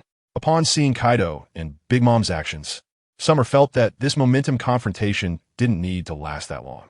The main issue was that the system hadn't activated to display various ability templates. It still required a real battle to trigger a response. Without hesitation, Summer decisively unleashed all of his intimidating power. In his eyes, at the moment of the explosion, a flash of silver light flickered. The red Conqueror's Haki had a faint silver-white hue. The result was that the Haki, which Kaido and Big Mom had unleashed with all their might, was instantly crushed by his overwhelming force. How is this possible? Watching their Haki being continuously pushed back, Kaido and Big Mom couldn't help but exclaim. Their combined strength was actually not as powerful as Summer's. Their Haki was being overwhelmed. The terrifying might immediately overwhelmed even the 2 pirate emperors, and the pressure of the Conqueror's Haki swept out. Katakuri, Perospero, Daifuku, Snakeman, and Smoker, these high-ranking officials, all changed their expressions drastically, filled with shock. The surging Haki, like a violent typhoon, made them feel their heads spin, raising their hands to defend. Katakuri even found that his own Conqueror's Haki was suppressed within him, unable to be released in resistance. Around them, the pirates of the Grand Fleet with lower psychological endurance were fainting, rolling their eyes, while those slightly stronger felt their bodies going soft, enduring immense pressure. From their perspective, the purple Haki of Kaido and Big Mom had become almost invisible. Only the infinitely magnified eyes on the warship, radiating silver light, dominated their hearts.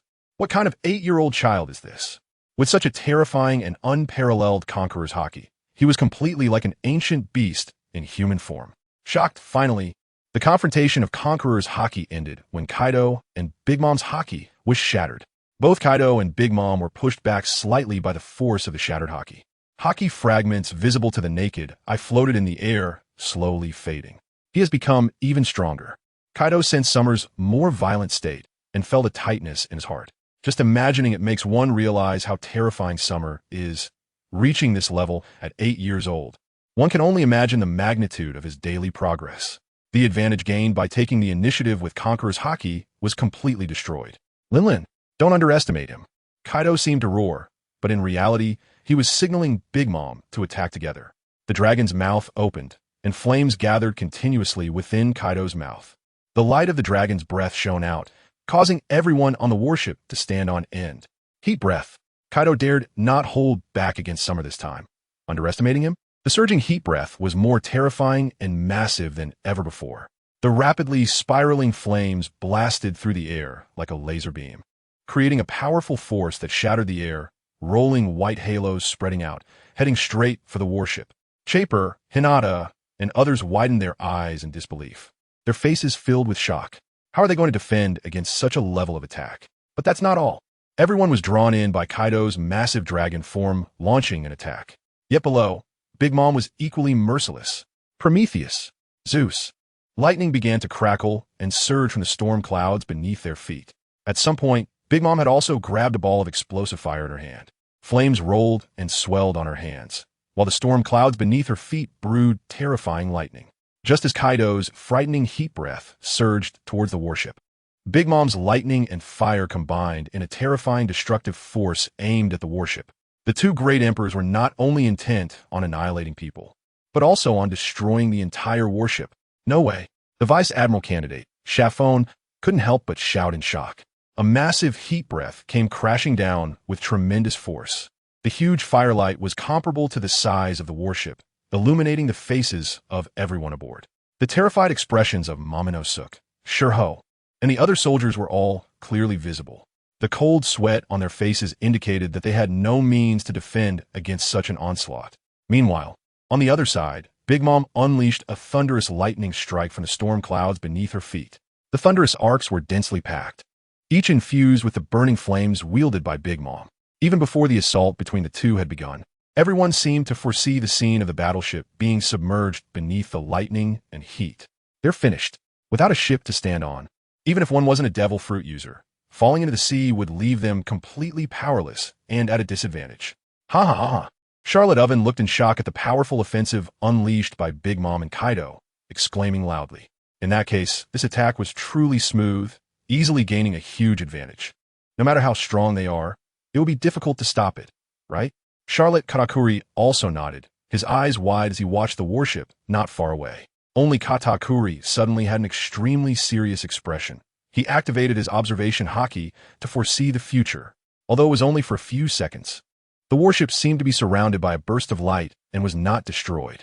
The scorching heat was already pressing against the faces of the Navy personnel on the warship, and it looked like it was about to be destroyed by Kaido and Big Mom's attack. At this moment, the calm summer finally began to take action. The small arms were instantly covered in armed color, turning pitch black. The outer layer was directly enveloped in a flowing red form of domineering aura. The entire small figure's momentum changed dramatically in an instant. The overwhelming aura that Kaido could never forget brought a flash of fear to his dragon eyes. The shadow that Summer cast upon him was far more severe than the huge knife wound left by Yuchien. The four-style star collapse. Summer's punch was incredibly smooth, creating an illusion for Chadu that it was meant to be executed this way. With a flick of his hand, he swung his fist. The later strike arrived first. The rebound force of Summer's star collapse punch pressed down the bow of the battleship, causing the entire ship to tilt slightly. On his fist, several waves of air spread out, colorless, like the explosive power of a star-destroying cannon.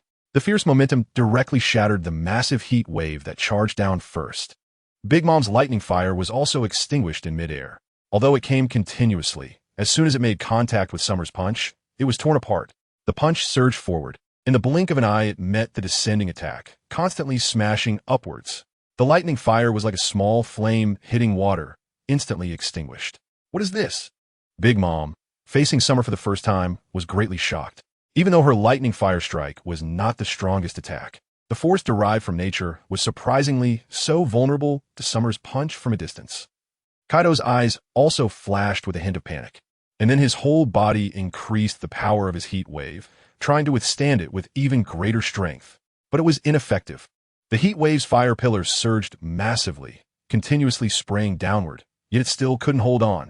Such a massive heat wave touched the punch force and was directly shattered into tiny fire threads, shooting in all directions, gradually weakening. Boom! In a loud explosion, firelight erupted between Kaido and Big Mom. Faintly, a dragon's roar sounded somewhat painful.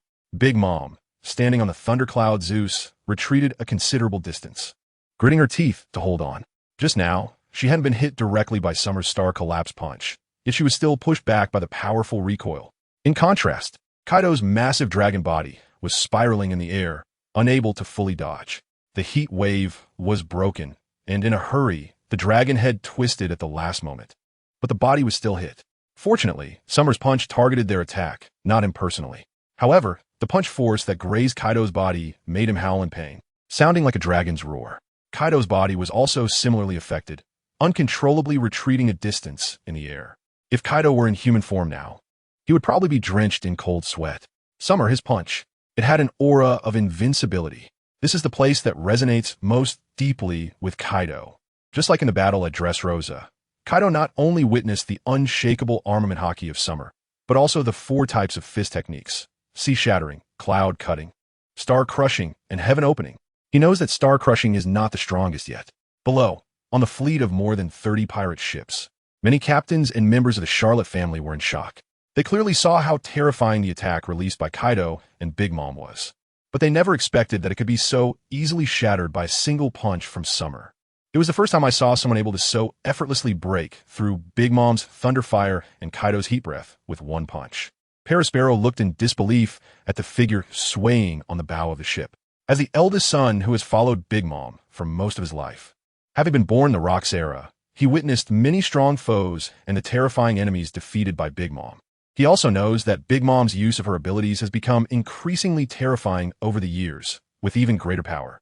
Is this 8-year-old general really only 8 years old? Katakuri and Smoothie were greatly surprised by this scene. It seems that the rumors about the last 4th Admiral, who also prevented the red-haired and white-beard from meeting, causing both sides to abandon the confrontation under his interference, are true. The serious Katakuri originally wanted to step up, but now hesitated. The unparalleled conqueror's hockey and this kind of martial arts seem to be beyond what he can participate in. Smoothie and the other star generals also nodded solemnly, looking at the repelled Kaido and Big Mom.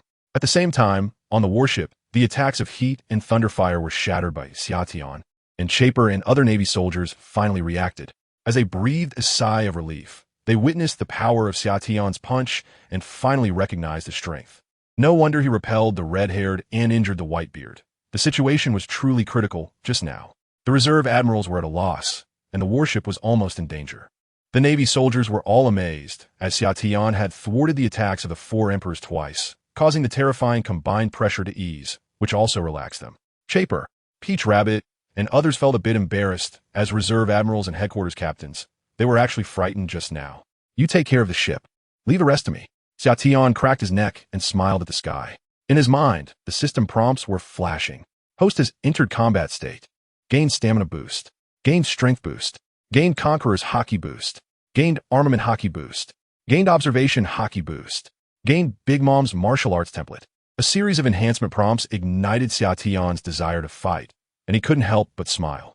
At the same time, not only Big Mom, but Xiaotian also discovered that engaging in battle with Kaido again would trigger enhancements, although the boosts would not be as rapid. This also shows that dealing with multiple people can be done repeatedly, but the improvement also depends on whether that person's strength has become stronger at that moment. Summer was not in a hurry. Instead, he moved around a bit, instructed Peach Rabbit, Sure Jin, and the others, then took off his justice coat and rolled up his sleeves. He was not like his brother Kizaru or Akainu and Aokiji, natural type abilities users who could protect their clothes. Admiral, are you going to fight alone? One person against the 4 emperors, and without any island or land support. T-Pig couldn't help but feel embarrassed. Was Admiral really that fierce? Hinai also looked at Summer, whose fighting spirit was boiling, and opened her mouth. It seemed that going up to confront the enemy wasn't wrong. Summer didn't say much, jumped up with both legs, and with a bang, shot straight into the sky. The deck at the bow of the warship was shattered by Summer's force, leaving cracks. T-Pig, Peach Rabbit, Hinai, and other naval officers looked at each other in amazement. The rumors from a few days ago were indeed true. There had been a major riot on the 6th level of Impel Down, and the most dangerous criminals had all escaped. It was said that aside from some notorious criminals whose existence was erased by the world government, the 7 warlords, and 3 legendary pirates from the previous era had also escaped. Admiral was dealing with 3 legendary pirates, one of whom was the Golden Lion, but even with the 3 of them teaming up, they were still taken down by Admiral. At this moment, the Navy couldn't help but think of the news that had been circulating at the Navy headquarters. Although this news was said by people who returned after following Admiral Sengoku to Impel Down on a mission, at first, everyone thought it was only possible because Admiral Kizaru and Admiral Aokiji were in Dressrosa. The situation in Impel Down was more of a rumor. There was no evidence to prove Admiral Summer's achievements at that time, and Admiral Sengoku did not grant any awards, which led many people to not believe it, as it was just circulated at the Navy headquarters. But at this moment, it seemed that Admiral's combat power was simply off the charts. He faced both Kaido and Big Mom, two peak emperors, without any hesitation. No, if Summer goes to deal with the two emperors, then T-Pig pointed stiffly at the 4 stars of the Big Mom pirates on the opposing pirate fleet. The ministers had already focused their attention on the people aboard the warship, definitely wanting to take this opportunity to make a move. Although there were 2 candidate admirals, several lieutenant commanders, and naval soldiers on board, the number of pirates on the opposite side was truly overwhelming. If the 4 stars teamed up, it would be enough to give Peach Rabbit and T-Pig a hard time, not to mention how fierce those New World pirate captains could be. Paraspero, Katakuri, and Smoothie indeed looked at the warship with fierce eyes. Summer actually soared into the sky, something none of them had anticipated. How could they fight without flying abilities? The ability to float by stepping on the air was limited and not agile enough. Let's wait and see. When Mom and start fighting, we can take the chance to seize the warship and capture those people. Paraspero immediately suggested, and Katakuri nodded in agreement. On the other side, Summer leaped up and soon reached a height similar to Kaido's, activating his brief floating ability and standing in midair, looking at the astonished faces of Kaido and Big Mom. He can fly. Kaido immediately became furious, adjusting his massive dragon body, ready to attack at any moment. Last time I let you escape, and now you're quickly preparing to team up with Big Mom against me. How come you haven't improved at all? Summer disdainfully glanced at Kaido, who looked like he was about to devour someone. You need to be a bit stronger than last time to deal with me. Your system upgrades should be more substantial. But you, Big Mom, actually chose to ally with Kaido, who has lost his subordinates. What kind of tempting chips did he give you? Is it Jean? Summer didn't directly attack, but calmly asked Big Mom, ignoring the furious Kaido. These are all sharp people. They can't possibly choose to join forces so easily. How do you know? Even Big Mom, standing on Zeus in the thundercloud, was taken aback. This 8-year-old child emperor is not only powerful in combat, but also has a sharp mind. He instantly figured out what he was after. The Lunaria tribe. The indigenous people living on the Red Earth continent are known as the race of gods, but unfortunately, they were exterminated by the celestial dragons 800 years ago. It's estimated that only one person, Jean, is left in the world. Didn't you establish Totland? Everyone in the sea knows that. Isn't one Jean enough? Summer shrugged, indicating that it wasn't hard to guess, but he also thought that one Jean should not be enough. Could you also be a special bloodline? You don't look like Yellow Ape's brother at all. That's right. Add a piece of historical text. Big Mom didn't hide anything, but stated it openly. The red historical text. The landmark of the final island. Summer suddenly realized that knowing he was powerful, Big Mom still dared to come, indicating that both of these were essential for her dreams. So what if I know? Summer, we have broken your armament hockey, and you will have to obediently submit. At that time, you will taste the torment. I want you to be my personal servant in my mind from now on. Kaido roared even louder upon seeing this. Summer didn't know where this guy got his confidence to defeat him.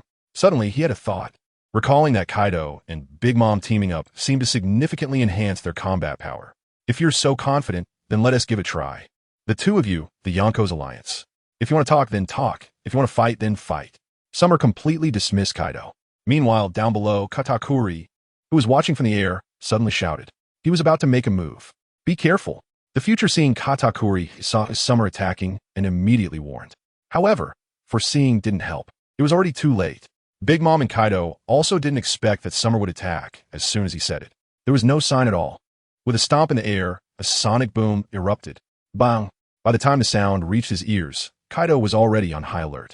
He knew Summer's speed was fast, capable of attacking before the sound even reached him. But knowing and reacting are completely different things. At the moment the sound erupted, Summer had already rushed to the front of Kaido's massive dragon body. The target was too big. Summer didn't even need to aim, directly throwing a punch that shattered the sea. As his fist swung out, double-layered airwaves radiated from Summer's arm, rapidly expanding in concentric circles. This punch landed solidly on Kaido's dragon scales. In an instant, the scales shattered, blood and flesh splattering everywhere.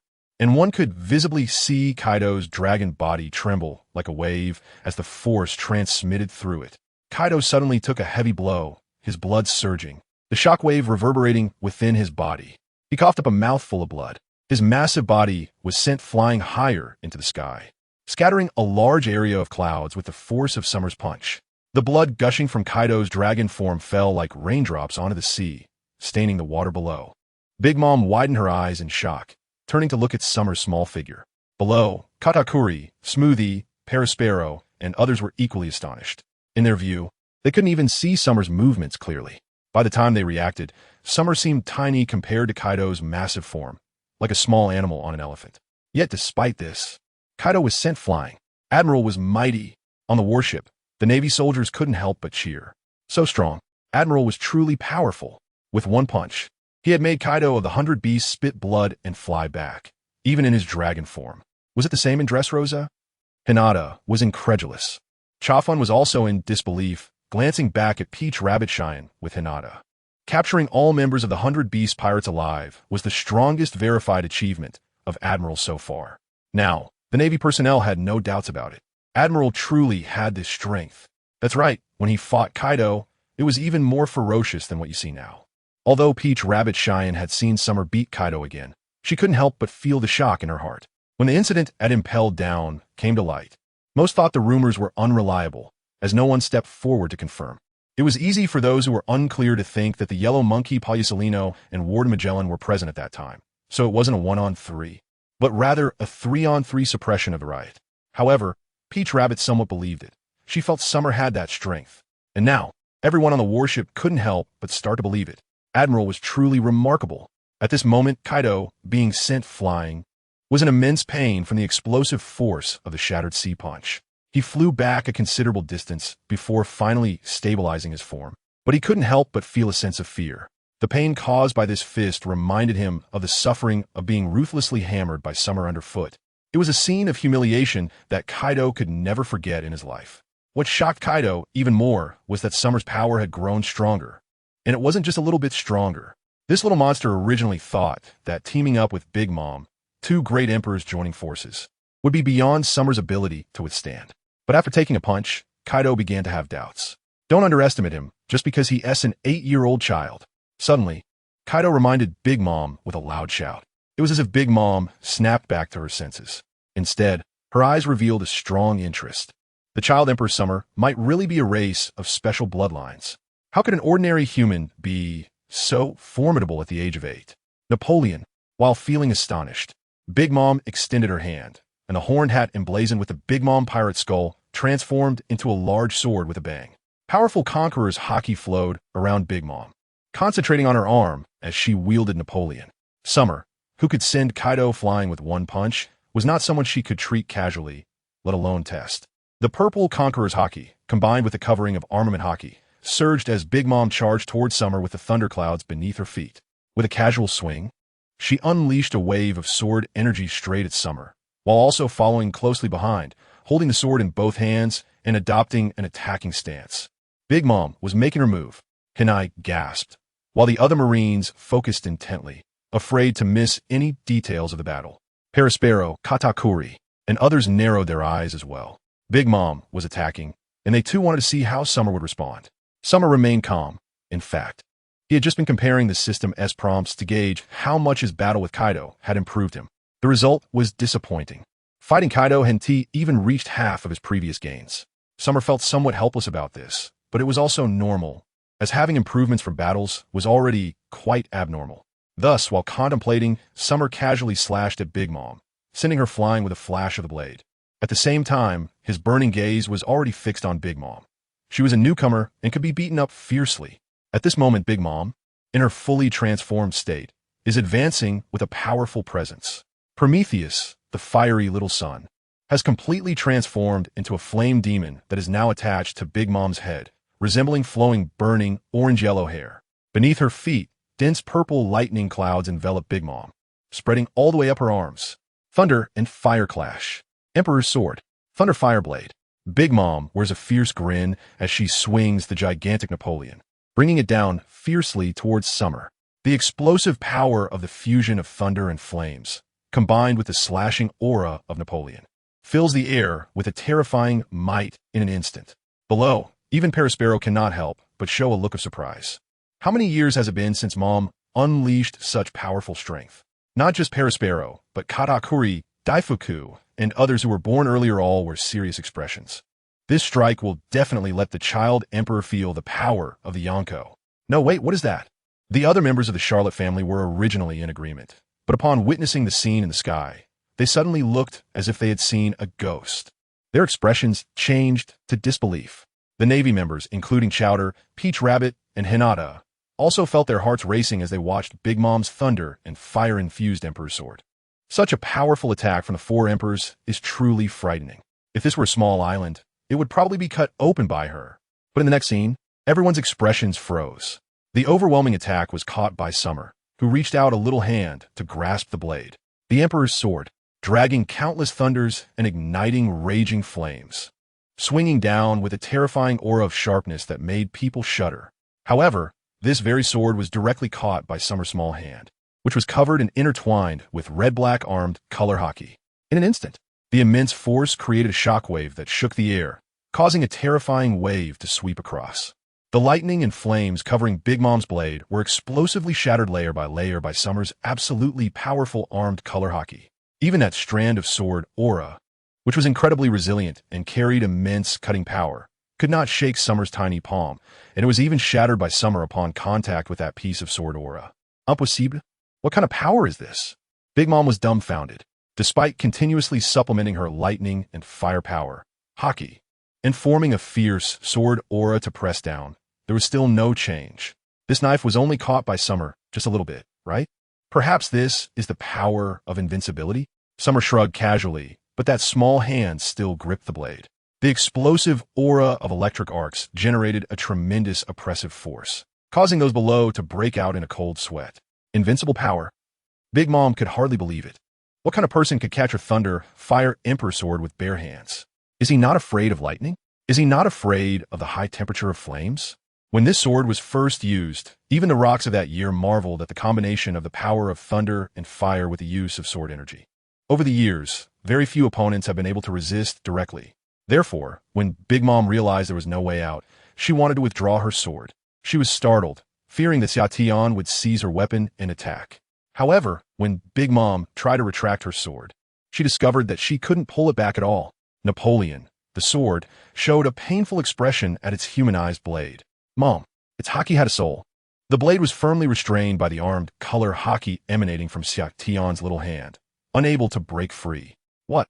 Big Mom looked at the little Xiatian as if she had seen a ghost, and all her strength erupted. The terrifying aura intensified as she used all her physical strength to pull the sword. The thunderclouds beneath her were overwhelmed, barely supporting Big Mom's movements, but she still couldn't retrieve it.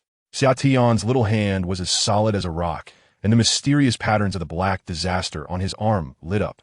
Smiling, Xiatian found Big Mom's incomprehensible expression amusing. In his mind, the system prompts surged wildly. Gained physical strength enhancement, gained power enhancement, gained Big Mom's swordsmanship template, gained soul communication ability.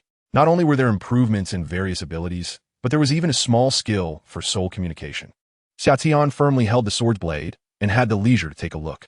Soul communication could be used for interaction between humans and animals, a weakened version of listening to the voices of all things. Simply put, it was a skill to chat with small animals. Upon seeing this, Xiatian found it to be an interesting skill. At this moment, Big Mom was already sweating profusely. However, she still refused to let go, unwilling to give in to the situation. At the same time, she was also afraid that if she let go, the soul she had bestowed upon Napoleon would be directly crushed by Xiatian. Suddenly, a sound of something breaking through the air was heard. Huh? Xiatian, with his observation hockey, also sensed an unusual aura. It was Kaido of the 100 Beasts who had been knocked back. Kaido watched as Big Mom made her move, swinging a powerful sword that was firmly caught by Xiatian, unable to be retracted even after a long struggle. One opportunity. Kaido's eyes lit up, and his dragon form quickly began to move. Lightning flickered, and a fierce wind erupted. During this flight, it was not just the accumulation of energy. Kaido's entire body also underwent a transformation. His dragon-human form emerged, wielding a kanabo, with purple lightning and spiraling conqueror's hockey entwined around it. At this moment, Kaido was not afraid of being discovered by Summer. He shouted loudly, and, as he spun the kanabo in his hand, he infused it with his hockey, making it look like he was dragging terrifying purple lightning. The purple lightning gradually transformed into black as the two-colored haki converged.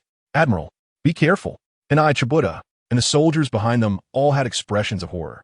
While Summer restrained Big Mom and was unable to draw his sword, he himself could no longer move freely. At this moment, Kaido actually descended with the force of thunder, wielding the kanabo. This is simply too much of a crisis. No one can imagine how Summer could withstand being caught off guard by Kaido's strike. Kaido has indeed seized the opportunity perfectly. Perispero and Katakuri's eyes lit up even more. Even Big Mom reacted, her eyes narrowing as she adjusted her grip on her sword. Lightning and fire surged instantly. Since she couldn't draw it out, she would collaborate with Kaido to deliver this blow. The battle awareness is truly terrifying. But as one of the four emperors, is it really okay to launch such a sneak attack? Summer calmly remarked. Indeed, Kaido's strike was aimed directly at the back of Summer's head. That massive kanabo was several times larger than Summer's head. Just a glance was enough to send chills down one's spine. Isn't this like having one's head explode like a watermelon? But now Kaido completely doesn't see Summer as an 8-year-old child. He even resorts to sneak attacks against Summer. However, as Kaido's kanabo gets closer, Big Mom's lightning and firepower invades, trying to capture Summer and not let him escape. Yet, just as the words leave his mouth, the black disaster patterns on Summer's hands shine brightly with the eruption of haki. Even more astonishing to Big Mom and Kaido is that the previously few patterns begin to extend again to Summer's arms and fists, resembling the strange patterns on a devil fruit that are mesmerizing. A black aura mixed with red bursts forth from Summer, and when haki collides with Big Mom's power, it erupts into even denser haki arcs. Sixth form, the intent of the black disaster fists crazily spreads throughout Summer's whole body. At this moment, Summer transforms into the black disaster. Descend the three worlds. Invoke the abyss.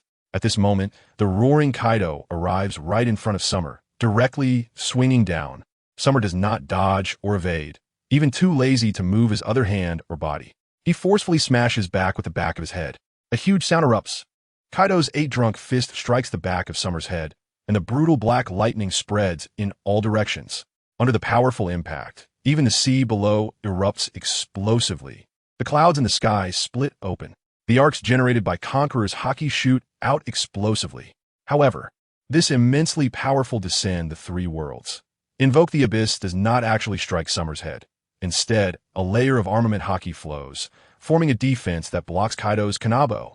Kaido roars, pressing down hard with both hands on the kanabo, while Summer, with the integrity of the patterns, has the black fist intent become even deeper, making both Kaido and Big Mom feel a chill down their spines.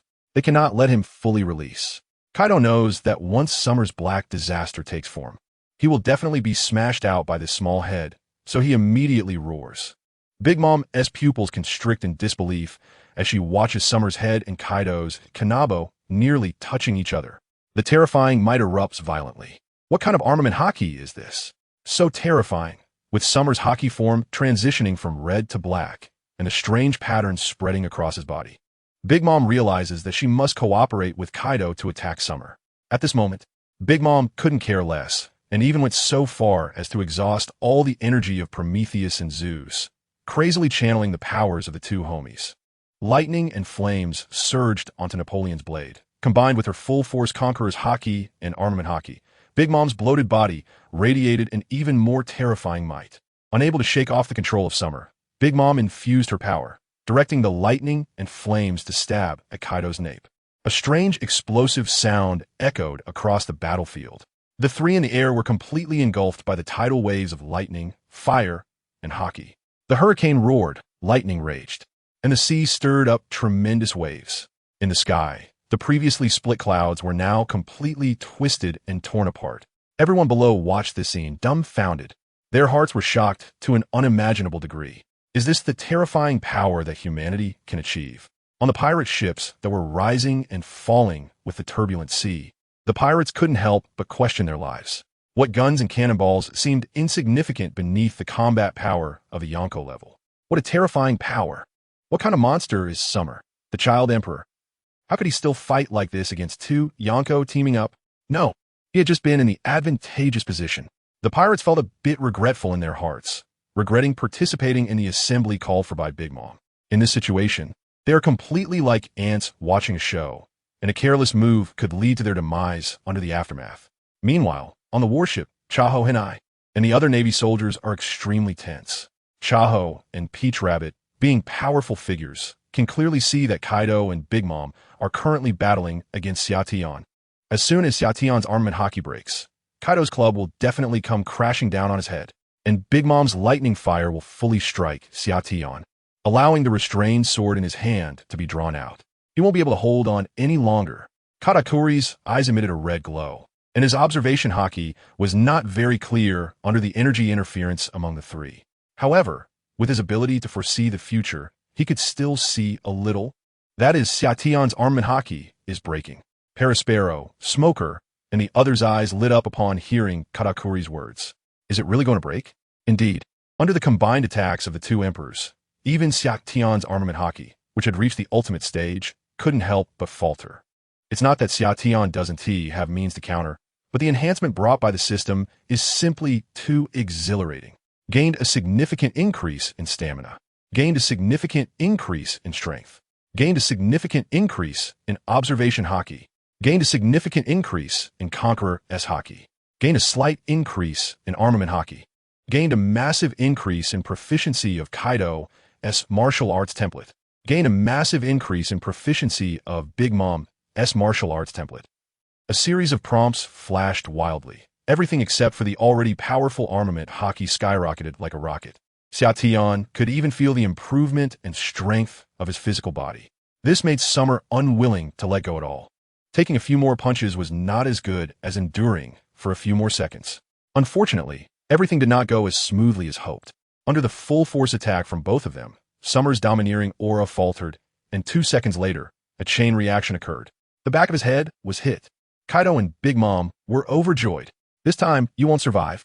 Like a wave, the two gritted their teeth and held on.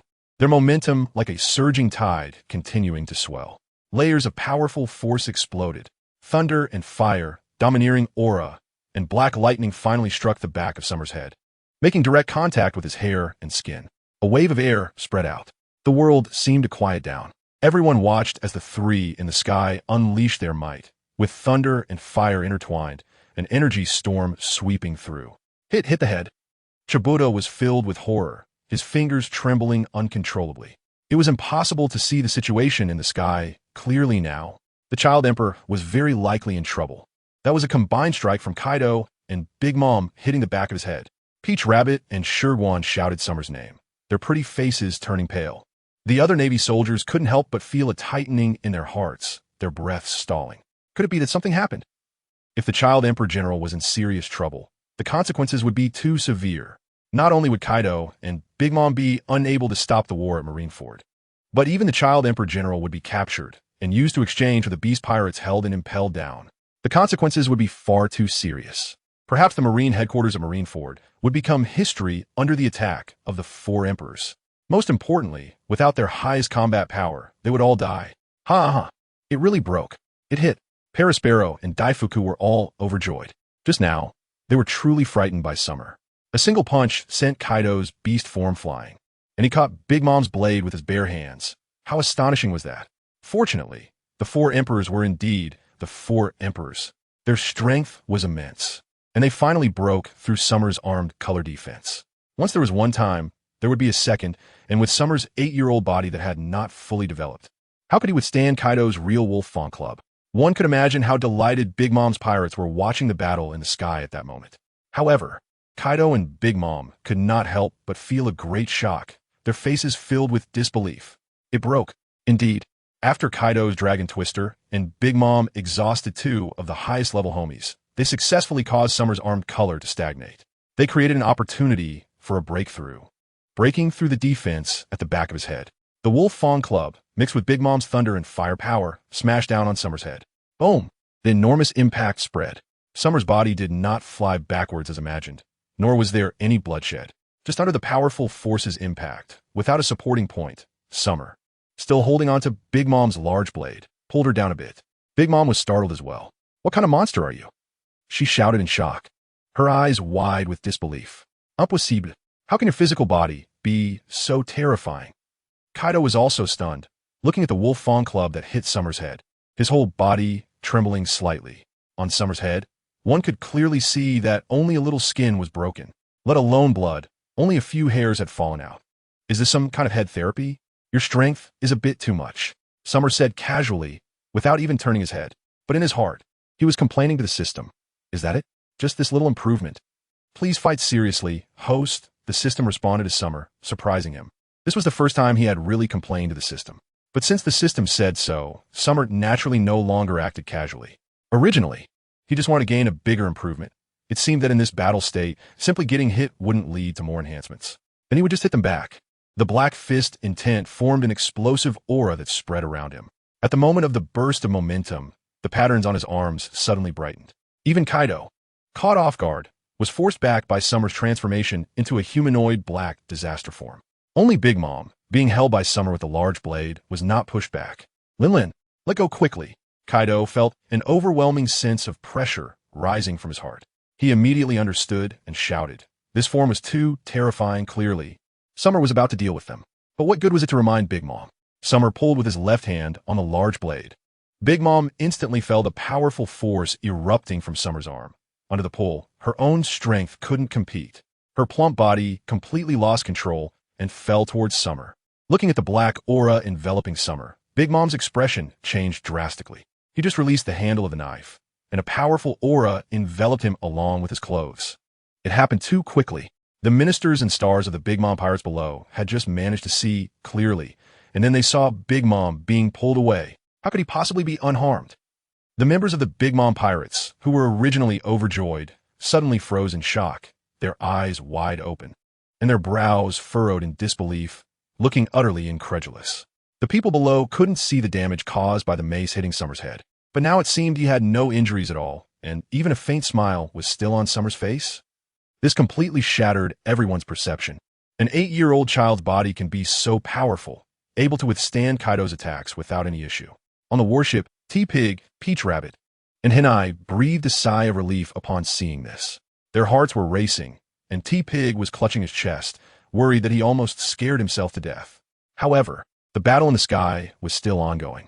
After pulling Big Mom in, Summer also released the blade with his left hand. Then, he threw a punch directly at Big Mom's large belly. Everyone was shocked and widened their eyes even more to watch.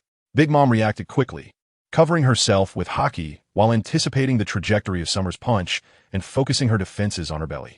Not to mention, among the 4 emperors, Big Mom undoubtedly has the strongest defense. The title of Steel Balloon also illustrates just how powerful Big Mom's defense is. A red glow flashed in Summer's eyes, and in the form of a humanoid black disaster, the power of his punch began to explode even before it reached Big Mom's belly. The explosive sound and the air pressure that had already impacted Big Mom's belly made her heart tighten. Soon after, Summer's fist broke through the outer layer of flowing haki, striking Big Mom's black-covered belly. The belly, which was originally hard due to haki, began to sink under Summer's punch. Big Mom never expected that such a small fist could directly break through her armament haki and hit her flesh, causing a wave of intense pain. Unable to hold back, she opened her mouth wide and spat out a mouthful of old blood. Her whole body arched, her eyes bulging out of their sockets, her expression twisted. Mom, Perispero, Katakuri, Smoothie, and the other star ministers were all shocked and horrified. Mom's body is known as the Steel Balloon, and her defense is rarely matched in the world. How could this happen? How powerful is this child emperor? Mom hasn't suffered this kind of injury in decades. Katakuri could no longer maintain his cold expression and exclaimed in shock. A punch that made Mom spit blood. Unbelievable. What kind of strength and haki is required to achieve this? The captains of the Grand Fleet and the pirates trembled as they witnessed this. What was going on? Wasn't it said that the attack hit, and the child emperor was done for? In the blink of an eye, how much time has passed, and instead, Big Mom was punched so hard that her steel body was broken, and she spat out blood. This power is simply terrifying. Good. On the warship, the naval personnel erupted in cheers. The power of this punch is simply undeniable. Such terrifying strength and domineering fists are enough to make even Vice Admiral Garp feel challenged. The T-Pig has truly seen the world. With one punch, Big Mom bent over and spat out blood, and the force of that punch reverberated, leaving everyone feeling a chill in their hearts. This is a comparison with Iron Fist Garp, who is one of the top fighters over the sea, and it's hard to estimate the outcome against Xia Tian's performance. However, The shock of the crowd is far from over. With one punch, Big Mom spat out blood. Yet Xia Tian did not pause his attack. Instead, he directly reached out and grabbed one of Big Mom's hands, effortlessly lifting her up with his immense strength, causing the already pained Big Mom to swing around. At this moment, Kaido, holding a kanabo, was about to launch a support attack with a Kong Dai when he suddenly felt a chill run down his spine after witnessing the scene. Summer was swinging Big Mom around and actually used her steel balloon body as a weapon, hurling it directly at Kaido. "Taste my steel balloon," Summer shouted loudly. Kaido couldn't help but internally complain, wanting to dodge. However, at this distance, it was simply too late. Faced with Big Mom, Kaido couldn't directly smash her with his kanabo either. As a result, both of them collided and were sent flying through the air. Who knew how much strength Summer had used? In any case, Kaido was stunned from the impact. Big Mom was also howling in pain as she was sent flying backward. Fortunately, they didn't fly too far and were caught by Katakuri and Smoothie, along with the other two commanders. Otherwise, at this momentum, they would have probably been sent flying far away. At that moment, catching the flying Kaido and Big Mom was no easy task.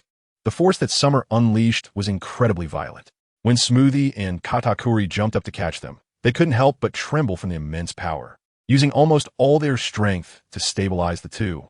It wasn't until Big Mom and Kaido landed on the pirate ship of the Grand Fleet that everyone was still in shock. "Lin, are you okay?" Longbread quickly jumped over, looking anxious. "I'm fine." Big Mom wiped the blood from the corner of her mouth, but her heart was filled with endless shock.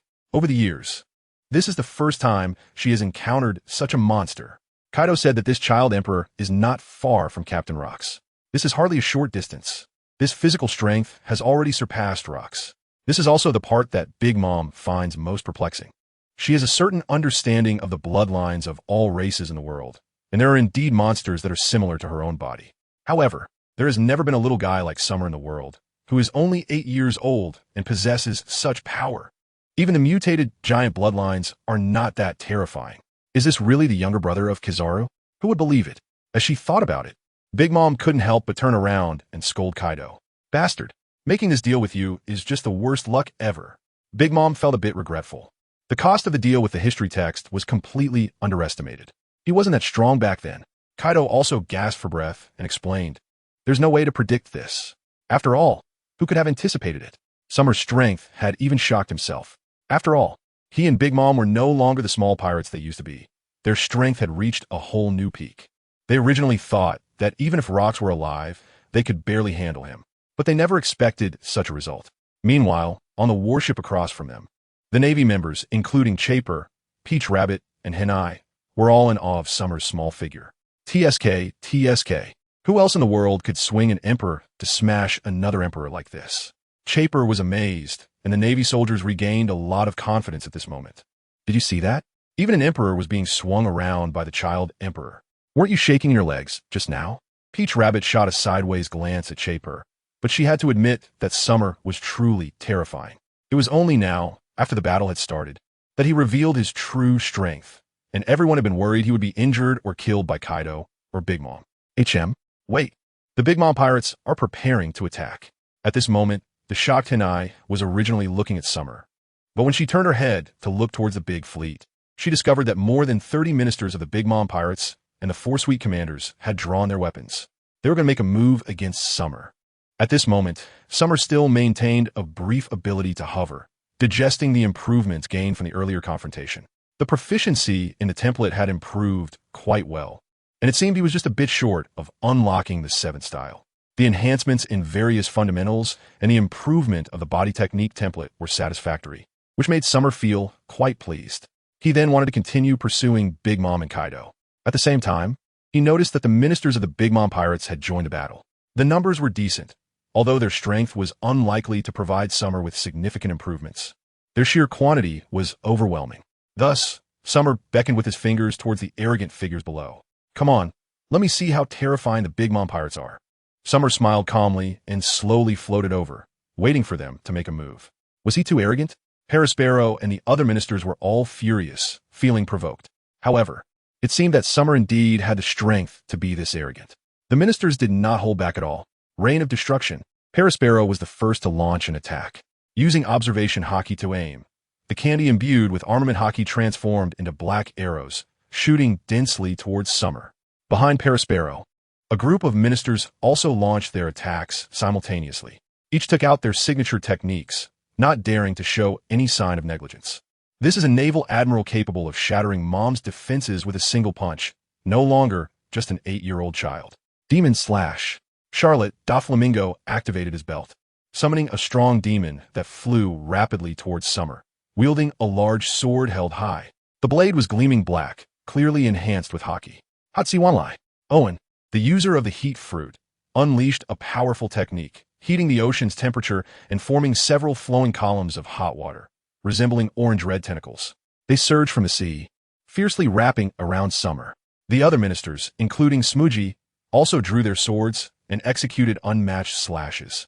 Smooji absorbed moisture, her body continuously growing larger, reaching several dozen meters in height. The sword in her hand also grew incredibly massive with her transformation. Moisture Sword. After her body enlarged, Smooji's strength became incredibly formidable. With a swing of her sword, a pink sword light immediately slashed towards Summer. Its immense power was on par with the others, even surpassing them significantly. Among the many ministers' attacks, only one person could rival the gigantic Smooji in strength. Slash Cut Rice Cake. Katakuri made his move. His arm manifested a gigantic mass of rice cake, continuously growing until it reached the size of a pirate ship, forming a massive flail. Unlike the others, Katakuri possessed a unique ability, Conqueror's Haki. However, he couldn't fully cover his Conqueror's Haki. Even so, its power was much greater than that of the others. Swinging the rice cake flail, Katakuri's eyes began to glow red. His naturally gifted observation Haki activated, aiming to predict Summer's next move. But at that moment, Katakuri's expression froze. The observation Haki failed. He had never encountered such a situation. Even Mom couldn't restrict his ability to foresee the future. So how could he not see the figure of the child emperor, Summer? What Katakuri didn't know was that Summer also possessed a special type of observation Haki that could foresee the future. Moreover, it had reached the level of mastery, far surpassing Katakuri's innate observation Haki. Long before, Summer had sensed Katakuri's observation Haki.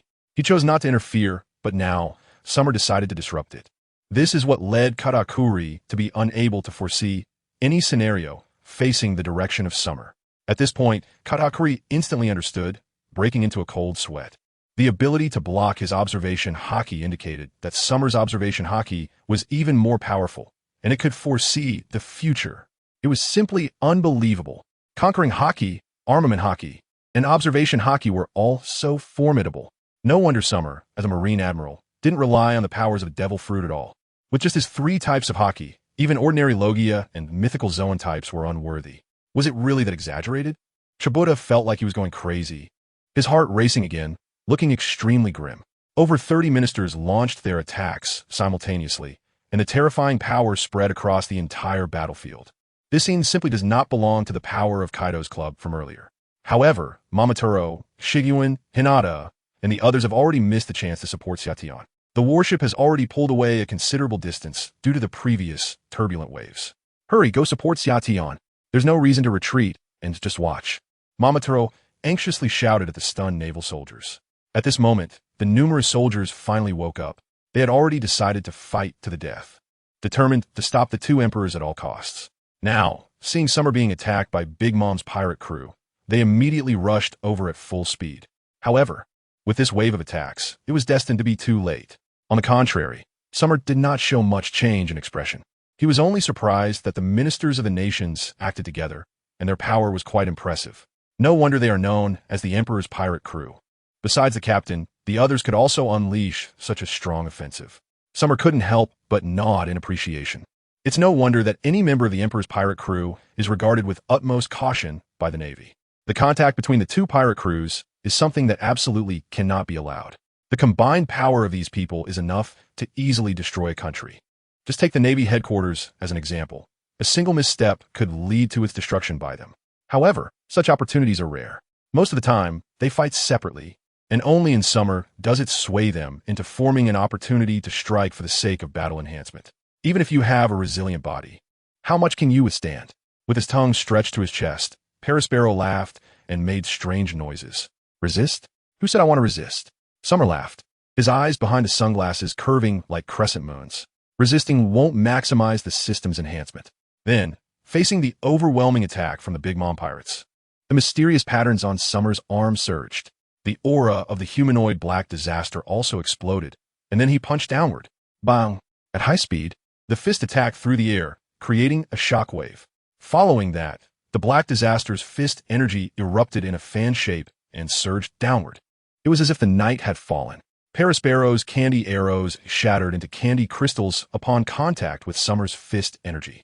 The hot sea, the pink sword energy, and all the other attacks collided together.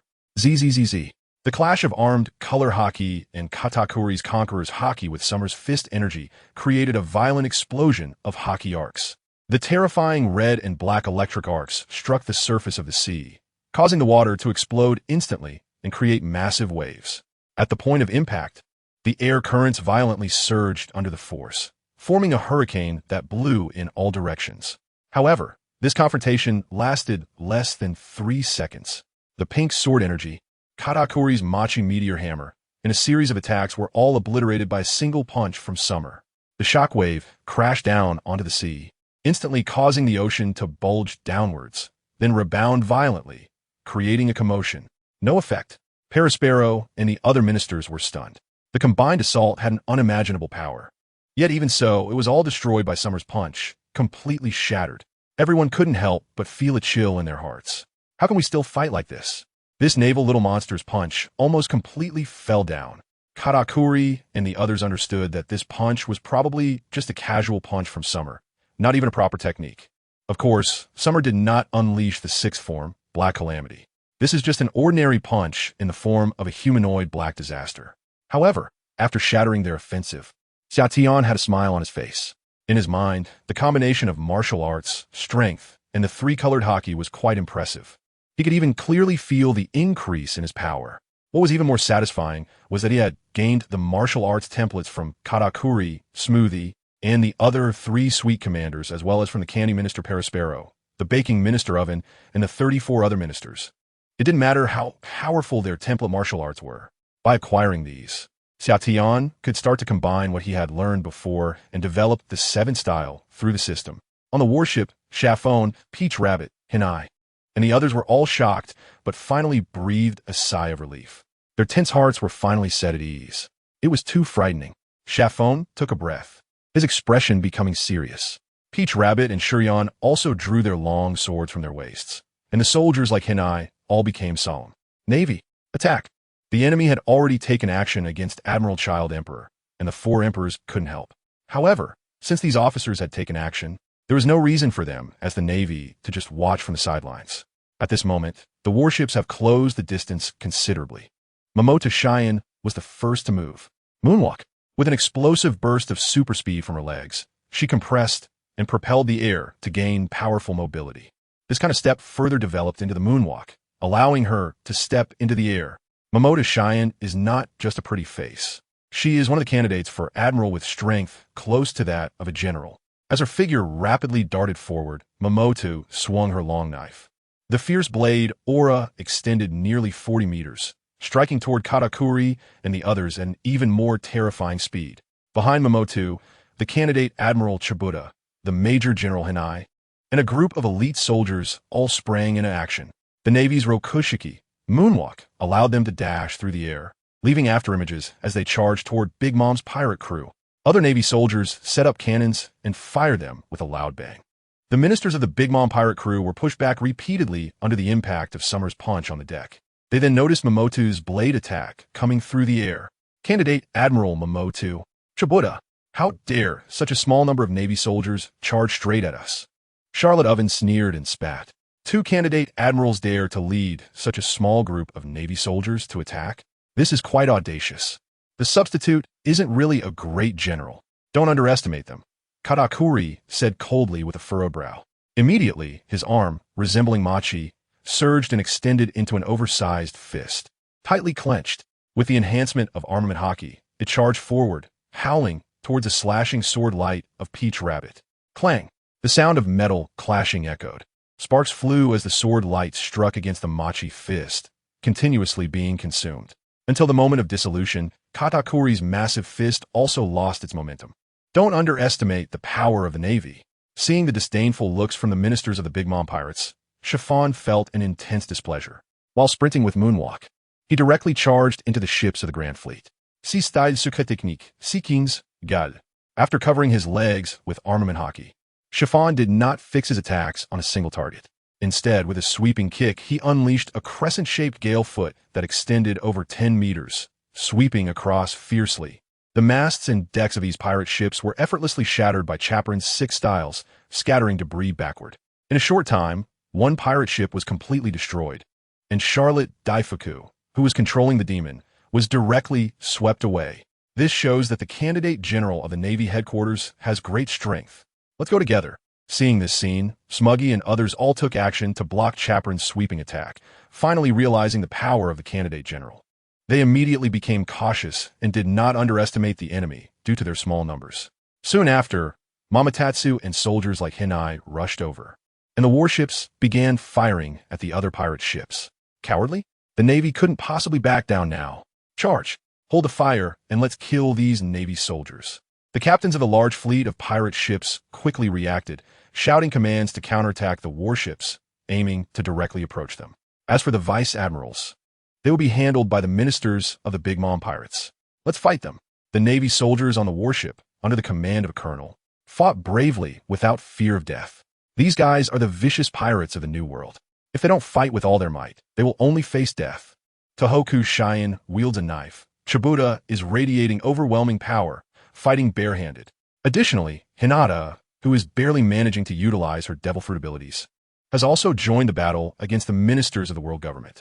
This brings us to the combat power of Peach Rabbit and T-Pig.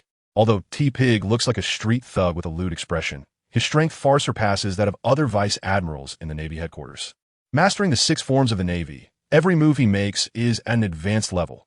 Even opponents of Charlotte Daifuku's caliber are overwhelmed by him. On the other hand, Peach Rabbit Cheyenne, wielding the famous sword Kanbaira, is a powerful swordsman. With each strike, her formidable sword light forces the ministers to temporarily retreat. It wasn't until the now normal-sized Smuggy confronted her that she was finally subdued. Both of them possess strength that is infinitely close to that of an admiral.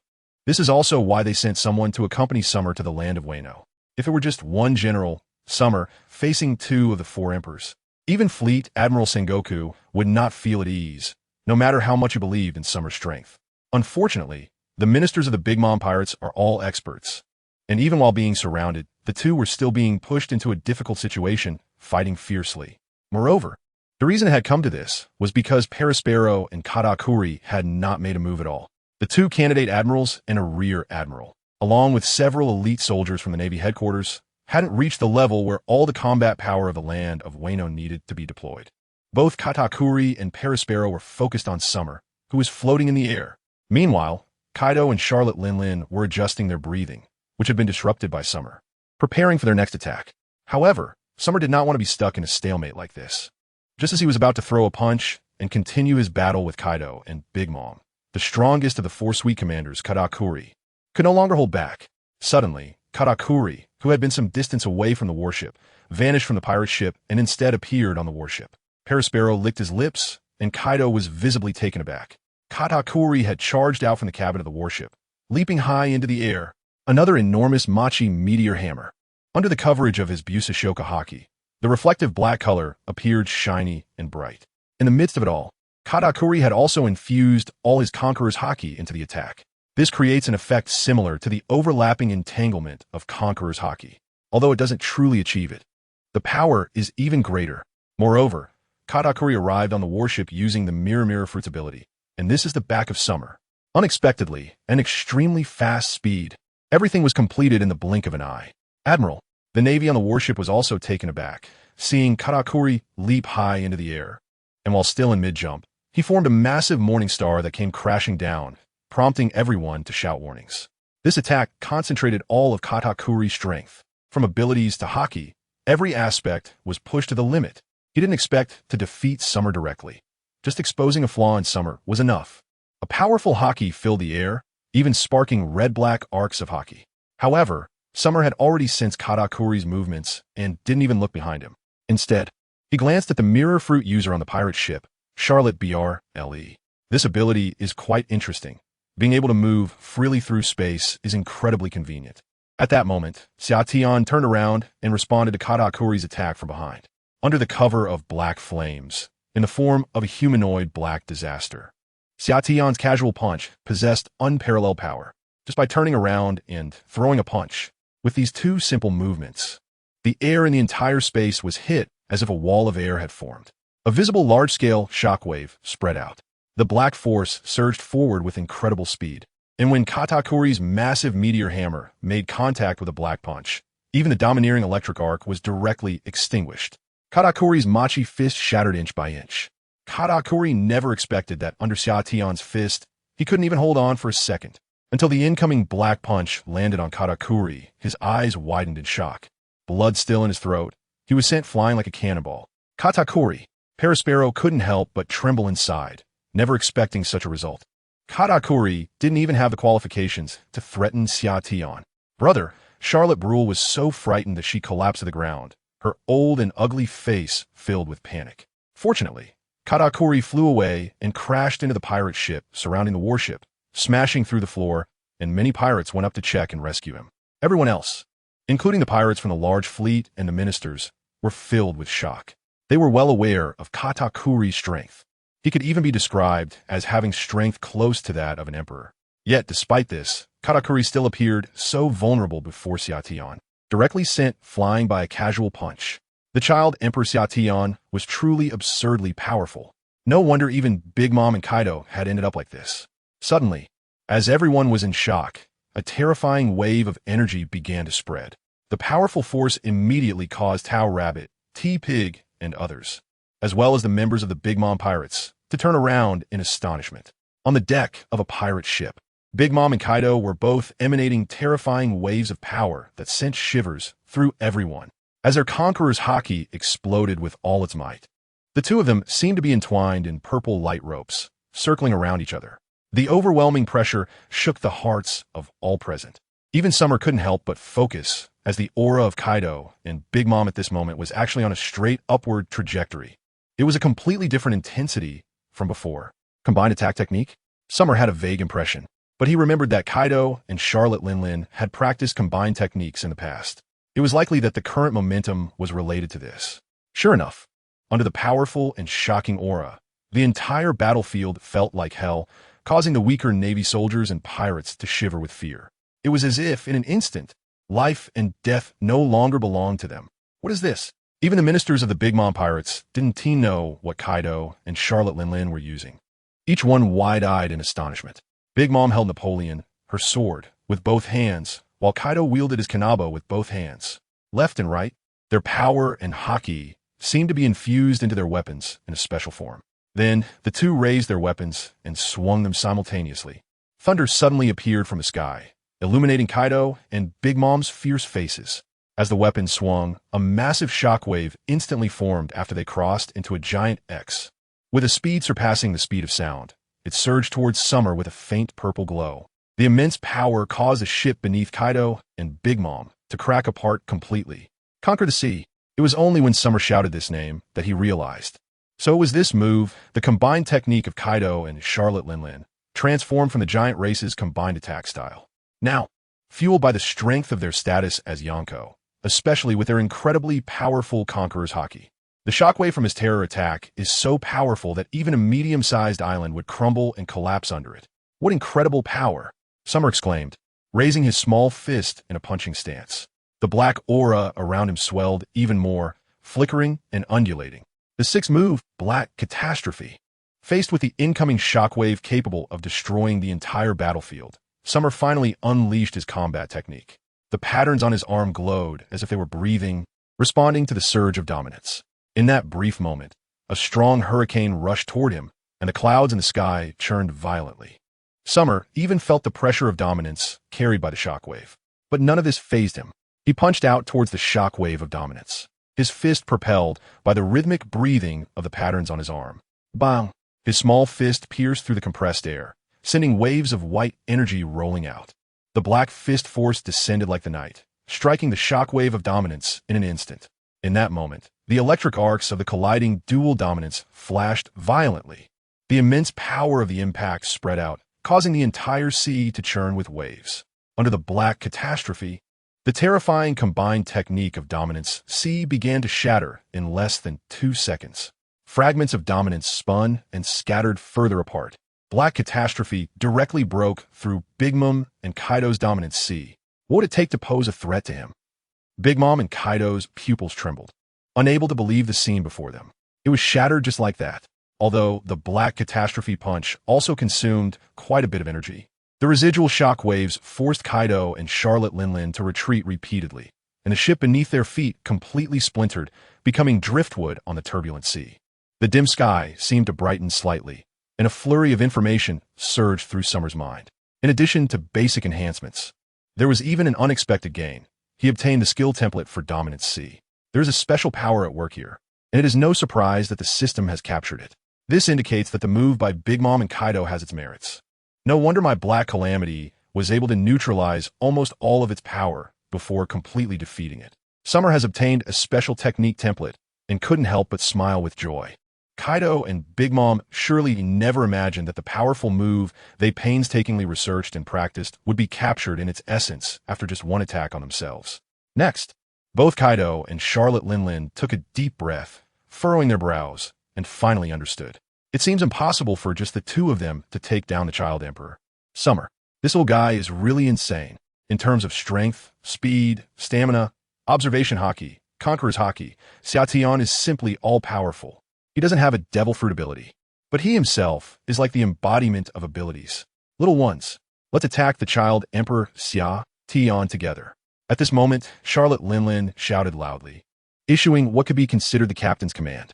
Just relying on her and Kaido alone, they couldn't possibly handle Summer.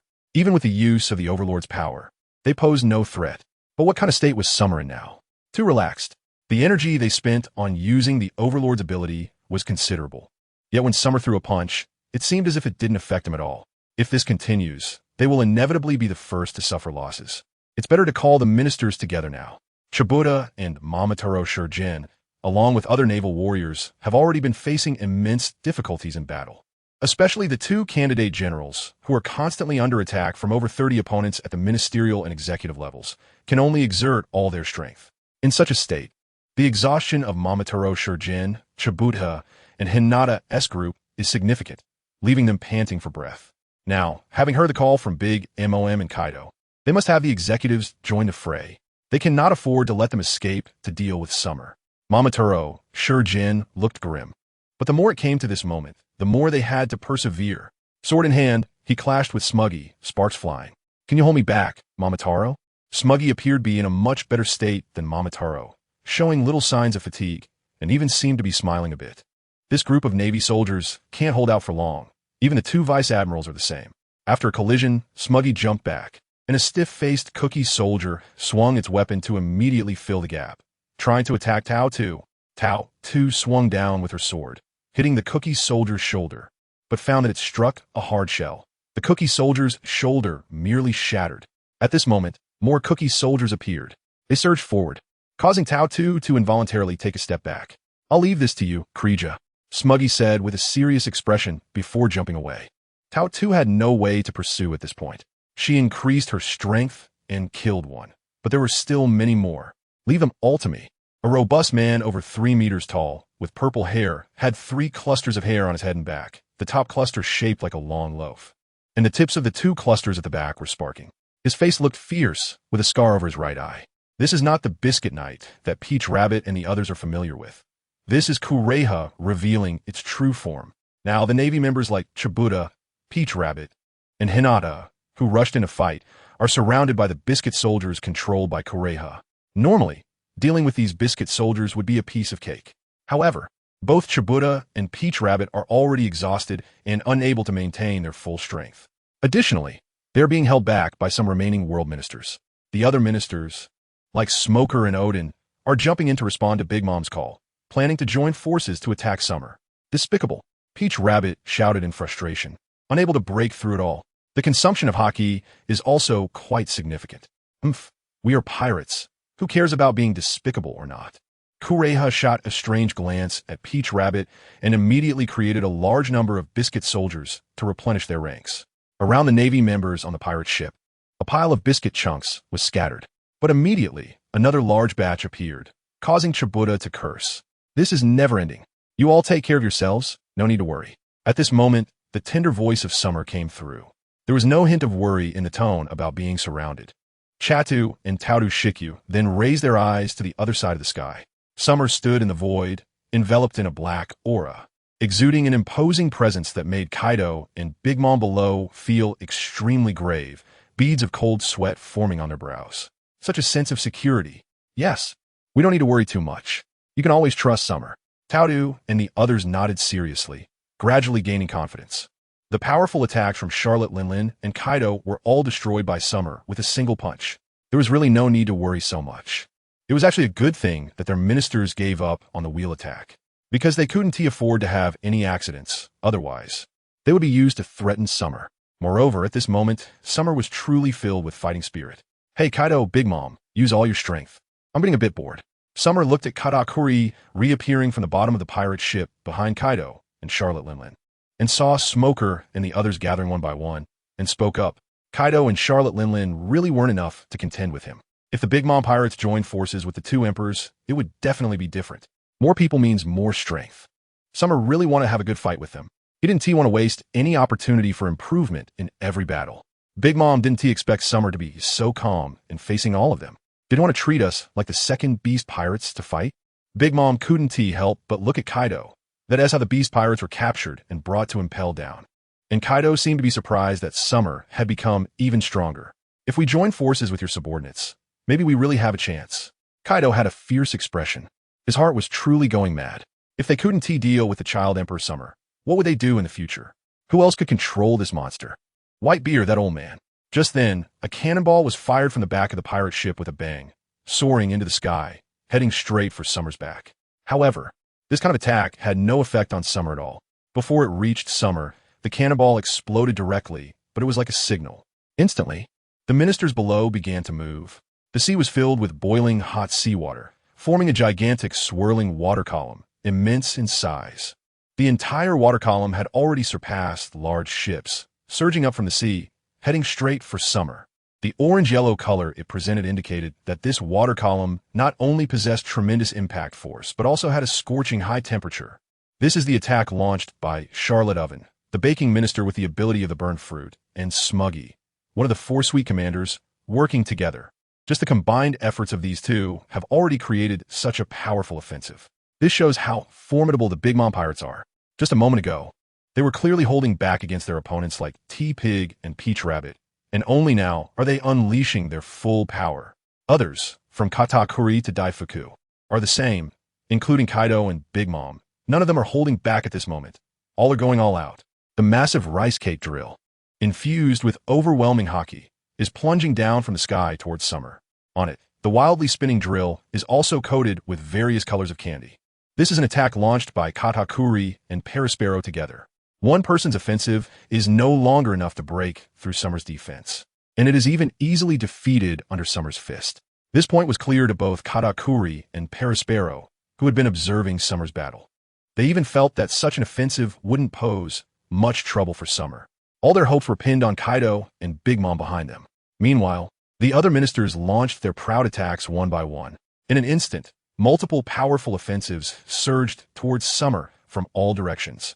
Subsequently, Kaido and Charlotte Linlin showed signs of launching a combined attack once again. In the sky, thick dark clouds were already swirling and cracking with flashes of lightning. The surging sea caused the ships in the area to sway continuously. Yet in this environment, the ministers' attacks lacked significant pressure. Only the powerful and terrifying presence of Kaido and Charlotte Linlin filled the area, clashing against Summer's humanoid disaster in midair. Summer looked down at the Big Mom pirates, whose expressions were grave and determined to fight to the death. He suddenly felt like he was the true villain. I am the Navy, the embodiment of justice. How ironic that the two most notorious and ruthless emperors of the sea seem to represent justice instead. This thought flashed through Summer's mind, and he smiled helplessly. Then, facing the attacks coming from all directions, he spread his arms wide. The black disaster fist intent around him erupted in a spherical explosion. It collided with the oncoming offensives. The hot water pillars surging from a sea clashed with the black disaster and were instantly dispersed. They turned into droplets falling down, and even the scorching orange heat dissipated, causing the swirling water pillars to lose their fiery color. The rice cake drill and the candy coating on top shattered into powder upon contact with the black disaster, as if they had been ground down. There was no resistance at all. Katakuri, Perispero, Owen, Smuji, and others were left dumbfounded. Although they were mentally prepared, they couldn't help but feel a tremor in their hearts. Were they really so weak in front of him that they didn't even have a right to glance at him? Indeed, Summer didn't even look at these attacks, nor did he move a hand. Even the attacks from the other ministers that followed were completely dismantled upon touching the black flames. What pride! This left everyone in self-doubt. Just after the many ministers' offensives, a shockwave stronger than the Sea Kings erupted. This is a super combined attack that Kaido and Charlotte Linlin have optimized again based on their previous Overlord Sea. Its rolling dominance, an immense impact shoot towards the summer with a rotating trajectory. Just the momentum from the launch has already stirred up an incredibly strong air pressure. Howling violently, Overlord Nation, after swinging his kanabo, Kaido's arm is still bulging with muscles and veins from the extreme force. Big Mom's arms and fingers. As she unleashes this move, even send her rings and bracelets flying. The power infused into this attack has made both Kaido and Charlotte Linlin rare to catch their breath. Moreover, at this moment, the massive shockwave they just unleashed has yet to reach Summer, and they're already starting to initiate their next move, Overlord Sea. What a desperate effort. Summer couldn't help but shake his head at Kaido and Charlotte Lean Spirit. But there was no time to say anything to them. The surging Overlord Nation shockwave, under everyone's gaze, is fiercely charging towards Summer in a swirling form. However, Summer's movements are even faster. To everyone, the Overlord Nation strike seems incredibly fast, an unbelievable violent shockwave. But in Summer's dynamic vision, enhanced by his observation haki and focused attention, it doesn't seem that fast. It feels as if the whole world has slowed down. The shockwave pushes the air aside, even igniting some subtle flames. However, the shockwave is so fierce, carrying the Conqueror's haki's electric arcs, that it passes by without igniting the air. Summer directly raises his hand, and a punch of black calamity strikes again. The black punch energy forms a semi-ethereal, larger fist imprint, invisible under the darkness of black calamity. Thus, even the momentum is retracted. Only the black punch energy collides with Overlord Nation from afar. Zizizizi. The mad electric arcs of Conqueror's haki burst forth. The shockwave from the Overlord Nation, which Kaido and Charlotte Linlin charge to their limit, does not get extinguished like other attacks by Summer. However, it cannot advance any further, having completely clashed with Summer's fist. The invisible wave of power instantly explodes, sweeping across the entire battlefield. Even the pirate ships nearby cannot withstand the force and are shattered into fragments. Even the warships are not spared. The invisible force spreads, causing the bow's cannons to tilt and the ship's hull to crack. Thankfully, this is a warship. The sea and sky, however, undergo a stifling transformation, with the clouds breaking apart, swirling, and rolling. But this Overlord Nation strike makes Summer sigh in admiration. No wonder they're the four emperors. The two together can unleash a super attack that far exceeds their individual strengths. But this level is still not enough to deal with Summer. Summer has been watching the flashing system notifications in his mind. He cannot waste the opportunity to improve. Otherwise, he would have already shattered this troublesome attack with a single punch. Just as Summer is about to conclude it all, he hasn't increased his strength yet. Overlord Sea, Kaido and Big Mom both have pale faces, having consumed a large amount of energy, and they fiercely unleash the Overlord Sea. Overlord Sea combined with Overlord Nation. The terrifying momentum makes the Navy below go pale. Everyone is nervously watching. Peach Rabbit, T-Pig, and others are drenched in cold sweat. The destructive power that Kaido and Charlotte Linlin are currently exhibiting is undoubtedly much stronger than before. Child Emperor, can he withstand it? Summer is even stronger than Big Mom. But under this assault, it's inevitable for T-Pig and Peach Rabbit to worry. However, their concerns are not misplaced. Summer not only withstands it, but also feels the violent combined attack from Big Mom and Kaido, and a red light flashes in his eyes. Black Calamity. This is not an ordinary punch. In the Summer, this is the complete six-style being unleashed. The figure standing high in the sky delivers a punch downward. This time, Summer's black natural disaster punch was like the true night falling. The terrifying shockwaves of the dominance of the country and dominance of the sea hit Summer's punch like a water column crashing against a steel plate, with energy storms erupting, yet unable to shake the descending force of a natural disaster. Defend! Quick! Katakuri's face turned pale as he hurriedly shouted to the people behind him, releasing his haki. The other ministers were not foolish either. They immediately spread their palms and unleashed their haki with all their might. Meanwhile, Kaido and Charlotte Linlin continuously released their attacks. The dominance of the sea and dominance of the country, which consumed a massive amount of energy. They were also maintaining the shockwave, suppressed by Summer's punch. It was as terrifying as ancient weapons. This punch could easily destroy a large island. Big Mom looked at the descending darkness and couldn't help but scream in fear. She regretted agreeing to Kaido's deal, provoking this so-called fourth admiral. 8 years old? This little guy, is he really only 8? Big Mom was completely unconvinced. At this moment, both Peach Rabbit and T-Pig, along with the rushing Navy warriors, were frantically retreating, flying quickly towards the warships. Kizaru and the others had no mind to stop them. Instead, they were stunned, looking up at the sky. The entire sky has already seemed to enter into darkness. The light can hardly penetrate, and Tao Tu, Ji Yuan, and the others understand that the darkness signifies the range of Summer's punch. They must retreat, or they'll be caught in it. Fortunately, they are at the edge of the Black Disaster's range. When they returned to the warship and looked back, everyone couldn't help but show an expression of immense shock. No one expected that a human's fist could create such a spectacle. It is as if night and day coexist. Here on the warship, it is clearly daytime with the clouds in the sky tearing apart. But 30 meters away, all that can be seen is the pervasive darkness. This also indicates that the power of Summer has been completely suppressed. The shockwave of the dominance of the country and the sea was directly pushed back. When Kaido and Charlotte Linlin touched the black curtain, they were pressed onto the deck by a tremendous force, and the entire ship creaked, with cracks spreading. It was on the verge of being destroyed.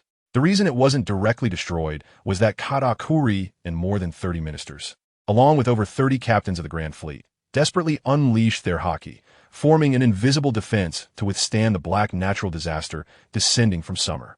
Even more shocking to Peach Rabbit and T-Pork was that the area of the ocean ahead was completely depressed. The tumultuous sea surface, with more than 30 pirate ships scattered, resembled a large pit. Is this still the might of human strength?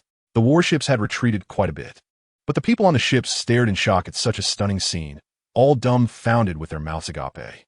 The fourth admiral was simply ridiculously strong. They had already seen the officers of the Big Mom pirates gritting their teeth in fear, but some had already coughed up blood. Even Kaido and Big Mom were pressed onto the deck, desperately releasing their power to withstand it. One person had pinned down both the emperors and all members of the Big Mom pirates, as well as the captains of the Grand Fleet, who could not lift their heads. What a terrifying sight.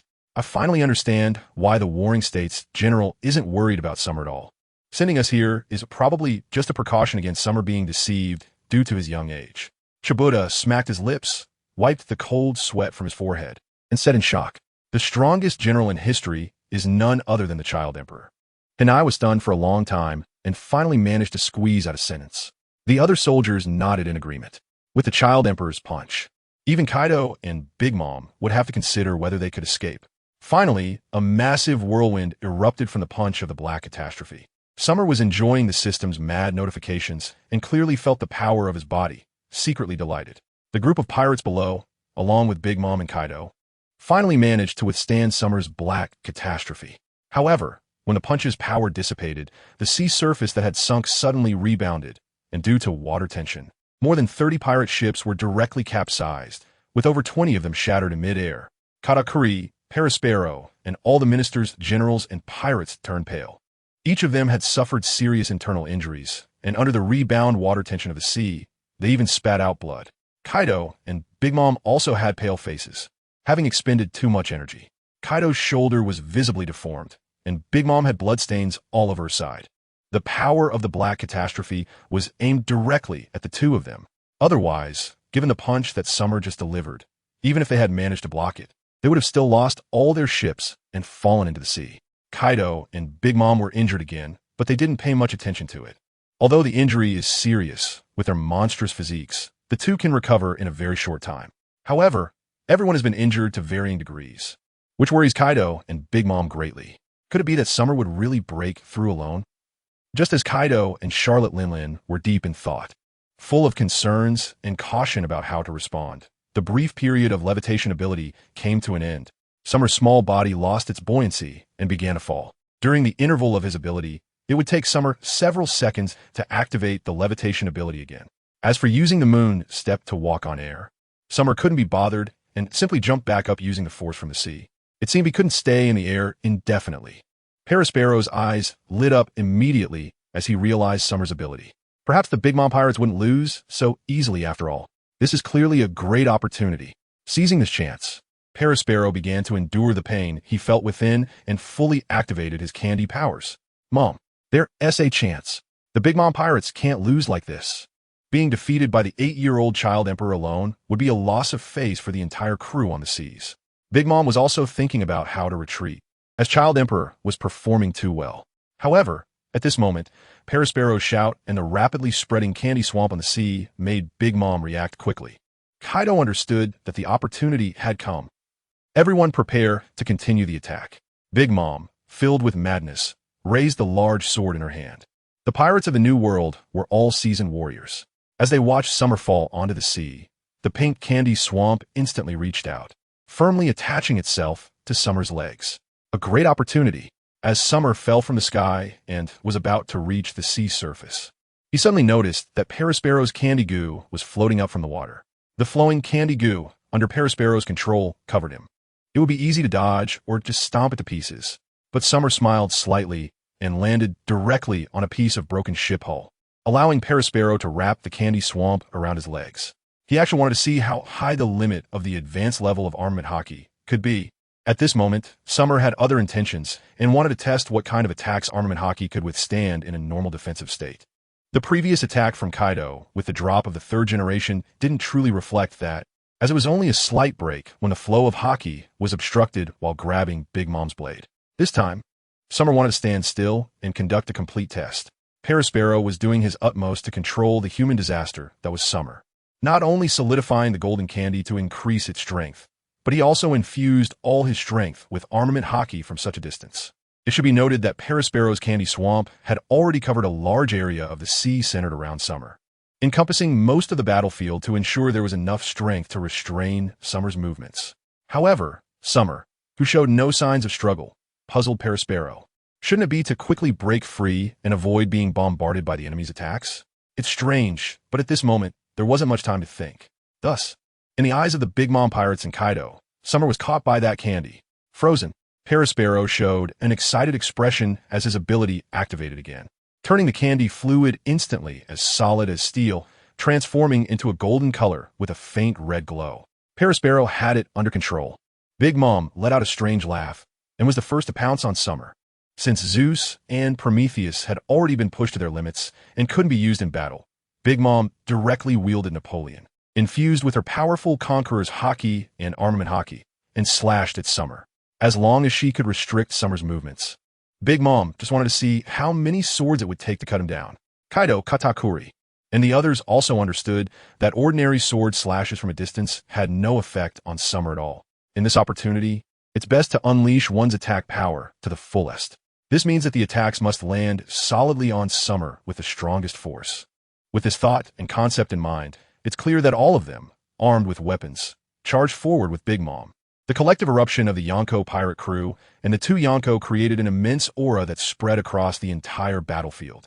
Amidst the changing winds and clouds, the Navy members were once again filled with dread. Is Summer trapped? Even Cha Fun was stunned. What is going on? Is there another twist? Just a moment ago, Summer had unleashed an earth-shattering punch, demonstrating terrifying power. Is this being trapped on the sea by a large mass of golden fluid candy again? And this happened too quickly. Summer had just started to descend, and in the blink of an eye, they were being besieged by all the enemies. What should we do? We don't have time.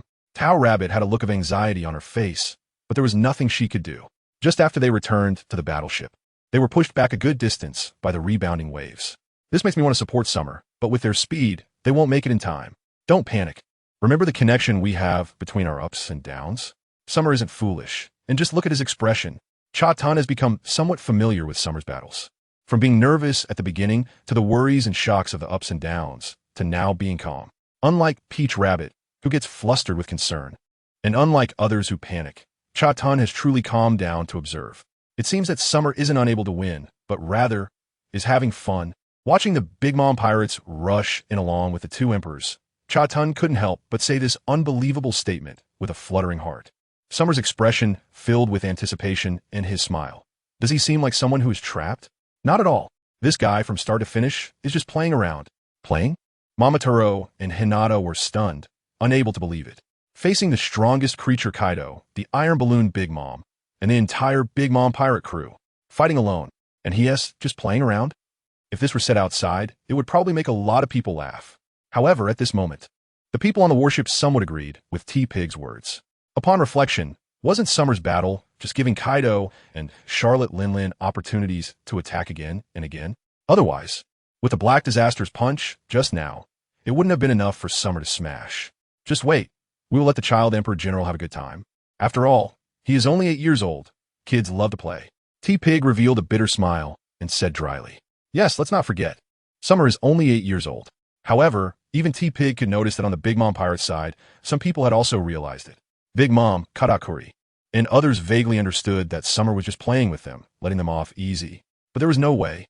At this point, they could only fight.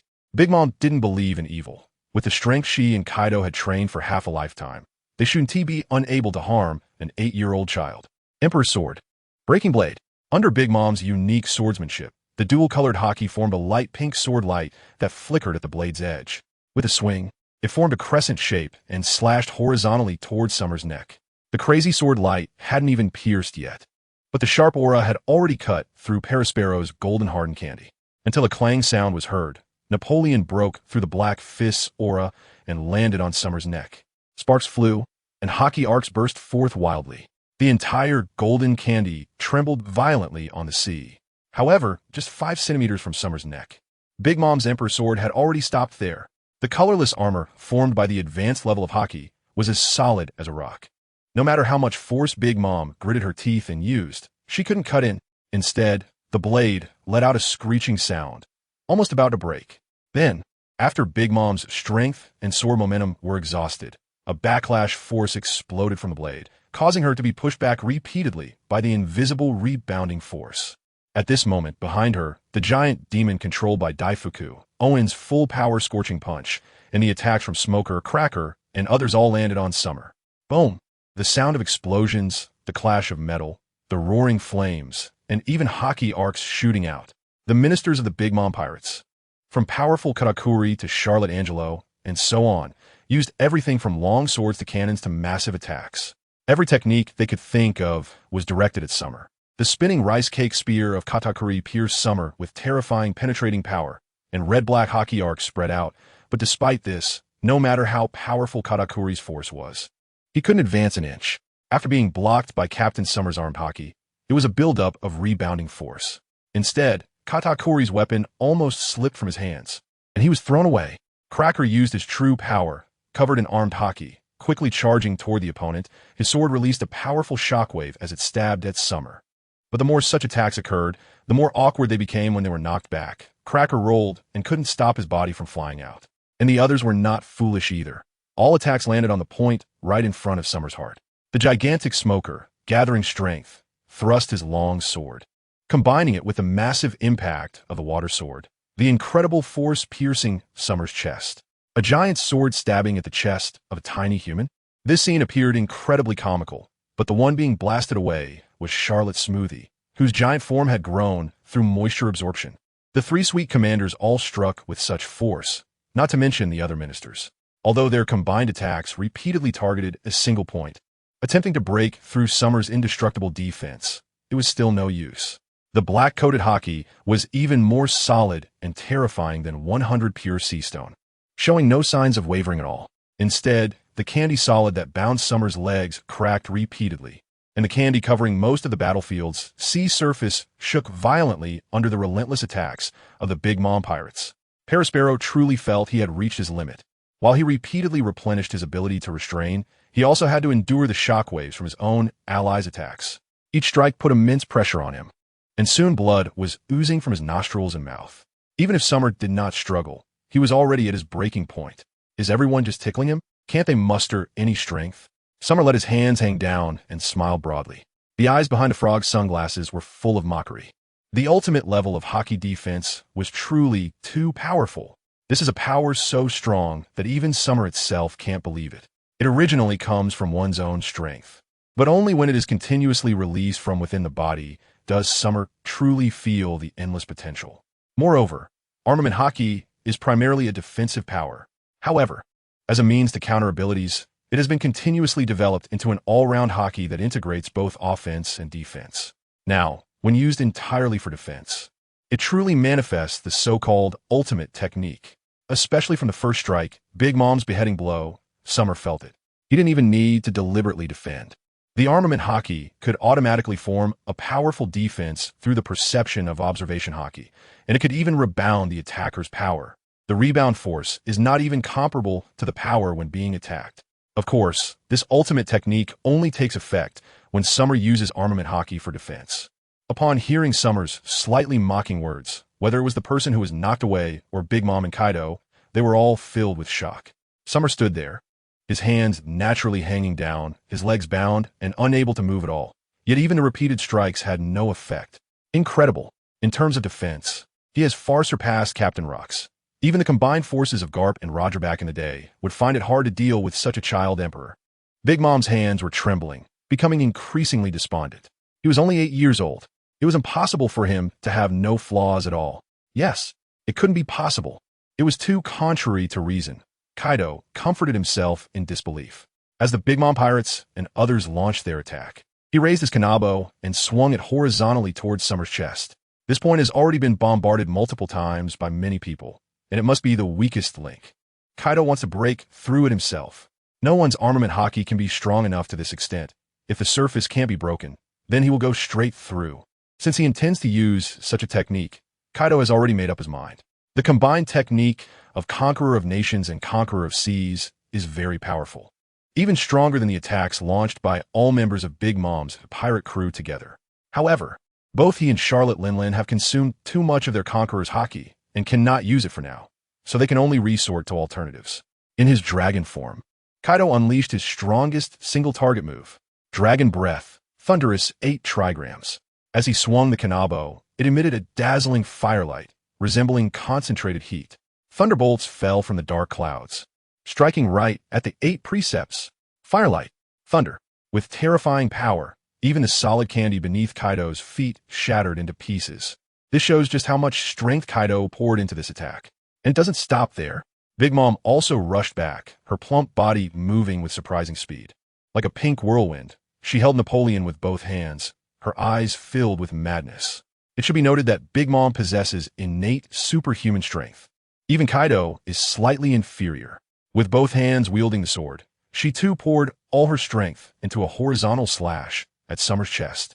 Emperor's sword, imperial power. In an instant, as Big Mom's blade began, the surrounding environment seemed to lose its color, descending into darkness. Coupled with Kaido's dragon form's thunderous 8 trigrams, smashing down with all its might. This scene truly shocked the Navy, who had originally been less worried. As expected of the 4 Emperor's monster, even at this point in the battle, there was still such powerful strength. Theapik, Beatrapit, and the others swallowed hard and nervously wiped their sweat. The terrifying might. It's so powerful. Whether it's the mace or Big Mom's slash. Peach Rabbit and Cheyenne know that this kind of offensive is simply beyond their ability to contend with. Fortunately, Summer remains unperturbed. Of course, Summer isn't nervous. In fact, there's even a hint of anticipation. This is somewhat impressive. The earlier assaults from those ministers were genuinely a bit boring for Summer.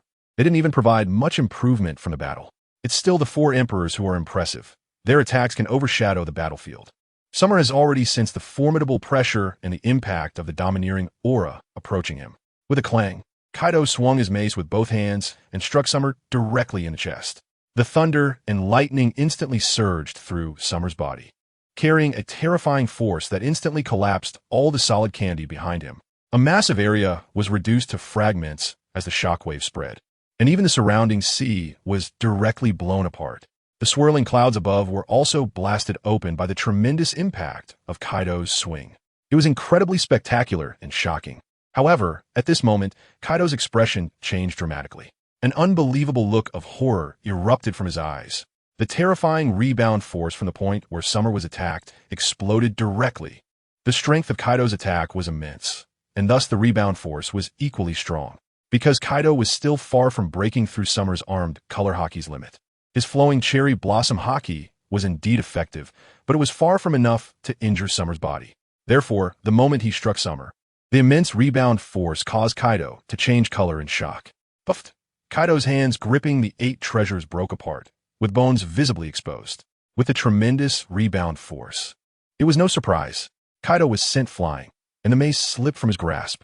Is this the second time my weapon has slipped from my hands while fighting the Child Emperor?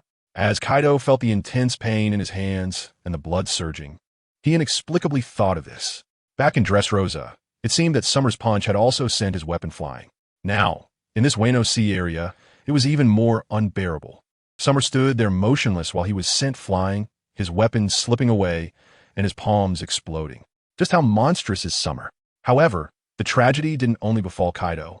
Such a powerful attack and recoil, combined with the explosion of the solidified candy swamp. Persipero, who had pushed himself to the limit, spat out a mouthful of blood and almost fainted. However, he couldn't fall.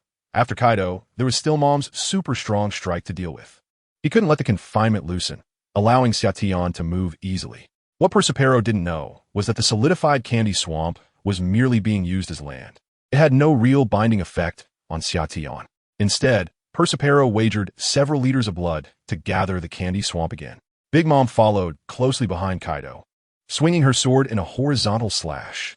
Boom! Except for the area around Xiaotian's body, the crescent-shaped blade light swept out in all other directions. Pieces of solid candy were once again flung away, and the terrifying slash crossed over the sea, heading into the distance. The blade also stopped right in front of Xiaotian's chest, unable to penetrate just like Kaido's jagged club. The intertwining red and black color of the armed color hockey was as unyielding as the strongest object in the world, completely unshaken by Big Mom. All that remained was Big Mom, who was filled with shock, facing the endless recoil force rushing towards her. But Big Mom was smarter than Kaido.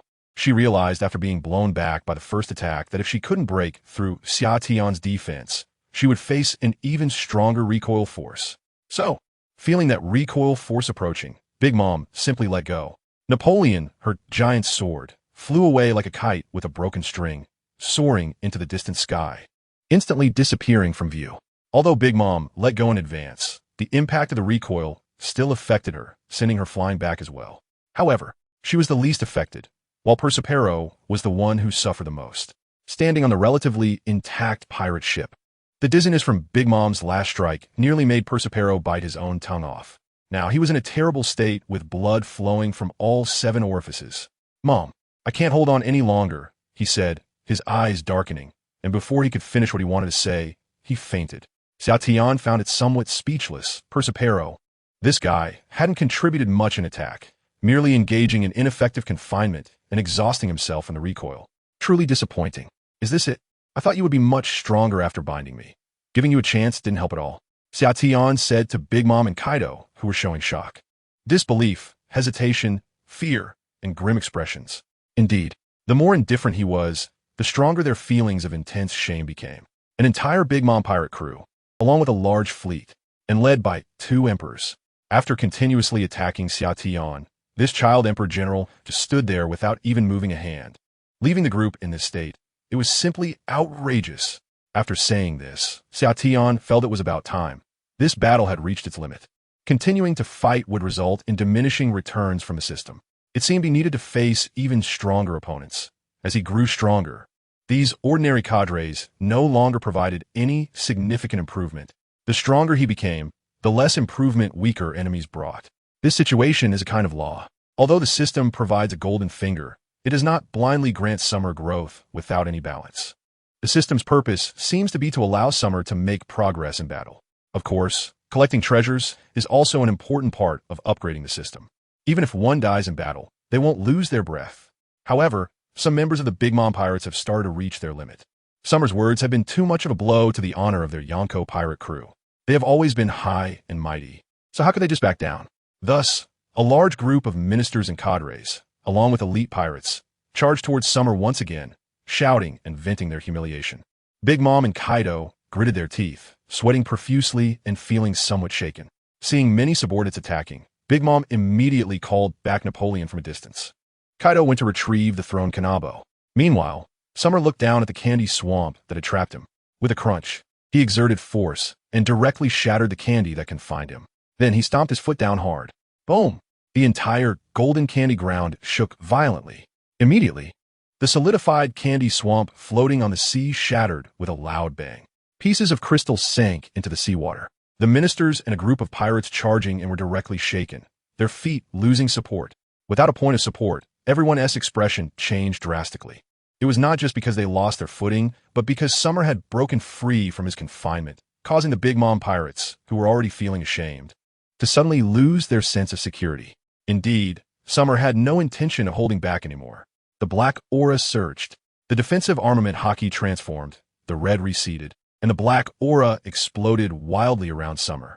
Human-shaped black disaster form. The brief hovering ability allowed Summer to stand steadily on the sea. He then threw a punch at the group of minister pirates. Wherever the black aura went, disaster descended. The crowd, who had already lost their point of support and were trying to stabilize themselves in midair, hadn't fully reacted yet. Their eyes trembled, and their pupils constricted. Faced with the might of the black disaster's punch, all members of the Big Mom pirates lost their previous anger, and the fear made them feel their scalp tingle. The ministers reacted quickly, each unleashing their ultimate moves to counter. The Demon of Great Fortune, Owen's Scorching Sea Current, and Smudgy's Moisture Slash. However, these attacks were completely powerless against Summer's serious assault. Upon touching the darkness, they directly crumbled and collapsed. The demon was immediately extinguished and dissipated. The sea current was torn apart and turned into vapor, and the slashing aura simply flashed and disappeared without causing any waves. The ministers were all directly blown away, spitting blood. The power of the black disaster caused those in the front to lose their fighting ability immediately, and those behind suffered even more injuries. Many were even directly blasted into the sea. Those who were devil fruit users sank down immediately, and where Summer's fist struck, even the sea water seemed to be blasted away in large chunks. The flowing sea water did not rush back immediately, and in the sky, a large part of the cloud layer directly dissipated.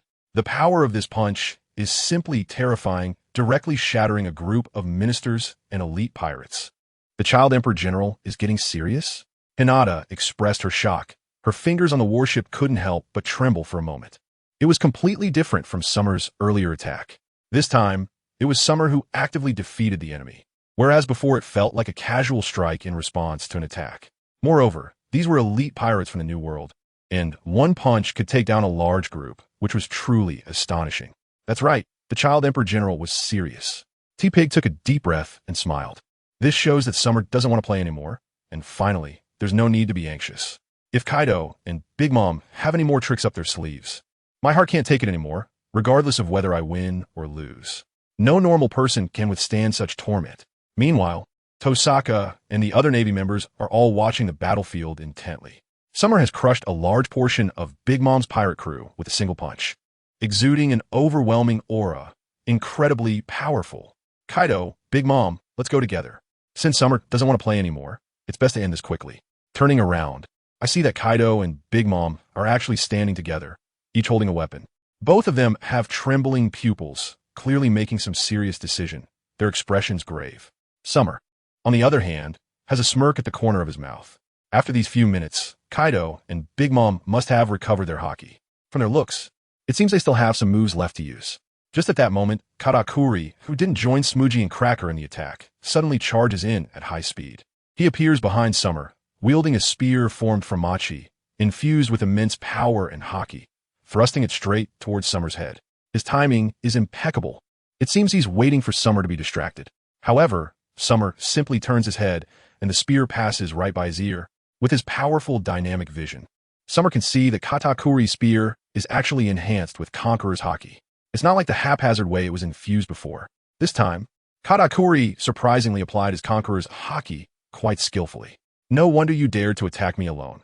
Mastering the Conqueror's haki in such a short time is impressive. Summer easily dodged and couldn't help but praise him in a rather old-fashioned way. Katakuri is indeed a genius. He comprehends things very quickly, probably due to the attacks from Kaido, Big Mom, and himself during this battle. which allowed Katakuri to grasp some techniques. However, facing the innocent appearance of an 8-year-old child, Katakuri found Summer's praise incredibly strange.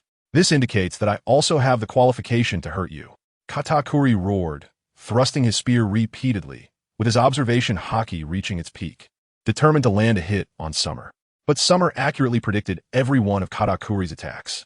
Although observation haki is not a direct offensive method like armament haki, it is still extremely formidable. Katakuri's own foresight was blocked by Summer, and all his actions were read.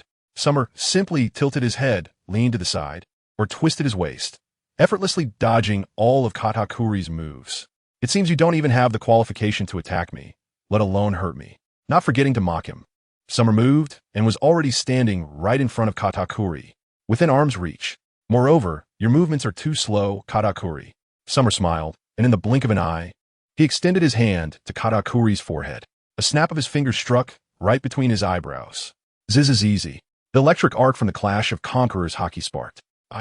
Katakuri wanted to say something, but had no chance, as Summer delivered a headbutt.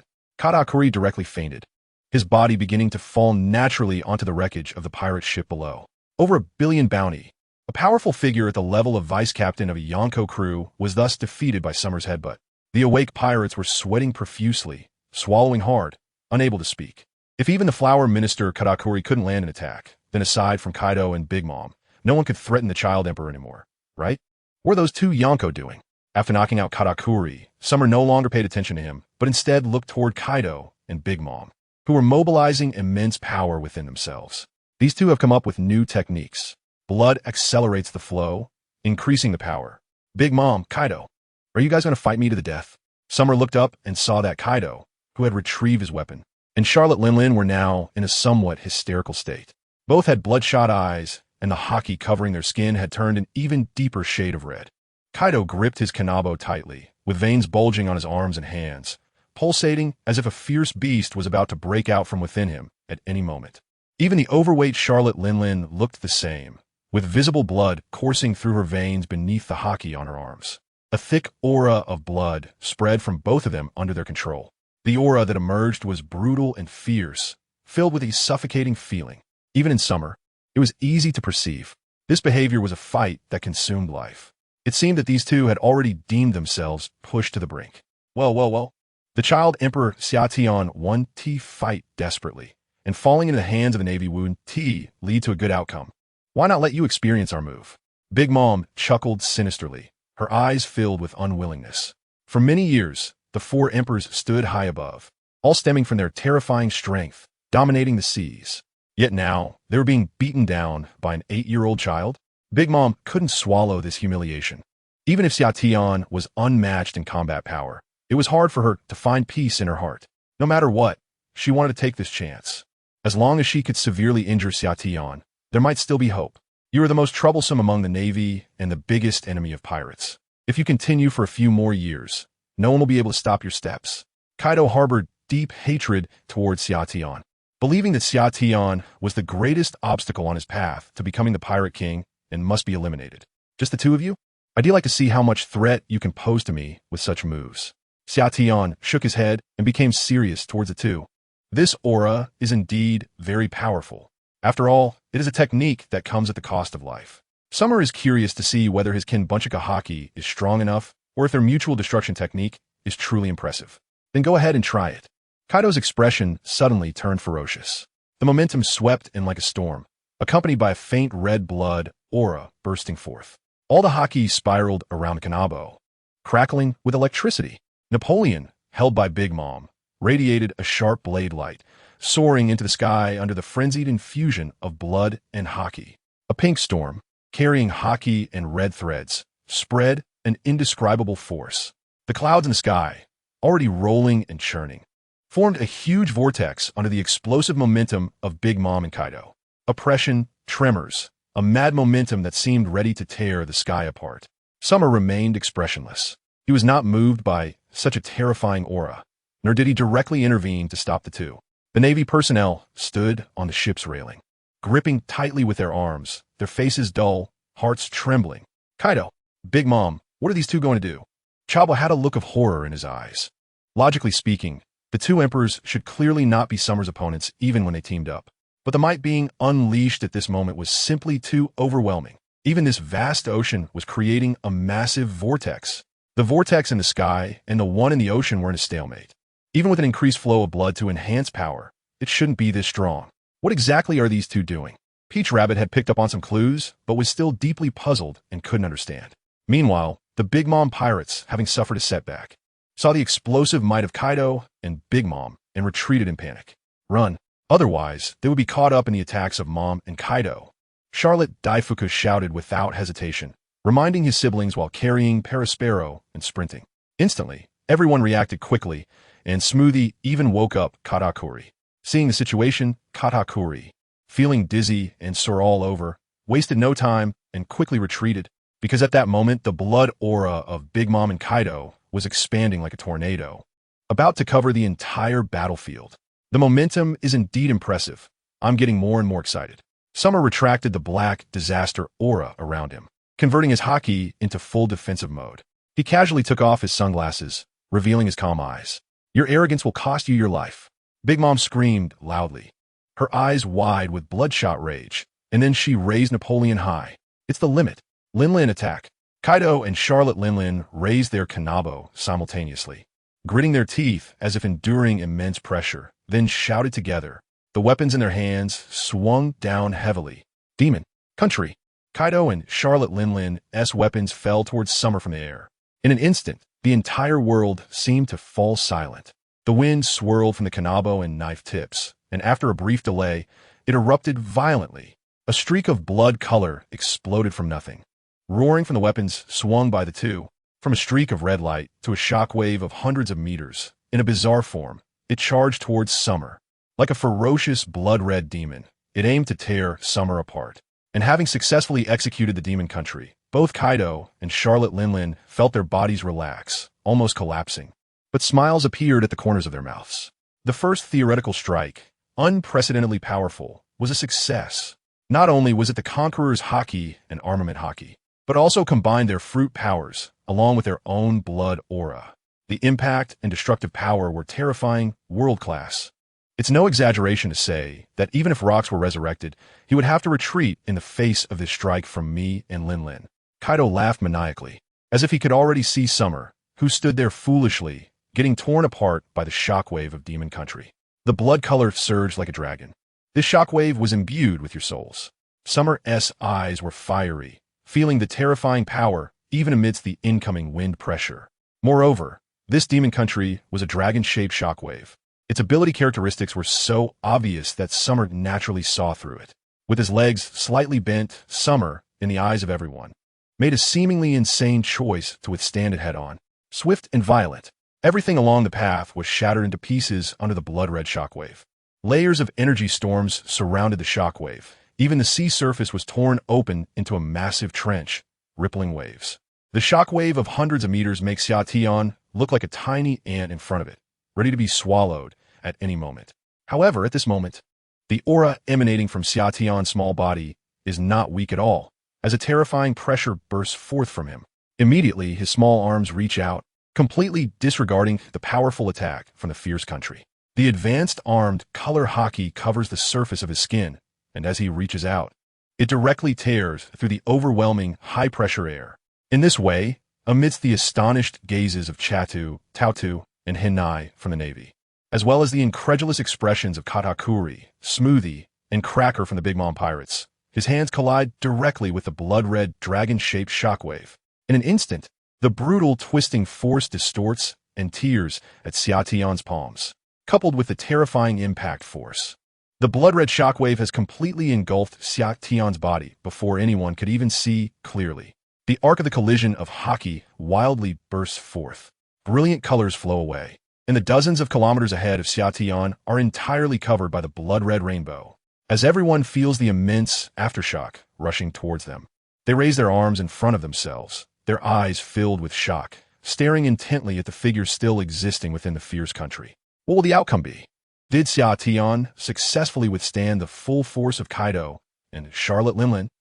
Chatu, Tautu, and the others are filled with fear and trepidation, while Katakuri, Smoothie, and the others are filled with anticipation. As they watch the last remnants of the shockwave dissipate, Kaido and Charlotte Linlin are both gasping for breath. Their terrifying physical bodies possess unparalleled recovery abilities, rapidly restoring their stamina. The sky's vortex clouds have already churned open, creating a massive gap, and the blood-red shockwave has violently surged through the ocean, leaving behind a huge ravine. At this moment, the seawater is flowing backward, causing tidal movements. After the shockwave passes, the path of red light still carries residual power, leaving everything obscured within the ravine. However, what makes Kaido and Charlotte Linlin tense is that, within the remaining traces of the shockwave, that figure is still standing in place. He is still there? Kaido gritted his teeth. Disbelief mingled with fear emerging in his heart. Such a terrifying attack, to put it bluntly, could destroy even his body, which is known as the strongest creature. No matter how strong Xia Tian's small frame is, how can he still persist in that spot? This is simply unbelievable. Big Mom was speechless, her pupils shaking as she looked ahead, her grip on the weapon in her hand tightening. Summer, will he be okay? However, Momonosuke's figure was different. Summer had not moved for a long time. If nothing was wrong, why was he still in the corner of their vision? Meanwhile, everyone on the warship was gaping at the shocking scene left after the terrifying attack. Everything was gone. On the trajectory, apart from Summer's figure, the wreckage of the ship and the sea that had been impacted had turned to nothingness. After a few seconds, finally, the remaining red glow of the path faded away. The sea also flowed in to fill the chasms. That figure became clearer and clearer. The little suit was still the same little suit, still looking handsome. The expression on the little boy's face was blank, with both hands placed in front of him, coldly staring at his palms. The black and red flowing haki had disappeared by the wrists, and drops of blood fell from Summer's palm into the sea. A good attack. You have successfully broken through my armament haki. Summer raised his eyes to look at Kaido and Big Mom, who were filled with fear, and praised them. And in his mind, he noticed in the system prompt that Big Mom and Kaido's physical templates had been perfected. One must admit, the four emperors are indeed the four emperors. Their strength and techniques are impressive. This move, I estimate, not many people could withstand it. Summer no longer looked at his hand, but sighed and said, "The kingdom of brutality. You have broken through my armament haki and caused wounds on my palm, leaving a few drops of blood." Summer was aware of his own defensive capabilities. To achieve this, at least a level of Whitebeard, Garp, or Roger would be needed to withstand the combined attack of Kaido and Charlotte Linlin. However, the tone of slight appreciation made everyone present swallow hard. The members of Big Mom's crew were drenched in cold sweat, with many even trembling in their legs. How is this possible? With such power, even a large island would probably be half destroyed. The child emperor took it head on, and yet his palm was only injured? Moreover, everyone could tell from such a distance that he turned around and was healed immediately. Kaido and Charlotte Linlin's attack posed no threat to Summer at all. What kind of monster are you? Big Mom was panicking at this moment, unable to help but retreat repeatedly in fear. She, who was always called a monster, finally understood what true genius was and what a real monster the human world was. At the age of 8, this is already surpassing the four emperors. A monster? No, I'm just an 8-year-old child, but you all shouldn't bully children, okay? Summer smiled, his lips curling upwards as he slowly flew higher. The wound on his palm had completely healed while he was speaking, looking just as it did before the injury. Meanwhile, Kaido seemed to have lost his will to fight, even letting go of his kanabo. How are we supposed to fight now? What is there to fight for? What kind of deal is it to exchange for subordinates' release after dealing with Summer, and then get involved in the war in Marienburg? With Summer here today, whether he can even leave is a question. This is also the first time since Kaido's strength reached its peak that he has felt the crisis of death. Summer has the power to kill him. There are always stronger people out there, and it's time for you to wake up after rampaging for too long. Your moves are quite good, and I have a move to show you as well. Summer stands in midair. After a fierce battle, and with the increase in proficiency from previous combat templates, he has now perfectly completed the templates of Kaido and Charlotte Linlin, the two emperors. The 7th move is sufficient to form. With clear thoughts, the system's functions have been activated. The physical technique template of Kaido, the physical technique template of Charlotte Linlin, and all the templates obtained by the Big Mom pirates are now being optimally fused through countless iterations by the system in a second. Not many people in a great pirate era can withstand this move from Kaido and Big Mom, right? Vice Admiral Garp, Admiral Sengoku, or Whitebeard. The thought of it leaves them in shock. Who can withstand it with such ease as Summer does? Summer is the light of our navy. By the time you become the top admirals, he might just be the candidate for the admiral position. Hinai and many other Navy members are also astonished, their eyes gradually igniting with passion. Fortunately, such a powerful ally is on their side. No more waiting. The current Admiral Child Emperor will be the nightmare of the entire sea. Moreover, this time, they can prevent the encounter between Kaido and Charlotte Linlin. No matter what, given the current situation, Summer's strength completely overwhelms the two emperors, and all the pirates are exhausted. Indeed, after this battle, whether it was Kaido, Big Mom, or the four emperors, the ministers of the nations had all sustained significant injuries. Now, seeing that Summer was unaffected by the life-draining attacks from Big Mom and Kaido, it was truly terrifying. Many pirates slumped down on their relatively intact pirate ships, their fighting spirit shattered. Even Katakuri and the other four emperors felt the same way. A single punch from Summer could injure them and make them spit blood, yet all of them together, after 2 consecutive joint attacks, were unable to inflict any harm on Summer. Is there still a need to discern this? Just in shock, Big Mom suddenly took a deep breath, looking at the Summer floating in the air at a higher altitude. No way. After enduring such a powerful offensive from us, you can't possibly be completely unscathed. Upon further thought, Big Mom felt something was off and immediately started to scream. Kaido was also taken aback, and hope reignited in his heart. That's right. The amount of haki is limited. You've been fighting in the state of black calamity for so long, even tanking our attacks. How could you have no consumption at all? Kaido seemed to suddenly realize something, looking at the calm Summer, and his conviction grew stronger. The calmer Summer appeared, the more Kaido felt that he was just putting on an act. At 8 years old, even if you're a 1,000-year-old monster, you can't possibly keep this up forever. As Summer saw the prompt in his mind, indicating the successful fusion of the system, feeling the greater power brought by the 7th move. He also heard the words exchanged between Kaido and Big Mom, and his expression started to look a bit strange. Their speculation didn't seem unreasonable. A normal expert, even if they could fight for 3 days and nights, would be exhausted after such intense exchanges, right? But I don't seem to feel any sense of consumption at all. Summer's stamina had increased too quickly and too much. Now he didn't even know where his limits were. Moreover, in terms of haki, aside from letting them attack, he hadn't used many punches at all. In this situation, not to mention consumption, even what has been consumed hasn't recovered quickly. Of course, how could Kaido, Charlotte Linlin, and others possibly imagine that an 8-year-old body like Xia Tian's harbors seemingly endless stamina and haki, without even forcing Xia Tian to fight at full strength? His stamina could never be exhausted. Of course, there would still be a lot of mental pressure. So, you two better brace yourselves for this punch. Xia Tian looked down at the two below, his smile beginning to fade. His entire aura started to surge wildly. Just like the prelude to the fierce country unleashed by Kaido and Charlotte Linlin, Xia Tian's unique sense of oppression spiraled upward like a vortex. The heavy dark clouds that had settled were once again stirred up, as if a large hole had been torn open, devouring everything in the world. The sea churned continuously, with layers of waves beginning to surge. This scene was even more violent than when Kaido and the others had unleashed their combined attack earlier. The air roared, stirring up a storm, causing the entire warship to tilt and be pushed outward. Chaporin, Peach Rabbit, and the others clung tightly to the fixed objects on the ship, with many soldiers gasping in shock. The sky was about to collapse. The swirling clouds were being pulled down by the terrifying power of Summer, continuously descending. Lightning flashed, illuminating the terrified faces of everyone. Katakuri, Smoothie, and the others from the Big Mom Pirates were also being pushed outward by the phenomenon, their expressions filled with panic. Only Kaido and Big Mom remained unaffected, staring in fear. They were trembling uncontrollably. Their observation haki felt muddled, but they could clearly sense that Summer's eyes had locked onto them. An incredible thought naturally arose in their minds. They couldn't escape. What kind of attack is this? Big Mom screamed loudly, becoming flustered. Linlin, defend! Kaido shouted in fear, as if they were trapped in an invisible cage by Summer, about to face his onslaught. Before the shouting could fully settle, Kaido couldn't help but transform into a gigantic azure dragon.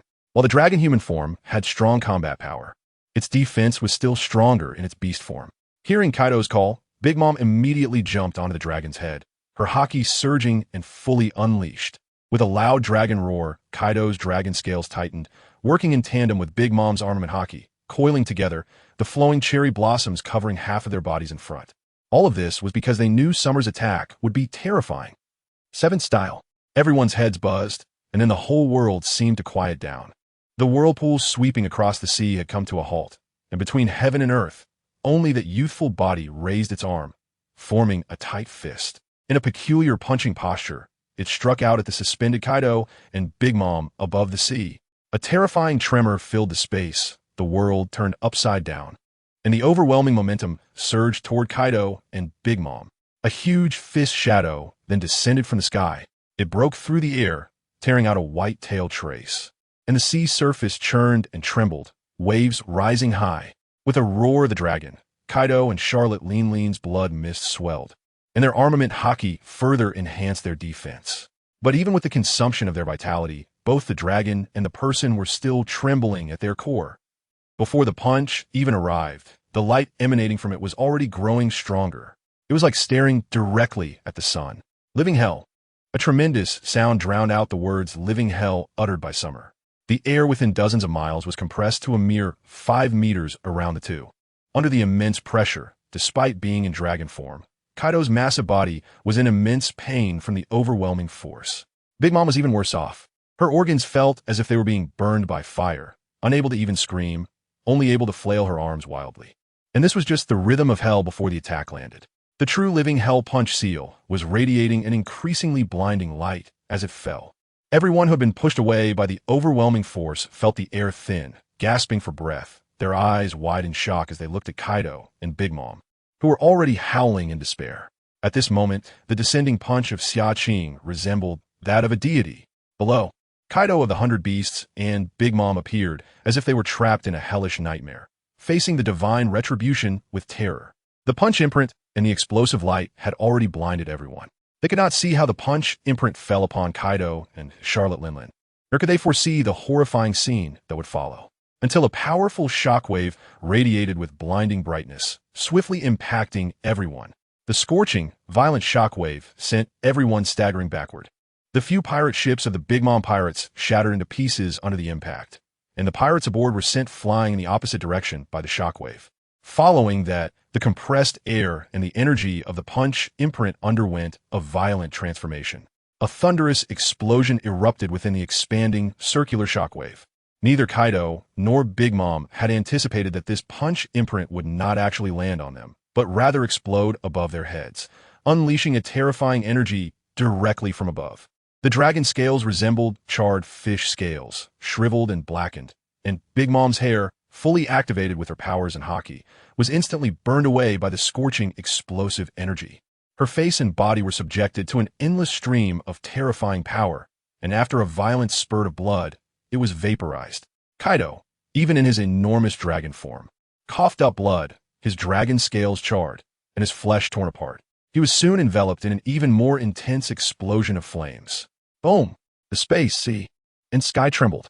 A massive mushroom cloud rose, forming a symmetrical pattern with the swirling clouds descending. This move was not just about power. It was the culmination of all my energy, allowing me to unleash my full strength.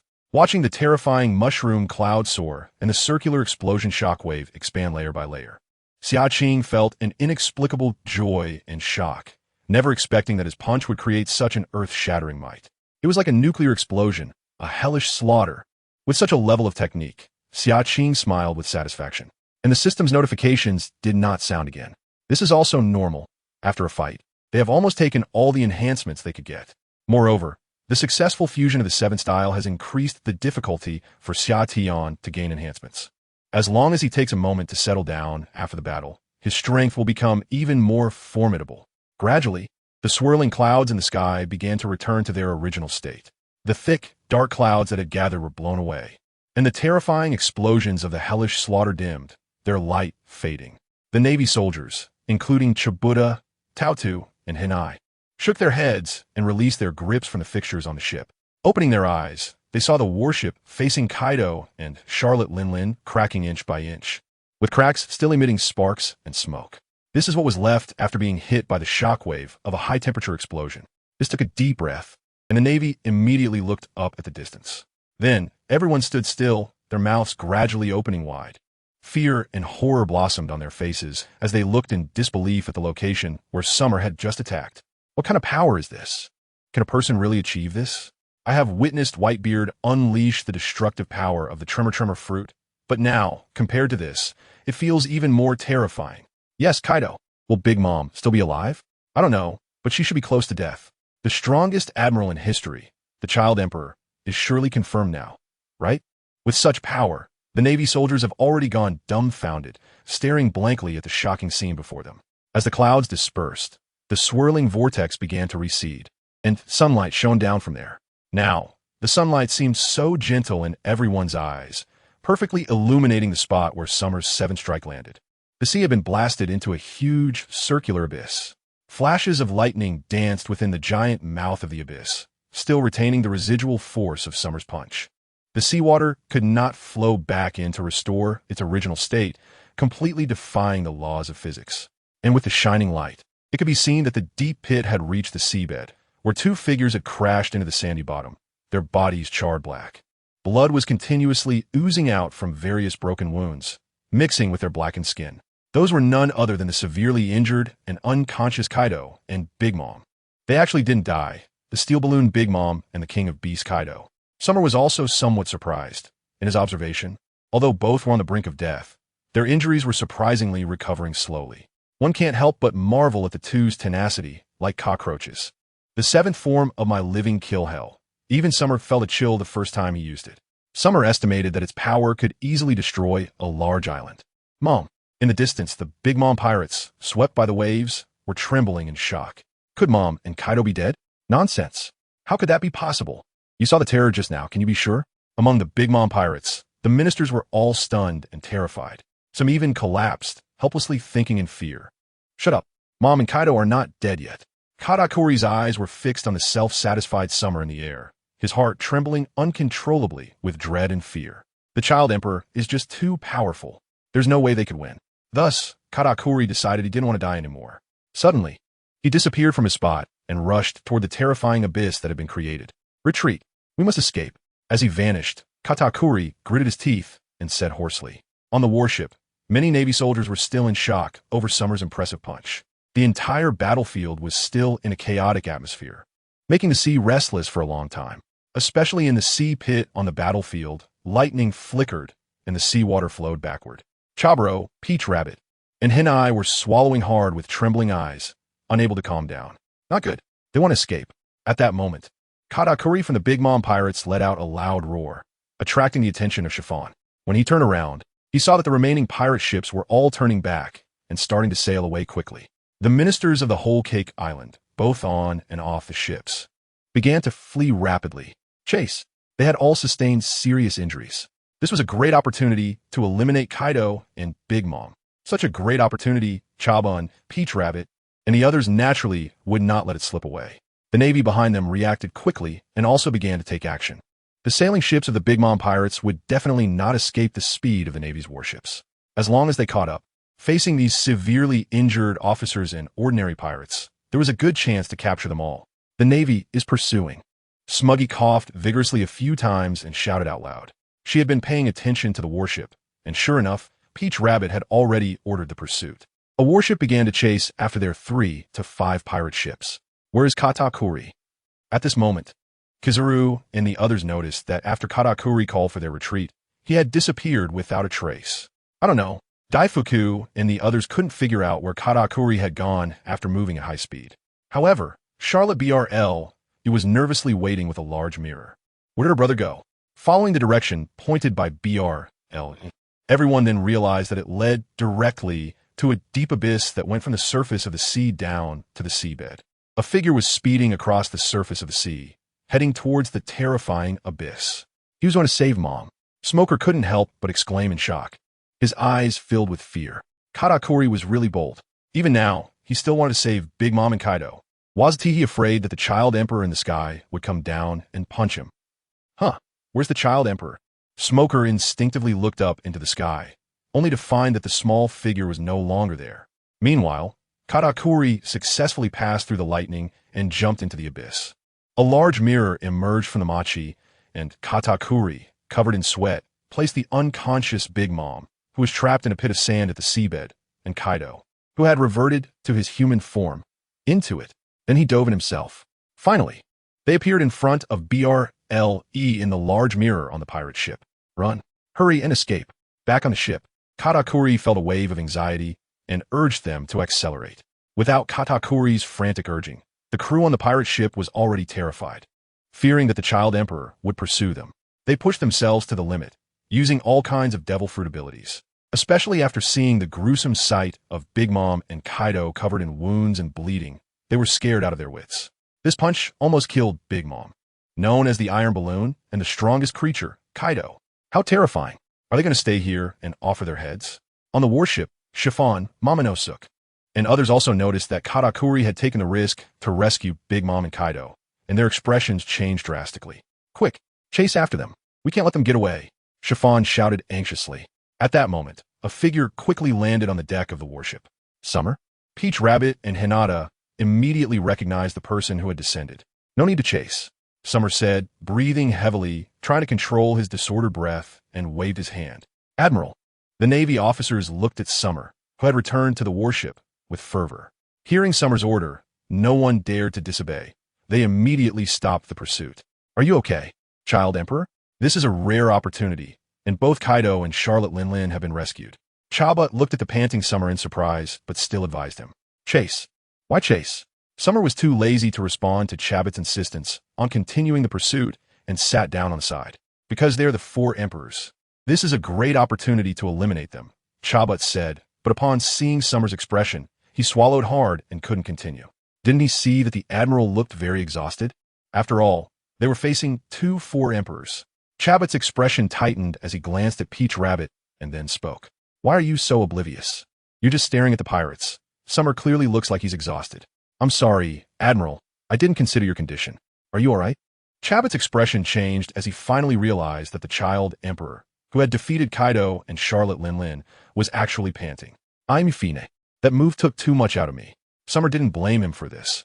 It was just that these people didn't understand his heart. But to be fair, Summer was indeed very satisfied with that move, although it took a significant toll on him. This is the first time that Summer has felt a tremendous sense of exhaustion, because the seventh move, Living Kill Hell, can truly unleash one's power. It's one thing that my body hasn't fully developed, but ultimately, I'm just not strong enough. Just one punch has drained me like this. Summer shook his head and sighed. Immediately, Chahog, Taurabbit, and Hinata all showed expressions of discomfort and speechlessness. What is this? Not strong enough?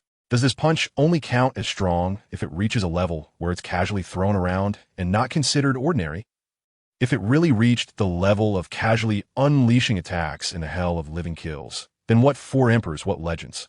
What ancient weapons will be nothing but a joke in Xiaotian's eyes?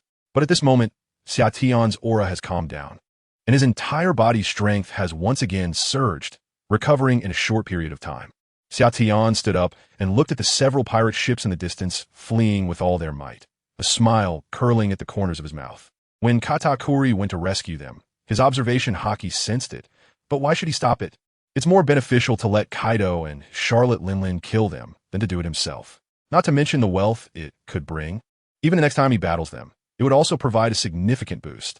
Xiaotian truly feels that his strength is still insufficient. He must make the most of what he can, especially against the four emperors. This world is far more complicated than just the three major powers. It also faces many unknowns. There's no rush. The Big Mom pirates are not pursuing. Rather, they have more important matters to attend to. Summer, smiling as he looked into the distance, suddenly spoke up.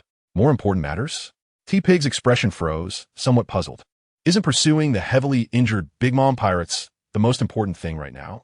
Could there be other secret missions? Our task is to prevent the four emperors from coming into contact, which could lead to more unknown crises, and to ensure that the public execution is not affected by other factors. Now that the Big Mom pirates have been driven away, we can consider the mission accomplished. Sister Peach Rabbit, you can report to Admiral Sengoku now. Summer appeared calm and composed, looking nothing like an 8-year-old child, instead exuding a sense of control over everything. Reporting is fine. Peach Rabbit Shizuka didn't feel anything was wrong.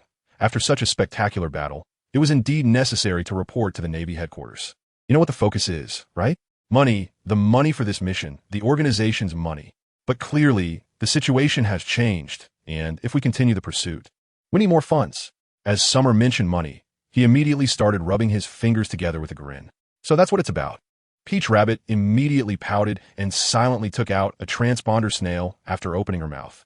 The others had not expected that the reason for not pursuing immediately was this. They all held back their strange expressions. Holy Land, Mariehua. In a magnificent hall within Panga City, Sengoku stood by the window, his serious and solemn gaze behind frog-eye glasses, his furrowed brow indicating that he was contemplating the upcoming public execution. All necessary arrangements had been made, and now it was just a matter of waiting for the dust to settle. However, he couldn't help but feel a bit worried about Summer, who had gone to the New World and had not sent any news back. By now, Summer should have reached Hotland. Report, Admiral Sengoku. There's a call from General Child Emperor. At this moment, a Navy officer ran over from outside, holding a phone bug in his hand. Upon hearing it was from Summer, Sengoku immediately shifted his gaze and strode over to pick up the phone bug. This is Sengoku, Fleet Admiral Sengoku. This is the Totland Kingdom in the New World. Just now, we encountered an ambush from Big Mom and Kaido. Ambush? What happened?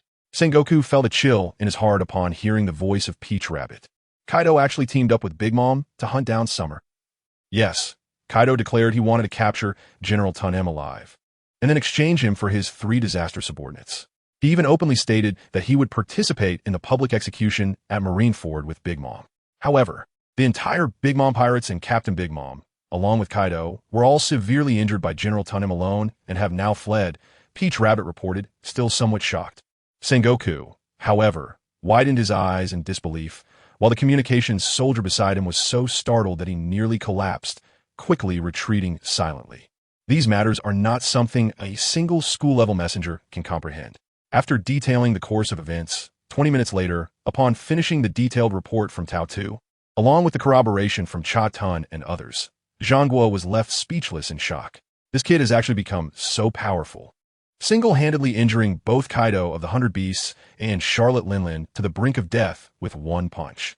This is even more shocking than defeating the 3 legendary pirates in Impel Down. After all, the Golden Lion, Red Count, and Barrett have been imprisoned for many years. Even if they are powerful, they may not be able to unleash their full combat strength. But Kaido and Charlotte Linlin are different. These two are born freaks, with physical strength that is among the best. Without mentioning how strong Charlotte Linlin's defenses are, just the fact that she has captured Kaido multiple times without the Navy being able to kill him shows just how terrifying this guy is. Summer almost got killed by a single move from Xiatian, which shows that Xiatian's combat power has already surpassed both Garp and himself. Seeing that on the other end of the phone worm, there was only the heavy breathing of Admiral Sengoku. Peach Rabbit knew that the shock brought to Admiral Sengoku was not small at all. At this moment, Xiatian also brought a glass of orange juice from the cabin and cheerfully approached. Admiral Sengoku, if you want to pursue, it will require additional payment. Xiatian's voice pulled Sengoku back from a shock. No problem. I will report this to the Gorosei. You just go ahead and do it. You won't be a loss in terms of price. Admiral Sengoku revealed a hint of a smile and readily agreed. Then Admiral Sengoku, how about adding a few billion? That shouldn't be a problem, right? Xiatian was overjoyed in his heart. With Sengoku's words, it meant that the additional payment was secured. Okay, but don't be careless. Your safety comes first. I will report to the Gorosei first, and then get back to you about specific actions. After Sengoku reminded him once more, he ended the conversation with Xiatian. Understood. With a smile, Xiatian hung up the phone and leisurely walked to the bow to drink his beverage, leaving the Navy personnel unsure of what to do next. General, where are we going now? And I couldn't help but walk over and ask, why is there no specific instruction in this report? Just wait. Wait for the Marshal to communicate with the 5 elders. Summer shrugged, indicating that everyone should just rest in place. The intention of Kaido and Charlotte Linlin to stir up trouble was conveyed, so both the 5 elders and Admiral Sengoku would definitely not ignore it just because they were injured by him. On the other side, after hanging up the phone, Admiral Sengoku directly went to the power chamber to request a meeting with the 5 elders. The 5 elders were also puzzled. Sengoku had just reported on the public execution arrangements, and now he was back so soon? Until Sengoku arrived and reported in detail about the situation in the Wano Sea, where Summer was besieged by 2 emperors. The 5 elders were shocked and then burst into laughter.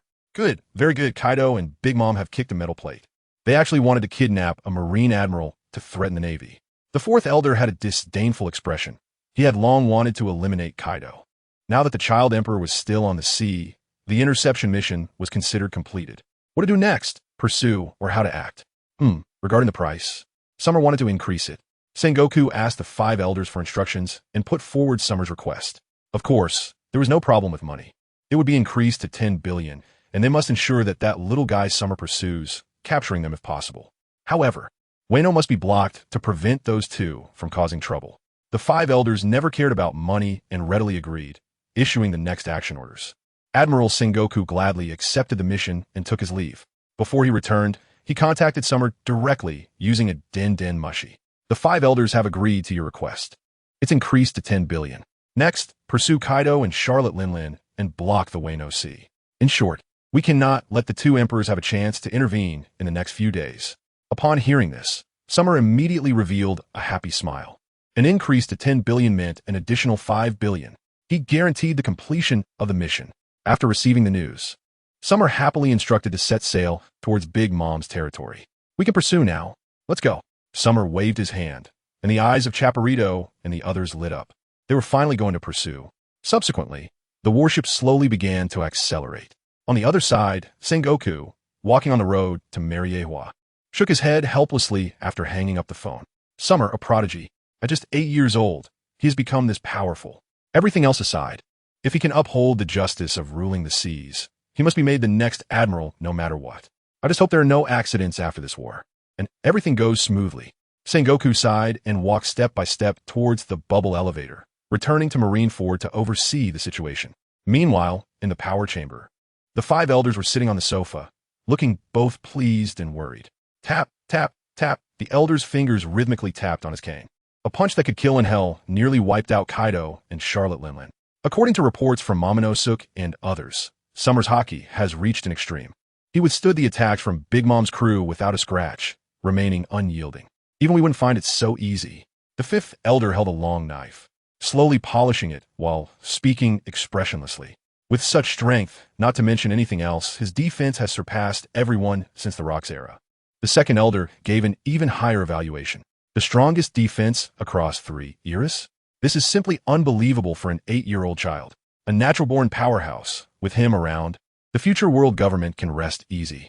The 3rd elder nodded in agreement. However, while the 5 elders praised Summer, their faces remained expressionless, without a hint of a smile.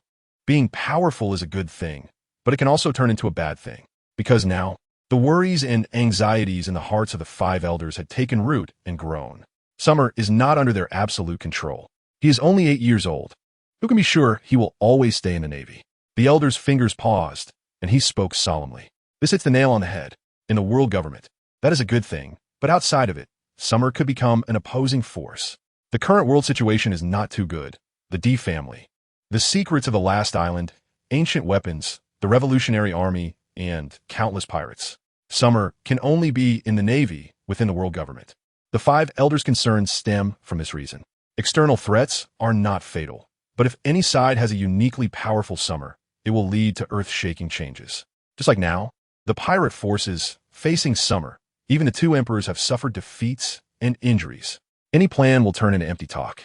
Conversely, if Summer were on the opposing side of the Navy, how many people could the Navy have to stop him? That old bastard Garp? He probably wouldn't fight Summer for the Celestial Dragons. Sengoku? Sengoku is strong, but still lacks a line, and may not even be able to contend with the current Summer. In short, the 5 elders absolutely do not allow this situation to occur. Money is not the most reliable control. This matter has exceeded what we can decide. This bright light should be left to Lord M to decide.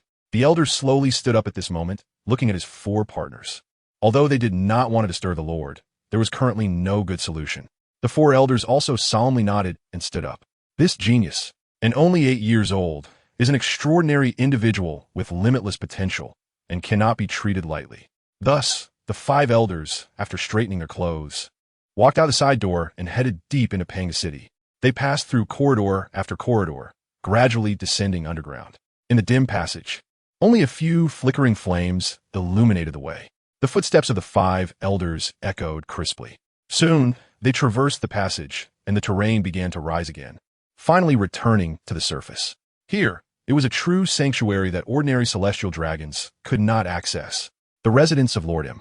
In the flower garden, a handmaiden, shrouded in a black robe and with an indistinct face, greeted the 5 elders and led them to the flower garden. My lord, the 5 elders have arrived. Komein. The crisp voice had a somewhat neutral tone. Upon hearing this voice, the 5 elders subtly trembled and respectfully entered. Standing at about 1 meter 80, dressed in a black celestial dragon's outfit, had his back to them.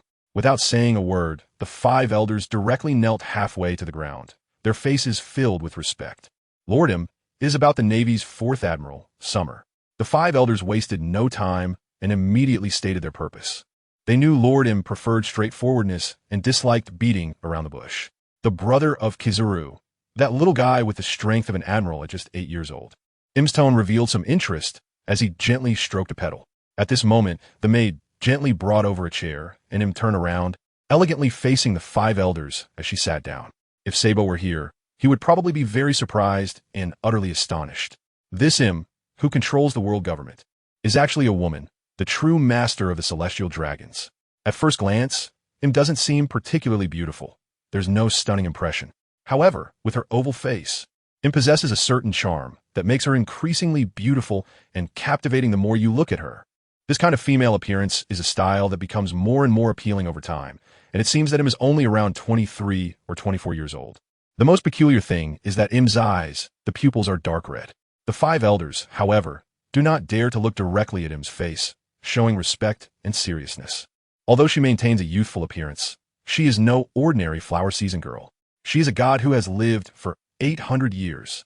What could have happened to this little one that warrants all 5 of you to come see me in person? Lord has a keen eye.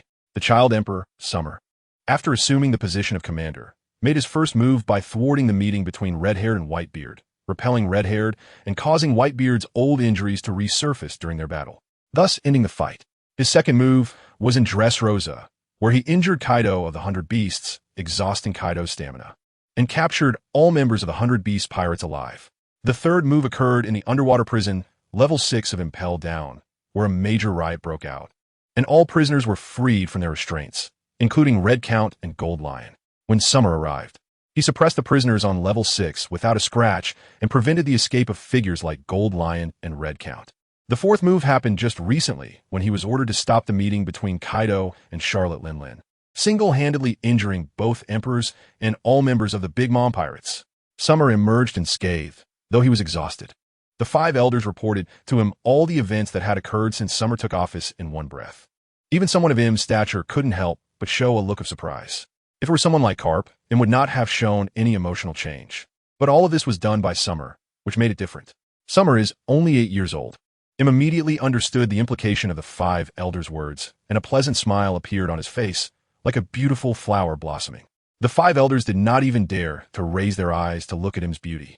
They had already thoroughly investigated his background and confirmed that he is indeed the younger brother of Kizaru, with no issues in his bloodline.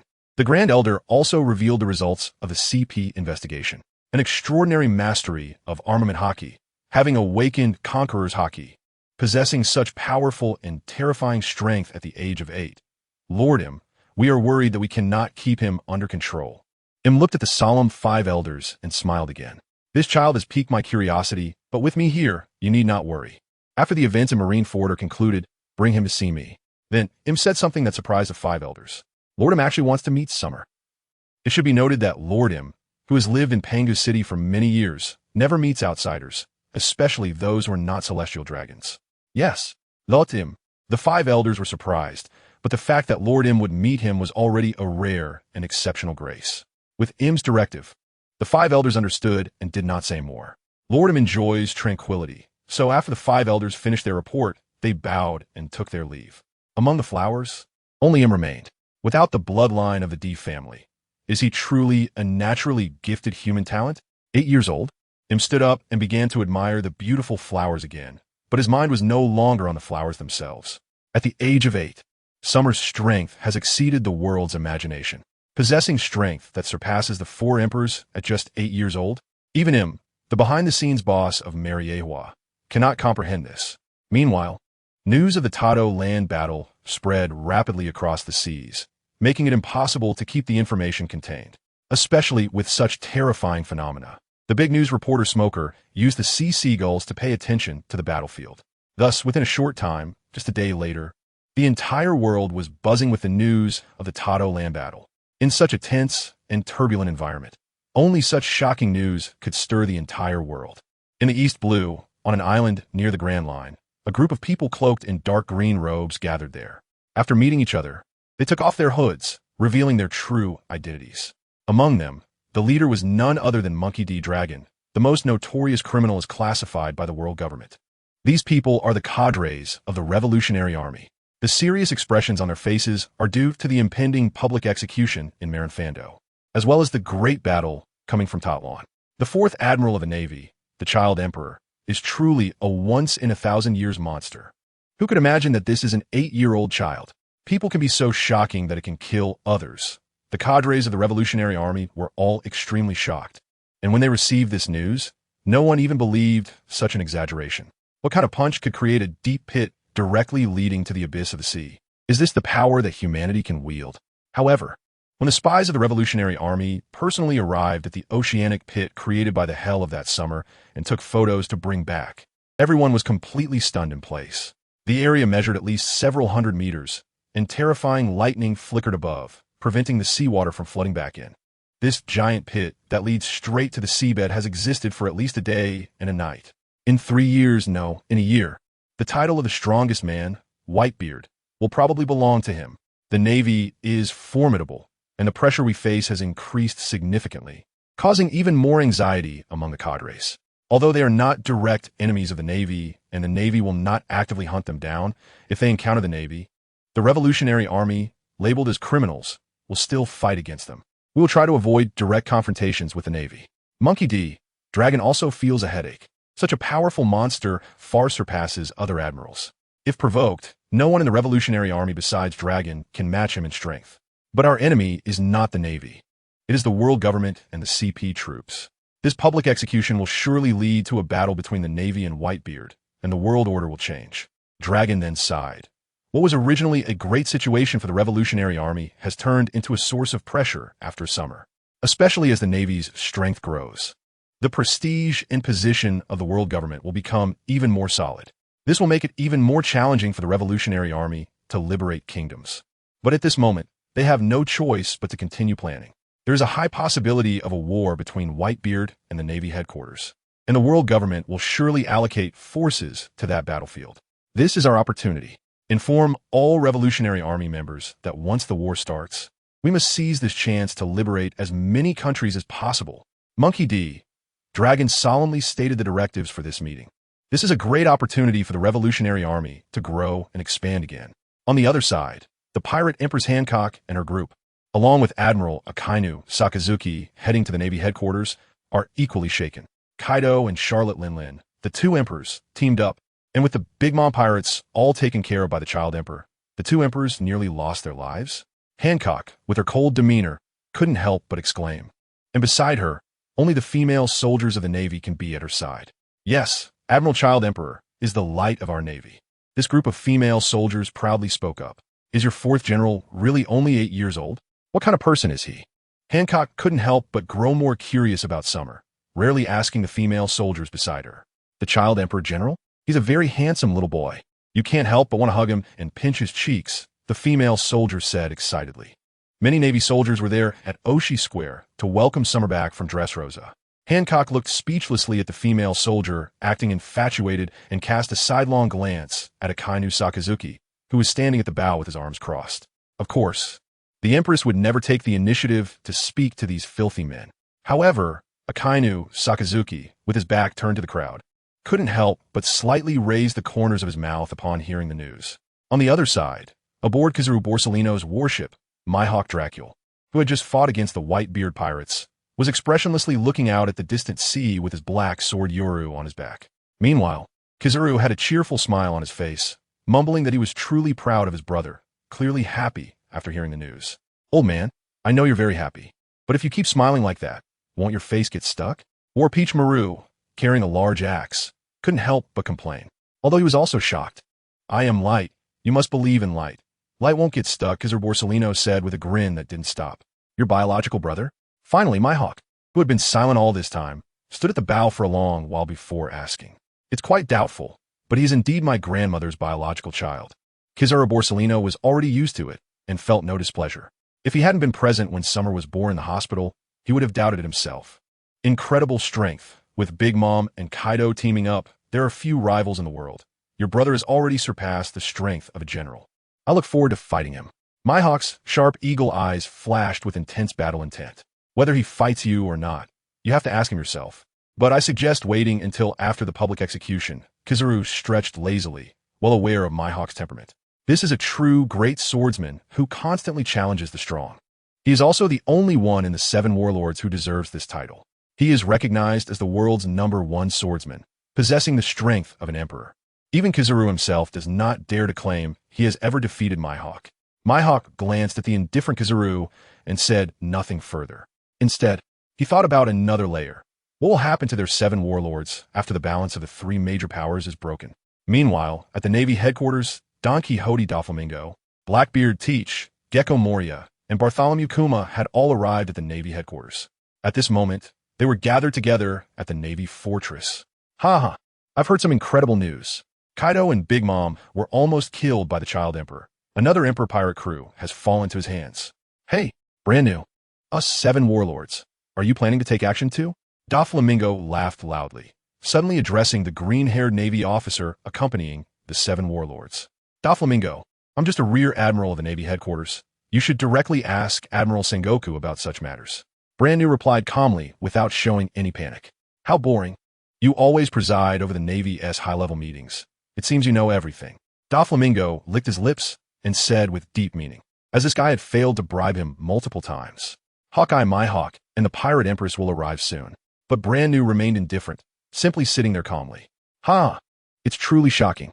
The Child Emperor has become such an exaggerated figure in this world." Gecko Moria was very pleased to hear that Kaido was almost killed, and he had a perverse curiosity about the Child Emperor. Yes, the stronger he is, the more Moria wants to cut off the Child Emperor's shadow. It's indeed outrageous. Your Child Emperor has surpassed common sense. I'm starting to worry that once you Navy deal with the Emperors, you might turn on us 7 warlords. Blackbeard Teach was even more shocked, fearing the Child Emperor, with cold sweat on his face. Every time he thought of the strange look the Child Emperor gave him, he felt completely exposed. It was as if the Child Emperor could see through everything. You have to know that guy is just a child. Why can an 8-year-old child give him such a chilling and bizarre look? Blackbeard Teach truly could not understand. Knowing the terrifying nature of the 2 emperors, Kaido and Charlotte Linlin, Blackbeard Teach estimated that despite not daring to believe it, the Child Emperor might really be able to defeat both emperors, and his strength might have even surpassed that of Whitebeard. He silently reminded himself to be more careful with his plans. Meanwhile, the entire Navy headquarters was in a frenzy, especially now in Marineford, which gathered the elite warriors of the world. Elite figures like Smoker all held admiration for the Child Emperor. This is the first time since the Great Pirate Era that the Navy has truly shown its strength and held its head high.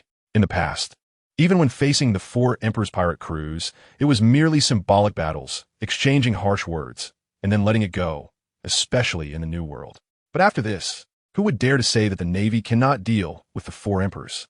Didn't you see? Admiral Green Bull fought 2 of the 4 Emperors by himself, defeating Kaido twice, one of which he did while heavily injured and on the brink of death. The Big Mom pirates fled heavily injured, and the Beast pirates are still imprisoned and impelled down, awaiting execution.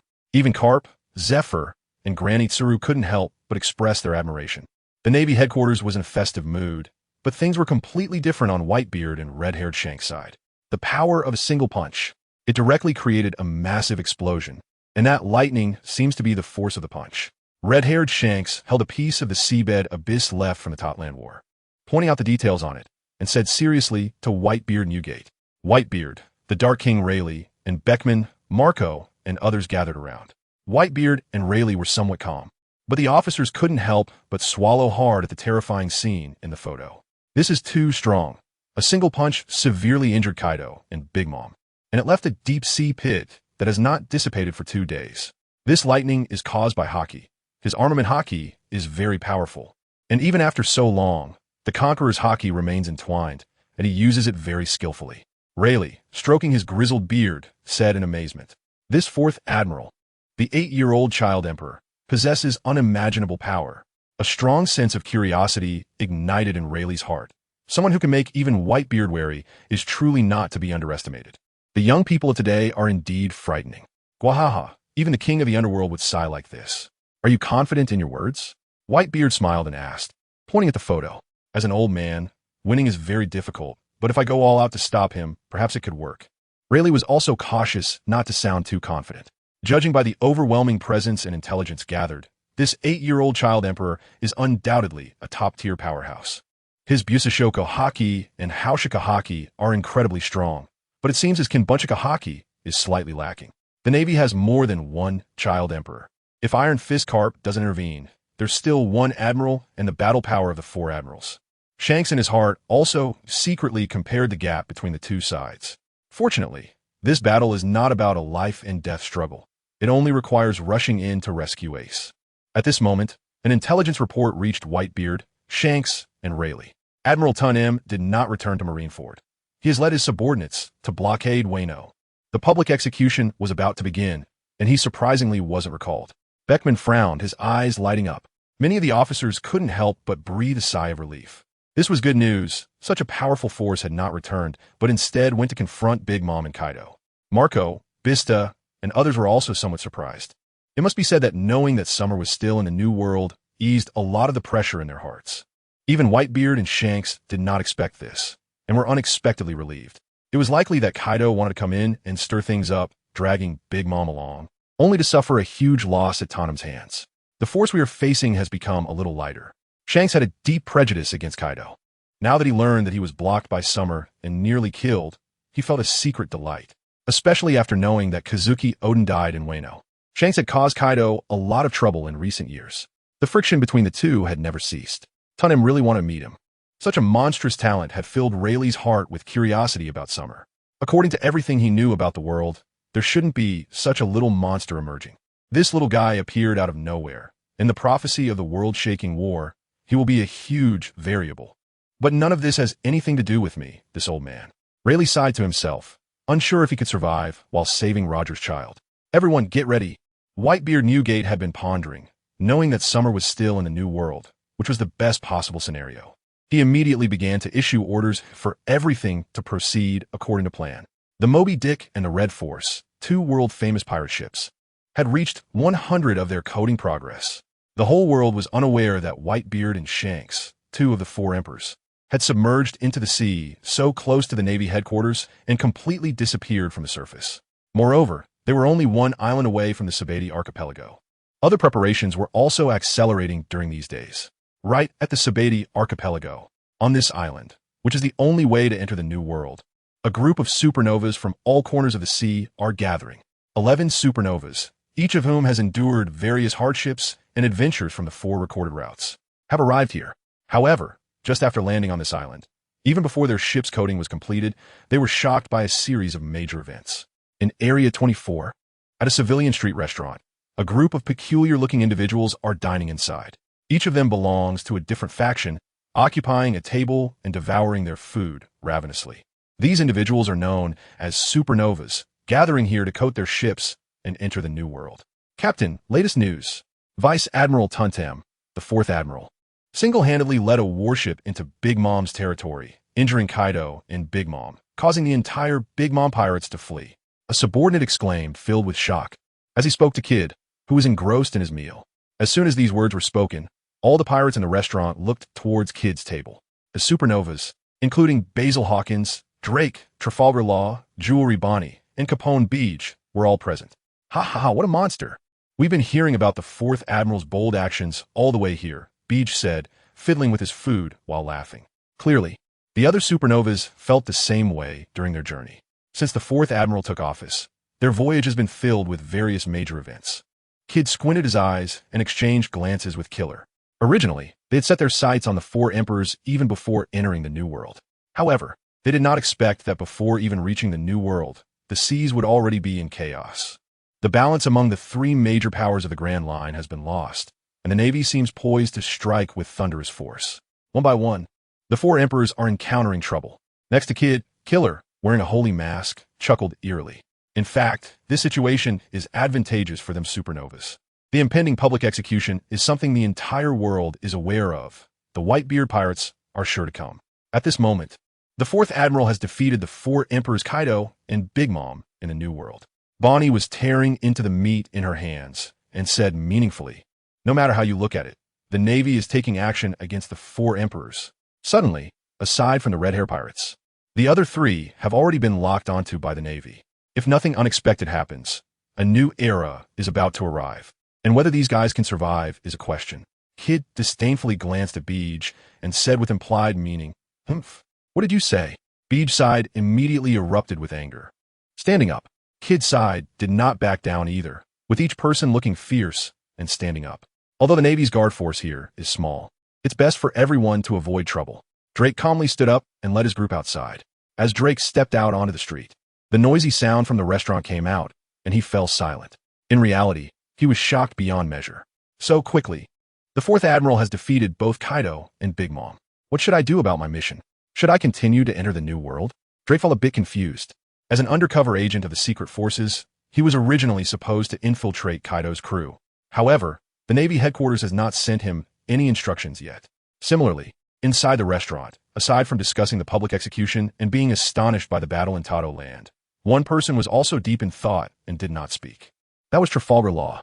Does Doflamingo not have enough evidence to deal with Doflamingo? Kaido was almost killed and was chased by the 4th Admiral, which is good news. But it seems that Doflamingo has not been implicated and has even been summoned to the Navy headquarters. The supernovas are all individuals with great ambition. Although they are newcomers, most are aiming for the throne of the Pirate King. Of course, aside from Law and Drake, there is another person with ulterior motives. That is the Beast Pirates member, Apu. His identity is not known to the world. But now that he has arrived at the Sabeti archipelago, he is hiding in an abandoned house in the lawless area, looking lost and helpless. Kaido-sama? How is that possible? How could that 8-year-old admiral almost kill him? Apu, holding a photo of the deep abyss and the news on it, was filled with panic. Is this kind of attack something that can also be caused by a person? Did Lord Kaido almost get killed under such an attack? Previously, when members of the Beast Pirates were captured, it had already left Apu frightened. But after all, Kaido was facing 3 admirals. Moreover, there had been previous incidents of capture, which Apu didn't take seriously. As long as Lord Kaido was still around, everything would be fine. However, now everyone has been captured, Kaido has been severely injured again, and Wano has already gone out of control. What will happen to him now? Nevertheless, the terrifying power of Summer has already been recognized by the whole world. The accuracy of the news has also been verified. Even the most arrogant and daring supernovas are shaken by Summer's terrifying strength. People like Kid, Law, and Hawkins understand that the Navy's change in behavior is also due to this nearly strongest admiral. Next, the world will turn upside down. Of course, with Summer's fame spreading far and wide, along with the developments of various events, some major plots have completely changed. For example, the Straw Hat crew, led by Octopus Xiaoba, arrived at the Sabeti archipelago. After experiencing the events at Eni's lobby, the fated child Luffy and his crew had not yet learned about the public execution and arrived here along the way. Under Xiaoba's guidance, they excitedly came to Shaki's bar. However, they did not see Rayleigh. What a pity, Brother Monkey. After Xiaoba took the coding tools, Rayleigh said he had something to finish and needed to go to sea. Although Shaki knew, she did not tell them what Rayleigh was doing. In that case, there's nothing we can do. If Rayleigh is not here, Luffy, you can only look for other coding artisans. I'm sorry, Octopus Xiaoba said apologetically to Luffy and the others. It's okay, no need to apologize. We're the ones troubling you, Luffy said with a big smile, completely unconcerned. Seeing that the coding artisan was not around, the Straw Hat crew decided to split up, with 2 going to find a coding artisan while the others wandered around. You guys seem so eager to go to the New World. Haven't you heard about the big events happening recently? Shaki said, resting her chin on her hand and smoking, looking at the lively Straw Hat crew with a smile. Big events? We haven't received any news along the way, Frankie recalled. Indeed, they hadn't seen any seagulls delivering messages. First of all on this island, there are 11 supernovas, including Brother Monkey and Brother Zoro, each with over 100 million bounty. So many. Nami and the others were shocked. 100 million pirates are no small deal, just like themselves. Compared to recent events, this is a small matter. Have you heard about the Navy's 4th Admiral? Yes, the rumored 8-year-old Admiral. That's right.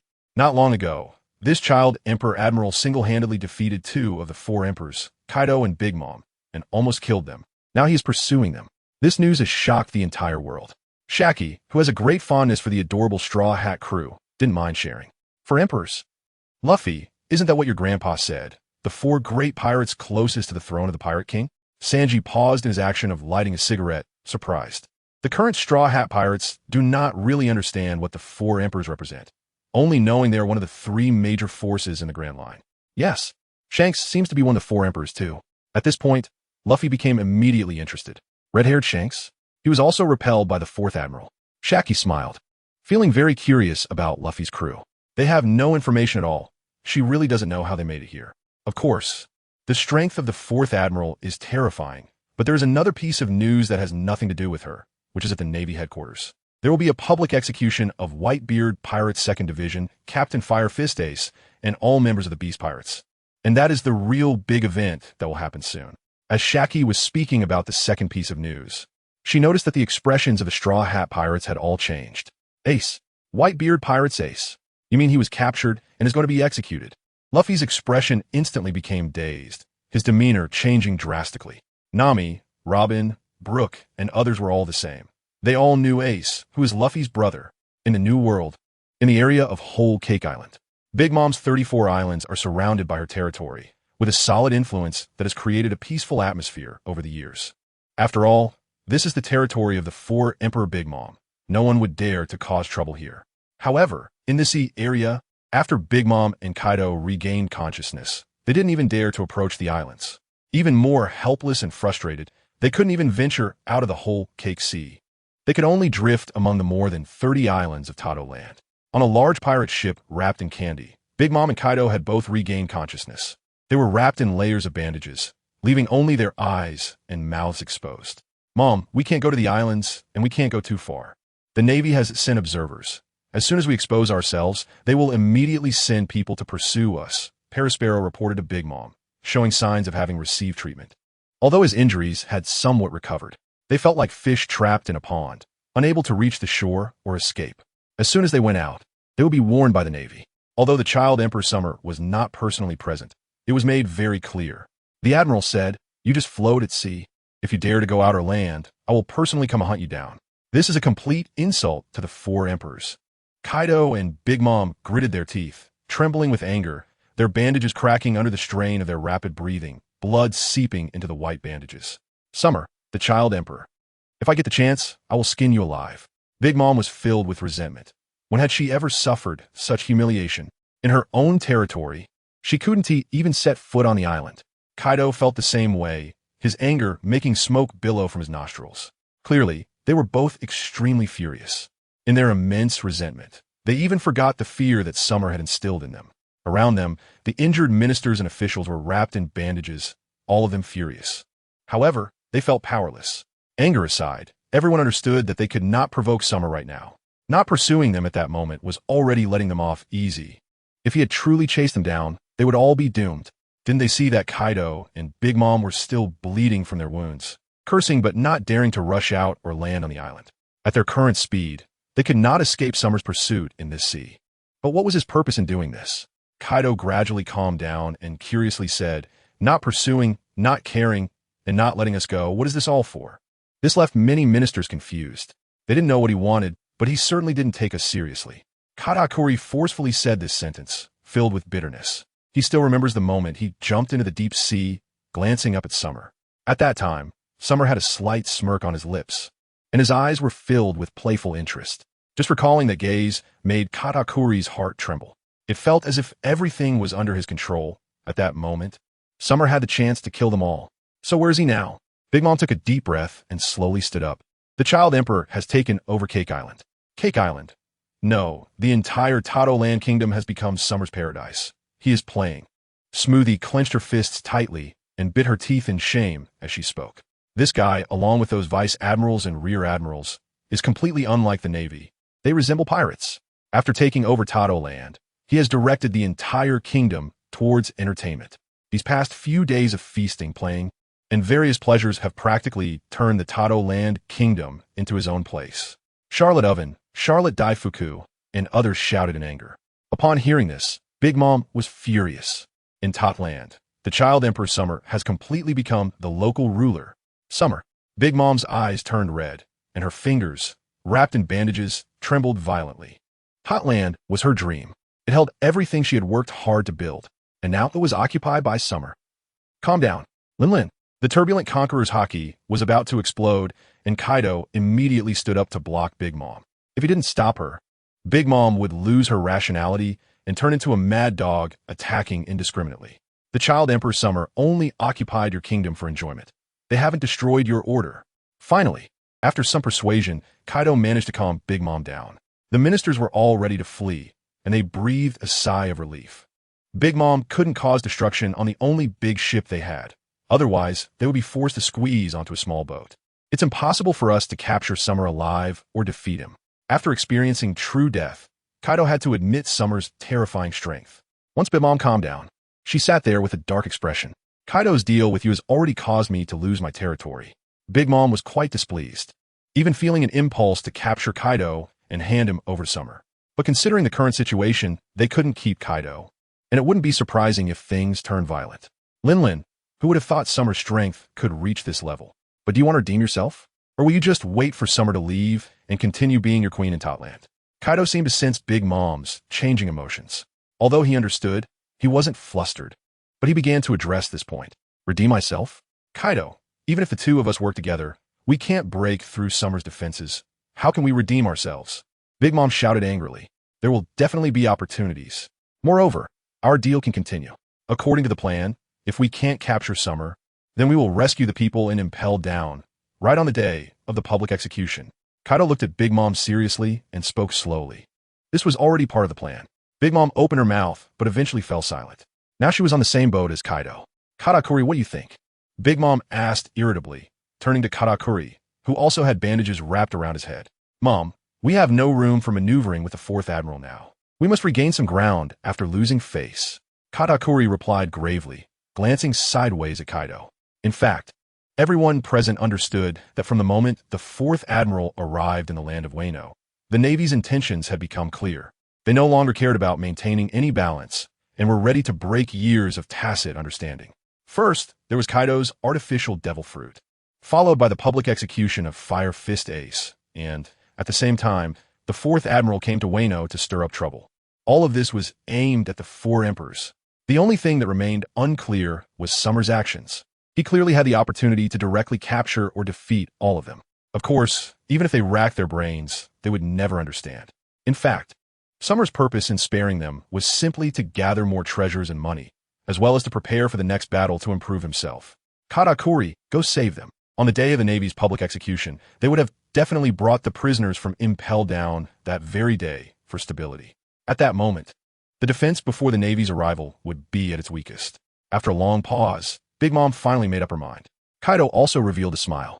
As long as my people are rescued, I will definitely fulfill my promise to you, Kaido emphasized once again. This made Big Mom feel a little better, and fortunately, this time, apart from the people from the big fleet, the main forces of the Big Mom pirates did not suffer any casualties. You better keep your promise. Right now, our most important task is to recover. Katakuri will take the lightly injured ones and use Brulee's ability to sneak away. It seems that Big Mom had already made plans in her heart, organizing everything in an orderly manner. In fact, they all had ways to leave. Just like arranging for Katakuri to depart, they just needed to use the Mirror Fruit's ability to constantly move away from nearby islands. But they still did not dare to. Although Summer did not know what to do, one thing was certain. They could not let them go participate in the public execution at Marineford. Therefore, both Big Mom and Kaido did not dare to leave in their severely injured state. Yes, Mom. Brulee, it's up to you. Katakuri immediately took orders and prepared to set off right away. There was no choice. Currently, the ministers of the Big Mom pirates, except for him, were almost all severely injured. Even Smoothie, who had used her ability to enlarge multiple times, was suffering from aftereffects throughout her body and, combined with her injuries, was completely unable to fight. And going to Impel down definitely required strong combat power. Katakuri was still a bit short on strength, so he naturally stepped up. Soon, Katakuri and the others set off from the mirror space. Meanwhile, the frustrated Kaido, Charlotte Lin, and other members of the Big Mom pirates could only drift on the sea, waiting for their injuries to heal. And on Cake Island, this place has completely become a paradise for enjoying the summer. The people on the island already know about Big Mom and Kaido's disastrous defeat, and the members of the Big Mom pirates don't even dare to set foot on the island. This made them almost obedient when facing Summer. Even those homies that Big Mom had given souls to acted like lackeys, trying to please Summer and the Navy. The situation is like this. Big Mom and Kaido are hiding very deep, but Tato Land is already blocked off, and they cannot escape. Summer sat on the newly built Ferris wheel, holding a glass of orange juice in one hand and a small golden snail phone in the other, talking to Sengoku. That's good. Tomorrow is the public execution. As long as tomorrow passes, the world will calm down. Big Mom and Kaido will be left to you, Summer. Sengoku nodded in satisfaction. He trusted Summer to handle things for now. Don't worry. After saying that, Summer eagerly hung up the phone. Sitting opposite was Hanai, Summer's deputy, who took the phone and looked helpless. Hanai was confused. Was it really okay to report like this, General Summer? Big Mom and Kaido might directly leave Tato Land. You don't understand, they wouldn't dare. Summer smiled confidently and took a big sip of orange juice before continuing. My task is to chase and block them, mainly to prevent them from joining the battle. But I'm lazy, so I'll just let them stay on the sea. Under these circumstances, Kaido and Charlotte Linlin won't act recklessly. Do you know why? Hanai's pretty face was dumbfounded. She didn't expect the mission could be completed this way. What if they escape? Because they know they can't outrun me, and you underestimate the fear that the feeling of death brings them. Summer chuckled. That punch can crush the pride of the four emperors. Besides, if they really escape, I'll just catch up and beat them half to death and throw them back. In any case, don't block my path to riches. By the way, have the devices for watching the live broadcast been set up? The Ferris wheel quickly completed a rotation, and Summer admired the scenery of Cake Island before suddenly asking. The battle at the top is about to begin, and to be honest, Summer actually wanted to participate. However, it seems that this battle at the top is quite similar to the original plot progression. The most important thing is that their ISN team much money to be made by participating in the battle at the Navy headquarters. It's just a fight with Whitebeard. With so many people fighting each other, Summer felt he might not gain much combat experience, so it didn't really matter whether he won or not. At least right now, being on Cake Island was quite enjoyable. He could be a local emperor, doing whatever he wanted. It's all set up. We can watch directly when the time comes. Hanai nodded, indicating that everything was ready. What about Big Mom's treasure? Not found. Hanai became a bit speechless again. As soon as they arrived at Cake Island, Summer had arranged to look for Big Mom's treasure. They did find a treasure vault in the castle, which had some items, including a large red stone tablet. Unfortunately, combined, they weren't worth much, which made Summer quite regretful. The historical texts didn't count as treasures in the system, so he felt there must be some treasure from Big Mom somewhere. At that moment, suddenly, Hanai's phone bug rang. After answering it, she immediately received surprising news that even surprised Xiaotian. The Celestial Dragons heard that the Cake Islands are under the control of the Navy, so they are heading to Tato Land. The Celestial Dragons are looking for trouble in the New World. Huh? Xiaotian was quite astonished, not expecting a Celestial Dragon to come here. And I was also surprised. However, the Navy headquarters' intention was to try to satisfy the Celestial Dragons, especially fearing the Admiral. And I had a somewhat difficult expression, which made Xiaotian laugh a little. Are they afraid I'll beat them up? Don't worry, if these trash don't provoke me, I can't be bothered with them. Xiaotian guessed the Navy headquarters' intention and waved his hand immediately. At this moment, the Ferris wheel arrived, and as the door opened, Xiaotian saw the already waiting Peach Rabbit Shiwan. The T-Pig was not present, as he was always uneasy and had personally gone to supervise Kaido and Big Mom. Hey, Sister Peach Rabbit, why so serious? Xiaotian immediately smiled upon seeing Peach Rabbit. In the past few days, she and the T-Pig had arranged for their subordinates to set up surveillance on Kaido and Big Mom. Xiaotian, you must have received the news. The Celestial Dragons are coming, Peach Rabbit Shiwan said solemnly. The Celestial Dragons. For their traditional navy, that was like a mountain pressing down on their heads.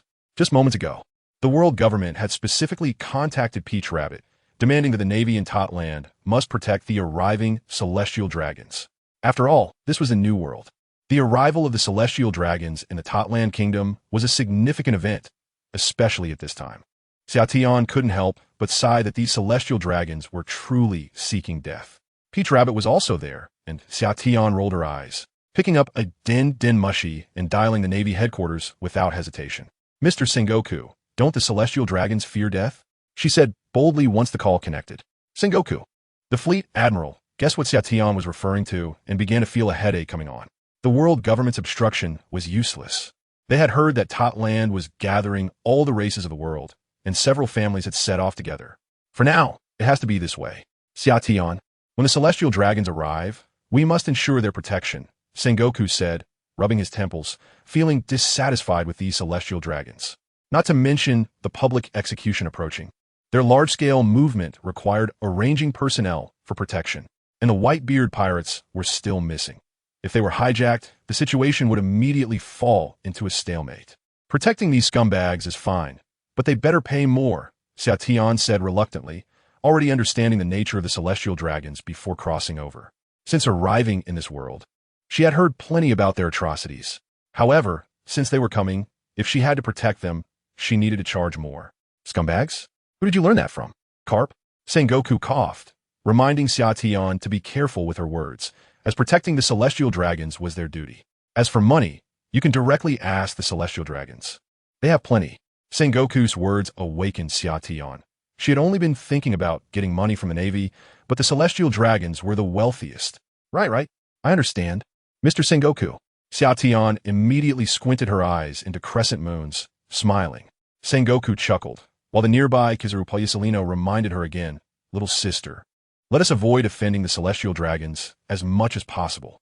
Got it. Xiao quickly hung up the phone and asked the already accustomed Peach Rabbit. Sister Peach Rabbit, where are those celestial dragons now? They should have arrived in the new world by now, just not long after coming here. Peach Rabbit Shiwan pondered. They came quite quickly. Those scumbags were lucky not to encounter the white-beard pirates. Xiao lazily walked ahead, talking with Peach Rabbit. The white-beard pirates were currently still missing, and the chances of them appearing now were low, plus the celestial dragons' movements were top secret. Top secret?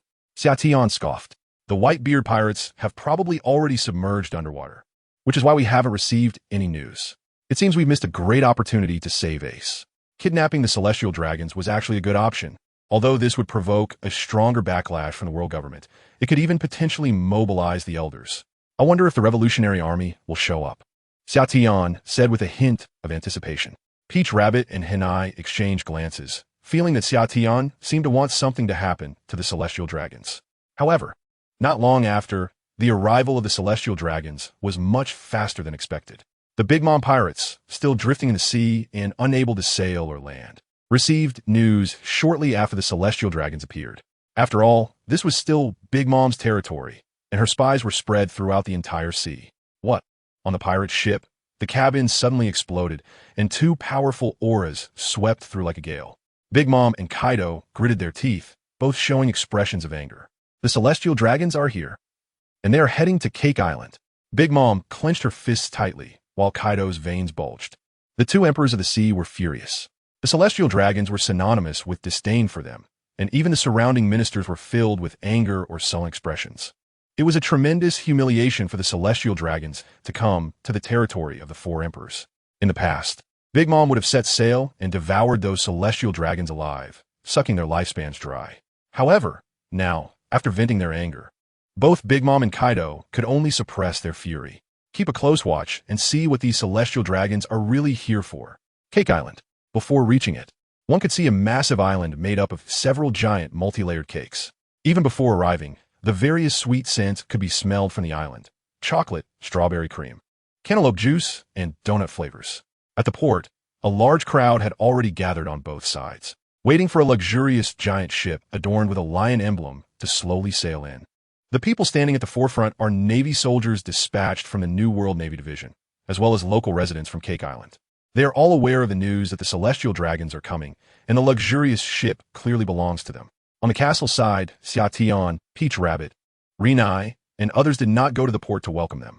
According to Xiao, the celestial dragons are just lucky and not a big deal, so there is no need for everyone to go out. Thus, the Navy on Xiao's warship did not go out to greet them, but waited for the celestial dragons to arrive. The general celestial dragons have arrived.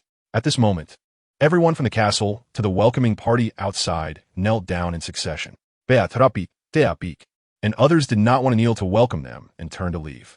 Only Xiao stayed in place.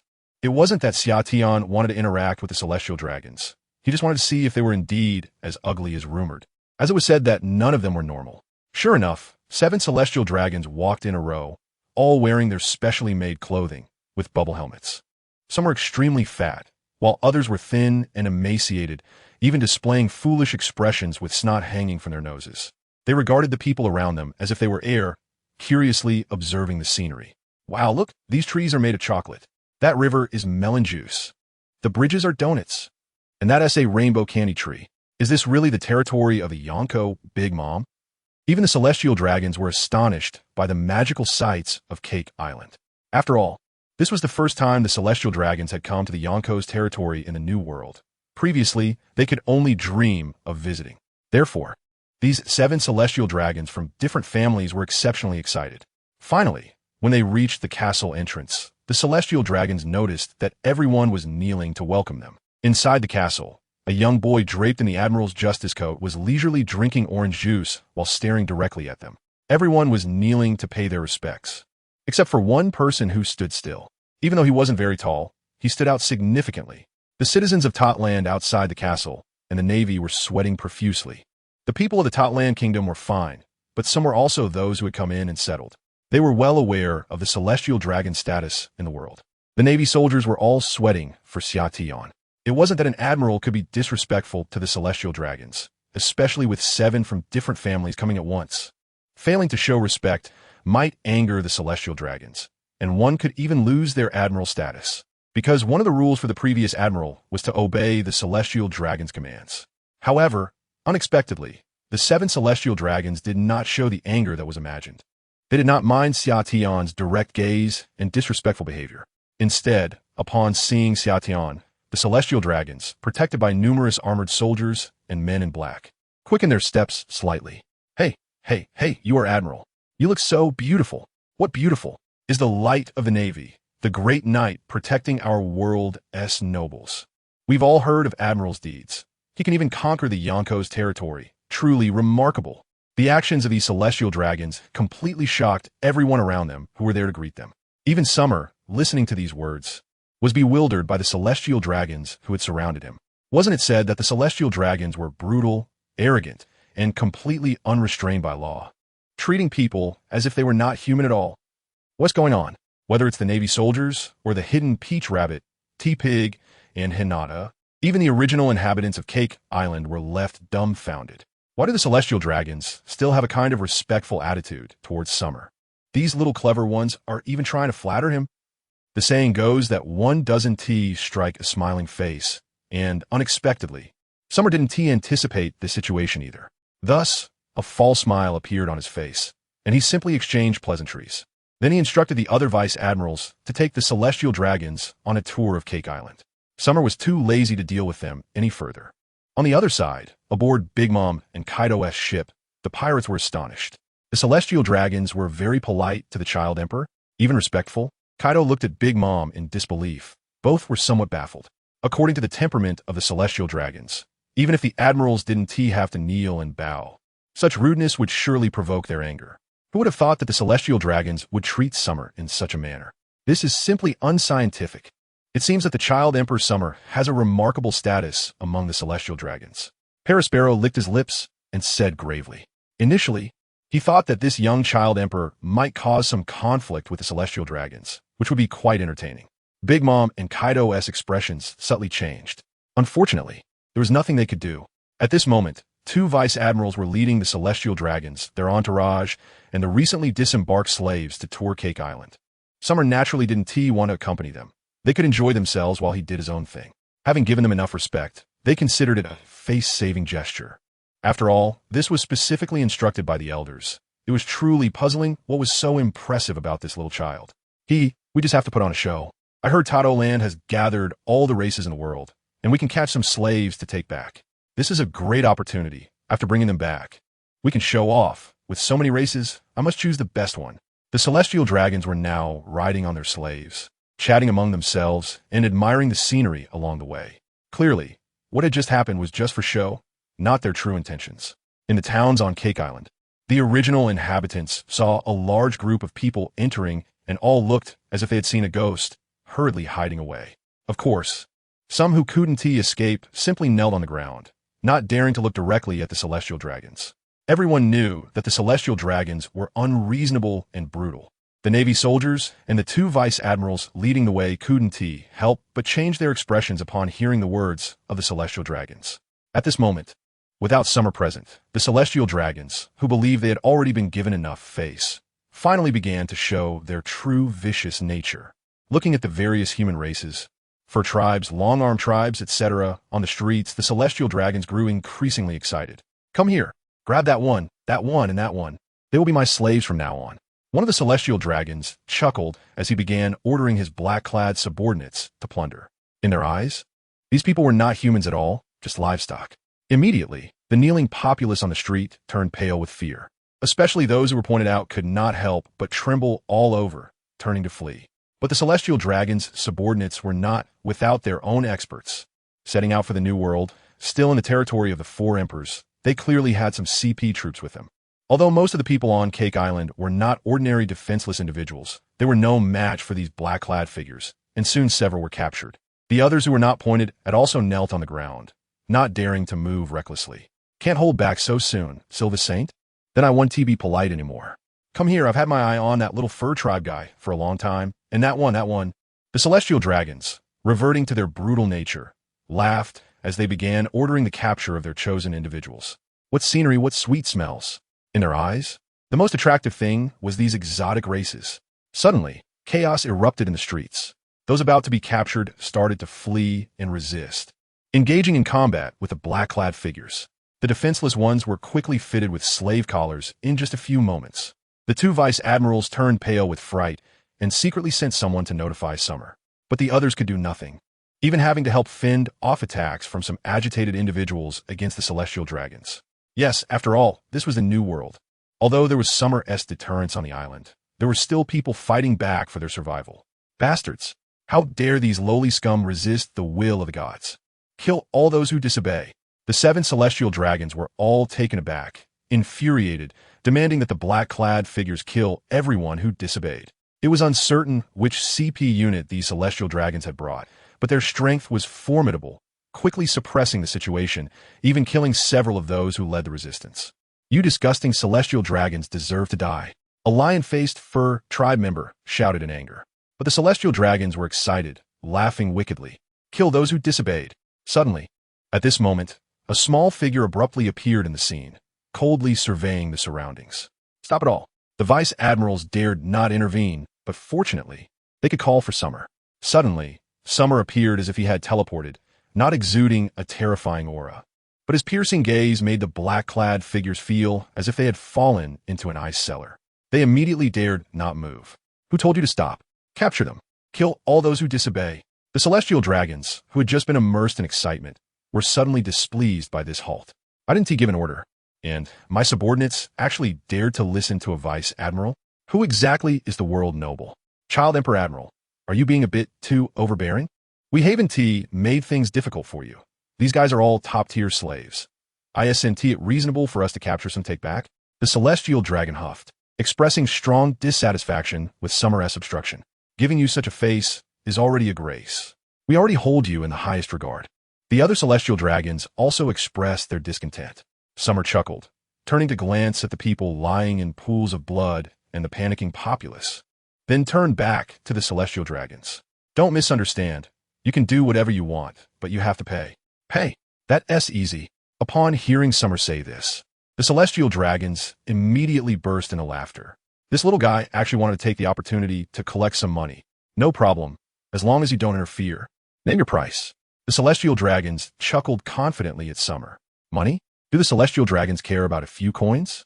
All the affiliated countries in the world need to pay a large tribute of heavenly gold every year. It's not much, Summer said while glancing at the guy lying in a pool of blood beside him. Breathing out more than breathing in, there's no hope. 100 billion, no berries. Just equivalent treasures. How about that? Not too expensive, right? The celestial dragons are the richest. Summer smiled with a hint of sarcasm, speaking in a calm tone. In fact, Summer himself was quite displeased. He had indeed overestimated the celestial dragons. These guys are not bound by any laws and have no morals at all. They actually think these 7 celestial dragons are relatively normal and have some boundaries. Who would have thought that just a few minutes later, their wicked nature would lead them to directly rob and assault people on the street? 100 billion in equivalent treasure. The expressions of the celestial dragons instantly stiffened. What a joke. They originally thought that the Child Emperor would only ask for at most 100 million berries. They never expected such a lion's share of 100 billion, and it's in treasure. Even the surrounding Navy soldiers and armor guards were stunned. A group of CP agents in black suits had expressions that turned from blank to serious. Their reaction was quick. This was obviously the Child Emperor playing tricks. Even the celestial dragons couldn't possibly come up with such a huge amount, especially in treasure. The vice admirals had strange expressions, and then they started to struggle a bit. The child emperor is trying to stir things up, so what should the navy do? How confusing. At this moment, even the celestial dragons, no matter how foolish they were, realized that summer was playing them. 100 billion? How much is the heavenly gold for a year? Not to mention the treasure. I'm not joking, 100 billion, you just point to anyone here, and I'll personally help you catch them. Summer said calmly. His gaze indifferent. Child Emperor Summer, have you forgotten your identity? The celestial dragons began to get angry out of humiliation. Their faces contorted as they started to lose their temper. They had heard the men in black introduce Summer along the way, so they naturally knew of his reputation as the strongest general. Summer still just smiled and turned to look at the frightened men in black. The people in the CP are already sweating profusely, their hearts trembling. The name of a person is as powerful as the shadow of a tree. The strongest general, the child emperor, who can press the 4 emperors to the ground and rub them, doesn't even emit any aura. These CP people are like facing ancient beasts. The celestial dragons got into a conflict with the child emperor, and it was them who suffered. Identity? The 4th Admiral, child emperor. You all know very well what that is. This is where I have blocked off Kaido and Big Mom's pirate crew, the location of my mission. If you want to plunder here, it will probably affect my mission in some way. Asking for some money is not too much, right? This is how it should be in summer. The celestial dragons were immediately angrier. What do you mean it affects the mission? That's completely irrelevant. Asking for money? Is 100 billion berries asking for money?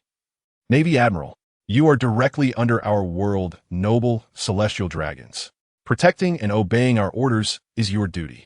The celestial dragons shouted in anger, but reason told them not to act. Not to mention that Mariehua had warned them to respect Summer, even if they did fight. They might not win, because what CP told them at the time was Admiral Child Emperor, the strongest and youngest admiral in history, not to mention 1 emperor. Even if 2 were to fight, the entire CP0 to CP9 units together wouldn't win against him. Moreover, the 5 elders value him highly. However, the usually arrogant and overbearing celestial dragons, even if they couldn't act, still didn't stop them from using their power and status to oppress others. Oh, listen to the celestial dragon's orders? The 5 elders didn't mention that to me when I took office. Summer shrugged, completely unconcerned. The people around were stunned, shocked by this statement. Is there even a need to mention this? This is not a consensus. It's a foundation, something everyone knows, right? You better step aside. We are the descendants of the Creator God. We are divine. Do you know what the consequences are for defying the will of God? Despicable lower beings. You should obediently follow God's will. Step aside. The celestial dragon people were thoroughly enraged, using their identity as God's descendants to oppress others, even uttering arrogant words, revealing their suppressed nature towards Xiaotian. The repeated insults of lower beings and the derogatory remarks made Xiaotian frown deeply. The more they cursed, the colder the backs of the black-clothed people became, each breaking out in cold sweat, their expressions growing increasingly terrified. Even the 2 generals were so nervous that their fingers trembled, almost ready to flee. Because in their eyes, Xiaotian went from a frown to a blank expression, and finally even revealed a smile. They couldn't see the gaze behind Xiaotian's sunglasses, but an ominous premonition rose in their hearts. This group of celestial dragons is really asking for trouble. This is the most powerful general in history. Still on the Cake Island of the New World. Perhaps the child emperor, Xiaotian, really dares to take action directly. God? You guys, where's there even a hint of being descendants of gods? Xiaotian laughed, bursting into laughter. Then, with a single thought, an incredibly powerful conqueror's haki surged into the sky. The invisible wave rippled across the entire Cake Island.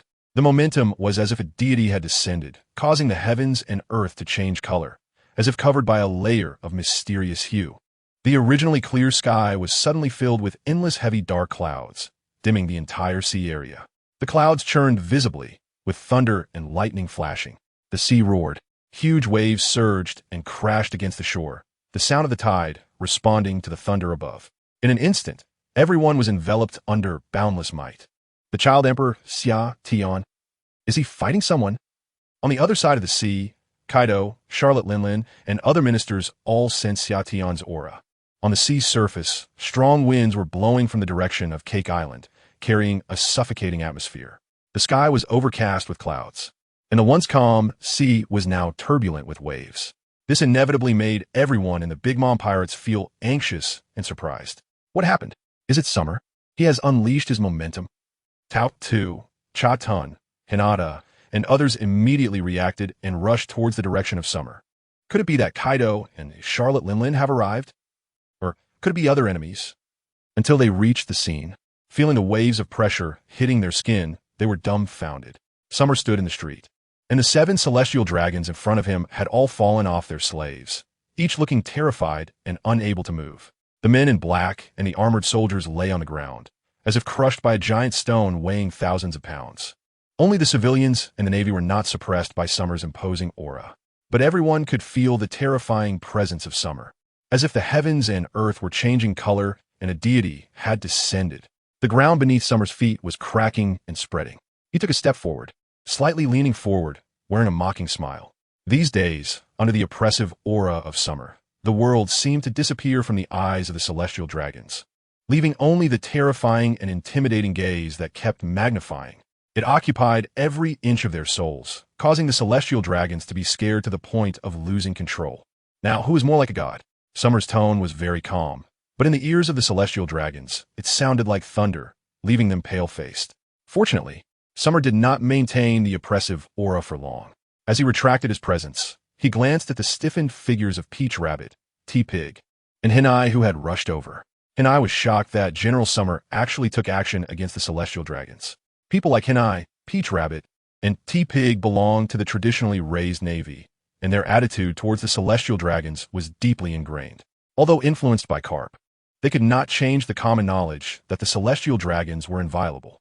So now, seeing Summer's overwhelming presence suppressing the celestial dragons, making them messily wet themselves on the ground, was simply a breakthrough in their understanding. Gulp! T-Pig and the other Navy soldiers couldn't help but swallow hard, feeling their mouths dry. General Child Emperor has committed a taboo. The Navy can never take action against the celestial dragons. This is rebellion. Not daring to say it out loud, Summer's observation haki was so powerful that he vaguely heard this barely audible voice and turned to give T-Pig a look, indicating, "You talk too much." Now that the oppressive aura had stopped, the terrified celestial dragons finally began to react, not even having time to wipe away their snot and tears as they frantically searched for the Den Mushi. They looked as if they were about to cry, seemingly wanting to report to their parents. But at this moment, they truly did not dare to say another word in front of Summer. Even the men in black wore a mournful expression. "If we die, we die. It's none of our business." This is the voice of CP, truly afraid to take action. Summer's might has completely shattered their will. Summer seems quite interested in this, instead of properly seeking help for themselves. This group of celestial dragons gathered around the transponder snail. "Woe is us. We were beaten by Summer. He is utterly rude, not regarding the identity of the celestial dragons at all. You must help us. He relies on his strength and pays no attention to their status, and even strikes out." The dignity of the celestial dragons is about to be completely lost. The 7 celestial dragons surrounded the transponder snail and began to wail as soon as the call connected, complaining about how Summer is despicable for disregarding the descendants of gods. The earlier scene where the heavens and earth change color truly nearly scared them to death. Now, apart from seeking justice from the 5 elders, they have no way to deal with Summer at all. Everyone stared blankly at this scene, their expressions shifting from shock to something strange. They looked at the celestial dragons, then at the leisurely Summer, who was completely unconcerned about the celestial dragons seeking the 5 elders to complain. Truly deserving of the title of Child Emperor General, so calm and composed. Those around couldn't help but sigh. Meanwhile, the Navy soldiers, including Peach Rabbit, Shuan, Chafun, Hinai, and the 2 rear admirals from the branch, all looked grim. If they complained to the 5 elders, Summer might really face severe punishment. Disrespecting the celestial dragons and even striking against them could lead to the loss of his general rank and expulsion from the Navy. But the Navy was actually overthinking it. After silently listening to the celestial dragons' complaints, the voice from the other end of the transponder snail finally spoke up. "Shut up. All of you behave yourselves. Have you forgotten what I instructed you? If you insist on going, then you must respect Summer when you get there. Not only must you respect him, but you must also obey his arrangements. Otherwise, don't think about continuing your visit. All of you get back here." The 5th elder roared angrily from the other end of the transponder snail. Not only did he not blame Summer's actions, but he even ordered the celestial dragons to listen to Summer's arrangements. "As for being beaten, that's what you brought upon yourselves. A bunch of useless fools. With a cold snort, the 5 elders directly hung up the call, leaving the 7 celestial dragons in a state of shock. With their expressions frozen, their hearts trembled. What is going on? Why are the 5 elders not mentioning the matter of summer offending the gods, and instead blaming everything on them? They have indeed been informed. But who is the world aristocrat now? The celestial dragons are confused. They just wanted to file a complaint, but ended up getting scolded instead. The people around them also heard this and were incredibly shocked deep down. What is happening? This doesn't make sense. Offending the celestial dragons and tarnishing the name of the gods. Shouldn't Summer be punished? Chibuta felt completely unwell, and after slapping his face, he felt like he was dreaming. This is what they know. For the first time in history, there has been no consequence after taking action against the celestial dragons.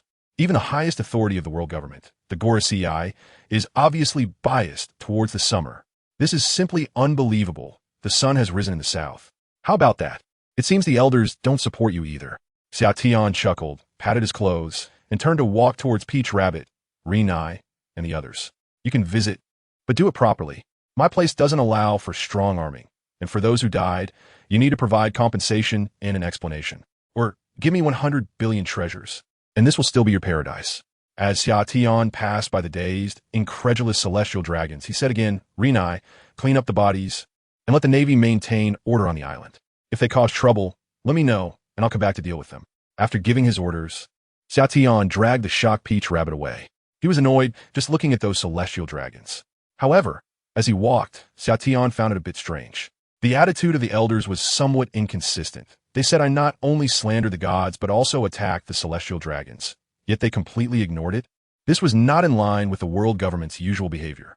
Although he was very strong, possibly the strongest admiral in history, his power should not allow him to break the rules established for 800 years. Xiaotian couldn't understand it, and simply decided to stop thinking about it.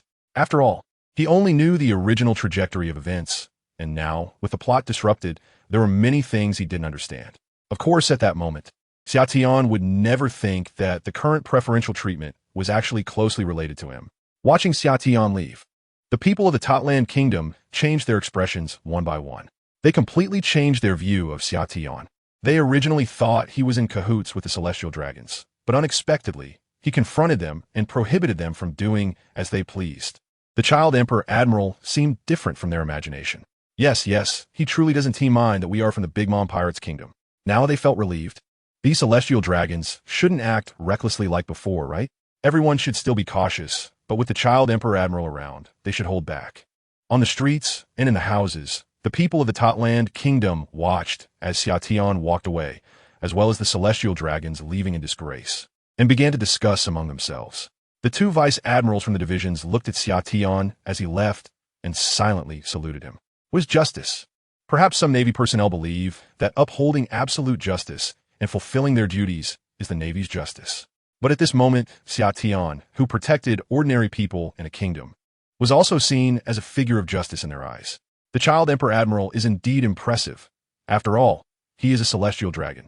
That's right, this has opened their eyes. Even the elders favor this admiral, which is unprecedented. The 2 vice admirals sighed and then led their soldiers towards the celestial dragons. They still needed to guide and accompany them, while also keeping an eye on them to prevent any further acts of tyranny. At this moment, the 7 celestial dragons became quiet, each one dejected, walking while pondering why the celestial dragons were receiving such treatment, and why the 5 elders were still favoring Xiaotian. They wondered, who exactly is this Xiaotian? Could he also be a celestial dragon? It's possible, but didn't he just slander the gods? Perhaps. The attitude of the 5 elders is unprecedented. I can't believe they would treat someone of such low status like this. The celestial dragons discussed among themselves, finding an excuse for their situation. However, they had become somewhat subdued. They truly dared not engage in plundering civilians to make them slaves. Soon after, Big Mom and Kaido, who had been closely monitoring the situation since the celestial dragons arrived on the island, received the news. To forcibly enslave civilians. They must have targeted my kingdom because of its numerous inhabitants. What a group of despicable celestial dragons. Big Mom sneered, full of disdain for the nature of the celestial dragons. This situation was anticipated from the very beginning. But Big Mom and the Charlotte family do not care about the casualties of these common people. It's just their displeasure and anger towards the celestial dragons. Not only that, The Child Emperor stopped the actions of the celestial dragons and mocked them by demanding a treasure of 100 billion. Following that, Child Emperor Summer also exerted pressure, which is the phenomenon we just witnessed. His subordinates reported all the details of the intelligence they gathered to Big Mom. At this moment, Kaido, Big Mom, and other ministers like Parasparrow were all deeply surprised by Summer. In particular, the 5 elders didn't blame Summer at all. Instead, they urged these celestial dragons to behave themselves, to stand up against the celestial dragons for the sake of the common people. This kid Summer is really unexpected. Big Mom chuckled. This incident could be seen as protecting her kingdom, but she felt no gratitude in her heart. Like Kaido, she found Summer to be quite interesting. Is this his sense of justice? The position of Admiral can actually make the 5 elders indifferent to the humiliation of the celestial dragons. Kaido squinted his eyes, sensing something unusual. The current situation in the seas was triggered by Summer's combat power, and the 5 elders would never offend Summer at this time, in their minds. Summer's importance far outweighed that of the celestial dragons. As for the so-called world nobles being slandered by Summer, that was nothing. Big Mom seemed to see through it all and laughed, maha maha maha. Meanwhile, far away in Marineford, at the Navy headquarters, Sengoku, who was preparing for a public execution, was also aware of the situation in the Top Land Kingdom. The 3 admirals, Kizaru, Aokiji, and Akainu, along with Granny Tsuru, Zephyr, and others gathered together couldn't help but secretly chuckle. Vice Admiral Garp, the chaotic force, laughed heartily without any restraint. Such things are indeed rare occurrences that happen once in a century. The celestial dragon was actually so frightened by Summer that he wet his pants. All right, Garp. Admiral Sengoku rubbed his forehead and glared at Garp, saying, "You old man, you don't care about appearances. This is the Admiral's office, and it's quite inappropriate to laugh out loud at a celestial dragon's misfortune. This kid is interesting. I really like him." Garp couldn't help but laugh and bluntly said, "No, this is not right. Sigh, my younger brother is too young and really doesn't know better. This is something we wouldn't even dare to do." Kizaru, Salino, hinted at something, saying it wasn't right, but his expression was one of pride. The Tato Land Kingdom has 34 islands, each with its own characteristics and different themes. For example, there's a chocolate-themed island, which is all about chocolate, and a jam island, which is all about jam. Although the celestial dragon, who was scared by Summer, wasn't in a good mood, he didn't choose to leave immediately after the long journey. Instead, he quickly went from Cake Island to visit other islands. However, with the Navy present, the celestial dragons didn't dare to act recklessly and quietly toured around. I must say, Tato Land, managed by Big Mom, has its unique charm. After a tour, the celestial dragons, who were initially in a terrible mood, felt much better, as the various sweet aromas filled the air, making them at least smile. However, with Summer around, they felt constrained and chose to leave after their tour. At the port of Cake Island, the 7 celestial dragons brought their special products and waited on the ship with the slaves they had brought, while armored soldiers were busy loading supplies onto the ship. The port was bustling. Suddenly, the black-clad guards surrounding the celestial dragons all grew serious and a bit nervous as they saw Summer walking over with an eye.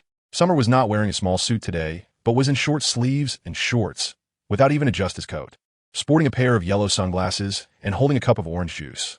On the other hand, Hinai behind him was biting on a cigarette, looking somewhat unwilling.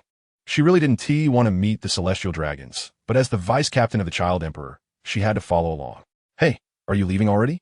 Why don't you come over and say hello?" Summer smiled, his small frame not giving off any childlike vibes. Instead, he looked like a cunning old man, wearing a slightly lewd smile reminiscent of Kizaru. Gulp. Upon seeing Summer, the expressions of the celestial dragons stiffened, and they couldn't help but swallow hard. They simply couldn't face Summer. Looking at him felt like staring at something terrifying, something to be avoided. The Child Emperor was sealing off the entire Tato Land Kingdom, and the adults had no intention of disturbing the Admiral. An obviously leading black-clad man, under the gaze of the celestial dragons, stepped forward with determination and respectfully said, "Is that so? But there are still matters left unfinished before you go." "What? Do you need a butler to relay messages to me when speaking?" Summer looked at the clustered celestial dragons with amusement. "These guys seem to be quite scared of themselves, and they still don't dare to talk to me directly. Do you have any other matters?" The celestial dragons could do nothing but take a few deep breaths, trembling as they spoke. The terrifying pressure that changed the color of the sky that day has left an indelible and frightening shadow in their hearts. "Of course, I need to charge for protection." Xiatian looked at the 7 celestial dragons as if they were fools. "Protecting you already requires payment, and with the added tour, I won't be too greedy. Let's say 10 billion per person, which is a great deal. Xiao adjusted his glasses and said with a smile, "What? We have to pay for both the tour and protection?" When it came to money, the Celestial Dragons were immediately taken aback. 10 billion per person? What is the difference with robbery? But the voice that was originally meant to shout out instantly lowered. "I can't be that loud. This person really dares to hit them. Not convinced. I'm not unreasonable, so let me calculate it for you. Visiting the place I occupy, charging a tour fee isn't too much, right? Also, you think you can enjoy yourselves so easily in this international sea because the 4 emperors are afraid of your Celestial Dragon title. It's because I'm protecting you, otherwise. Would the 4 emperors locked in this sea let you go?" Xiao scoffed. "When you think about it, this price really isn't much. It's a pity no one comes to stir things up, like hijacking a Celestial Dragon or something. Otherwise, there would be a chance to make a hefty profit." Xiao sounded quite reasonable, but in reality, the Celestial Dragons were still unconvinced and even felt quite aggrieved. But there was nothing to be done. When under someone else's roof, one has to bow their head. Especially since this child emperor is a special case and doesn't have to care about the Celestial Dragon identity. This has been unprecedented in recent times. The 7 Celestial Dragons could only swallow it and let the man in black go to the ship to retrieve the money. When the Celestial Dragons travel, gathering 10 billion each is still manageable. However, they really ran out of money along the way. "Very good." Xiao nodded with satisfaction. Looking at the cash and some treasures that amounted to 70 billion, he smiled. "It seems the target for plundering can change. The Celestial Dragons are quite good, right? Speaking of treasures, after so many years of accumulation, they might indeed be the richest among the Celestial Dragons." Xiao even had a fleeting thought of raiding Mary Geos one night. However, thinking of the mysterious Still in Panga City, he dismissed this idea. A den of dragons and tigers. He'd consider it more seriously if he became stronger. Watching the Celestial Dragons urging to set sail quickly, Xiao showed an even more chilling smile that made the Celestial Dragon shiver. They had given the money, so why was he still smiling so creepily? Without further ado, the Celestial Dragons hurriedly ordered to set sail. Renai was truly amazed. Standing in place, her sexy little mouth agape, she looked astonished and bizarre. To make the Celestial Dragons so afraid, Xiao must be the first person in history to do so. The lawless and ruthless Celestial Dragons had finally met their nemesis. They couldn't fight back, nor dare to scold, and the key was that Mary Geos wasn't helping them, offending the Celestial Dragons. Usually, a general would come and deal with it, but Xiao was the general, watching the luxurious ships sail away. Xiao smiled happily at the big boxes in front of him. Just as he was about to take them back, another warship approached from another direction. It was filled with a dense crowd of naval soldiers, led by a rear admiral. This warship, in addition to transporting soldiers to take control of Totland, is also the Navy's way of sending money. It wasn't until the money was presented in front of Xiao that he finally showed an excited expression. Send it all back to the castle. With a wave of his hand, Xiao eagerly led the team back, carrying the boxes. Now, with the 15 billion from the 5 elders, the 11 billion from the secret of the Ashen race, and the 7 billion from the Celestial Dragons, that's a total of 33 billion. In addition to unlocking a new main ability template, there's an extra 3 billion. At this moment, Xiao could hardly wait. He just wanted to rush back and unlock it. With all 3 types of hockey gathered, what incredible abilities would the system grant next? Oh system, you truly are a money-devouring beast. Come on, unlock it. In the castle, Xiao dove into a room and excitedly called out to the system. 30 billion successfully collected. Immediately unlock the 4th panel. As the treasures inside the large box on the ground vanished, Xiao was instantly immersed in his mind. Fortunately, this time the berries were all shiny coins, valuable treasures. This was also discovered in summer. The so-called treasure refers to valuable items. But one thing is that the system does not accept cash. Nowadays, I haven't thought too much about it. Summer quickly focused on the system interface in my mind. Behind the 3 main templates of Armament Hockey, Observation Hockey, and Conqueror's Hockey, a brand new panel bound by chains appeared. The 4th panel is Unlocking, and abilities are being randomly drawn. Congratulations, host has obtained system ability, the ability of the Tremor Fruit. It's actually a Devil Fruit ability. Summer couldn't help but excitedly look at a simple white circular symbol on the panel. It's the ability that Whitebeard is said to have, capable of destroying the world. Its destructive power is